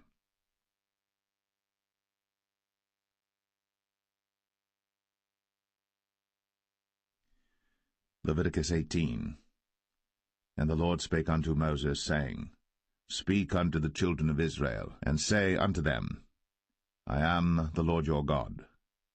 After the doings of the land of Egypt, wherein ye dwelt, shall ye not do, and after the doings of the land of Canaan, whither I bring you, shall ye not do, neither shall ye walk in their ordinances. Ye shall do my judgments, and keep mine ordinances, to walk therein. I am the Lord your God. Ye shall therefore keep my statutes and my judgments, which if a man do, he shall live in them. I am the Lord. None of you shall approach to any that is near of kin to him, to uncover their nakedness. I am the Lord. The nakedness of thy father, or the nakedness of thy mother, shalt thou not uncover. She is thy mother, thou shalt not uncover her nakedness. The nakedness of thy father's wife shalt thou not uncover. It is thy father's nakedness. The nakedness of thy sister, the daughter of thy father, or daughter of thy mother, whether she be born at home or born abroad, even their nakedness thou shalt not uncover. The nakedness of thy son's daughter, or of thy daughter's daughter, even their nakedness thou shalt not uncover, for theirs is thine own nakedness. The nakedness of thy father's wife's daughter, begotten of thy father, she is thy sister, thou shalt not uncover her nakedness. Thou shalt not uncover the nakedness of thy father's sister, she is thy father's near kinswoman. Thou shalt not uncover the nakedness of thy mother's sister, for she is thy mother's near kinswoman. Thou shalt not uncover the nakedness of thy father's brother. Thou shalt not approach to his wife, she is thine aunt. Thou shalt not uncover the nakedness of thy daughter-in-law, she is thy son's wife. Thou shalt not uncover her nakedness. Thou shalt not uncover the nakedness of thy brother's wife, it is thy brother's nakedness. Thou shalt not uncover the nakedness of a woman and her daughter, neither shalt thou take her son's daughter, or her daughter's daughter, to uncover her nakedness, for they are her near kinswoman. It is wickedness. Neither shalt thou take a wife to her sister, to vex her, to uncover her nakedness, beside the other in her lifetime. Also thou shalt not approach unto a woman to uncover her nakedness, as long as she is put apart for her uncleanness. Moreover, thou shalt not lie carnally with thy neighbor's wife, to defile thyself with her. And thou shalt not let any of thy seed pass through the fire to Moloch, neither shalt thou profane the name of thy God. I am the Lord. Thou shalt not lie with mankind, as with womankind.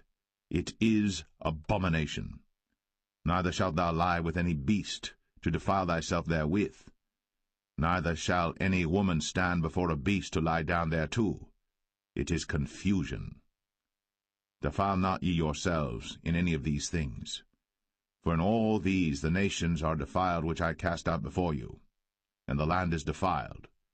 Therefore I do visit the iniquity thereof upon it, and the land itself vomiteth out her inhabitants.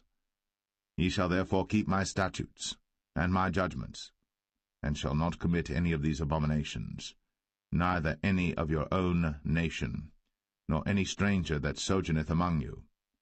For all these abominations have the men of the land done, which were before you, and the land is defiled, that the land spew not you out also, when ye defile it, as it spewed out the nations that were before you. For whosoever shall commit any of these abominations, even the souls that commit them, shall be cut off from among their people. Therefore shall ye keep mine ordinance, that ye commit not any one of these abominable customs, which were committed before you, and that ye defile not yourselves therein. I am the Lord your God.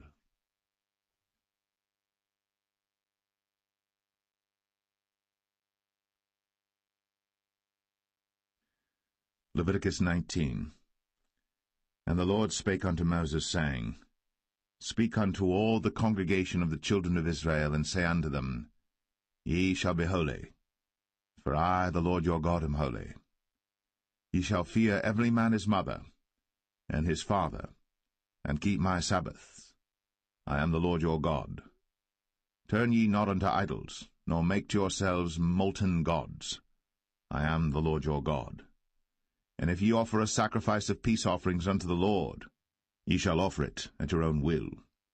It shall be eaten the same day ye offer it, and on the morrow, and if aught remain until the third day, it shall be burnt in the fire. And if it be eaten at all on the third day, it is abominable, it shall not be accepted. Therefore every one that eateth it shall bear his iniquity, because he hath profaned the hallowed thing of the Lord, and that so shall be cut off from among his people. And when ye reap the harvest of your land, thou shalt not wholly reap the corners of thy field, neither shalt thou gather the gleanings of thy harvest. And thou shalt not glean thy vineyard, neither shalt thou gather every grape of thy vineyard. Thou shalt leave them for the poor and stranger. I am the Lord your God. Ye shall not steal, neither deal falsely, neither lie one to another. And ye shall not swear by my name falsely, neither shalt thou profane the name of thy God. I am the Lord. Thou shalt not defraud thy neighbor, neither rob him. The wages of him that is hired shall not abide with thee all night until the morning. Thou shalt not curse the deaf, nor put a stumbling block before the blind, but shalt fear thy God. I am the Lord. Ye shall do no unrighteousness in judgment. Thou shalt not respect the person of the poor, nor honor the person of the mighty, but in righteousness shalt thou judge thy neighbor. Thou shalt not go up and down as a talebearer among thy people, neither shalt thou stand against the blood of thy neighbor. I am the Lord. Thou shalt not hate thy brother in thine heart. Thou shalt in any wise rebuke thy neighbor, and not suffer sin upon him. Thou shalt not avenge, nor bear any grudge against the children of thy people, but thou shalt love thy neighbor as thyself. I am the Lord. Ye shall keep my statutes. Thou shalt not let thy cattle gender with a diverse kind. Thou shalt not sow thy field with mingled seed, neither shall a garment mingled of linen and woolen come upon thee. And whosoever lieth carnally with a woman that is a bondmaid, betrothed to an husband, and not at all redeemed, nor freedom given her, she shall be scourged. They shall not be put to death, because she was not free. And he shall bring his trespass offering unto the Lord, unto the door of the tabernacle of the congregation, even a ram for a trespass offering. And the priest shall make an atonement for him with the ram of the trespass offering before the Lord for his sin which he hath done, and the sin which he hath done shall be forgiven him. And when ye shall come into the land, and shall have planted all manner of trees for food, then ye shall count the fruit thereof as uncircumcised. 3 years shall it be as uncircumcised unto you. It shall not be eaten of. But in the 4th year all the fruit thereof shall be holy to praise the Lord withal. And in the 5th year shall ye eat of the fruit thereof, that it may yield unto you the increase thereof. I am the Lord your God. Ye shall not eat anything with the blood, neither shall ye use enchantment, nor observe times. Ye shall not round the corners of your heads, neither shalt thou mar the corners of thy beard. Ye shall not make any cuttings in your flesh for the dead, nor print any marks upon you. I am the Lord. Do not prostitute thy daughter to cause her to be a whore, lest the land fall to whoredom, and the land become full of wickedness. Ye shall keep my Sabbaths, and reverence my sanctuary. I am the Lord. Regard not them that have familiar spirits, neither seek after wizards, to be defiled by them. I am the Lord your God. Thou shalt rise up before the hoary head, and honour the face of the old man, and fear thy God. I am the Lord. And if a stranger sojourn with thee in your land, ye shall not vex him. But the stranger that dwelleth with you shall be unto you as one born among you, and thou shalt love him as thyself. For ye were strangers in the land of Egypt. I am the Lord your God. Ye shall do no unrighteousness in judgment, and mete yard in weight or in measure. Just balances, just weights, a just ephah, and a just hin shall ye have. I am the Lord your God, which brought you out of the land of Egypt. Therefore shall ye observe all my statutes, and all my judgments, and do them. I am the Lord.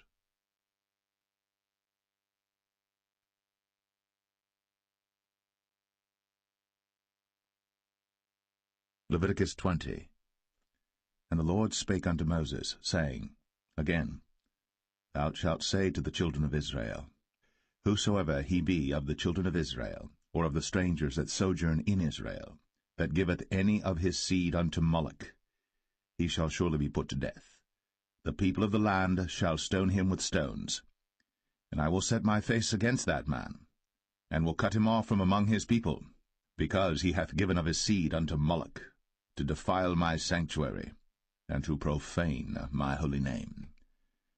And if the people of the land do any ways hide their eyes from the man, when he giveth of his seed unto Moloch, and kill him not, then I will set my face against that man, and against his family, and will cut him off, and all that go a-whoring after him, to commit whoredom with Moloch from among their people. And the soul that turneth after such as have familiar spirits, and after wizards, to go a-whoring after them, I will even set my face against that soul, and will cut him off from among his people. Sanctify yourselves, therefore, and be ye holy, for I am the Lord your God. And ye shall keep my statutes, and do them. I am the Lord which sanctify you. For every one that curseth his father or his mother shall be surely put to death. He hath cursed his father or his mother, his blood shall be upon him. And the man that committeth adultery with another man's wife, even he that committeth adultery with his neighbour's wife, the adulterer and the adulteress, shall surely be put to death. And the man that lieth with his father's wife hath uncovered his father's nakedness. Both of them shall surely be put to death. Their blood shall be upon them. And if a man lie with his daughter-in-law, both of them shall surely be put to death. They have wrought confusion. Their blood shall be upon them. If a man also lie with mankind, as he lieth with a woman, both of them have committed an abomination. They shall surely be put to death. Their blood shall be upon them. And if a man take a wife and her mother, it is wickedness. They shall be burnt with fire, both he and they, that there be no wickedness among you. And if a man lie with a beast, he shall surely be put to death, and ye shall slay the beast. And if a woman approach unto any beast, and lie down thereto, thou shalt kill the woman and the beast. They shall surely be put to death. Their blood shall be upon them. And if a man shall take his sister, his father's daughter, or his mother's daughter, and see her nakedness, and she see his nakedness, it is a wicked thing, when they shall be cut off in the sight of their people. He hath uncovered his sister's nakedness, he shall bear his iniquity. And if a man shall lie with a woman having her sickness, and shall uncover her nakedness, he hath discovered her fountain, and she hath uncovered the fountain of her blood, and both of them shall be cut off from among their people. And thou shalt not uncover the nakedness of thy mother's sister, nor of thy father's sister, for he uncovereth his near kin, they shall bear their iniquity. And if a man shall lie with his uncle's wife, he hath uncovered his uncle's nakedness, they shall bear their sin, they shall die childless. And if a man shall take his brother's wife, it is an unclean thing. He hath uncovered his brother's nakedness, they shall be childless. Ye shall therefore keep all my statutes and all my judgments, and do them, that the land, whither I bring you to dwell therein, spew you not out. And ye shall not walk in the manners of the nation, which I cast out before you. For they committed all these things, and therefore I abhorred them. But I have said unto you, Ye shall inherit their land, and I will give it unto you to possess it, a land that floweth with milk and honey. I am the Lord your God, which have separated you from other people. Ye shall therefore put difference between clean beasts and unclean, and between unclean fowls and clean. And ye shall not make your souls abominable by beast, or by fowl, or by any manner of living thing that creepeth on the ground, which I have separated from you as unclean. And ye shall be holy unto me, for I the Lord am holy, and have severed you from other people, that ye should be mine. A man also, or woman that hath a familiar spirit, or that is a wizard, shall surely be put to death. They shall stone them with stones, their blood shall be upon them.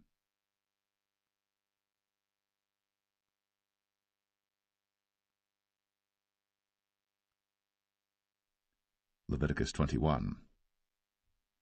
And the Lord said unto Moses, Speak unto the priests, the sons of Aaron, and say unto them, There shall none be defiled for the dead among his people. But for his kin that is near unto him, that is, for his mother, and for his father, and for his son, and for his daughter, and for his brother, and for his sister a virgin, that is nigh unto him, which hath had no husband, for her may he be defiled. But he shall not defile himself, being a chief man among his people, to profane himself. They shall not make baldness upon their head, neither shall they shave off the corner of their beard, nor make any cuttings in their flesh. They shall be holy unto their God, and not profane the name of their God, for the offerings of the Lord made by fire, and the bread of their God they do offer, therefore they shall be holy. They shall not take a wife that is a whore, or profane, neither shall they take a woman put away from her husband, for he is holy unto his God. Thou shalt sanctify him therefore, for he offereth the bread of thy God. He shall be holy unto thee. For I, the Lord, which sanctify you, am holy. And the daughter of any priest, if she profane herself by playing the whore, she profaneth her father. She shall be burnt with fire. And he that is the high priest among his brethren, upon whose head the anointing oil was poured, and that is consecrated to put on the garments, shall not uncover his head nor rend his clothes. Neither shall he go into any dead body, nor defile himself for his father, or for his mother. Neither shall he go out of the sanctuary, nor profane the sanctuary of his God. For the crown of the anointing oil of his God is upon him. I am the Lord. And he shall take a wife in her virginity, a widow, or a divorced woman, or profane, or an harlot. These shall he not take, but he shall take a virgin of his own people to wife. Neither shall he profane his seed among his people, for I the Lord do sanctify him. And the Lord spake unto Moses, saying, Speak unto Aaron, saying, Whosoever he be of thy seed in their generations that hath any blemish, let him not approach to offer the bread of his God. For whatsoever man he be that hath a blemish, he shall not approach, a blind man, or a lame, or he that hath a flat nose, or anything superfluous, or a man that is broken-footed, or broken-handed, or crooked-backed, or a dwarf, or that hath a blemish in his eye, or be scurvy, or scabbed, or hath his stones broken. No man that hath a blemish of the seed of Aaron the priest shall come nigh to offer the offerings of the Lord made by fire. He hath a blemish. He shall not come nigh to offer the bread of his God. He shall eat the bread of his God, both of the most holy and of the holy. Only he shall not go in unto the veil, nor come nigh unto the altar, because he hath a blemish, that he profane not my sanctuaries. For I the Lord do sanctify them. And Moses told it unto Aaron and to his sons, and unto all the children of Israel.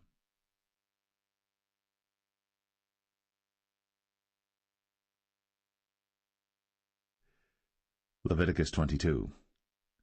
And the Lord spake unto Moses, saying, Speak unto Aaron and to his sons, that they separate themselves from the holy things of the children of Israel, and that they profane not my holy name in those things which they hallow unto me. I am the Lord. Say unto them, Whosoever he be of all your seed among your generations, that goeth unto the holy things, which the children of Israel hallow unto the Lord, having his uncleanness upon him, that soul shall be cut off from my presence. I am the Lord. What man soever of the seed of Aaron is a leper, or hath a running issue, he shall not eat of the holy things until he be clean. And whoso toucheth anything that is unclean by the dead, or a man whose seed goeth from him, or whosoever toucheth any creeping thing, whereby he may be made unclean, or a man of whom he may take uncleanness, whatsoever uncleanness he hath, the soul which hath touched any such shall be unclean until even, and shall not eat of the holy things, unless he wash his flesh with water. And when the sun is down, he shall be clean, and shall afterward eat of the holy things, because it is his food. That which dieth of itself, or is torn with beasts, he shall not eat to defile himself therewith. I am the Lord. They shall therefore keep mine ordinance, lest they bear sin for it, and die therefore, if they profane it. I the Lord do sanctify them. There shall no stranger eat of the holy thing. A sojourner of the priest, or an hired servant, shall not eat of the holy thing. But if the priest buy any soul with his money, he shall eat of it. And he that is born in his house, they shall eat of his meat. If the priest's daughter also be married unto a stranger, she may not eat of an offering of the holy things. But if the priest's daughter be a widow, or divorced, and have no child, and is returned unto her father's house, as in her youth, she shall eat of her father's meat. But there shall no stranger eat thereof. And if a man eat of the holy thing unwittingly, then he shall put the fifth part thereof unto it, and shall give it unto the priest with the holy thing. And they shall not profane the holy things of the children of Israel, which they offer unto the Lord, or suffer them to bear the iniquity of trespass, when they eat their holy things. For I the Lord do sanctify them. And the Lord spake unto Moses, saying, Speak unto Aaron and to his sons, and unto all the children of Israel, and say unto them, Whatsoever he be of the house of Israel, or of the strangers in Israel, that will offer his oblation for all his vows, and for all his freewill offerings, which they will offer unto the Lord for a burnt offering, ye shall offer at your own will a male without blemish, of the beeves, of the sheep, or of the goats. But whatsoever hath a blemish, that shall ye not offer, for it shall not be acceptable for you. And whosoever offereth a sacrifice of peace offerings unto the Lord to accomplish his vow, or a freewill offering in beeves or sheep, it shall be perfect to be accepted. There shall be no blemish therein. Blind, or broken, or maimed, or having a wen, or scurvy, or scabbed, ye shall not offer these unto the Lord, nor make an offering by fire of them upon the altar unto the Lord, either a bullock, or a lamb that hath anything superfluous or lacking in his parts, that mayest thou offer for a freewill offering, but for a vow it shall not be accepted. Ye shall not offer unto the Lord that which is bruised, or crushed, or broken, or cut. Neither shall ye make any offering thereof in your land. Neither from a stranger's hand shall ye offer the bread of your God of any of these, because their corruption is in them, and blemishes be in them. they shall not be accepted for you. And the Lord spake unto Moses, saying, When a bullock or a sheep or a goat is brought forth, then it shall be 7 days under the dam, and from the 8th day and thenceforth it shall be accepted for an offering made by fire unto the Lord. And whether it be cow or ewe, ye shall not kill it and her young both in 1 day. And when ye will offer a sacrifice of thanksgiving unto the Lord, offer it at your own will. On the same day it shall be eaten up. Ye shall leave none of it until the morrow. I am the Lord. Therefore shall ye keep my commandments, and do them. I am the Lord. Neither shall ye profane my holy name, but I will be hallowed among the children of Israel. I am the Lord which hallow you, that brought you out of the land of Egypt, to be your God. I am the Lord.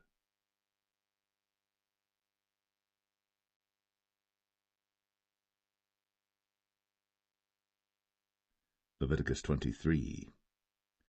And the Lord spake unto Moses, saying, Speak unto the children of Israel, and say unto them, Concerning the feasts of the Lord, which ye shall proclaim to be holy convocations, even these are my feasts. 6 days shall work be done, but the 7th day is the Sabbath of rest, and holy convocation. Ye shall do no work therein. It is the Sabbath of the Lord in all your dwellings. These are the feasts of the Lord, even holy convocations, which ye shall proclaim in their seasons. In the 14th day of the 1st month at even is the Lord's Passover, and on the 15th day of the same month is the feast of unleavened bread unto the Lord. 7 days ye must eat unleavened bread. In the 1st day ye shall have an holy convocation. Ye shall do no servile work therein. But ye shall offer an offering made by fire unto the Lord 7 days. In the 7th day is an holy convocation. Ye shall do no servile work therein. And the Lord spake unto Moses, saying, Speak unto the children of Israel, and say unto them, When ye be come into the land which I give unto you, and shall reap the harvest thereof, then ye shall bring a sheaf of the firstfruits of your harvest unto the priest. And he shall wave the sheaf before the Lord, to be accepted for you. On the morrow after the Sabbath the priest shall wave it. And ye shall offer that day, when ye wave the sheaf, an he-lamb without blemish of the 1st year for a burnt offering unto the Lord. And the meat offering thereof shall be 2/10 deals of fine flour mingled with oil, an offering made by fire unto the Lord for a sweet savour. And the drink offering thereof shall be of wine, the 4th part of an hin. And ye shall eat neither bread, nor parched corn, nor green ears, until the selfsame day that ye have brought an offering unto your God. It shall be a statute for ever throughout your generations in all your dwellings. And ye shall count unto you from the morrow after the Sabbath, from the day that ye brought the sheaf of the wave offering, 7 Sabbaths shall be complete. Even unto the morrow, after the 7th Sabbath, shall ye number 50 days. And ye shall offer a new meat offering unto the Lord. Ye shall bring out of your habitations 2 wave loaves of 2/10 deals. They shall be of fine flour.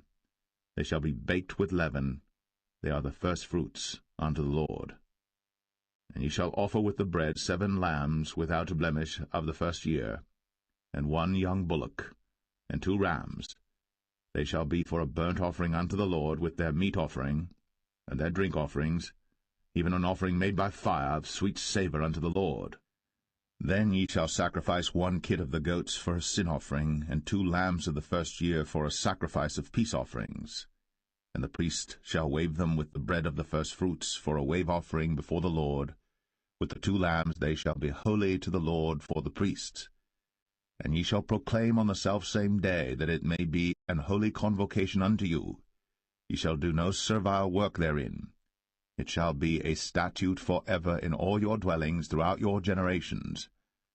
And when ye reap the harvest of your land, thou shalt not make clean riddance of the corners of thy field when thou reapest, neither shalt thou gather any gleanings of thy harvest. Thou shalt leave them unto the poor, and to the stranger. I am the Lord your God.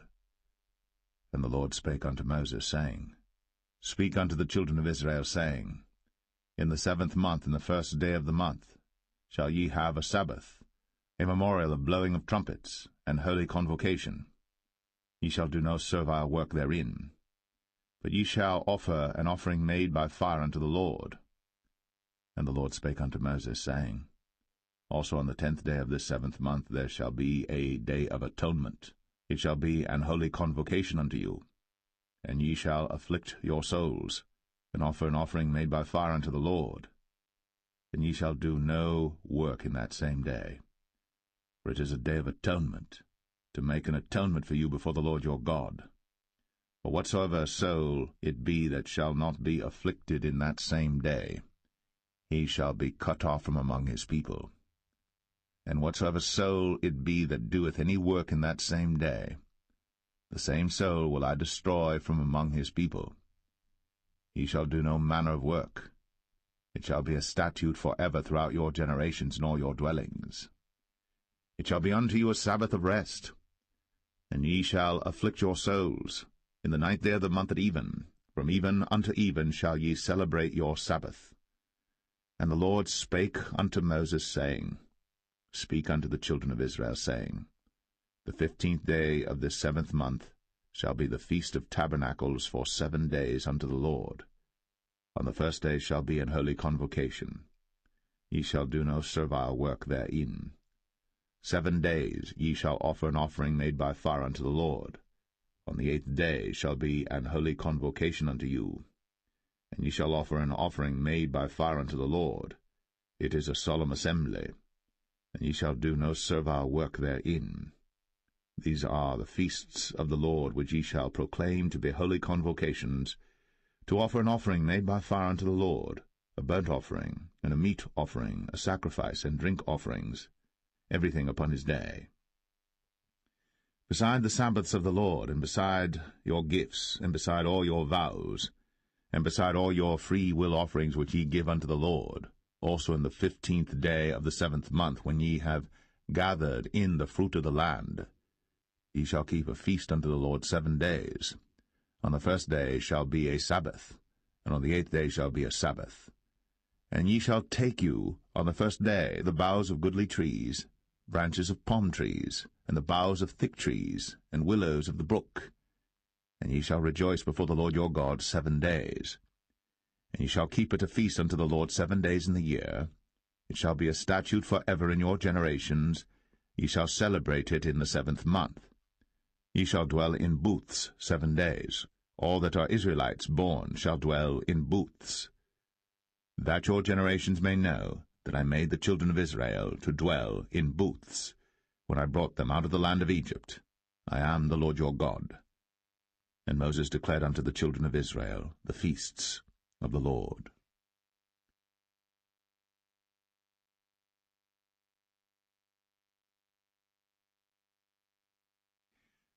Leviticus 24. And the Lord spake unto Moses, saying, Command the children of Israel, that they bring unto thee pure oil olive beaten for the light, to cause the lamps to burn continually. Without the veil of the testimony, in the tabernacle of the congregation, shall Aaron order it from the evening unto the morning before the Lord continually. It shall be a statute for ever in your generations. He shall order the lamps upon the pure candlestick before the Lord continually.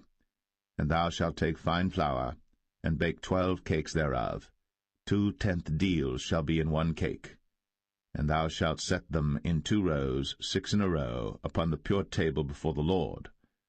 And thou shalt put pure frankincense upon each row, that it may be on the bread for a memorial, even an offering made by fire unto the Lord. Every Sabbath he shall set it in order before the Lord continually, being taken from the children of Israel by an everlasting covenant. And it shall be Aaron's and his sons, and they shall eat it in the holy place. For it is most holy unto him of the offerings of the Lord made by fire, by a perpetual statute. And the son of an Israelitish woman, whose father was an Egyptian, went out among the children of Israel. And this son of the Israelitish woman and a man of Israel strove together in the camp. And the Israelitish woman's son blasphemed the name of the Lord, and cursed. And they brought him unto Moses.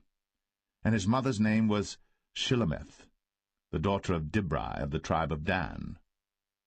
And they put him in ward, that the mind of the Lord might be shown them. And the Lord spake unto Moses, saying, bring forth him that hath cursed without the camp.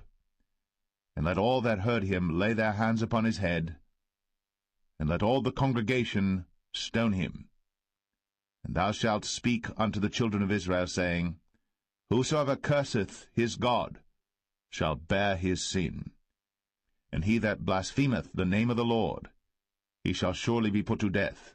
And all the congregation shall certainly stone him, as well the stranger, as he that is born in the land, when he blasphemeth the name of the Lord, shall be put to death. And he that killeth any man shall surely be put to death. And he that killeth a beast shall make it good, beast for beast. And if a man cause a blemish in his neighbor, as he hath done, so shall it be done to him. Breach for breach, eye for eye, tooth for tooth. As he hath caused a blemish in a man, so shall it be done to him again. And he that killeth a beast, he shall restore it. And he that killeth a man, he shall be put to death. Ye shall have one manner of law, as well for the stranger as for one of your own country. For I am the Lord your God. And Moses spake to the children of Israel, that they should bring forth him that had cursed out of the camp, and stone him with stones. And the children of Israel did as the Lord commanded Moses.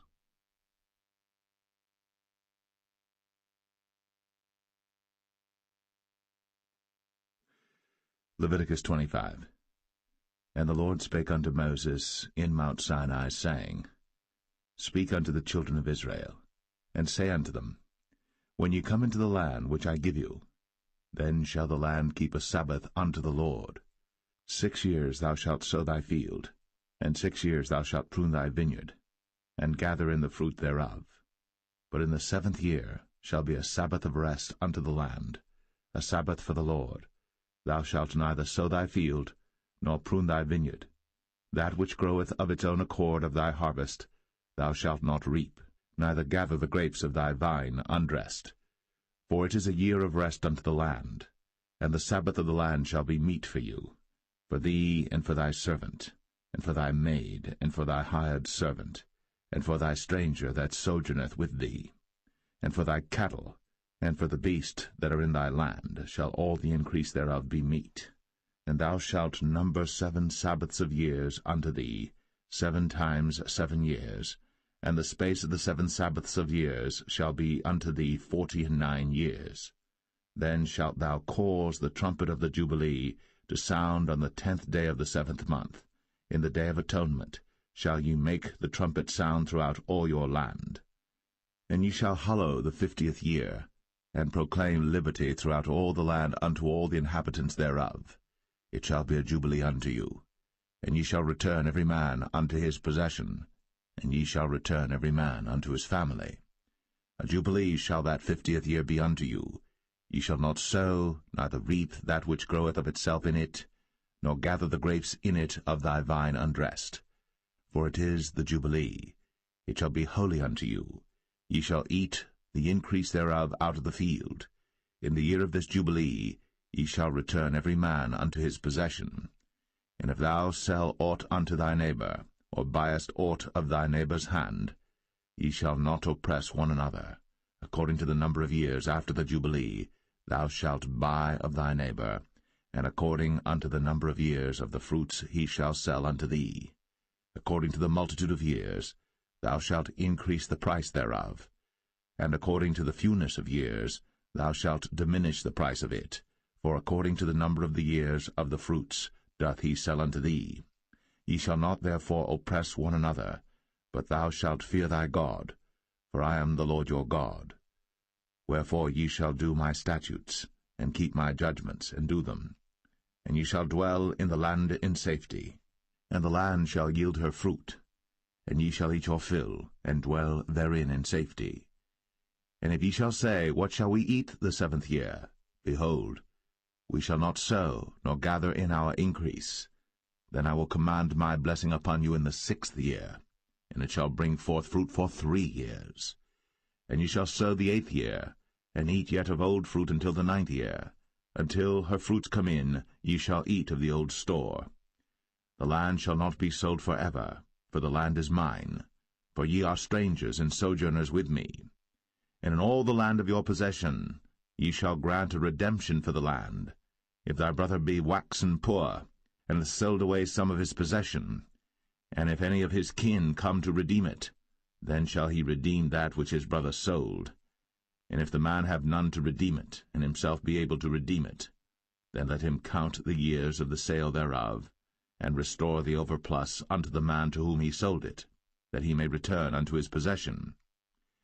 But if he be not able to restore it to him, then that which is sold shall remain in the hand of him that hath bought it until the year of Jubilee, and in the Jubilee it shall go out, and he shall return unto his possession.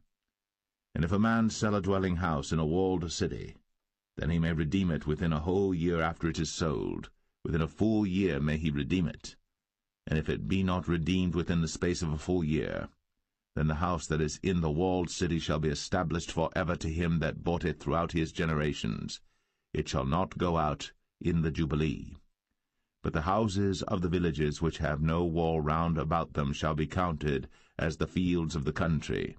They may be redeemed, and they shall go out in the Jubilee.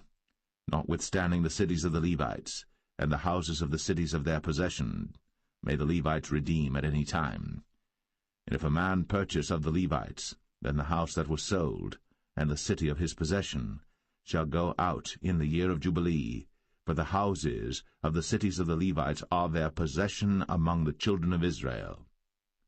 But the field of the suburbs of their cities may not be sold, for it is their perpetual possession. And if thy brother be waxen poor, and fallen in decay with thee, then thou shalt relieve him, yea, though he be a stranger, or a sojourner, that he may live with thee. Take thou no usury of him, or increase, but fear thy God, that thy brother may live with thee. Thou shalt not give him thy money upon usury, nor lend him thy victuals for increase. I am the Lord your God, which brought you forth out of the land of Egypt, to give you the land of Canaan, and to be your God. And if thy brother that dwelleth by thee be waxen poor, and be sold unto thee, thou shalt not compel him to serve as a bondservant, but as an hired servant, and as a sojourner. He shall be with thee, and shall serve thee unto the year of Jubilee. And then shall he depart from thee, both he and his children with him, and shall return unto his own family, and unto the possession of his fathers shall he return. For they are my servants, which I brought forth out of the land of Egypt. They shall not be sold as bondmen. Thou shalt not rule over him with rigor, but shalt fear thy God. Both thy bondmen and thy bondmaids, which thou shalt have, shall be of the heathen that are round about you. Of them shall ye buy bondmen and bondmaids. Moreover, of the children of the strangers that do sojourn among you, of them shall ye buy, and of their families that are with you, which they begat in your land, and they shall be your possession. And ye shall take them as an inheritance for your children after you, to inherit them for a possession. They shall be your bondmen for ever. But over your brethren, the children of Israel, ye shall not rule one over another with rigor. And if a sojourner or stranger wax rich by thee, and thy brother that dwelleth by him wax poor, and sell himself unto the stranger or sojourner by thee, or to the stock of the stranger's family, after that he is sold, he may be redeemed again. One of his brethren may redeem him. Either his uncle or his uncle's son may redeem him, or any that is nigh of kin unto him of his family may redeem him, or if he be able, he may redeem himself. And he shall reckon with him that bought him from the year that he was sold to him unto the year of Jubilee. And the price of his sale shall be according unto the number of years. According to the time of an hired servant shall it be with him. If there be yet many years behind, according unto them, he shall give again the price of his redemption out of the money that he was bought for. And if there remain but few years unto the year of Jubilee, then he shall count with him, and according unto his years shall he give him again the price of his redemption. And as a yearly hired servant shall he be with him, and the other shall not rule with rigor over him in thy sight. And if he be not redeemed in these years, then he shall go out in the year of Jubilee, both he and his children with him.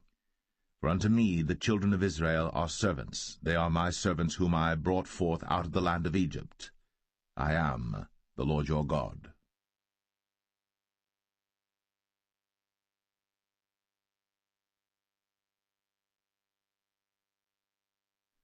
Leviticus 26.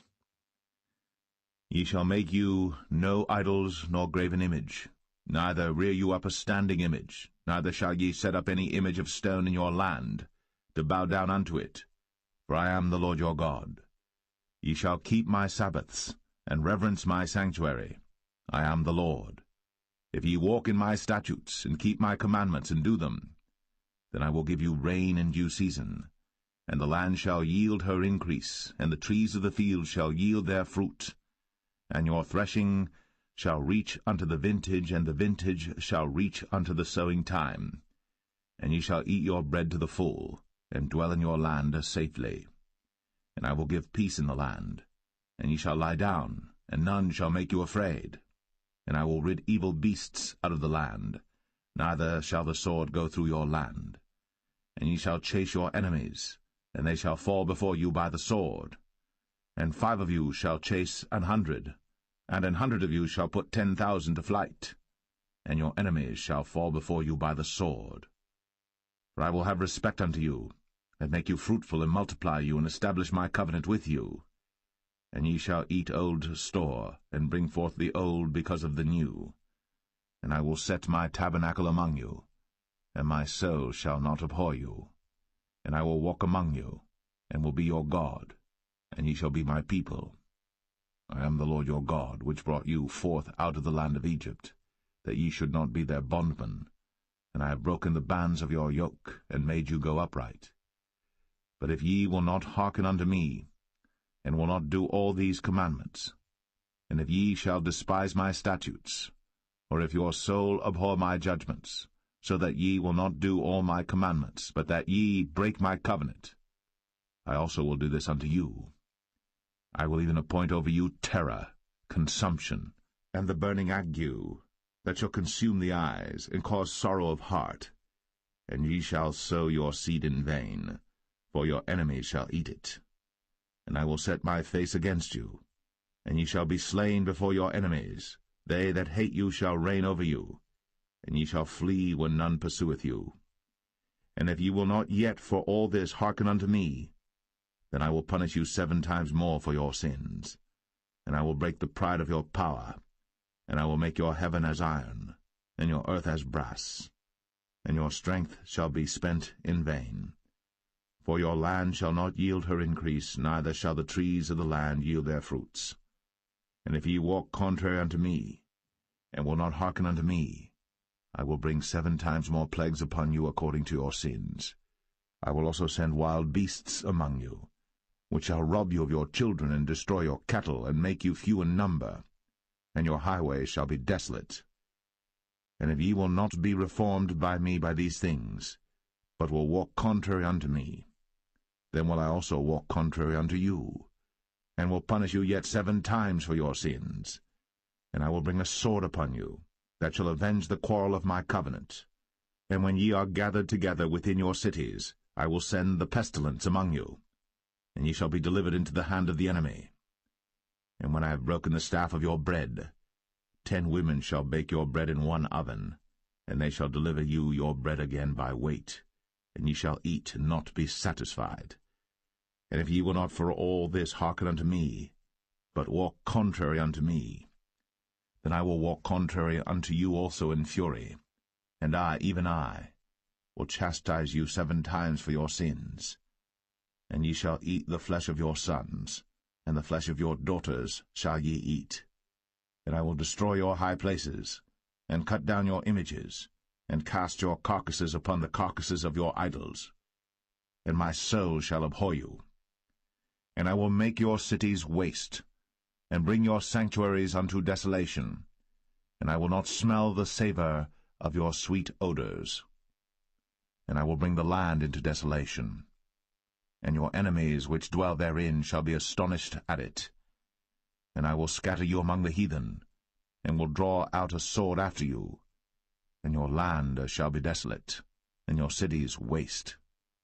Then shall the land enjoy her Sabbaths, as long as it lieth desolate, and ye be in your enemy's land, even then shall the land rest, and enjoy her Sabbaths.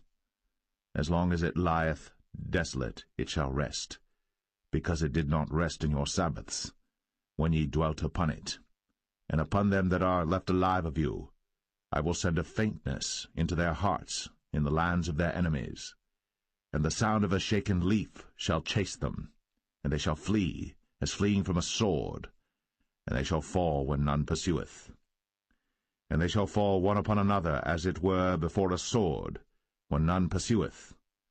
And ye shall have no power to stand before your enemies, and ye shall perish among the heathen. And the land of your enemies shall eat you up, and they that are left of you shall pine away in their iniquity in your enemies' lands, and also in the iniquities of their fathers shall they pine away with them, if they shall confess their iniquity, and the iniquity of their fathers, with their trespass which they trespassed against me, and that also they have walked contrary unto me, and that I also have walked contrary unto them, and have brought them into the land of their enemies. If then their uncircumcised hearts be humbled, and they then accept of the punishment of their iniquity, then will I remember my covenant with Jacob, and also my covenant with Isaac, and also my covenant with Abraham will I remember, and I will remember the land. The land also shall be left of them, and shall enjoy her Sabbaths, while she lieth desolate without them. And they shall accept of the punishment of their iniquity, even because they despised my judgments, and because their soul abhorred my statutes. And yet for all that, when they be in the land of their enemies, I will not cast them away, neither will I abhor them to destroy them utterly, and to break my covenant with them, for I am the Lord their God. But I will for their sakes remember the covenant of their ancestors, whom I brought forth out of the land of Egypt, in the sight of the heathen, that I might be their God. I am the Lord. These are the statutes and judgments and laws which the Lord made between him and the children of Israel in Mount Sinai by the hand of Moses.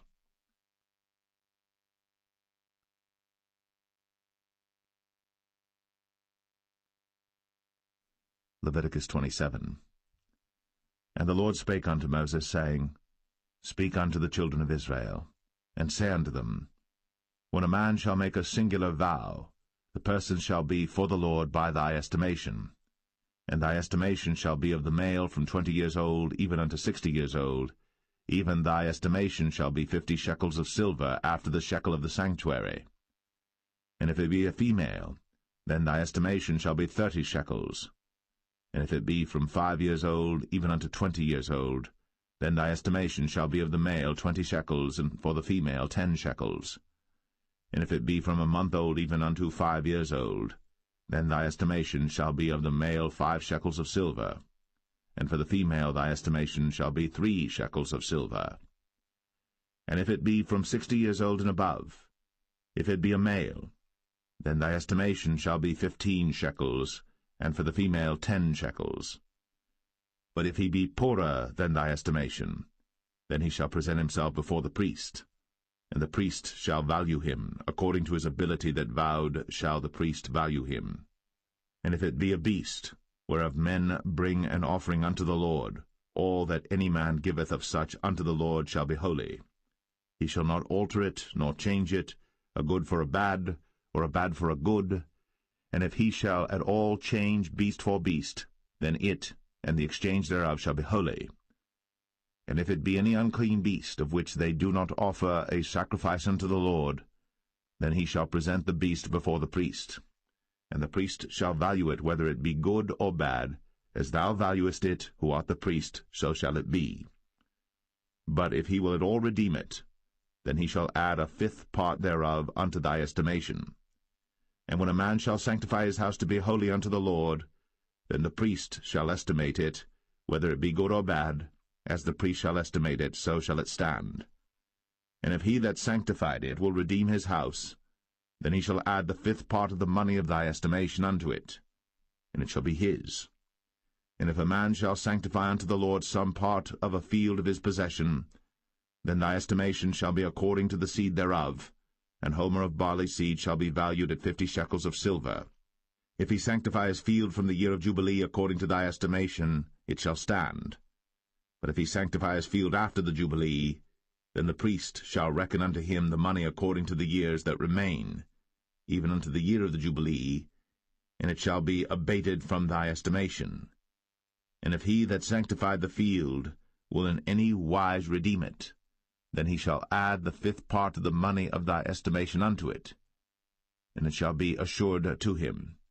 And if he will not redeem the field, or if he have sold the field to another man, it shall not be redeemed any more. But the field, when it goeth out in the Jubilee, shall be holy unto the Lord, as a field devoted. The possession thereof shall be the priest's. And if a man sanctify unto the Lord a field which he hath bought, which is not of the fields of his possession, then the priest shall reckon unto him the worth of thy estimation, even unto the year of the Jubilee, and he shall give thine estimation in that day as a holy thing unto the Lord. In the year of the Jubilee the field shall return unto him of whom it was bought, even to him to whom the possession of the land did belong. And all thy estimation shall be according to the shekel of the sanctuary. 20 gerahs shall be the shekel. Only the firstling of the beasts, which should be the Lord's firstling, no man shall sanctify it, whether it be ox or sheep, it is the Lord's. And if it be of an unclean beast, then he shall redeem it according to thine estimation, and shall add a 5th part of it thereto. Or if it be not redeemed, then it shall be sold according to thy estimation. Notwithstanding no devoted thing, that a man shall devote unto the Lord of all that he hath, both of man and beast, and of the field of his possession, shall be sold or redeemed. Every devoted thing is most holy unto the Lord. None devoted, which shall be devoted of men, shall be redeemed, but shall surely be put to death. And all the tithe of the land, whether of the seed of the land or of the fruit of the tree, is the Lord's. It is holy unto the Lord. And if a man will at all redeem aught of his tithes, he shall add thereto the 5th part thereof. And concerning the tithe of the herd or of the flock, even of whatsoever passeth under the rod, the 10th shall be holy unto the Lord. He shall not search whether it be good or bad, neither shall he change it. And if he change it at all, then both it and the change thereof shall be holy. It shall not be redeemed. These are the commandments which the Lord commanded Moses for the children of Israel in Mount Sinai.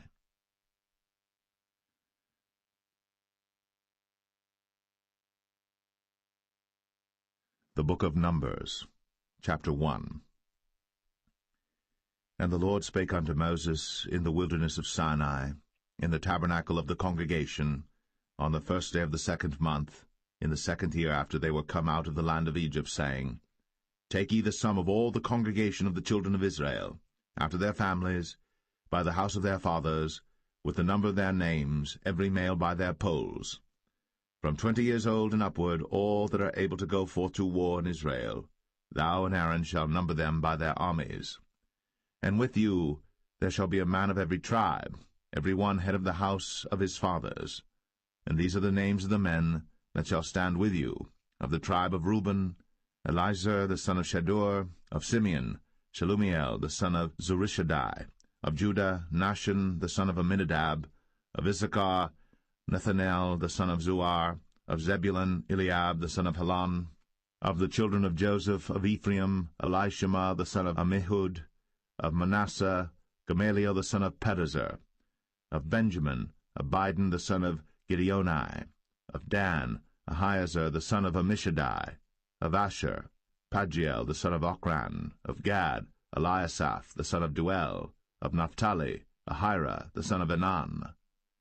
These were the renowned of the congregation, princes of the tribes of their fathers, heads of thousands in Israel. And Moses and Aaron took these men, which are expressed by their names, and they assembled all the congregation together on the 1st day of the 2nd month, and they declared their pedigrees after their families, by the house of their fathers, according to the number of the names, from 20 years old and upward, by their polls. As the Lord commanded Moses, so he numbered them in the wilderness of Sinai.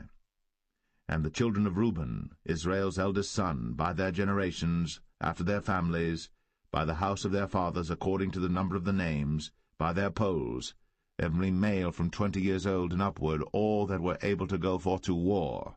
Those that were numbered of them, even of the tribe of Reuben, were 46,500. Of the children of Simeon by their generations, after their families, by the house of their fathers, those that were numbered of them, according to the number of the names, by their polls, every male from 20 years old and upward, all that were able to go forth to war. Those that were numbered of them, even of the tribe of Simeon, were 59,300. Of the children of Gad, by their generations, after their families, by the house of their fathers, according to the number of the names, from 20 years old and upward, all that were able to go forth to war. Those that were numbered of them, even of the tribe of Gad, were 45,650. Of the children of Judah, by their generations, after their families, by the house of their fathers, according to the number of the names, from 20 years old and upward, all that were able to go forth to war. Those that were numbered of them, even of the tribe of Judah, were 314,600.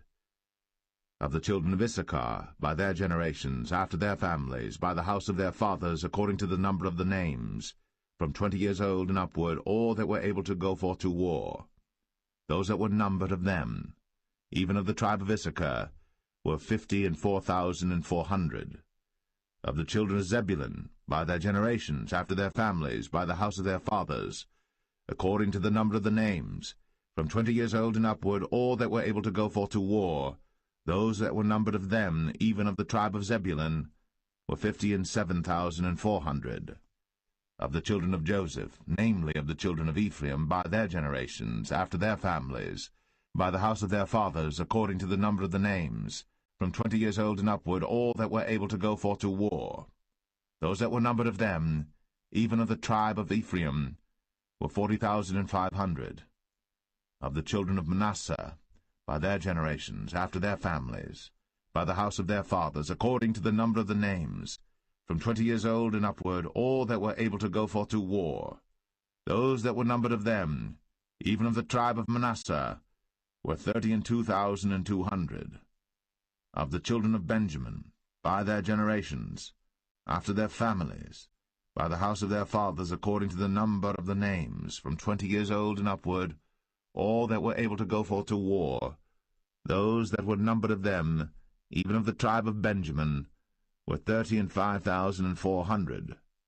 Of the children of Dan, by their generations, after their families, by the house of their fathers, according to the number of the names, from 20 years old and upward, all that were able to go forth to war, those that were numbered of them, even of the tribe of Dan, were 62,700. Of the children of Asher, by their generations, after their families, by the house of their fathers, according to the number of the names, from 20 years old and upward, all that were able to go forth to war, those that were numbered of them, even of the tribe of Asher, were 41,500. Of the children of Naphtali, throughout their generations, after their families, by the house of their fathers, according to the number of the names, from 20 years old and upward, all that were able to go forth to war, those that were numbered of them, even of the tribe of Naphtali, were 53,400. These are those that were numbered, which Moses and Aaron numbered. And the princes of Israel, being 12 men, each one was for the house of his fathers. So were all those that were numbered of the children of Israel, by the house of their fathers, from 20 years old and upward, all that were able to go forth to war in Israel. Even all they that were numbered were 600,000 and 3,550. But the Levites after the tribe of their fathers were not numbered among them. For the Lord had spoken unto Moses, saying, Only thou shalt not number the tribe of Levi, neither take the sum of them among the children of Israel. But thou shalt appoint the Levites over the tabernacle of testimony, and over all the vessels thereof, and over all things that belong to it. They shall bear the tabernacle, and all the vessels thereof, and they shall minister unto it, and shall encamp round about the tabernacle. And when the tabernacle setteth forward, the Levites shall take it down. And when the tabernacle is to be pitched, the Levites shall set it up, and the stranger that cometh nigh shall be put to death. And the children of Israel shall pitch their tents, every man by his own camp, and every man by his own standard throughout their hosts. But the Levites shall pitch round about the tabernacle of testimony, that there be no wrath upon the congregation of the children of Israel. And the Levites shall keep the charge of the tabernacle of testimony. And the children of Israel did, according to all that the Lord commanded Moses. So did they.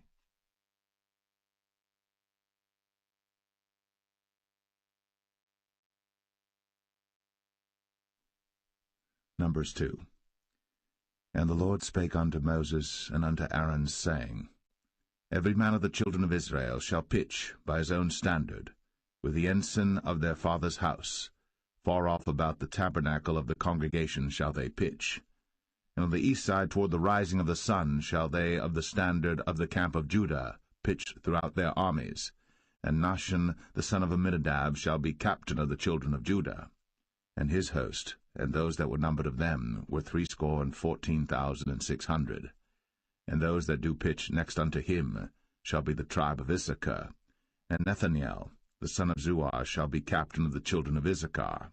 And his host, and those that were numbered thereof, were 54,400. Then the tribe of Zebulun, and Eliab the son of Helon, shall be captain of the children of Zebulun. His host, and those that were numbered thereof, were 57,400. All that were numbered in the camp of Judah were 100,000 and 6,400 throughout their armies. These shall first set forth. On the south side shall be the standard of the camp of Reuben, according to their armies, and the captain of the children of Reuben shall be Elizur, the son of Shadur. And his host, and those that were numbered thereof, were 46,500. And those which pitched by him shall be the tribe of Simeon. And the captain of the children of Simeon shall be Shelumiel, the son of Zerushadai. And his host, and those that were numbered of them, were 59,300. Then the tribe of Gad, and the captain of the sons of Gad shall be Eliasaph, the son of Ruel. And his host, and those that were numbered of them, were 45,650.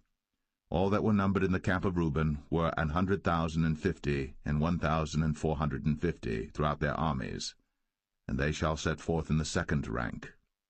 Then the tabernacle of the congregation shall set forward with the camp of the Levites, in the midst of the camp, as they encamp, so shall they set forward, every man in his place by their standards. On the west side shall be the standard of the camp of Ephraim, according to their armies, and the captain of the sons of Ephraim shall be Elishama, the son of Ammihud. And his host, and those that were numbered of them, were 40,500. And by him shall be the tribe of Manasseh, and the captain of the children of Manasseh shall be Gamaliel, the son of Pedazur. And his host, and those that were numbered of them, were 32,200. Then the tribe of Benjamin, and the captain of the sons of Benjamin shall be Abidan, the son of Gideoni. And his host, and those that were numbered of them, were 35,400. All that were numbered of the camp of Ephraim were 100,000 and 8,000 and 100 throughout their armies, and they shall go forward in the third rank. The standard of the camp of Dan shall be on the north side by their armies, and the captain of the children of Dan shall be Ahiezer, the son of Ammishaddai. And his host, and those that were numbered of them, were 62,700. And those that encamp by him shall be the tribe of Asher, and the captain of the children of Asher shall be Pagiel, the son of Ochran, and his host, and those that were numbered of them were 41,500. Then the tribe of Naphtali, and the captain of the children of Naphtali shall be Ahira, the son of Enan, and his host, and those that were numbered of them were 53,400. All they that were numbered in the camp of Dan were 100,050 and 7,600. They shall go hindmost with their standards. These are those which were numbered of the children of Israel, by the house of their fathers. All those that were numbered of the camps throughout their hosts were 600,000 and 3,550. But the Levites were not numbered among the children of Israel, as the Lord commanded Moses. And the children of Israel did according to all that the Lord commanded Moses. So they pitched by their standards, and so they set forward, every one after their families, according to the house of their fathers.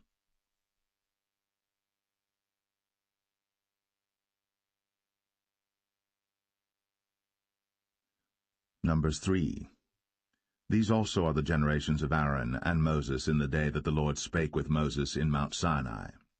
And these are the names of the sons of Aaron, Nadab the firstborn, and Abihu, Eleazar, and Ithamar. These are the names of the sons of Aaron, the priests which were anointed, whom he consecrated to minister in the priest's office. And Nadab and Abihu died before the Lord, when they offered strange fire before the Lord in the wilderness of Sinai, and they had no children. And Eleazar and Ithamar ministered in the priest's office in the sight of Aaron their father. And the Lord spake unto Moses, saying, Bring the tribe of Levi near, and present them before Aaron the priest, that they may minister unto him. And they shall keep his charge, and the charge of the whole congregation before the tabernacle of the congregation, to do the service of the tabernacle. And they shall keep all the instruments of the tabernacle of the congregation, and the charge of the children of Israel, to do the service of the tabernacle. And thou shalt give the Levites unto Aaron, and to his sons. They are wholly given unto him out of the children of Israel. And thou shalt appoint Aaron and his sons, and they shall wait on their priest's office, and the stranger that cometh nigh shall be put to death. And the Lord spake unto Moses, saying, And I, behold, I have taken the Levites from among the children of Israel, instead of all the firstborn that openeth the matrix among the children of Israel. Therefore the Levites shall be mine. Because all the firstborn are mine, for on the day that I smote all the firstborn in the land of Egypt, I hallowed unto me all the firstborn in Israel, both man and beast. Mine shall they be. I am the Lord. And the Lord spake unto Moses in the wilderness of Sinai, saying, Number the children of Levi after the house of their fathers by their families. Every male from a month old and upward shalt thou number them. And Moses numbered them according to the word of the Lord, as he was commanded. And these were the sons of Levi by their names, Gershon and Kohath and Merari. And these are the names of the sons of Gershon by their families, Libni and Shimei. And the sons of Kohath by their families, Amram, and Izahar, Hebron, and Uzziel. And the sons of Merari by their families, Mahli and Mushai. These are the families of the Levites according to the house of their fathers. Of Gershon was the family of the Libnites, and the family of the Shimites. These are the families of the Gershonites.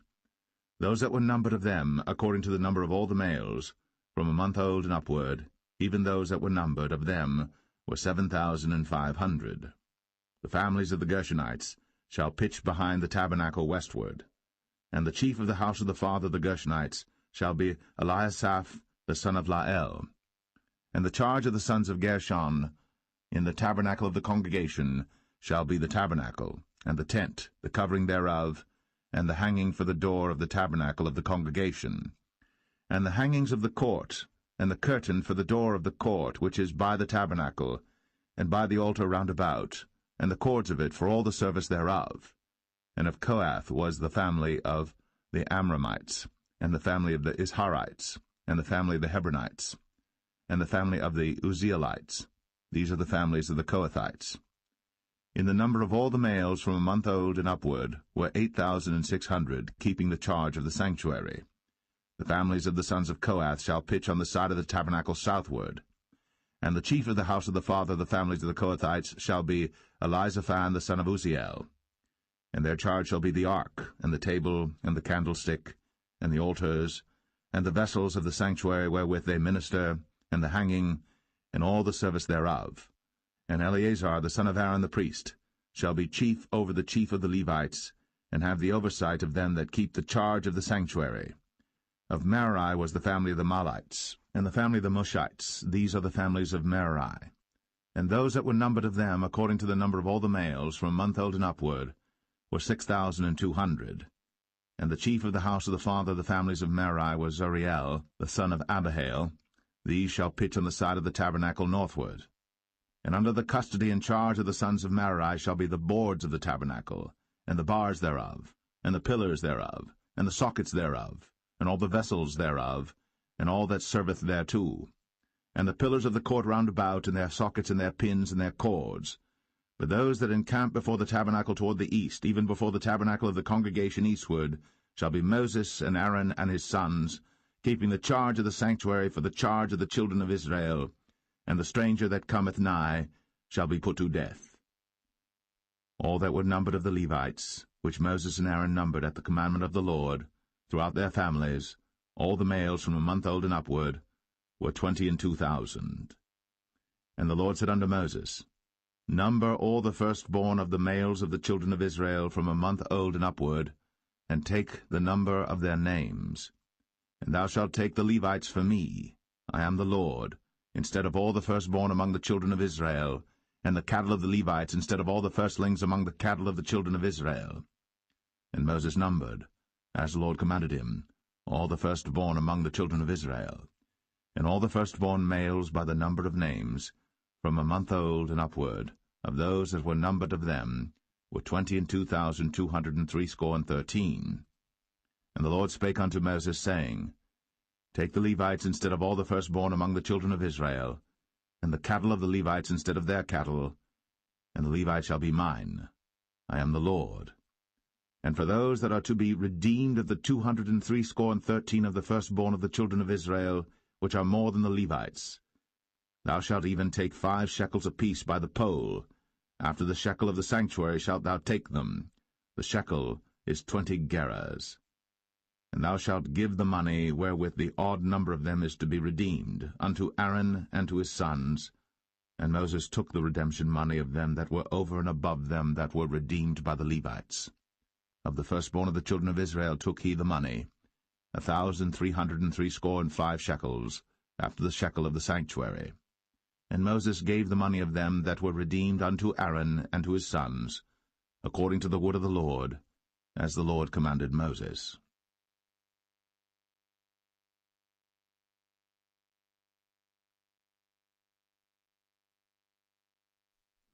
Numbers 4. And the Lord spake unto Moses and unto Aaron, saying, Take the sum of the sons of Kohath, from among the sons of Levi, after their families, by the house of their fathers, from 30 years old and upward, even until 50 years old, all that enter into the host, to do the work in the tabernacle of the congregation. This shall be the service of the sons of Kohath, in the tabernacle of the congregation, about the most holy things. And when the camp setteth forward, Aaron shall come, and his sons, and they shall take down the covering veil, and cover the ark of the testimony with it, and shall put thereon the covering of badgers' skins, and shall spread over it a cloth wholly of blue, and shall put in the staves thereof. And upon the table of showbread they shall spread a cloth of blue, and put thereon the dishes, and the spoons, and the bowls, and covers to cover withal, and the continual bread shall be thereon. And they shall spread upon them a cloth of scarlet, and cover the same with a covering of badgers' skins, and shall put in the staves thereof. And they shall take a cloth of blue, and cover the candlestick of the light, and his lamps, and his tongs, and his snuff dishes, and all the oil vessels thereof, wherewith they minister unto it. And they shall put it and all the vessels thereof within a covering of badgers' skins, and shall put it upon a bar. And upon the golden altar they shall spread a cloth of blue, and cover it with a covering of badgers' skins, and shall put to the staves thereof. And they shall take all the instruments of ministry, wherewith they minister in the sanctuary, and put them in a cloth of blue, and cover them with a covering of badgers' skins, and shall put them on a bar. And they shall take away the ashes from the altar, and spread a purple cloth thereon. And they shall put upon it all the vessels thereof, wherewith they minister about it, even the censers, the flesh-hooks, and the shovels, and the basins, all the vessels of the altar, and they shall spread upon it a covering of badgers' skins, and put to the staves of it. And when Aaron and his sons have made an end of covering the sanctuary, and all the vessels of the sanctuary as the camp is to set forward, after that the sons of Kohath shall come to bear it. But they shall not touch any holy thing, lest they die. These things are the burden of the sons of Kohath in the tabernacle of the congregation. And to the office of Eleazar the son of Aaron the priest pertaineth the oil for the light, and the sweet incense, and the daily meat offering, and the anointing oil, and and the oversight of all the tabernacle, and of all that therein is, in the sanctuary, and in the vessels thereof. And the Lord spake unto Moses and unto Aaron, saying, Cut ye not off the tribe of the families of the Kohathites from among the Levites, but thus do unto them, that they may live and not die, when they approach unto the most holy things. Aaron and his sons shall go in, and appoint them every one to his service and to his burden. But they shall not go in to see when the holy things are covered, lest they die. And the Lord spake unto Moses, saying, Take also the sum of the sons of Gershon, throughout the houses of their fathers by their families. From 30 years old and upward until 50 years old shalt thou number them, all that enter in to perform the service, to do the work in the tabernacle of the congregation. This is the service of the families of the Gershonites, to serve and for burdens. And they shall bear the curtains of the tabernacle, and the tabernacle of the congregation, his covering, and the covering of the badger skins that is above upon it, and the hanging for the door of the tabernacle of the congregation, and the hangings of the court, and the hanging for the door of the gate of the court, which is by the tabernacle, and by the altar round about, and their cords, and all the instruments of their service, and all that is made for them, so shall they serve. At the appointment of Aaron and his sons shall be all the service of the sons of the Gershonites, in all their burdens, and in all their service, and ye shall appoint unto them in charge all their burdens. This is the service of the families of the sons of Gershon, in the tabernacle of the congregation, and their charge shall be under the hand of Ithamar the son of Aaron the priest. As for the sons of Merari, thou shalt number them after their families by the house of their fathers. From 30 years old and upward, even unto 50 years old, shalt thou number them, every one that entereth into the service, to do the work of the tabernacle of the congregation. And this is the charge of their burden, according to all their service in the tabernacle of the congregation, the boards of the tabernacle, and the bars thereof, and the pillars thereof, and sockets thereof. And the pillars of the court round about, and their sockets, and their pins, and their cords, with all their instruments, and with all their service. And by name ye shall reckon the instruments of the charge of their burden. This is the service of the families of the sons of Merari, according to all their service, in the tabernacle of the congregation under the hand of Ithamar the son of Aaron the priest. And Moses and Aaron, and the chief of the congregation numbered the sons of the Kohathites after their families, and after the house of their fathers, from 30 years old and upward, even unto 50 years old, every one that entereth into the service, for the work in the tabernacle of the congregation. And those that were numbered of them by their families were 2,750. These were they that were numbered of the families of the Kohathites, all that might do service in the tabernacle of the congregation, which Moses and Aaron did number, according to the commandment of the Lord, by the hand of Moses. And those that were numbered of the sons of Gershon throughout their families and by the house of their fathers, from 30 years old and upward, even unto 50 years old, every one that entereth into the service, for the work in the tabernacle of the congregation, even those that were numbered of them throughout their families by the house of their fathers, were 2,630. These are they that were numbered of the families of the sons of Gershon, of all that might do service in the tabernacle of the congregation, whom Moses and Aaron did number according to the commandment of the Lord. And those that were numbered of the families of the sons of Merari throughout their families by the house of their fathers, from 30 years old and upward, even unto 50 years old, every one that entereth into the service, for the work in the tabernacle of the congregation, even those that were numbered of them after their families were 3,200. These be those that were numbered of the families of the sons of Merari, whom Moses and Aaron numbered according to the word of the Lord by the hand of Moses. All those that were numbered of the Levites, whom Moses and Aaron and the chief of Israel numbered, after their families, and after the house of their fathers, from 30 years old and upward, even unto 50 years old, every one that came to do the service of the ministry, and the service of the burden in the tabernacle of the congregation. Even those that were numbered of them were 8,580. According to the commandment of the Lord they were numbered by the hand of Moses, every one according to his service, and according to his burden. Thus were they numbered of him, as the Lord commanded Moses.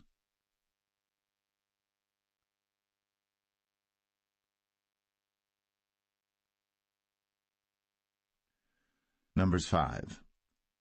And the Lord spake unto Moses, saying, Command the children of Israel, that they put out of the camp every leper, and every one that hath an issue, and whosoever is defiled by the dead. Both male and female shall ye put out, without the camp shall ye put them, that they defile not their camps, in the midst whereof I dwell. And the children of Israel did so, and put them out without the camp, as the Lord spake unto Moses, so did the children of Israel. And the Lord spake unto Moses, saying, Speak unto the children of Israel, when a man or woman shall commit any sin that men commit, to do a trespass against the Lord, and that person be guilty, then they shall confess their sin which they have done, and he shall recompense his trespass with the principal thereof, and add unto it the 5th part thereof, and give it unto him against whom he hath trespassed. But if the man have no kinsman to recompense the trespass unto, let the trespass be recompensed unto the Lord, even to the priest, beside the ram of the atonement, whereby an atonement shall be made for him. And every offering of all the holy things of the children of Israel, which they bring unto the priest, shall be his. And every man's hallowed things shall be his. Whatsoever any man giveth the priest, it shall be his. And the Lord spake unto Moses, saying, Speak unto the children of Israel, and say unto them, If any man's wife go aside, and commit a trespass against him, and a man lie with her carnally, and it be hid from the eyes of her husband, and be kept close, and she be defiled, and there be no witness against her, neither she be taken with the manner, and the spirit of jealousy come upon him, and he be jealous of his wife, and she be defiled, or if the spirit of jealousy come upon him, and he be jealous of his wife, and she be not defiled, then shall the man bring his wife unto the priest, and he shall bring her offering for her, the 10th part of an ephah of barley meal. He shall pour no oil upon it, nor put frankincense thereon, for it is an offering of jealousy, an offering of memorial, bringing iniquity to remembrance. And the priest shall bring her near, and set her before the Lord. And the priest shall take holy water in an earthen vessel, and of the dust that is in the floor of the tabernacle the priest shall take, and put it into the water. And the priest shall set the woman before the Lord, and uncover the woman's head, and put the offering of memorial in her hands, which is the jealousy offering. And the priest shall have in his hand the bitter water that causeth the curse. And the priest shall charge her by an oath, and say unto the woman, If no man have lain with thee, and if thou hast not gone aside to uncleanness with another instead of thy husband, be thou free from this bitter water that causeth the curse. But if thou hast gone aside to another instead of thy husband, and if thou be defiled, and some man have lain with thee beside thine husband, then the priest shall charge the woman with an oath of cursing, and the priest shall say unto the woman, The Lord make thee a curse, and an oath among thy people, when the Lord doth make thy thigh to rot, and thy belly to swell. And this water that causeth the curse shall go into thy bowels, to make thy belly to swell, and thy thigh to rot.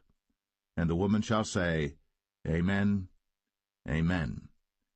And the priest shall write these curses in a book, and he shall blot them out with the bitter water.